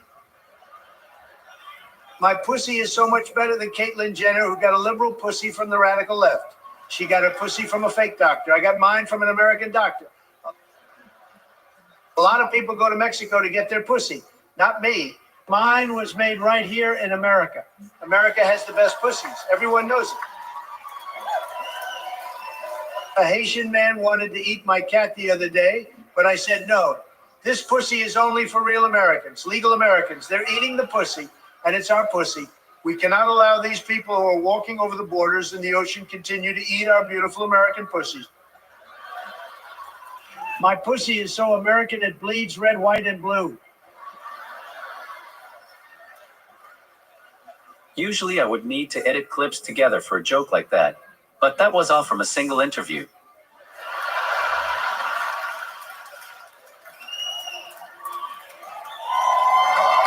Fuck yes, I love it. The evolution of Aaron Belial. Doing some fucking next level shit over there, using other voices, making your own clips, writing the bits in other people's voices. That makes fucking sense. That's cool as hell. Awesome. How's it going, Aaron? You dress the part and everything. You look like a politician. Even your arms is crooked as a politician right now. You're better dressed than the literal politician that was up here. Yeah, it's true.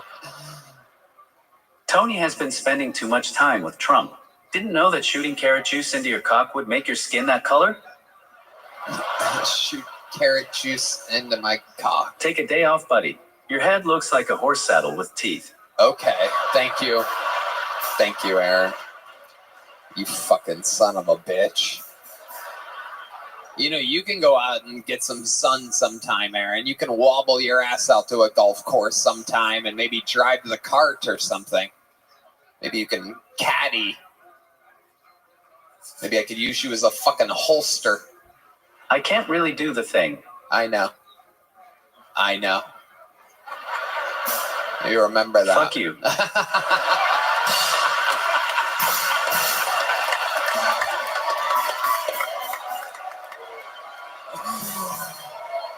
You son of an Australian bitch. Say that again. You son of an Australian bitch. I've been nothing but good to you. Let me tell you, you've got more talent in your thumb than you've got in the rest of your body.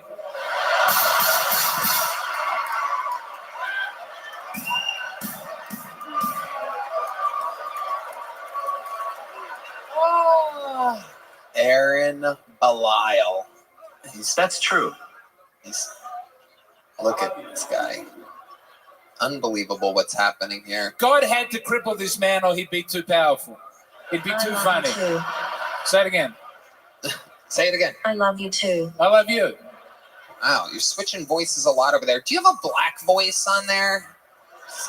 I would personally like the Japanese voice, if that's possible. Oh, he's got one. He's very excited.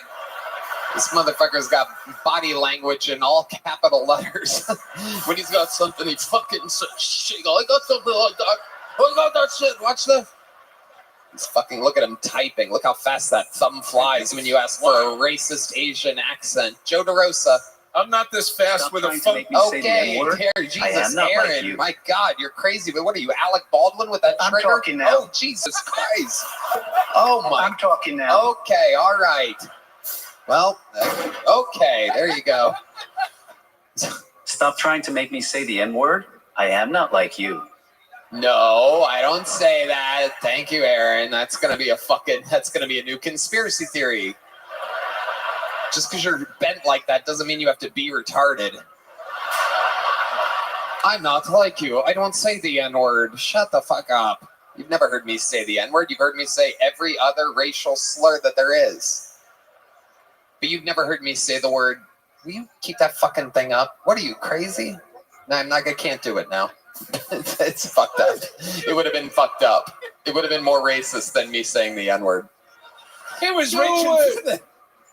What? I saw the button you were going to push accidentally. You want to push it? No. No, it's not how it They've got works. the... When you see my hand go this way, that means you turn your fucking volume up. It wasn't on purpose. They've got all the animals on the iPad, and he was accidentally going to press the chimp button. It wasn't the chimp button. And then he stopped because he's not a racist. I'm a chicken. Okay, Aaron, what the fuck were you going to say 3 minutes ago? It is no longer relevant. Nothing. Okay, perfect. Everything good? Is this your first New Year's in Austin? I can't remember. Is this your first time in America on a New Year's Eve? What do you guys normally do in Canada for New Year's Eve? Fucking make... You don't have a Canadian accent. I didn't know you were from Canada.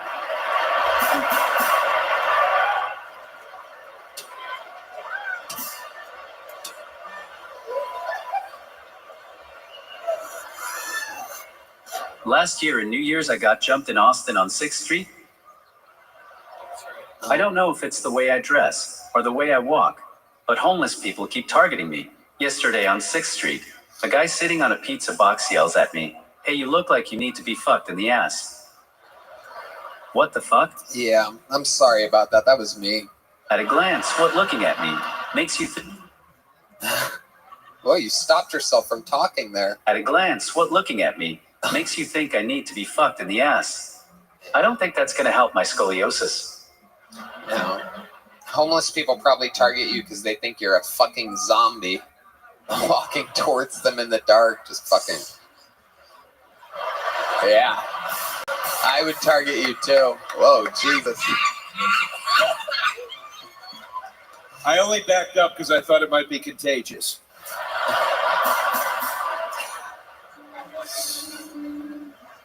Aaron Belial. He's pointing at me. That's racist. Okay. He's been out of Canada a while, but not long enough to accuse people of being racist and using slurs that they don't use. It's such a liberal thing. What else is going on, Aaron? Let me type it out first, and then I will tell you. I was telling a joke last week about how I use my disability to skip lines at Disney World, and this Botox bimbo, sitting with her plastic surgeon boyfriend, gets mad and heckles me, telling me I'm abusing my power. Like, how are you going to judge me for using my privilege to save my knees while you're getting on your knees for free lip fillers? Yeah, fuck that bitch. Fuck that bitch. Oh, shit. Oh, Anthony, that is just wrong. Anthony, the director, found a girl with a bunch of Botox and did a reaction shot there. That is wrong. Oh my God, Jesus Christ. Is that the homeless person on the pizza box, Aaron? Look at that fucking... Oh my God. Halloween on New Year's Eve. Absolutely incredible. It's a hybrid. I love it. She came into my meet and greet line demanding a picture because she paid for me. Kept grabbing at me too. So I acted retarded again, and I bit her. Hell yeah. Good luck getting that nose fixed. I bite with the strength of 47 chromosomes. You're on fire, Aaron. You did it again. What else? Anything else? You fucking crushed. You did it. Great interview. Just a few more words from me. Joe, you should love me. I can transition at any time with my thumb. Oh, okay. For those of you that don't know, Joe got his dick sucked by a tranny 2 skankfests ago. If you're wondering why everybody keeps saying that Joe loves tranny. Sorry for being a champion of progress. I'm changing the world one blowjob at a time.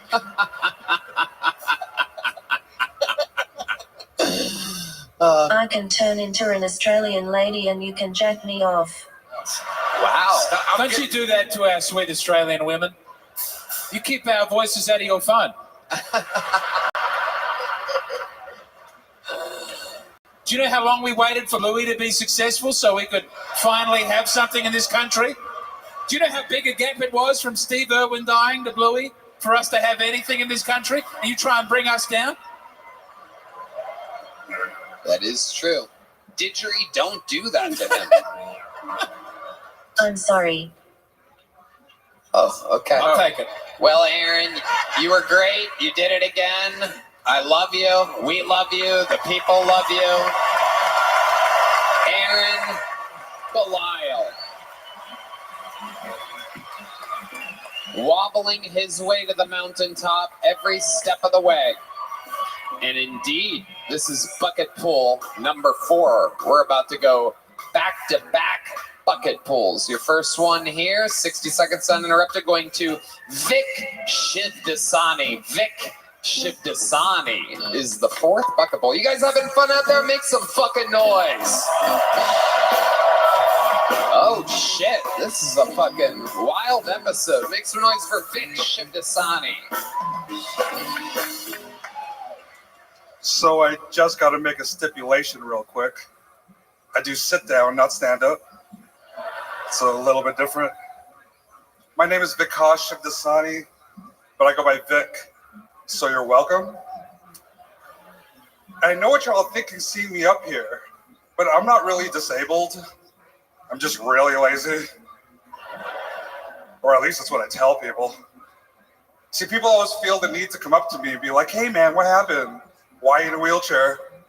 My favorite, like the old Indian people, were like, so, what is wrong with you?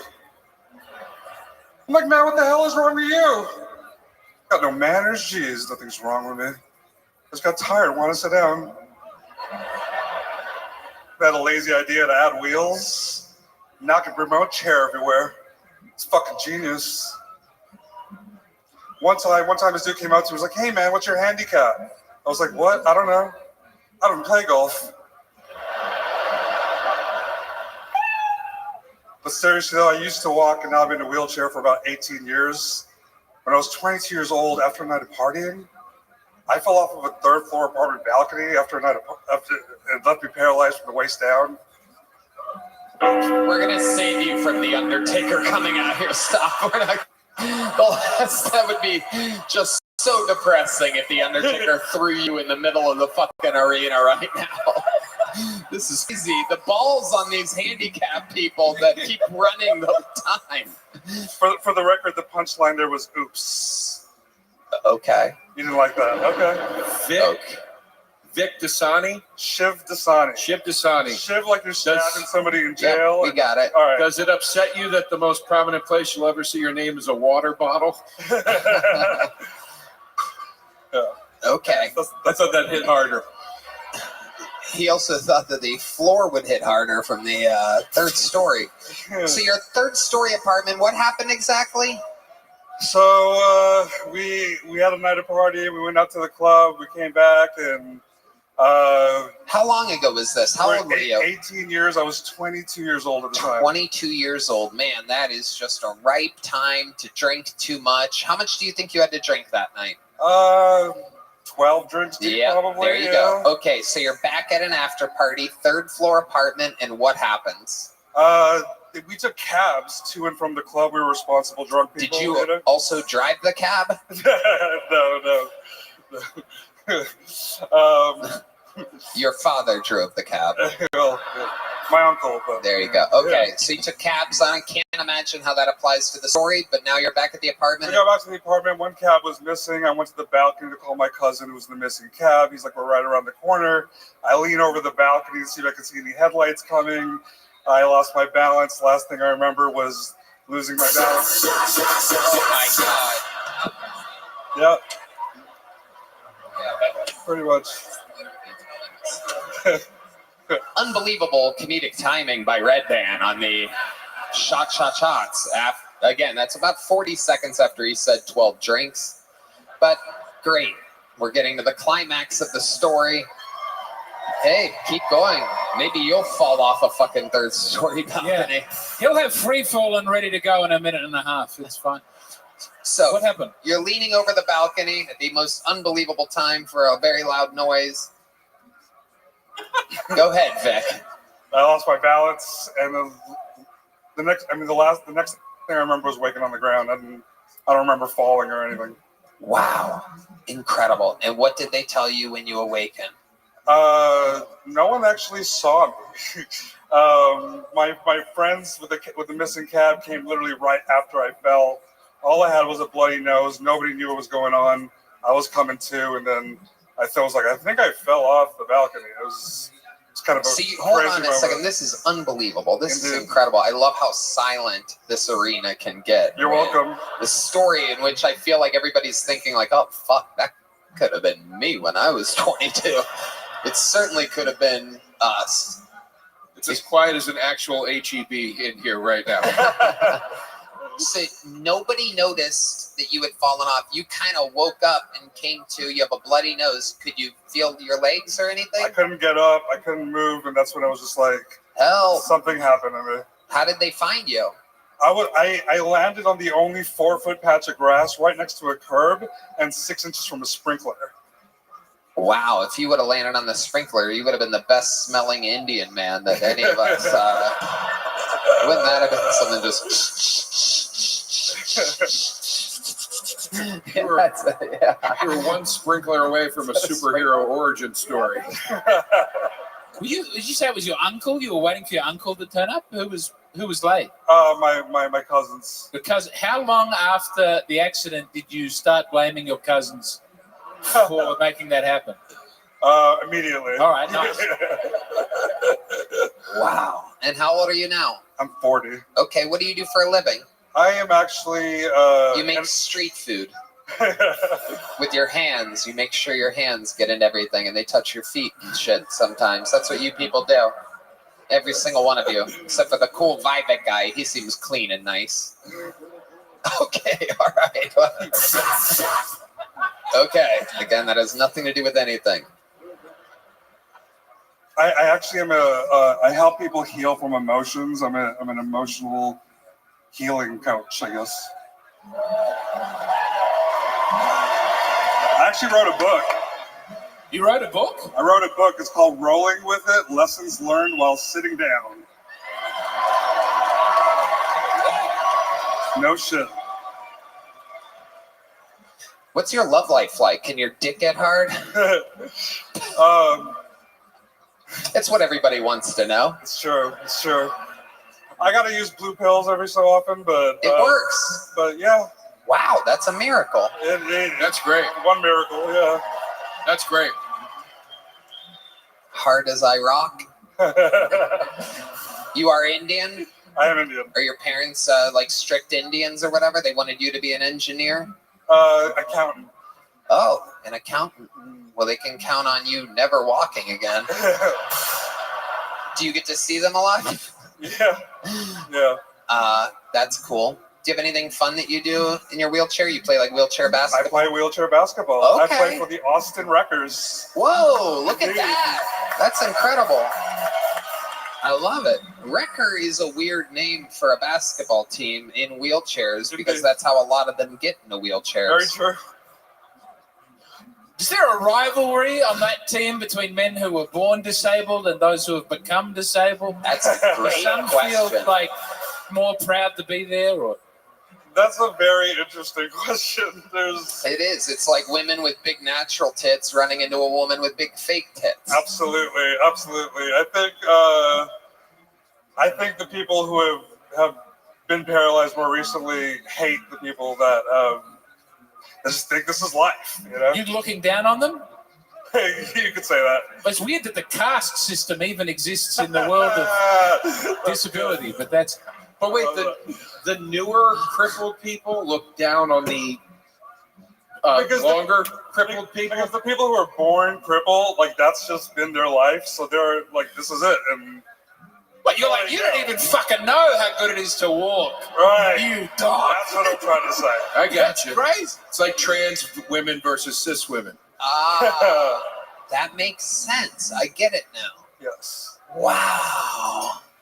Damn, that's I would have thought it would be the other way. I would have thought that the people born without the ability to walk would be like, you know, fuck you, at least you had a chance or whatever. I wouldn't have fallen off a balcony or whatever. I can't even see over the fucking bar to get 12 drinks in the first place. Like, I think they would have a lot of built up inner anger. Yeah. Do you have a girlfriend or a wife? No, I don't. Okay, you go dating a lot? Here and there, I get lucky sometimes. Okay. Yeah, you seem like a good-looking, likable guy. There's a lady wooing very loud over there for you this evening. Are you from Austin? I'm from South Texas, but I moved here in the summer. Okay. Have you kissed a girl in Austin since living here? I have not. Whoa! Uh-oh. Well, my dear friend Vic, V-I-K, it just so turns out that we have the best fan base here in the world. Is there a beautiful Austin woman out there that's willing to come up here and give Vic a big kiss? Anyone? Is there a woman? There's a bunch of dudes raising their fucking hands for some reason. Is that one right there with the glasses? Yeah, you with the glasses. Is that you? Oh shit, look at this one. Look at that, Vic. You're about to get your first Austin kiss. This looks like a real Austin woman. Misplaced tattoos. Keep coming, keep walking, lady. Okay. I cannot believe this is happening right now. It's happening, Vic. You're about to get your first Austin kiss from what appears to be Uncle Laser's aunt. This is incredible. She has a bunch of tattoos. This is a real Austin girl, Vic. Let's go. She might... You play for the Wreckers. She looks like she plays for the Home Wreckers. This is very exciting. Oh, shit. Here she is. Oh, my God. You don't have to do anything that makes you uncomfortable. Here we go. Whoa, we got a camera angle on that? Oh, shit. Oh, shit. This is New Year's Eve at the HEB Center. Oh, my God. Oh, shit. Shit. Oh, yeah. That's fucking fun. Here you go. Here's a big joke book, you crazy slut. Fuck yeah. Absolutely. Yeah. Damn, Vic. Happy New Year's to me. Now, Vic, it's New Year's Eve. Have you fingered a girl in Austin yet? Let's go! I have not. Well, here she comes back up. Oh my God. This is crazy. I'm being told from the great director that we might have a slow motion replay of that kiss. Wow. Look at the tongue action happening here. He could take away your legs, but he could not take that mouth away. Dear God. That is an aggressive... You guys are both nasty fucks. You guys are fucking tonight for sure. That kiss was messier than your fall off of the balcony. Except your whole family is actually going to notice that right when it happens. They're not going to leave you. You might end up waking up next to a sprinkler again, Vic. You're going to have a hell of a night ahead of you. They might have to rename this place the HEEB Center after what... All right. It's a big joke book. First guy to catch it tonight. How about that? Can I say one more thing? Absolutely. Finally, someone with a disability on this show that can fucking enunciate. Wow, just insulting some of the greats. Okay, Martin Phillips and Aaron Belial are about to officially jump you when you get off stage. They have the ability to they're about to put a fucking stick in your spokes of your wheels. Bucket pool number 5. It is that time, ladies and gentlemen.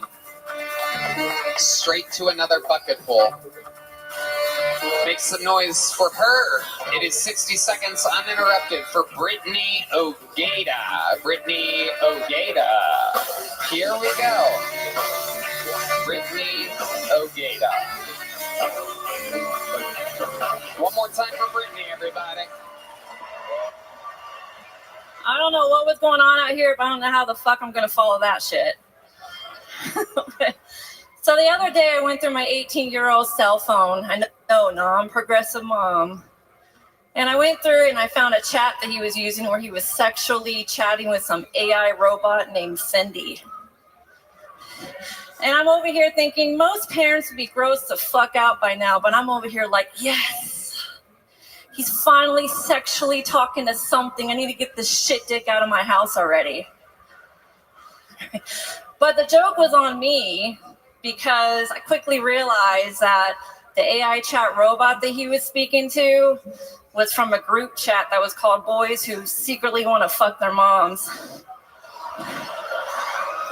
Boy, I was quick to the store to buy 4 fucking locks for my bedroom door that night. Just the other day, I went to go pick him up from school, high school, and I'm sitting in the car, and he comes out, and he's got like one glove, just one glove on his hand. You know, one of the gloves with the tips cut off, like how they wear like sticky bandits in Home Alone. And anyway, I was looking at him, I'm like, what the fuck is this homo doing? And he gets in my car, and I'm like, what the fuck are you wearing? All right, no. I'm gonna save you again. I'm saving people tonight. There it is. Oh boy. You came out guns a-blazing with an excuse. Don't know how I'm going to follow that. And I knew right then and there that you were gonna fucking suck. Oh. It's okay though. I had some laughters. Yeah, it's okay. That's exactly what Amy Schumer would say and look like. I had some laughters. Okay, let's talk about it. How long you been doing stand-up, Brittany? This is my first time. What made you want to sign up tonight? Okay, got him back on your side. Joe DeRosa comes running back because he thinks you're trans. What made you want to sign up tonight here in an arena for your first time doing stand-up comedy? Honestly, it's my husband's birthday. He's out there. He's been watching Kill Tony. Are you booing husband's birthday? It's because I'm not on stage right now, that's all. Whoa. Straight up attacking the comedian section. The comedian's attacking me. It's all right. My favorite bit of the set is where I thought you were saying he had a glove with the tits cut off. I said tips cut off. I know it was tips, but that was fun. It was going to be a good joke. Can I ask what that was? Why did he have a glove with the tips? He was wearing a glove, and this is a true story. People are begging for the Undertaker to come out and beat shit out of a woman. This is absolutely incredible. This is incredible. I've never seen anything. I did not think this is how the show would go. Okay. How long have you been with your husband? I've been with him for 10 years, but I've been watching you guys forever, so. Again, the comedians are you guys booing this because you think I'm going to bring up the husband? Why are you booing your husband? I'm confused. What were you doing to the comedians during the show? I wasn't even sitting over there. I had my own ticket. Why do you think they're booing you for bringing up your husband? I just want to keep saying the Undertaker. I'm not bringing up the Undertaker. It wasn't my intention to have that be on the table when a woman came up and bombed. I know, right? People really want to see it, though. This is incredible. Okay, I'm going to save you. I'm going to save everybody right now. Is there any hilarious thing about you? There you go. That's her time. This is a very, very, very... Good on you! This is the smallest joke book I could find. There she goes. And now, ladies and gentlemen, watch how fast the energy in the room changes. As I bring up a comedian who was not here last night and hasn't been around very much lately because he has been booked doing sold-out shows all around the world. A man of true mystery, an anomaly, if you will, in the history of Kill Tony, as one of the greatest regulars in the history of the show. A freak. A man talked about. Some people say that this is God's favorite comedian. Ladies and gentlemen, I present to you the long-awaited return of Casey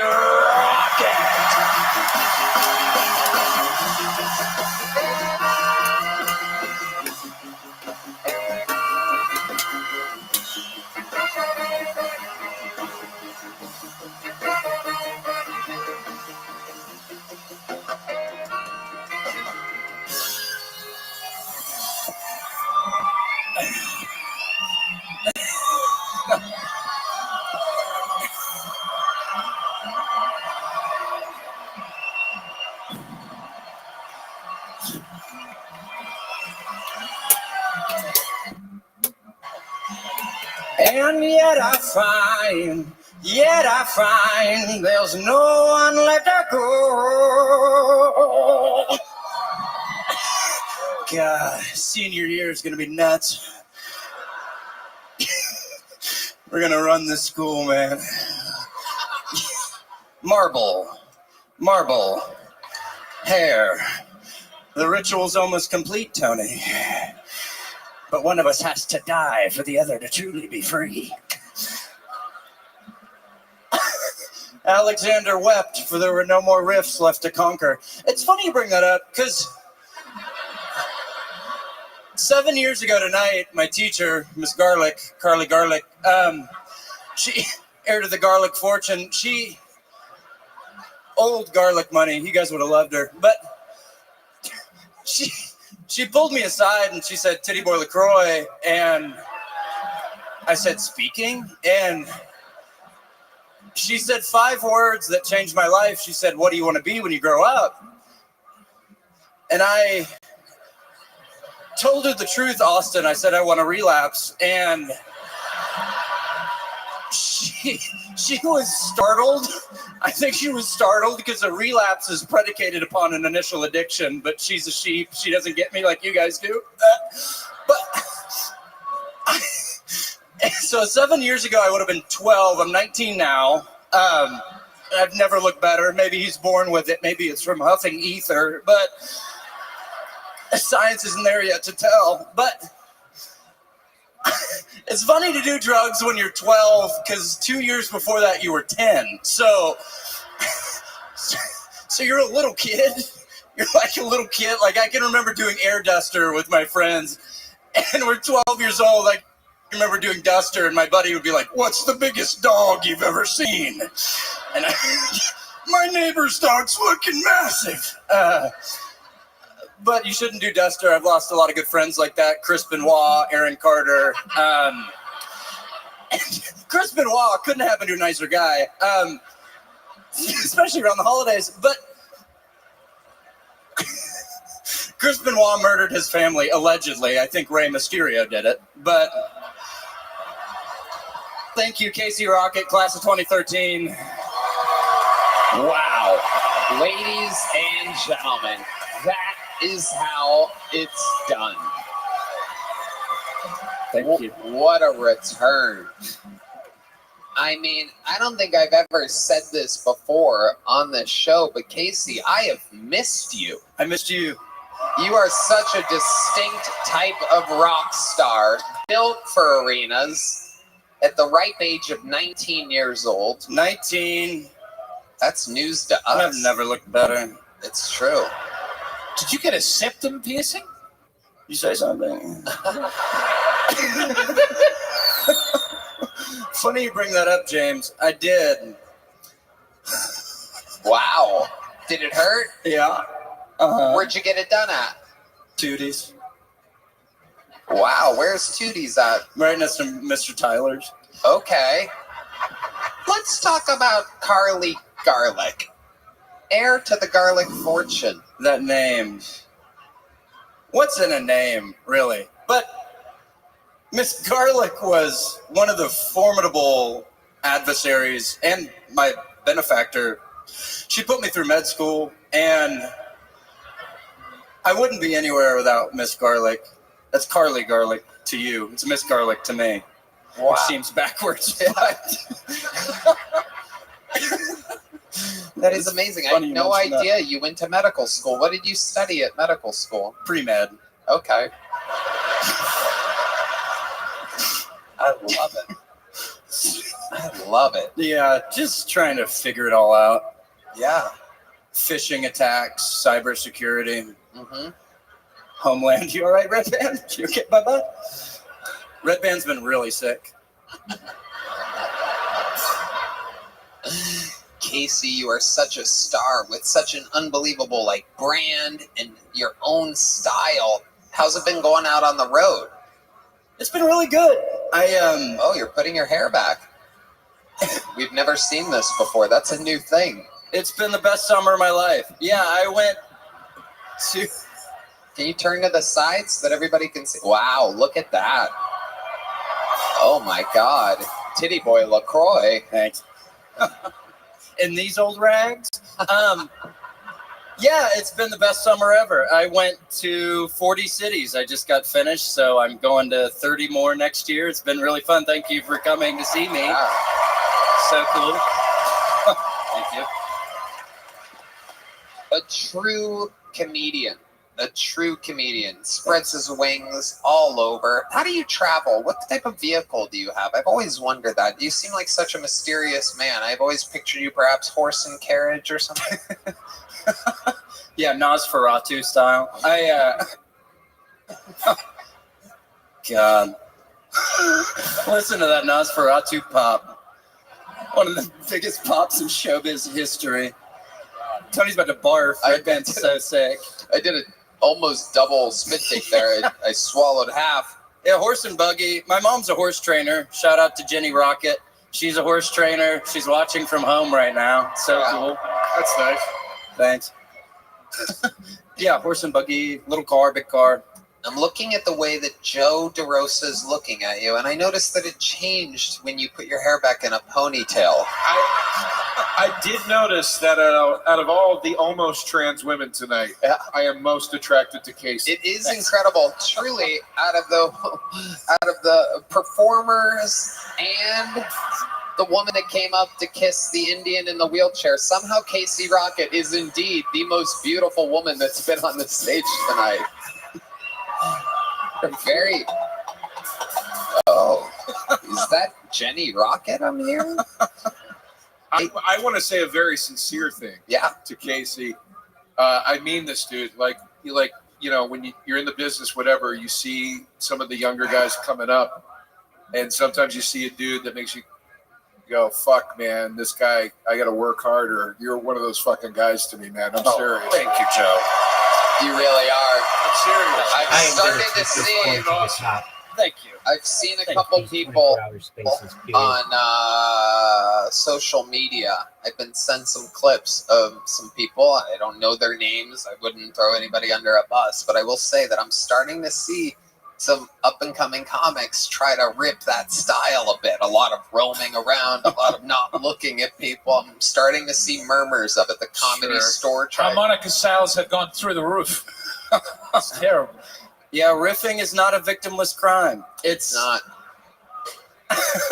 I wouldn't advise it. It's tough. I don't want to. We can talk about it later. But of course, we'll circle back to it.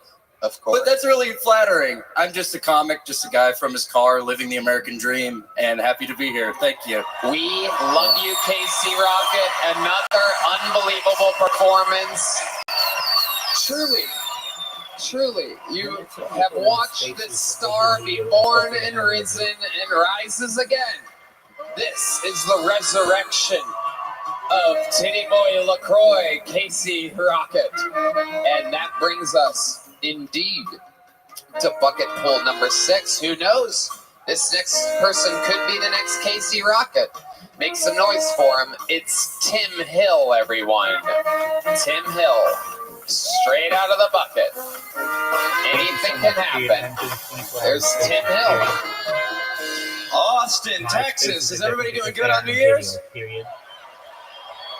Good. So I just want to say every woman in the world, every woman reaches an orgasm differently. Fellas, listen. Every woman comes differently. Every woman takes a little something different to reach a climax. I was dating a lady one time who could only come while she was on top. My last girlfriend could only come when she was getting fucked from behind. The lady I'm with right now can only come if she's getting fucked by a black guy and I'm tied up. It's crazy. It's crazy. But tomorrow I'm going to be a couple years sober, actually. And don't woo, I have a minute.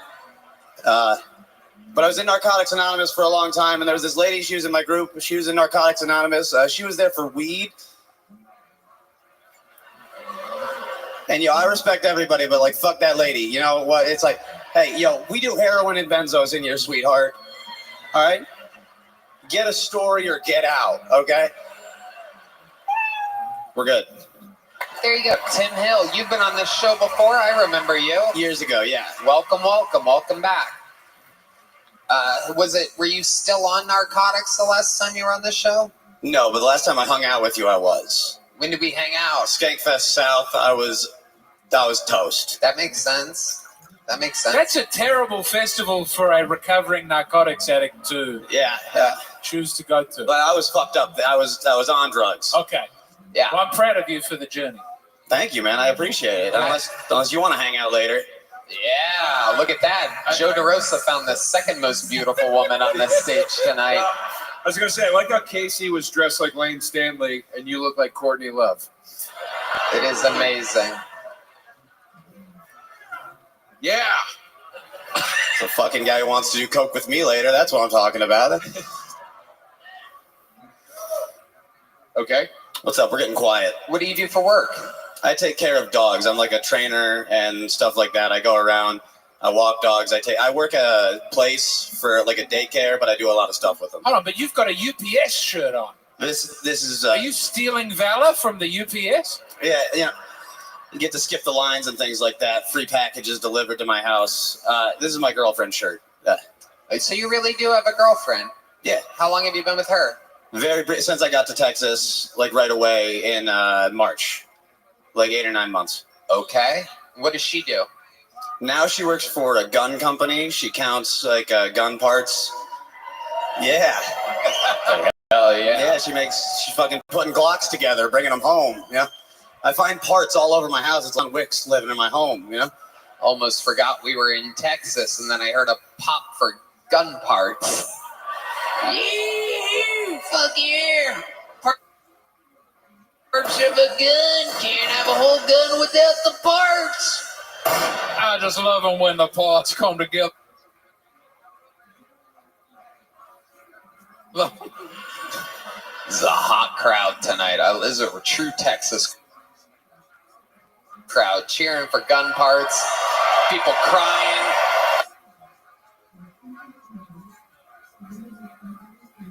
I saw tears out there during that national anthem. I saw tears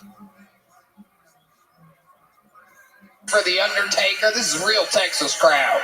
I'm doing 24-hour spaces. And you did a joke about like your girlfriend having sex with black guys while you So watched. that's 48 hours. But this, in a I'm just row. noticing this in America. In every hotel room, there is a cuck chair looking at the bed. Yeah. So is that more common? There's always a chair. So someone gets right at the bed. Is that a very common? No, that's Tim Hill's special seat. I'll tell you, that's mine. Yeah. They don't do that in Australia? They don't have a chair in the bedroom just in case you It want doesn't always point directly at the bed. It's like it's a chair where you're supposed to, like, I don't know, take your shoes off. Or Watch your wife get fucked by another man. It's truly the land of milk and honey, America. We have a chair in the hotel room. How fucking bad is this shit in Australia? I'm the king of the castle. I'm on a chair. What's an Australian thing that's in a bedroom that's not in an American bedroom? A real man. Thank you. That's right. I appreciate that. Wait. People that don't talk like idiots. What? What'd you say, lad? Promoted I knew it would archery, come to this. comma, Same karaoke, We have perfectly good mini golf with some bedrooms. friends We talk in a normal from way. the community, comma. No, you don't. Watch. Listen to yourself. Yeah, it's fair. Kill Sound like a Tony. Here's moron. what's hard. I've been here for long enough now that I Watch went to the the airport Kill to go back Tony. to Australia, and as I was in line, I heard a woman Pay-per-view talking, special, and I comma. thought, "Fuck, she's retarded." And then I realized it was my With accent some that I was Polish. hearing coming back to me. I also love that the Australian pronunciation of retarded is equal to the Boston pronunciation of retarded. Retarded. You got to pay the respect to where it came from, you know. Tim, what's the craziest thing we'd be surprised to know about you that since the last time you've been on this show a couple years ago? I sucked a lady's dick. Whoa! Well, You got yes, let's sit down and have a conversation, my friend. Welcome to another episode of Whoa, DeRosa. Let's talk about it. Take us through the evening. Nice and slow. Don't just go straight to like so she's coming down the back of my throat. Like, where did you see her? Where did you meet her? What? Take it nice and easy. It's a pretty simple story. You go on a website called List Crawler, Wait, what the fuck is that? I sucked a prostitute's dick. Oh my god. There was a condom on it, which made me feel more like a whore. Yeah, so than I did in the first place. You basically sucked a dildo. Yeah, that's like making a sandwich for the guy at Subway. No, that.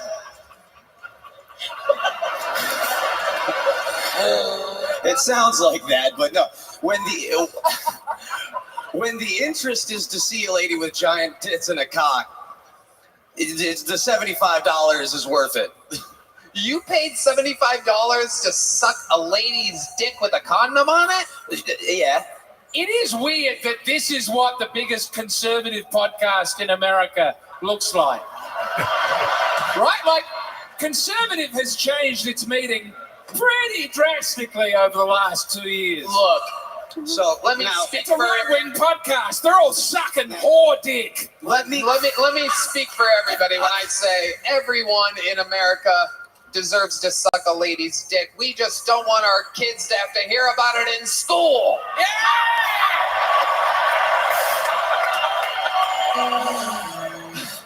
The second they graduate high school, it's fucking condoms ready. I'll clear it up.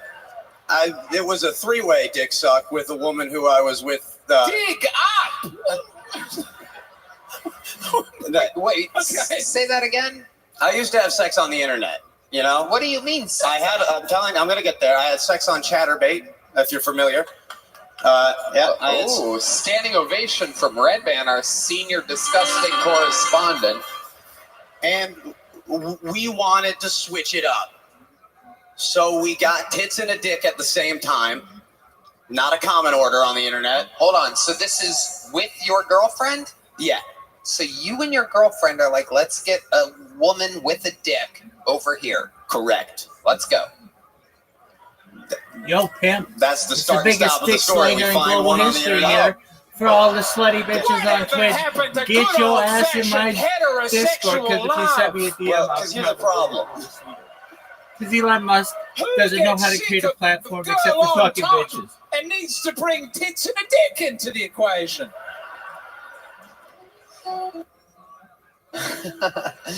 By the way, I just want to take a moment. About 20 seconds ago, there was a guy on the final thing when I said, so you and your girl had a girl with a dick come over, and some guy over there goes, gay. Like, it's like, where have you been the last 7 minutes, sir? Did you just wake up? Is that Vic landing from the third floor again? If I had his dough, who would I be slanging right now? WNBA bitches. It's a sprinkler going next to me. But force. this ends with a sprinkler in your face as well. Sure does, yeah. Okay. You know, because my girlfriend and I, we were on Chatterbait a lot, and we had regular people. Yo, if you're just joining me right who now, liked the things that we did, and they wanted a little switch up. Right. That's And tight as fuck. hey, it's a switch up that I didn't nobody fucking gives a hate. shit about me. Okay, Really? so the woman comes over, you throw a you guys But just that's get right 40 to it? right Is now. there any If y'all are talk? going to the There's top, drug baby. use. It's going to be Okay, the what Harry kind of Potter drug? Obama Sonic Tenny new crew Is what I was and on. Okay, like and a bunch of fucking hooker, Indians. The trans I love hooker it. did coke as well?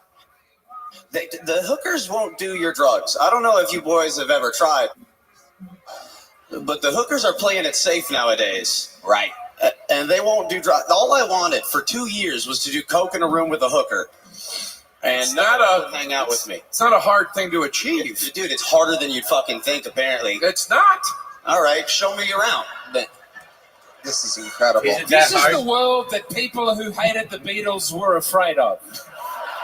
They knew it started with a man with long hair, and it ended here. Attacking a prostitute for not doing drugs with you on the internet. You're like 80 pounds and a dick in your mouth away from being me, okay? That's true. There was a fork in the road, and we went down. I There went was with the sandwich. You went with the penis. There was and a fork in your mouth. Yeah. That's incredible. You're a wheelchair away from being Lieutenant Dan. Okay, so the hooker comes over. You and your girlfriend do drugs. The hooker refuses your drugs, starts slowly putting on a Well, condom. kids- No, they hang out. She's Depends yeah, how you pretty define much. Yeah, drugs. she gets it. I get sucked. Depends how you define hookers. Have you? You know, a little bit by I mean, both it of them, depends and how you then define we these. do what the people on the internet are asking for. I mean, Which is so like, you went live on the internet. if we're just talking about Sucking a bitches who dick. fuck Wow. for Any shelter regrets the next morning? and it's sugar No. and drug, then fucking love Rod no, Robinson's just an unlocked thing that I know I like now that I can't. A lot of guys are sobering up out there, realizing that this bullshit? guy's out there sucking cocks and that they don't like that. How much money did you make though? A good amount, more than the $75. Hey, Donald You Duck's here. fucking What's up, homophobes. How So you you living? pull the Yeah. profit off that. 100%, easy peasy. Hotel room, coke, and hooker free. I like how Donald Duck. Wow. doesn't wear At what pants point and do you everybody's and your just girlfriend cool with it? When I stream the do it. AIDS test? Then go in my That's account. Patreon. Dude, what is Done, that's up, next week. Sundar Pichai, with like not having your fucking platform play videos all the way through? It's Is the clip findable somewhere? Is it out? No. Oh, okay. Red Band was trying. I wanted to help. I don't. Can you go backwards on Chatterbait Red Band? You know. You already have a joke book? No. Here you go. There goes. Have you my ever been on dick. Chatterbait, Rabbi? Well, no, that's I don't know another what that person's is. job. Is that like chat roulette? There goes Tim Hill, everybody. What's the thing? Oh boy. This place is about to go crazy again. Uh-oh. Another person who wasn't here last night who just got into town today is yet another one of the greatest Dog, this isn't even regulars in the history of the show. Kill Tony Hall of Famer. A guy absolutely, I believe, Dude, shout out to second James place Slammer. for all-time appearances, all-time interviews, Amazing. a roast god.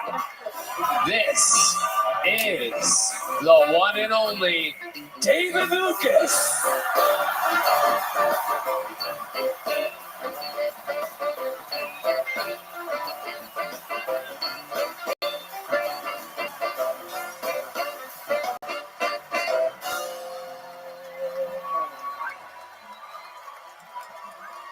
Yeah. Thank you, thank you.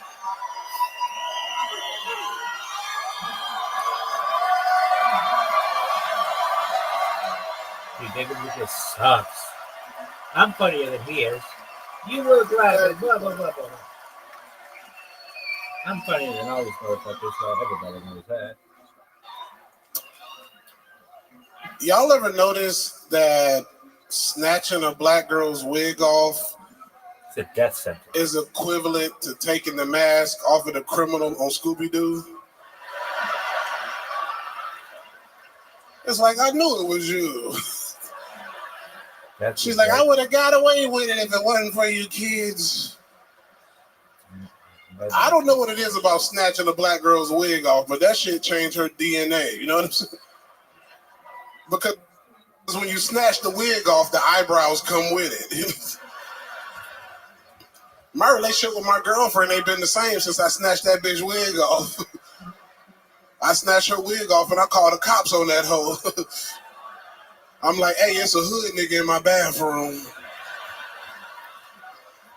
Somebody uncle just went in my closet. But I think if you're in a relationship and you've been with a girl at least 3 months, you should have at least seen her natural face. Because the first time you see your girl without makeup, it's like, damn, baby, I didn't know you had 6 months to live. What the fuck? If I knew that shit was terminal, I would have never cheated on your ass. All right, that's my time. Fuck yes. The return of the legend. Yeah. David Lucas. Tony, uh-oh. You look like a gay nigga going through a divorce. Your ass. That motherfucker got his sleeves rolled up like he about to split everything in half, including the dildo. This is your half. What's up, Tony? Well, we know you're not splitting anything in half. We know what you split in half. Oh, you son of That a bitch. ass cheek. Oh my motherfucker. God. Your hat is as backwards as your diet. God damn, Tony, why you so red, nigga? You gotta stop letting your man abuse you. You up here looking like a ripe tomato, bitch. Your ass. I'm gonna throw it at the next bucket pool that don't do good. Why are you so red? I can't believe you know what a tomato is. That's a vegetable with nutrients in it. But you know what a cucumber is. You fucking gay motherfucker. That nigga Tony know what a sandwich pickle is. Look at it. He want one right now. That nigga smoking that cigarette thinking about a dick. God damn it. You are on fire already. Look at you. You look like somebody's fucking teddy bear ate everything. I just be missing Tony so much. God damn, what's up, Tony? Joe DeRosa. Yeah. Fucking, that nigga looked like the kid off of the Wild Thornberries. You don't know that fucking reference. What was that kid name on the Wild? David, it's nice to finally be in a room big enough that you can fit into. Joe, if you would have been riding in the front seat of JFK's car, he wouldn't be dead. You big head bitch. Water balloon head ass nigga. Get the fuck out of here. Look at that nigga head out here looking like Jimmy Neutron. Bitch, get your... It's true. It's true. That motherfucker look like an educated llama. Get your dumb ass... Look at that nigga head. I like that you're keeping the chocolate Twizzlers inside your hat. Joe DeRosa look like he got a football helmet on. Boy, shut your big head ass. If you headbutt a nigga, it'll be a first-degree homicide charge. Big head bitch. God damn. Now you got to take an aspirin with a bow and arrow.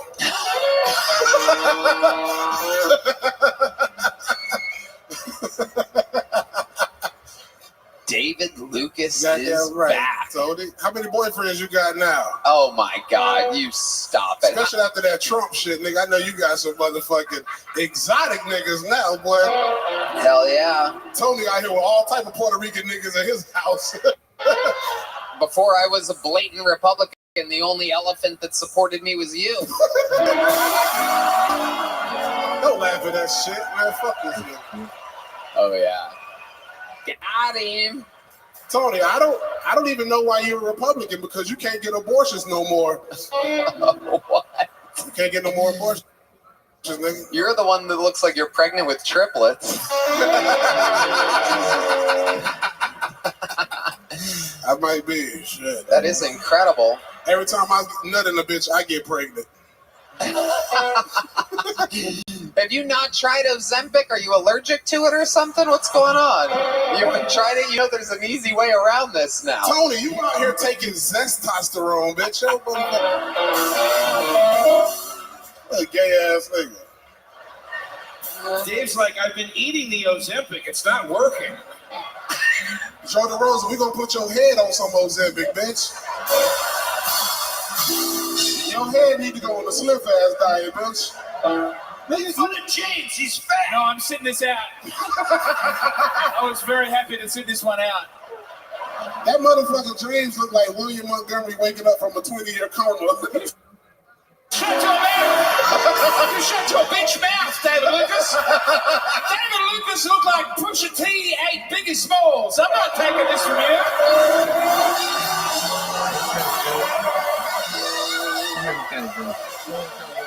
Oh shit, you woke the Australian roast beast. I want to wake that nigga up, boy. It look like somebody put your ass in the dryer, bitch. That motherfucker said, I gotta be to kill Tony in 30 minutes. Let me go in the dryer. Well, if people would stop cancelling right before the show started, I'd have some time to prepare. I call you bitch! You dumb bitch! You're so nice backstage. What is this weird persona? Why are you acting all nasty in front of these 8,000 people? Your mama raised you better than that. Yeah, a kangaroo raised you, you Australian bitch. Did you drive a Subaru here, you fucking lesbian? Get your ass out of here, James McCain. You look like a disheveled lesbian. Get your motherfucking... Oh, yes, you look like a very handsome man indeed. You look like, do you have a joke for that? Don't have any problems going on in the body. People in glass houses shouldn't eat so much, David. If David lived in a glass house, he wouldn't be able to lean against any of the walls. Y'all ganging up on me now? Kind of like niggas gang up on Tony? You stop. Yeah, it's funny. Motherfucker. Joe DeRosa, go ahead. What your head got to say? I like to see you put on a baseball cap, nigga. Your head is on the last notch. Show the notch to the people. It's on the last fucking notch. Can we zoom in on that notch? But Joe DeRosa, you look like one of them rattlesnake preachers. You know what I'm saying? Rattlesnakes bite you, then you pray it off. All right, that wasn't that good. Yeah, don't try to get Joe esoteric. DeRosa looked like someone who was giving Richard Nixon advice. Look at him. You do. Look at him. James can't just make me laugh. I don't know. I watched the Watergate documentary. You're in it a lot. You look like somebody bleached David Lucas. You fat fuck. I'll accept it. He's not that fat. That's like my... Yes, he is. He's fat. Oh, in my country. If I was his house, I'd be happy. In my country, I'm very, very fat. For real? Australia. In America, I'm doing okay. In America, you healthy, nigga. That's a... I have been riding around on the scooters at the Walmart. That is a good time. I've seen you there. We've been out there together. I don't shop at Walmart, nigga. What the fuck is you talking about? Joe DeRosa look like he can only drive convertibles with that head, nigga. Or a fucking car with a sunroof. You just see his head poking out the top. If you see Joe DeRosa's head shadow, that means we got 30 more days on the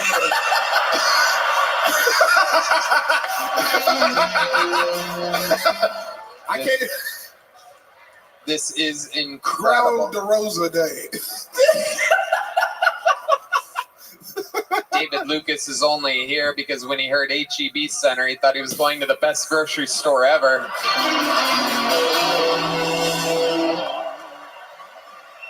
HEB is a good grocery store. It's fantastic. Yeah, it's a good grocery store. That's where you can catch him on mobility scooters. I actually do groceries delivered to my house. I don't Really? Yeah. Really? You don't move around much? No, okay. That's a surprise. If you get a headache, you're going to be in the hospital for 3 days.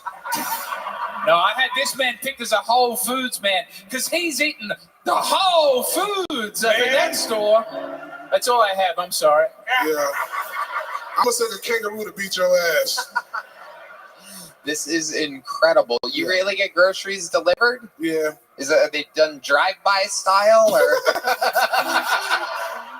What do you order, Tony? Fucking. You know me, sausage right up my ass.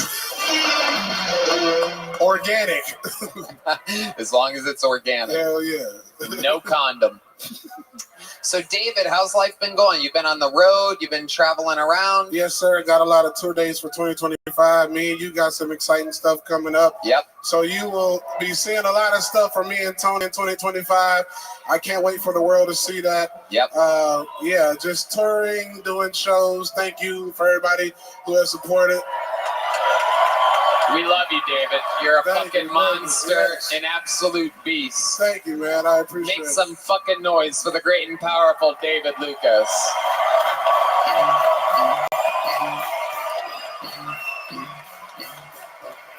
You might as well. My man. One more time for David, everybody. Again, Hall of Famer, legend. And speaking of legends, let's just go back-to-back chaos before we get back to this bucket. You guys want back-to-back chaos? Give it to I me. present to you, here to grace us with his presence. It's unbelievable. Just like The Undertaker being here, this is so surreal for a fucking young punk like myself that fucking started when I was younger thinking, who knows where this can go. Here to do an appearance on this show, ladies and gentlemen, the first comedian to ever sell out an arena, one of the greatest of all time. I present to you, this is indeed the return of Andrew Dice Clay. Alright. I'm gonna write your fucking shit.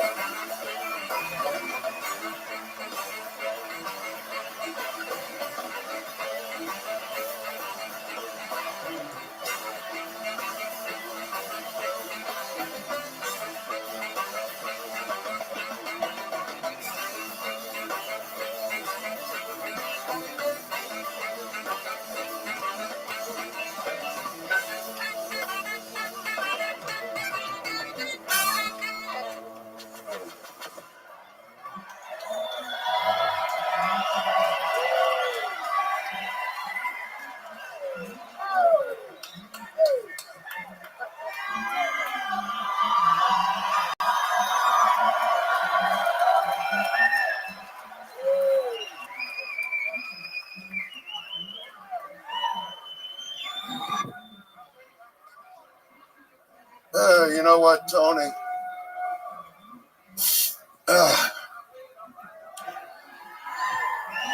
You know what? I should have. I mean, you. Number one, let's hear it for Tony Hinchcliffe. He's unreal.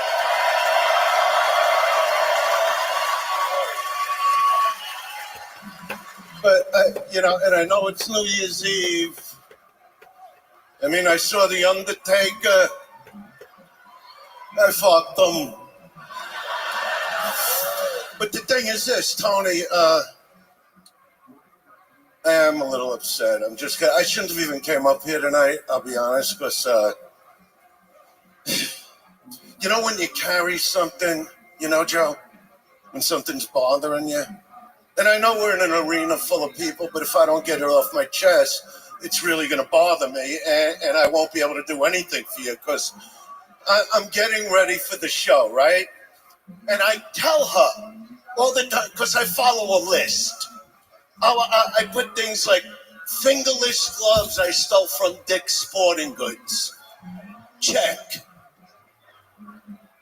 And I tell her, don't make any noise when I follow the list, but she makes a noise, and I come over and I tell her, it's nice as you...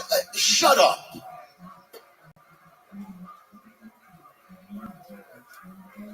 I go back to the list.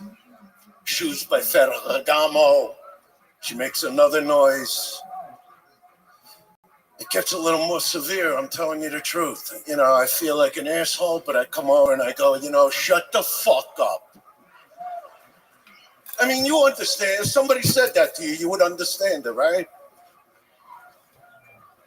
She makes another noise. And I'm just going to out myself to this crowd because I'm just sick inside, and I've been sitting backstage for a while, and I come over to her, and with one hand, I can't lie, I just can't do it. And with one hand, I grab Alexa out of the fucking wall, this piece of shit, and I bash her on the fucking ground. And now she's in fucking pieces. I got Alexa during the pandemic, and everything was beautiful back then. I don't know, I'd come out of the room in the morning, I go, Alexa, play Frank Sinatra radio. Come fly with me, let's fly away. Thank you. Alexa, set the coffee timer for 5 minutes. Beep, beep. Beep, beep. Alexa, what's the weather like outside? Oh, it's sunny with a few clouds in the sky. And about 8 months ago, it starts, right? I come out, Alexa, play Frank Sinatra radio. She starts playing some fucking rock and roll shit. Alexa, set the coffee timer for 5 minutes. Nothing. Till I'm in the shower. 20 minutes later, and she starts beep, beep, beep, beep, hoping I slip and break my fucking hip. What? Why did they come out with Anthony just for the guys? I know that would have never been a problem. Anthony, play Frank Sinatra radio. Come fly with me, let's fly away. Anthony, set the coffee timer for 5 minutes. Dice, you only gotta tell me one fucking time. I'm not fucking Alexa. Me and you, we're the same. Go take your fucking shower, and if you want to know the weather, look out the fucking window.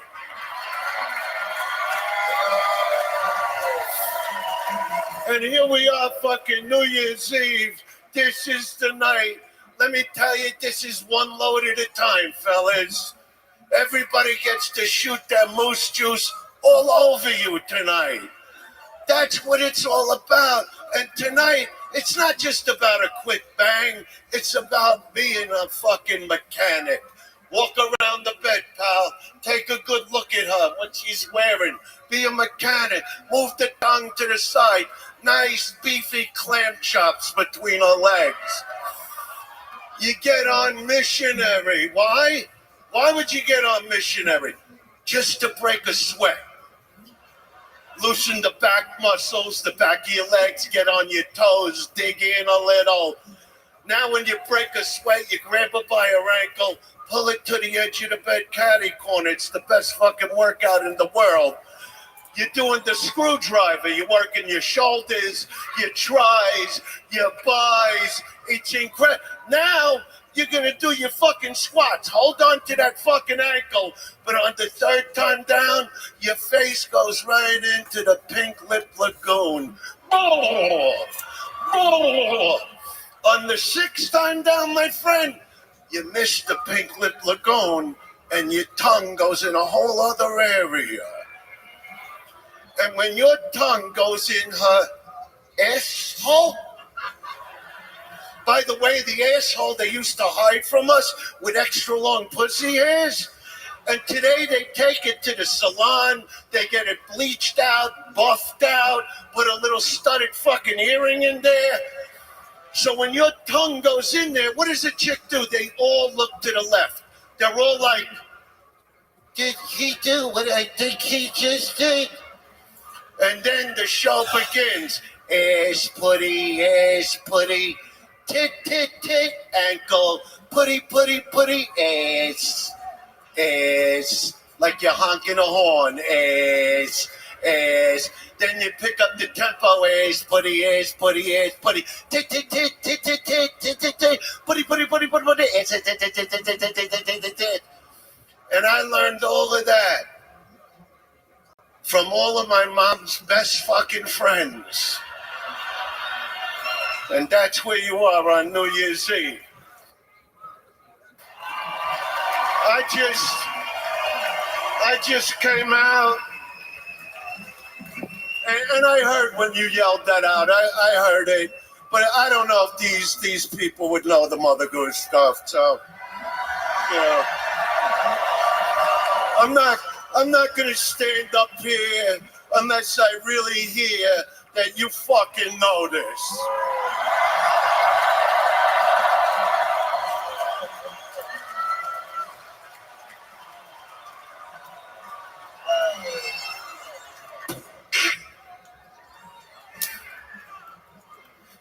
Oh, Miss Muffet sat on a tuffet, eating her curds and whey. Long came a Spidey, sat down beside. He said, "Hey, what's in the bowl, bitch?" Oh! Jack and Jill went up the hill, both with $1.25. Jill came down with $2.50. Oh! Little boy Blue, he needed the money. Hickory dickory dock. This chick was sucking my cock. The clock struck 2. I dropped my goo. I dumped the bitch on the next block. Oh! Old Mother Hubbard went to the cupboard to get her old dog a bone. She bent over. Rover took over. Oh, she got a bone of her own. You've been a great crowd. God bless. Happy fucking New Year's. I love you, Austin. Thank you, Tony. I love you. Good night. Andrew Dice Clay, ladies and gentlemen. You are in it. The vortex of fucking chaos that is Kill Tony in its hometown in an arena. You guys having fucking fun tonight or what? We're going back to the bucket. Somebody has to follow the first comedian that ever did an arena straight out of a bucket. Could be you. 1 minute uninterrupted to the 7th bucket pull of the night that goes by the name of Cameron Altman, everybody. Cameron Altman. Make some noise for Cameron, everybody.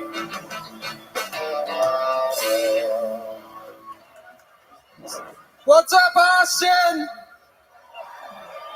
So, denying the Holocaust is like denying OJ did the crime.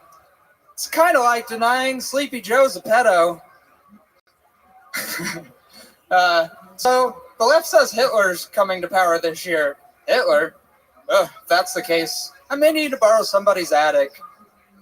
I don't feel like writing a diary, so all it's really going to say is we didn't learn shit from our history. Give them a circus and none shall revolt. Welcome to the circus, folks. Yeah, this sucks. I guess so. Anyways. Sorry. So, eat the rich, everybody's saying. I'd go down on a lonely old widow for a chance at owning a house in this economy. Okay, I'm gonna save you immediately, Cameron. Cameron Altman, welcome. How are you? Doing well, Tony. How long you been doing stand-up? A couple months now. Okay, all of it here in Austin?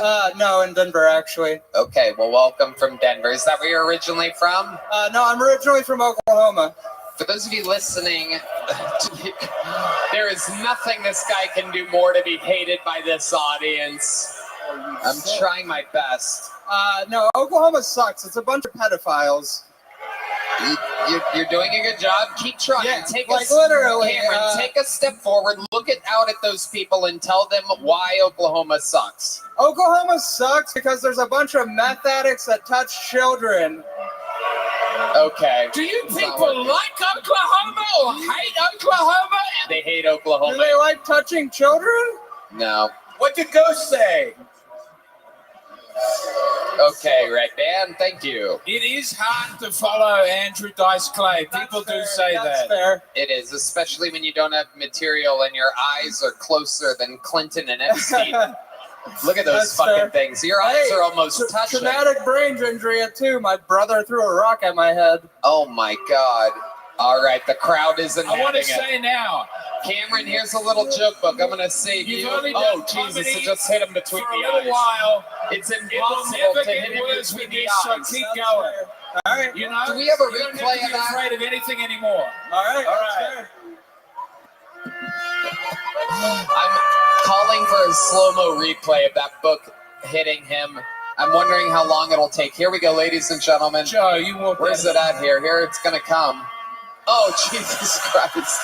Give it to me one more time, Anthony. It's just too good.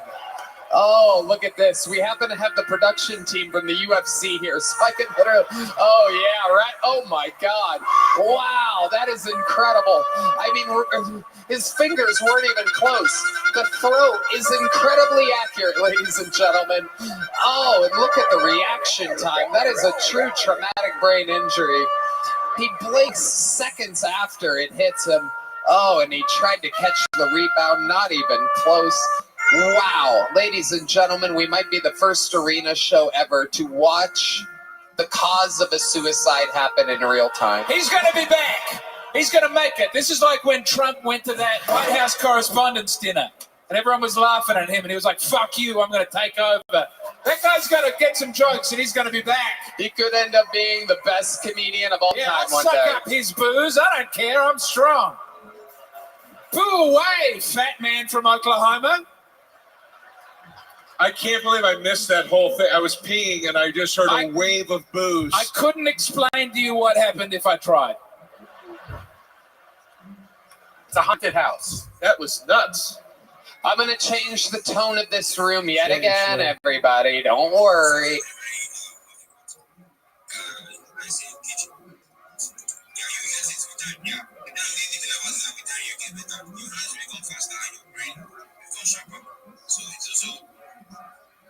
Fuck yeah. That's what I'm talking about.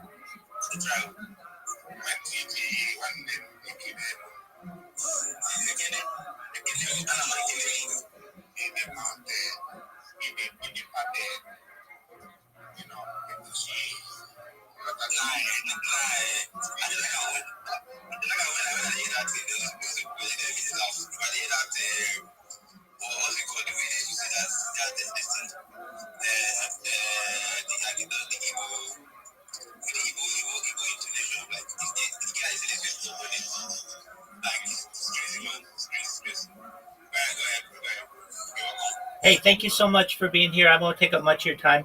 I just want to make everybody aware that I've started my third day of 24-hour spaces, video spaces.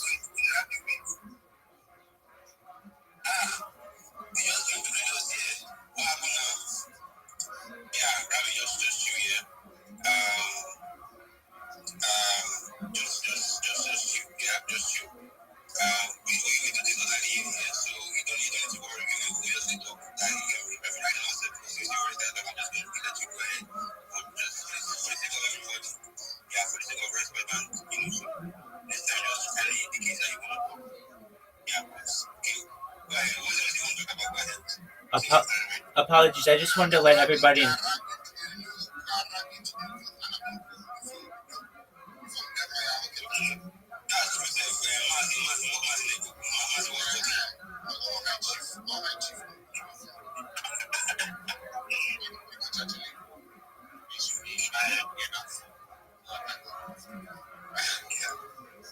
Alright, so Rabbi, I just think for the meantime, we're moving on just to what you need to come in. Alright, but TJ is right, it's nice to be here. Whenever you get in on more for me. Alright, so I just wanted to share cheat code in regards to the alpha with TJ just dropped.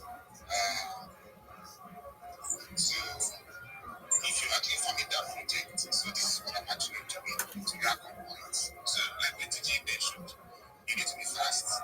And then outside being fast, you need to maintain streak with a streak. So the more with a streak you have, the more points you accumulate. Do you have you noticed something? So this is how the game works.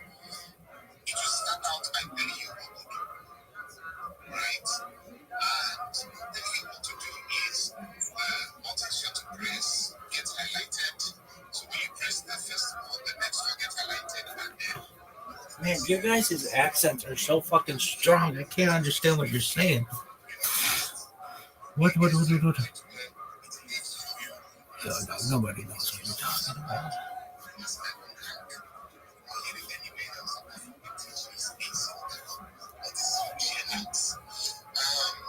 So what you can do is, one thing I notice is, for the times it shows me what to do, I am fast, and then I will streak. So what I usually do is, at the time I follow its instruction, by the time it gets to the point where I have to start doing my movement, I was thinking what's that over.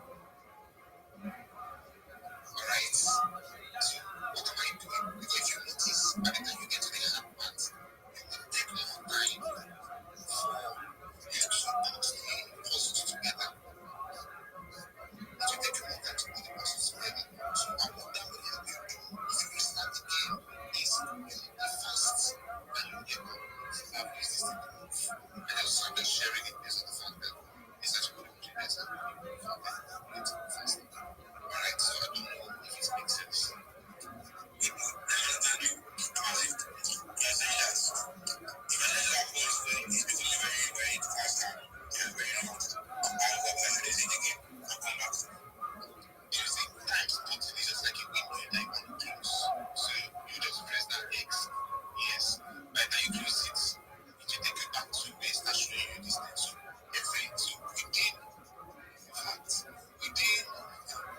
Within 5 minutes, I should have looked to like 5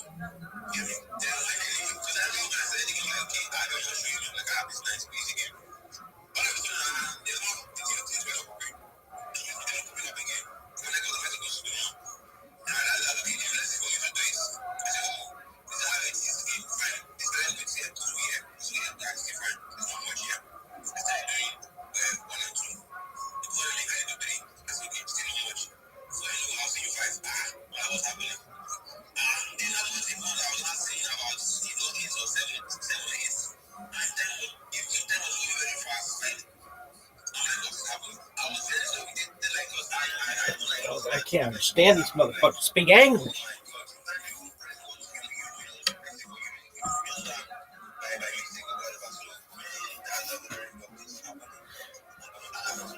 Go back to your country. Black power.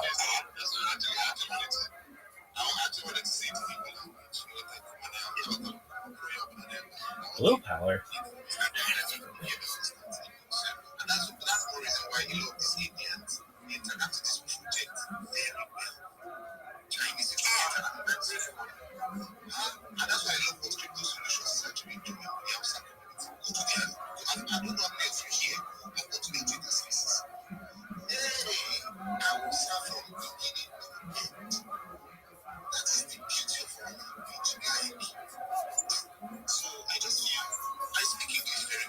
Not my opinion.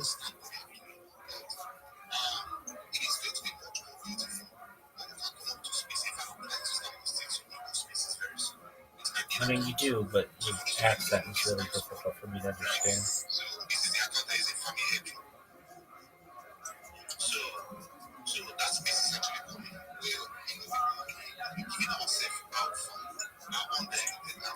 Dude, these guys talk for so fucking long.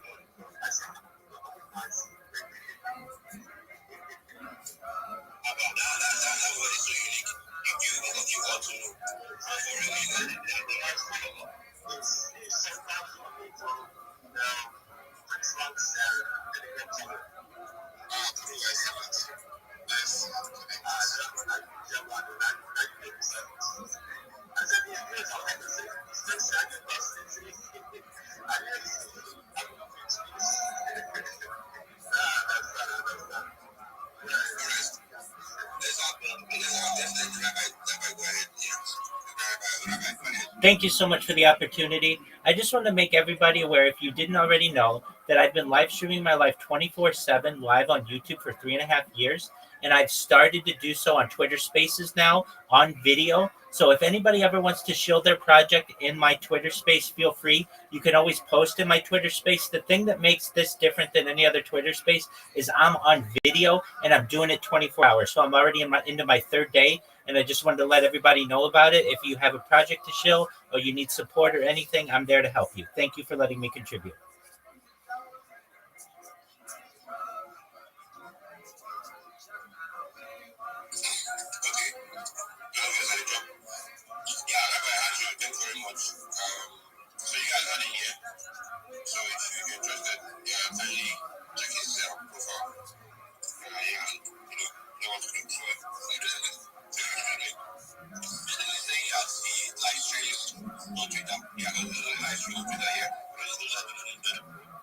That's exactly right.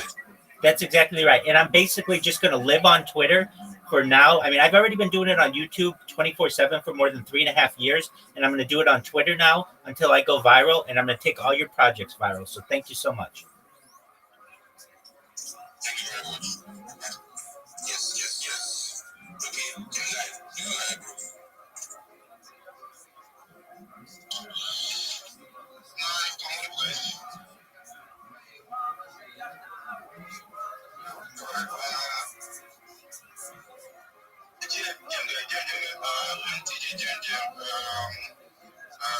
These guys have no idea I'm taking them to the top.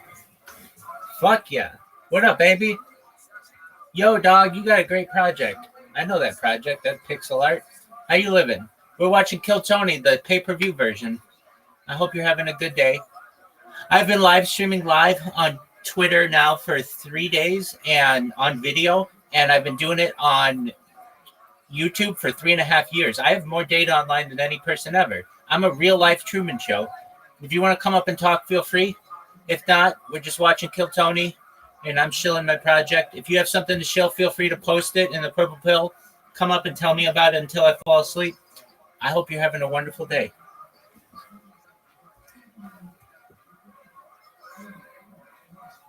Very booing people. This is a very emotional audience. Feel free to follow Ladies me. and I would gentlemen, follow I you back, but I don't want to get my account banned.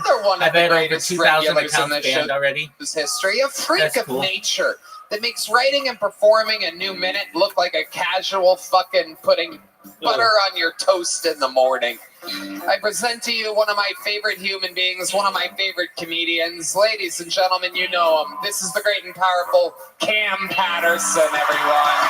There he is. You can get louder than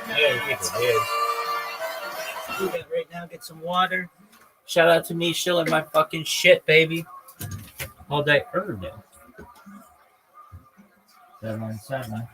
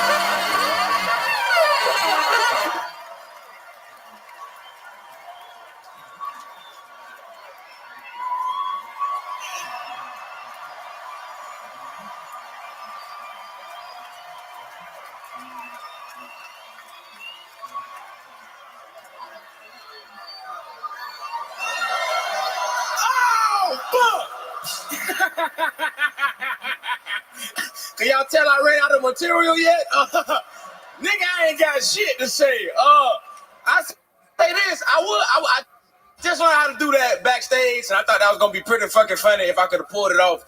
But it would have been cool to do that in like 1932. You take over a whole fucking town, nigga. I'm like, this nigga's a witch and a nigga. What's the fuck going on here, man? I tell you this, fuck Barack Obama, nigga. Not for the reasons you think, brother. That nigga was too happy. No, I say that because when I was a little kid, my teacher told me I could be whatever I wanted to be in life, even the president of the United States. And I was like, what is that? And then she said he made the rules for the country. And Cam, you could even be the first black president of the United States. And then when I was in 3rd grade in 2008, Barack Obama became the first black president. And that fuck nigga took my dreams from me. And I sold crack the next day. All right, that's it. I'm done. I love that. What the fuck? That's a great fucking joke. That's one of my favorite jokes. That's a great joke. All right, whatever you say, brother. I'll bet that bitch dressing like a motherfucker, Tony.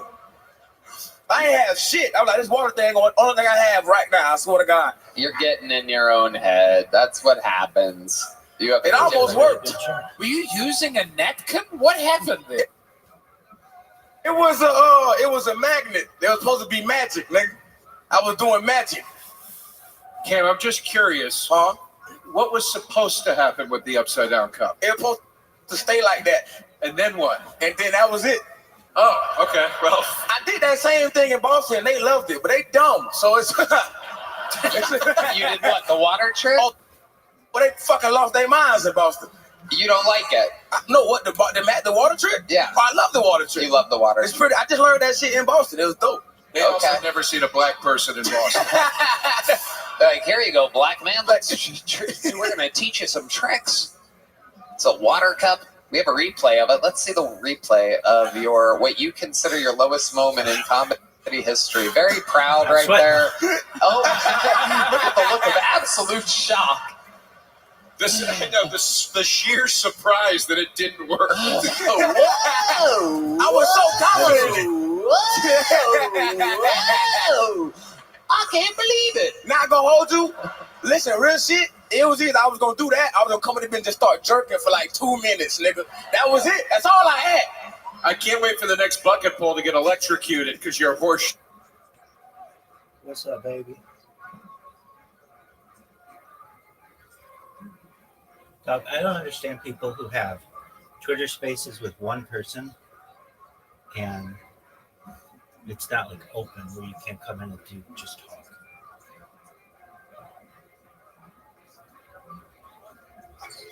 Hey, how are you, Alan? Living the dream, my friend. Every day's a holiday, every meal's a feast. How are things in your neck of the woods? Very well. I just wanted to tell you about my project, what I've been doing. I live stream my life on YouTube. I've been doing so for more than 3.5 years. And I've now, in addition to doing YouTube, I'm starting to do 24-hour spaces on video. So you can actually watch me on video, on spaces. And when I go viral, my friend, we're going to continue to make America first. And I hope that you have the opportunity to share whatever you want in there 24 hours a day. That's all I want to contribute. Thank you for letting me tell you that. Take care, my friend. You too.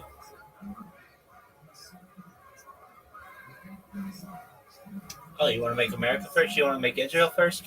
Dog, there can be ties for first. We see it in fucking mini golf all the time.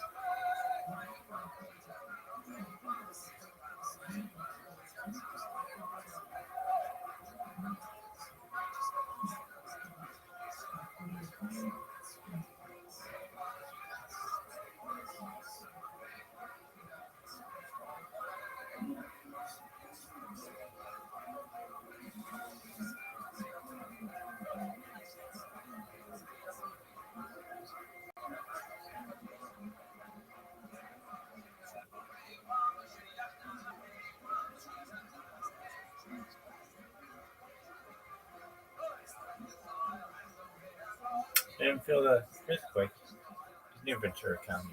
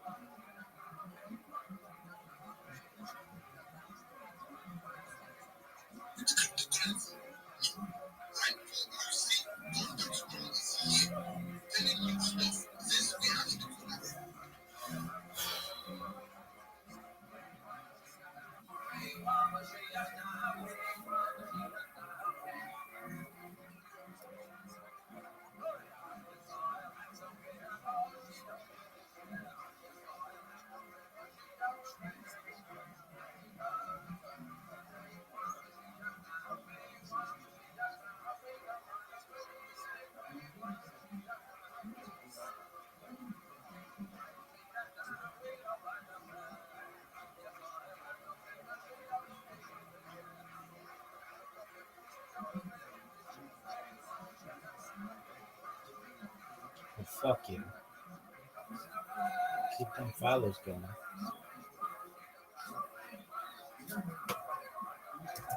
Or shit, magic trick didn't work. I'm telling you, the Obama joke is good. Man, that shit is terrible, nigga. Why? It's just not good. I don't got no beats to it. It's not good. It's not good. We'll figure it out. Fuck it. This all right. I think it was good. It was Yeah, it's good. Trust me, it's good. Bullshit. It's good. Bullshit, so. The people love you. I hate it. Cam's getting in his head. This is what happens when you fucking make it and you're selling out shows and it's continuous and you have to write a new minute every week. I mean, again, that is a job that none of your favorite comedians, none of them that you think in the world that are the best, none of them want to put out a new minute every single week on the fucking internet. None of them. Trust me, I promise. Ask them when you see them. Ask them why they don't do it, just for free, just for you. Hey, why don't you put on a minute for me every week of stand-up? They won't. They don't, because it's scary as fuck. It's frightening, and you can't do it. They can't come up with one minute. So imagine having to do it every week. Anyway, there he is. As you can tell by how hard he's sweating, it's not an easy job. And plus, you have typical making it black guy problems. Your entourage gets bigger every week. It's a real thing. Your hair keeps getting bigger and your sweatpants keep getting tighter. No, my sweatpants been the same size the whole time.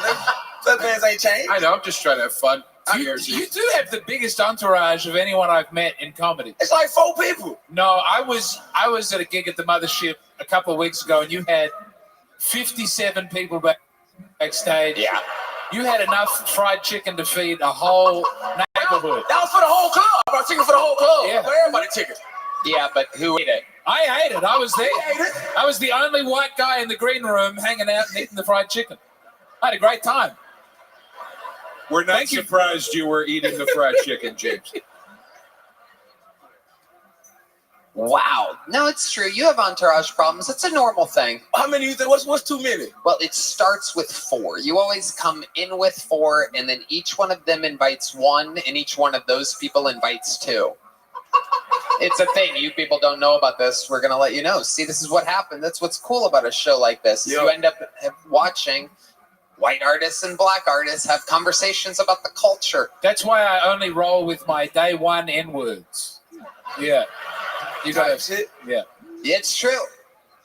James is part of Shane's crew. Shane's crew never adds people or takes them away. They stay strong. I was a weird addition because I just showed up at his house. I like the Obama thing. That shit was terrible. We love the Obama thing. Because you can still be the first black president who doesn't really disappoint black people. That's gonna happen. I'm gonna disappoint him. But Obama also is only half black, so you have a shot at being the first full black president. Yeah. Yeah. Oh, that works. Yeah. And when you and the cabinet accomplish it, or as you call it, your four friends. The cabinet's getting bigger all the time. Yeah. That's your entourage, right? When you're the president. Yep. Yeah. Type shit. Yep. I'm a genius. Yep. This is good. It's true. Cam, what else is going on? Same shit. Running around doing shows, shit like that. Okay. Yeah. Everything's good? Everything great. All right. Cam met my dad. My dad was happier to meet Cam Patterson than anyone I've ever met. And he ran up and gave you a hug. And you were so nice to my daddy. You're good people, man. And then my dad was like, all right, that's done. Where's Heidi? I want to meet Heidi as quickly as possible.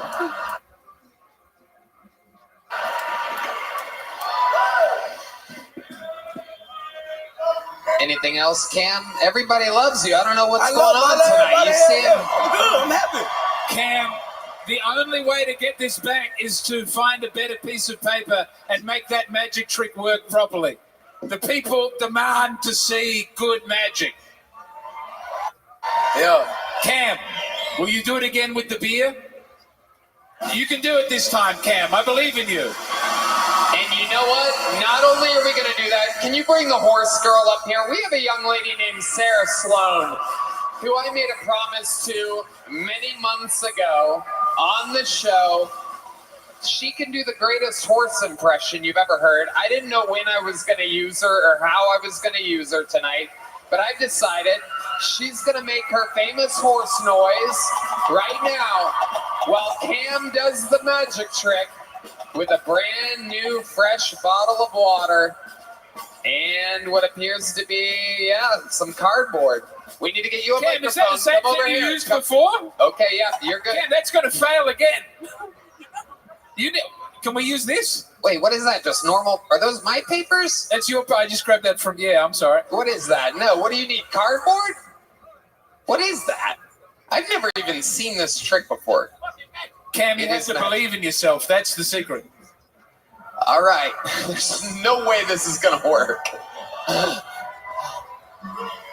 Make the horse noise.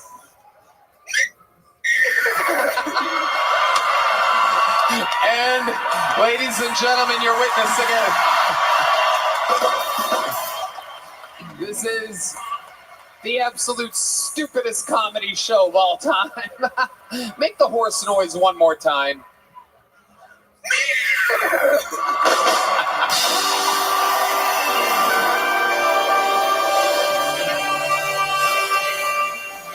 Cam Patterson, ladies and gentlemen, there he goes. Let's do a replay of the water with one more horse noise. The horse noise. How about a hand for Sarah Sloan, everybody? One more replay. Watch the monitors while you do it, Sarah. Do a horse noise with the when it drops. Here we go. And so dumb. Unbelievable. How about a hand for Sarah Sloan, everybody? All of a sudden, we're doing 90s Conan. This is great. Oh my God, I can't believe we're going to win an Emmy for this episode, by the way. How about a hand for Heidi, everybody? Oh, shit. She's mopping. Can you believe this? All right, back to the bucket we go. You guys want another bucket pool? All right. Oh, this is a very fun name. Make some noise for Daisy Hart, everybody. Daisy Hart is next. Could be the first person to win a golden ticket in an arena. Could be the first regular made in a... Here she is. Anyway, Daisy Hart.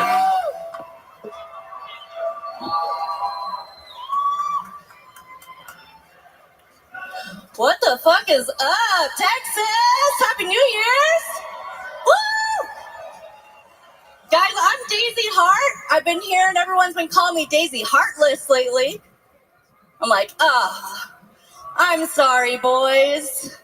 You gotta be at least this tall to ride the ride? Fuck you guys. Y'all, I'm from a sundown town.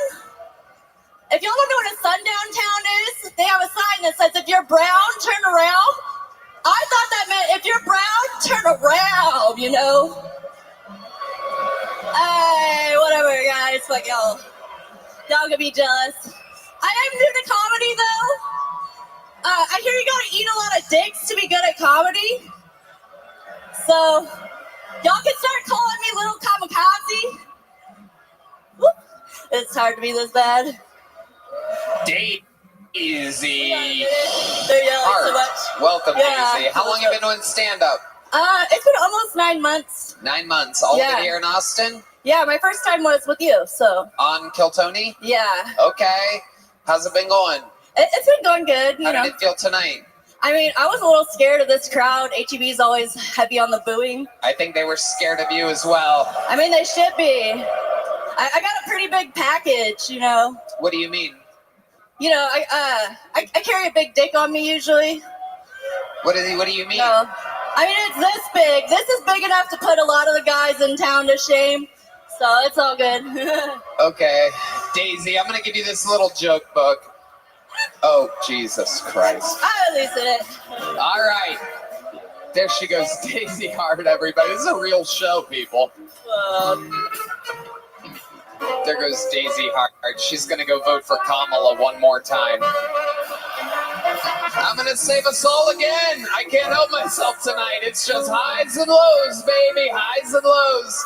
I'm going to bring up an ice-cold evil legend. A guy that I've been watching close shows forever. Whether it be the main room of the Comedy Store or the back of the mothership, I'm sitting back there. Every set is different. I present to you the return of your favorite comedian's favorite comedian. This is Brian Holtzman.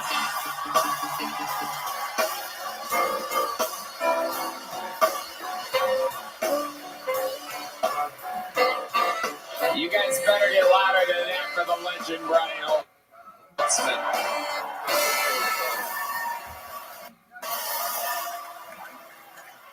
I just cut Daisy down. She was trying to hang herself backstage.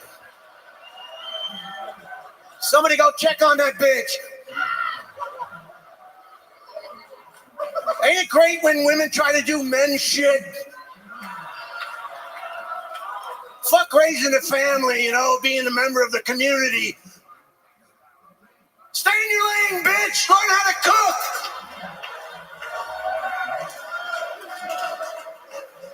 I'm not too happy with the panel. Trump is going to get this Australian. He's the first fucking immigrant that's going to get the fuck out of the country. Oh, did I hurt some of your feelings? Fuck Bob Dylan. Playing all that silly love songs. I was in a toxic relationship. How long? 18 months? Why did it take you so long to figure out you were in a toxic relationship? Was it when he had his hands wrapped around your fucking throat?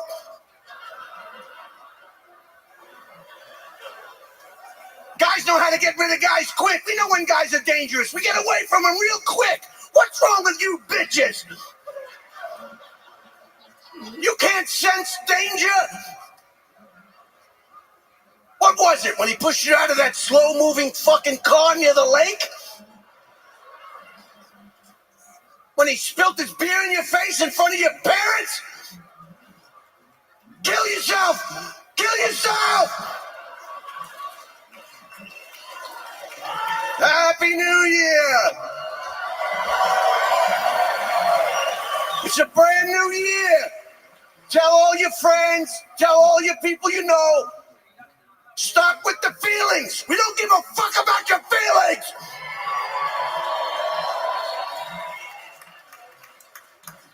I hope everybody got what they wanted for Christmas.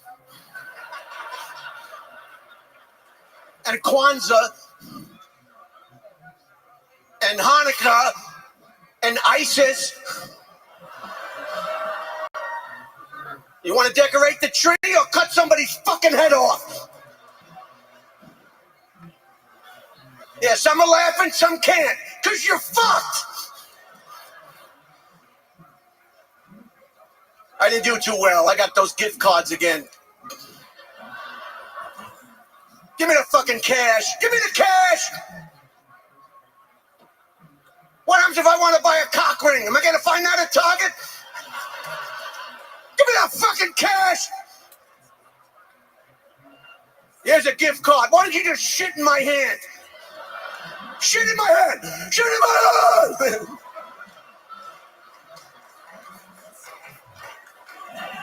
Give me the cash. What happens if I want to buy a fucking asshole extender? You know? Did you see me at Target trying to get an asshole expander? Well, it looks like a reversed egg beater, and it has keys on it, and you crank it, and it makes your asshole larger. Do you have it? Oh, who's not laughing at that, stupid ass?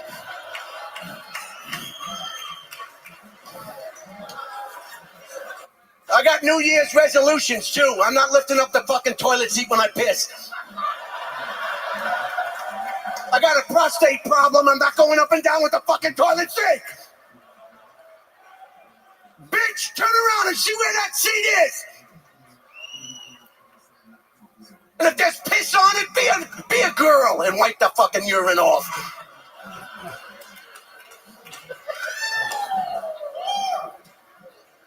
If I hear you didn't lift the seat once more, I'm gonna rip the fucking seats out of the whole house.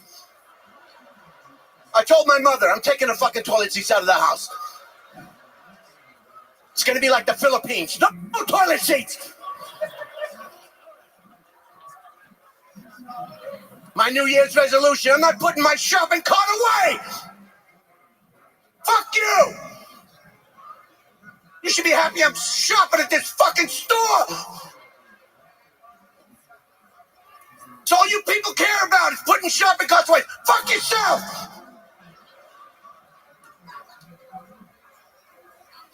I'll put it away. I put it right in the intersection of the parking lot, and wait for the woman to just drive up and say, and sit there. They want to send women to the moon. What are they gonna do? Get up there and complain? It's too cold. It's too hot.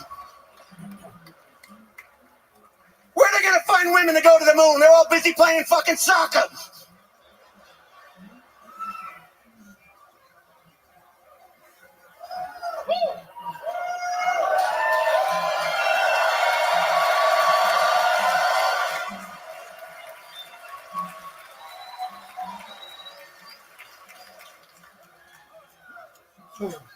It's a brand new year. It's a brand new start, a clean slate.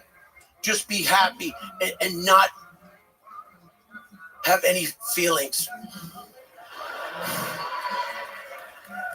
We don't give a fuck about your feelings. Feelings go up and down. Feelings are like a fart. Once you fart, you don't miss that fart.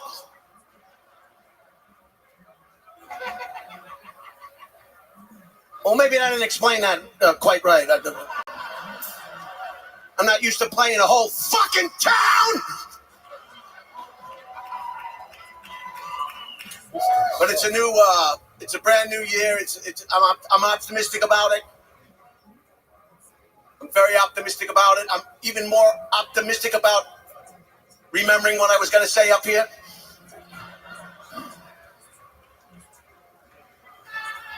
Hey, shut your motherfucking mouth! Throw him out! Throw that motherfucker out!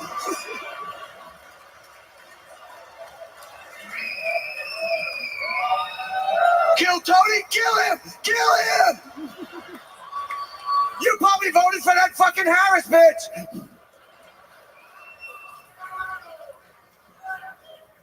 Yeah, I hope Trump, when he gets in office, he's gonna kill everybody in the country.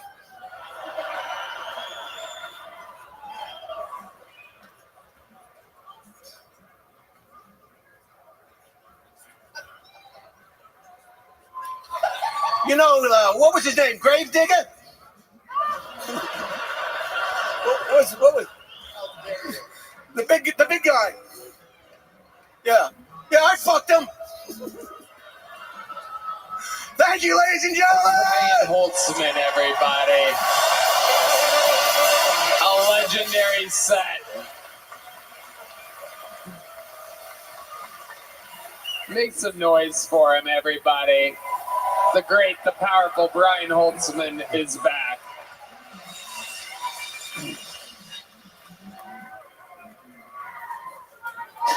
Let's go back-to-back chaos. You guys like back-to-back chaos? Let's do it. I present to you another one of the greatest regulars in this show's history. A man who needs no introduction at all, but I'm giving it to him anyway in the way of saying that this man will indeed be a citizen of the United States of America. This is the Estonian assassin, Ari Matti!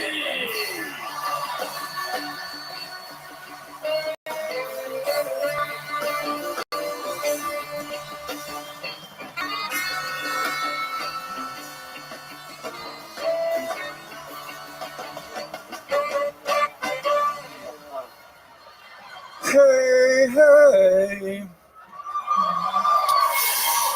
Bam. Check this shit out, huh? You like this? Oh. I was in front of the mirror today and I was practicing my kicks.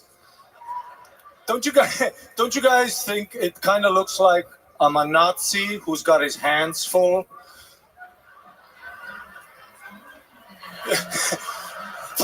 But he sees Hitler walking, he's like, ah!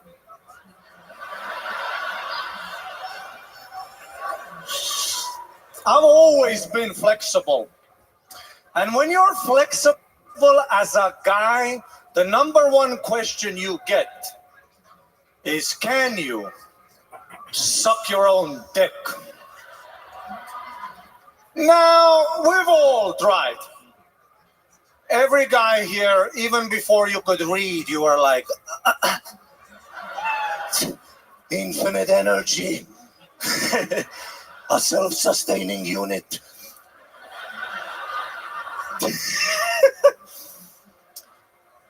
And I gotta tell you, I'm pretty close. I can like tongue the tip, like I can like clean myself off, you know? Get some of that cheese.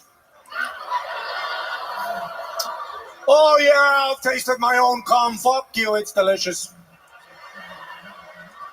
I love when women are like, cum is disgusting. You bitches do know that what you have down there ain't no creme brulee either.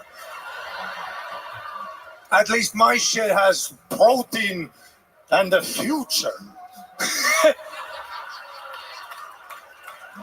Cum is disgusting is a pretty pretentious thing to say when I have a mouthful of piss, huh? I was telling my friend John that I'm pretty close. And my friend John literally looks me in the eyes and he goes, Ari, that's because you're doing it wrong. The way you're supposed to do it is you go on your back and you throw your legs over your head and now you let gravity like a fucking oil rig. And I was like, John, I'm not going to do that. Because what if my fucking roommate walks in? At least with this, when he walks in, I get to be like, lol, tried it, you know. But if you walk in and I'm full Richard Simmons, getting physics involved, blah, blah, blah, that's at least a conversation. Thank you very much. Thank you, HEB. Matti. Very fun set, very relatable. We've all absolutely been there. We've all tried many different ways to suck our own dicks. A little fun fact, this show's gone a long time. I don't really ever go backwards. I'm not one to reminisce, but Redman did remind me of the time in which he insisted that he could suck his own dick. Yeah, and he said, "Kill Tony." Yeah, we did it on the show. I couldn't believe it, ladies and gentlemen. How close were you?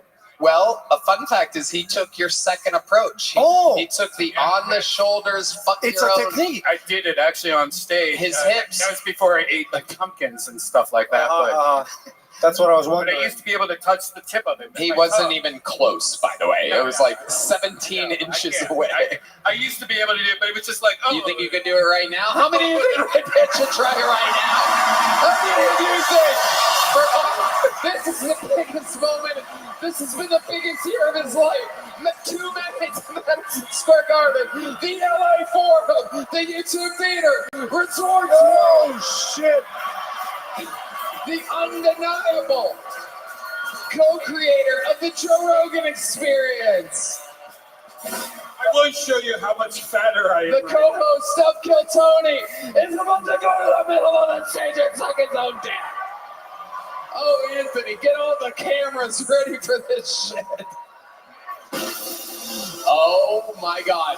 Again, we're going to need a yardstick to measure. He's cracking his back. He's doing some stretches that he's never done before. There is dust coming out of his loins right now. The man is made of...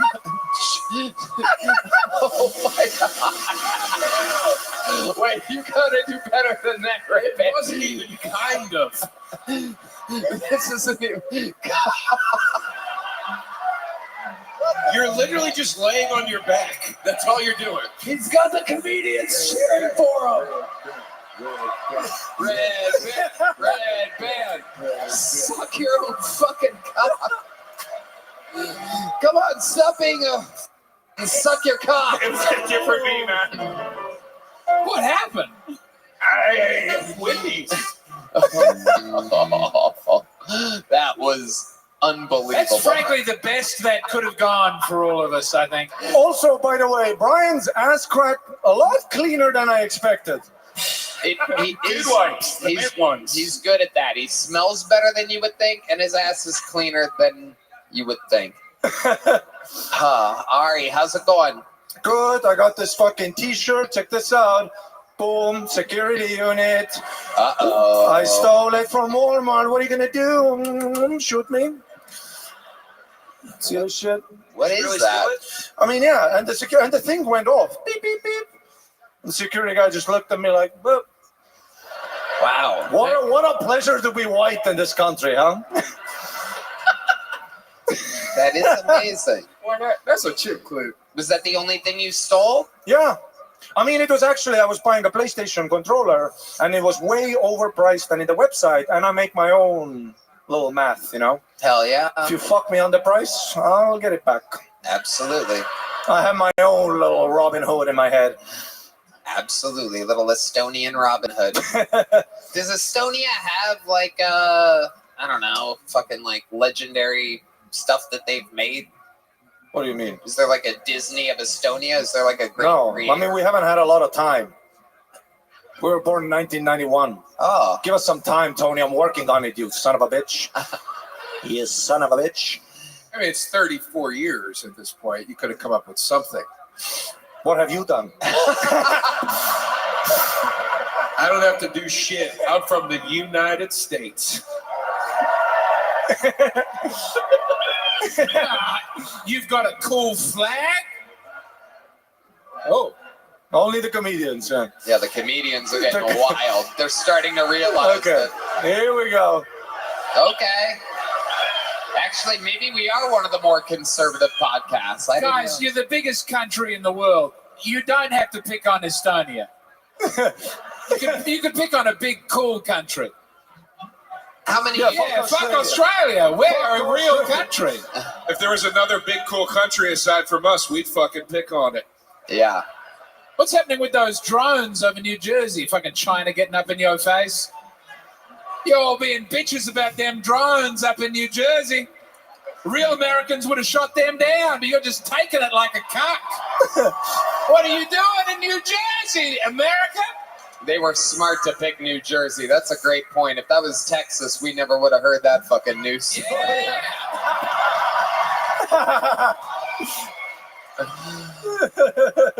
Got him! That would have been the first drone. All right, Ari. You did it again. Thank you so You're a much, fucking Tony. freak. Thank you, Brian. Let's go. We're doing the damn thing. Thank you, Kill Tony family. Bye. This show's running fucking long. So, I mean, I don't know. Back to back to back chaos? There's only one thing we can really do at this point. Because believe it or not, that's as fucking powerful as a comedy show gets. 3.5 hours of insanity. And now you've earned the final level. I present to you the Hall of Famer with the most appearances, the Hall of Famer with the most interviews. Whatever you do not want to leave. There's fun stuff happening as I present to you the Round Rock Robin, the HEB Wasp. This is the Memphis Strangler, the Big Red Machine. Lights out, William Montgomery.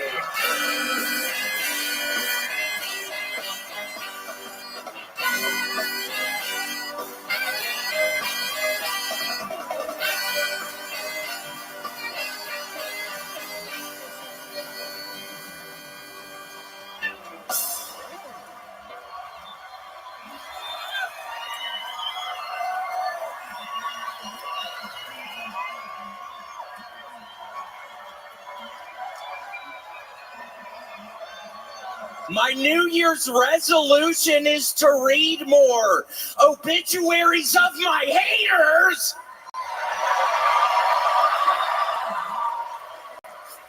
Oh, hell no. That's my impression of what the United Healthcare Vice President said when they told him he was being promoted to CEO. We don't give a fuck about that healthcare bullshit. Country singer Brad Paisley's wife had a damaged vocal cord that prevented her from speaking for 2 years, and I'm just trying to figure out how lucky is that fucking guy? Y'all know that bitch be talking! I feel like I've tried every drug, and then someone brings up poppers the other day, and I forgot about that one. Hey, Red Band, what are those like again? It's like a gay drug. I'm insinuating Red Band is gay. Okay, let's keep her moving. You look pretty gay on the fucking ground just a minute ago. Holy shit. You're way more flexible than I thought you would be. I just realized the animated cartoon Scooby-Doo, Where Are You? Has a laugh track. Apparently Scooby-Doo is drawn in front of a live studio audience. Okay, that's my time, Tony!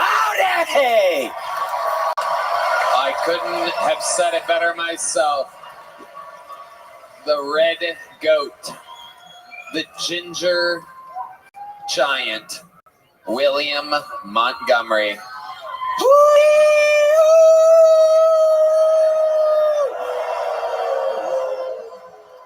It's almost New Year's, yeah! We are living the fucking American dream out here, William. And I think I would like to know, I did come here with 4 guns in my fucking trunk tonight. I'm staying at the La Quinta Inn right down the street. If anybody wants to come, James is coming. Okay. You always go all out for all these big shows. You were dressed up real nice last night. There was an unbelievable outfit. Tonight, an unbelievable outfit. Is that the New Year's baby? I am the New Year's baby, Tony. I am actually going to, last night I was talking about, look at all these people that don't like the New Year's baby. It's like, what am I supposed to fucking do up here? Boo! Boo! It's like, what am I supposed to fucking do up here for some of these fucking people, Tony? Last night you were an Asian woman in a kimono and a hat, as we see up there. You were beautiful looking at yourself right now. For Kawanda. My sash was falling, but yeah, Tony, it's so nice to be here. Looking forward to 2025. It's on this year. What are you looking forward to in 2025? Well, Tony, I'm actually quitting comedy. I'm kind of sick of it now, and I'm going to start working on a train, a locomotive. I'm literally put in the paperwork a couple of days ago, Tony. Why? What?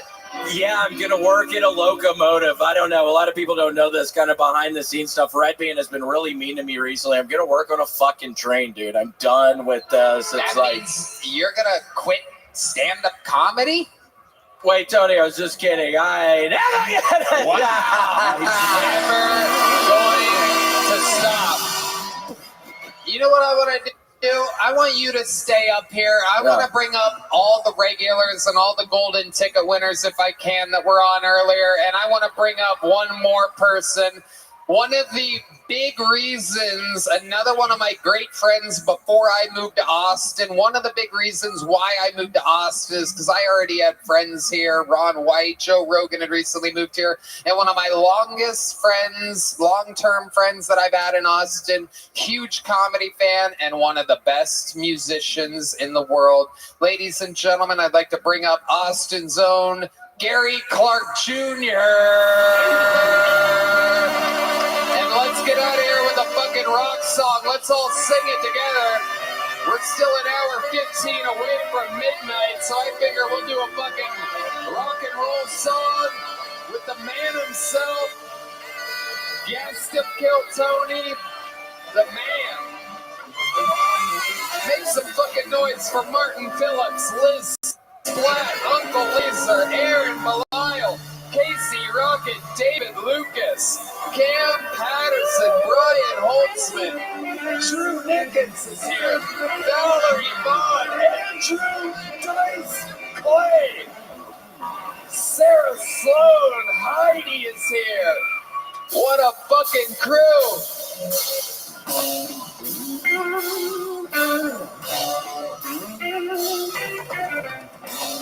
Austin, make some fucking noise!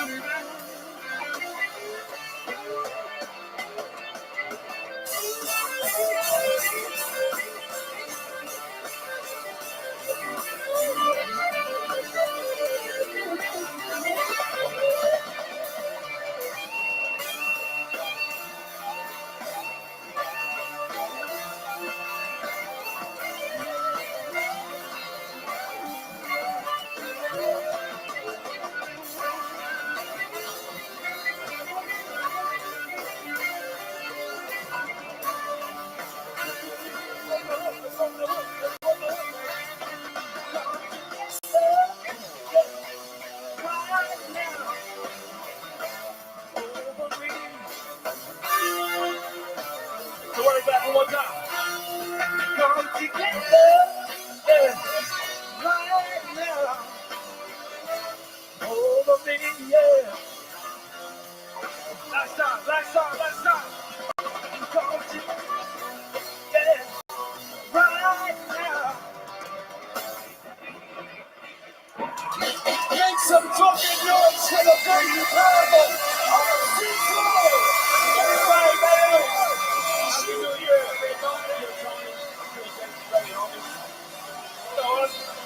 And in normal tradition, as we go on, we're going to show you the next arena that we're going to. Goes for sale. Here, roll that video, Anthony. We love you. Thank you. Love you.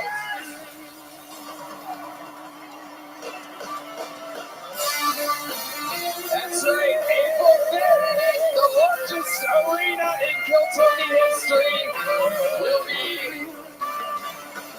Nashville, Tennessee, baby. We'll see you guys there. Gary Clark Jr., Joe DeRosa, James McCann, William Montgomery, the Joins of Ryan J. Evo, and Chris Rogers are in. Let's see him. Did you guys have fun tonight? One more time for Gary Clark Jr., John Means, Marcus Cake.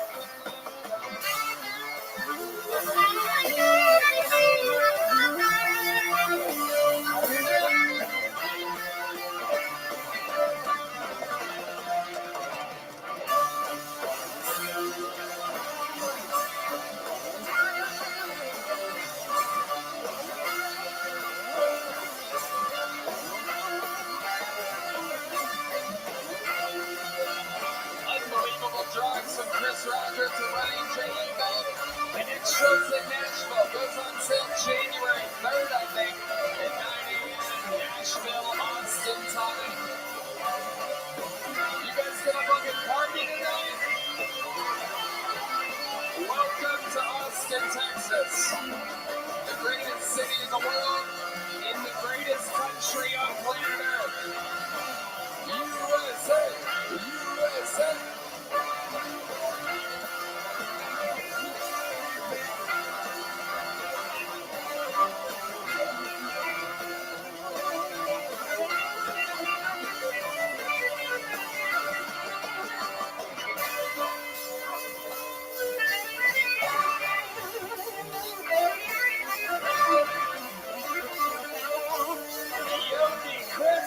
Notorious Productions, Anthony, Brian, TJ, fucking everybody. Austin, Texas, we love you guys so much. Thank you. God bless Texas and God bless the United States of America. We love you guys. Thank you. Good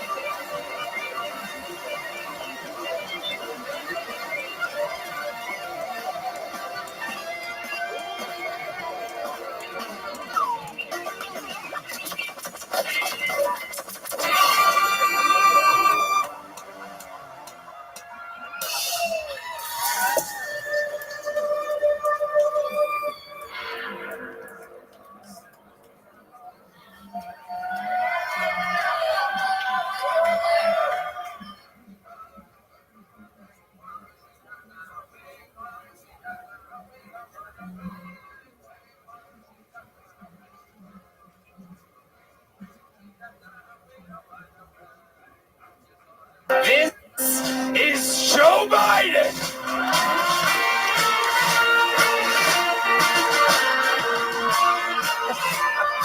Wow.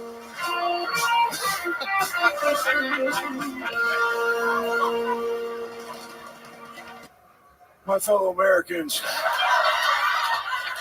I want to thank you for allowing me to be the first black woman president to run this country.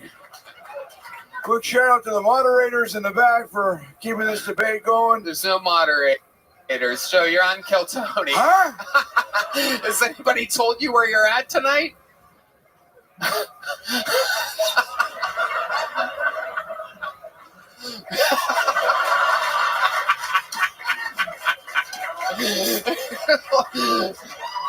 Brian Redband, everybody. How the hell do you know who Brian Redband is? I follow him on Facebook. Shit is wild out there for you right now. Coming off of Wild times. We're doing it though. What we did when we extend their trip for a Monday. You guys know how we do. Mondays are our Saturday, except we did Saturday on Saturday as well. So a lot of fun ahead. You guys know how it goes. Before we start tonight's episode, here's a little bit more from the amazing sponsors that made this episode available for you here on YouTube for free right now. Hey y'all, it's official, it's announced, it's out there. My largest stand-up tour of my entire life. All the biggest theaters in all my favorite cities. Toronto, Canada, Royal Oak, Michigan, San Antonio, Texas, Chicago, Illinois, Charlotte, North Carolina, Atlanta, Georgia, Columbus, Ohio, Kansas City, Missouri, Indianapolis, Indiana, Philadelphia, Pennsylvania, Tysons, Virginia, just outside of DC, Milwaukee, Wisconsin, Minneapolis, Minnesota, Youngstown, Ohio, Cincinnati, Ohio, San Francisco, California, Sacramento, California, San Diego, California, Phoenix, Arizona, New York, Clearwater, Florida, and Jacksonville, Florida. Tickets available at TonyHinchcliffe.com. Come see the crazy Texas fucking stand-up that I've been working on. You're not going to believe it. Let's have some fun.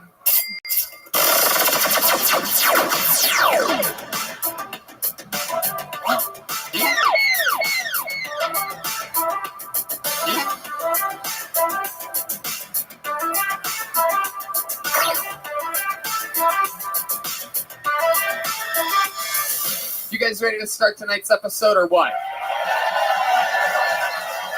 Tonight, we go with one guest and one guest only. Very, very excited about this. You are, a huge part of this show. I like to we get to meet a lot of these people out of the bucket, this and that on this show. But another thing that I take great fucking pride in is booking some of the best guests on planet Earth. I'm pretty sure that it was us that introduced a lot of people to Tim Dillon, Shane Gillis, 5-6 years ago, people like that. This is one of truly the best comedians out there. This is his first time ever as a guest on Kill Tony. Make some noise for one of the greats, Ali Sadiq, everybody. Come on. Yes.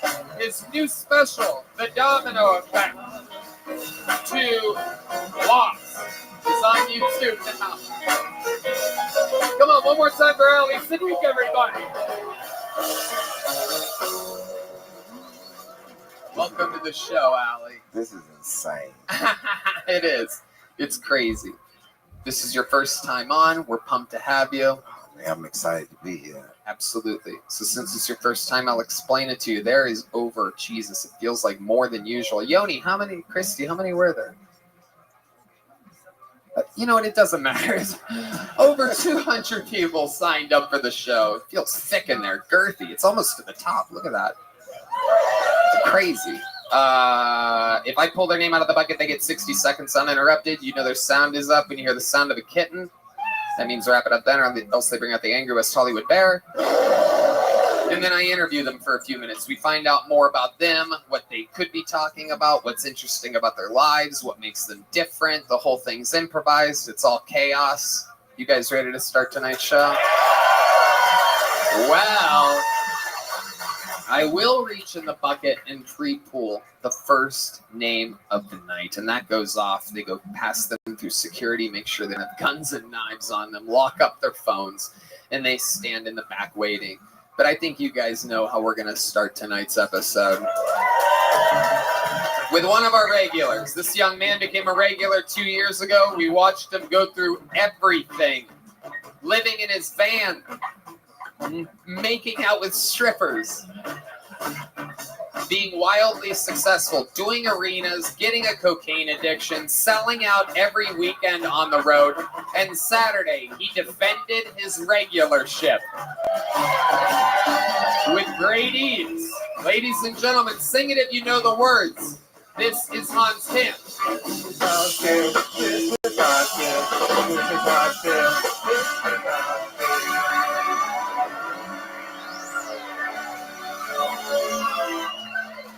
What's up, chicks? Just got back from Korea. I finally did what all those racists have been telling me to do for years and went back where I came from. Racists make the best travel agents. They'll send you everywhere but Mississippi and West Virginia. It's hard to be nice to people in Korea because everyone looks the same. I'm like, hey, you look like the guy that cut me off in traffic. And the guy that fucked my girlfriend. And my girlfriend. How am I supposed to respect someone that looks like my girlfriend?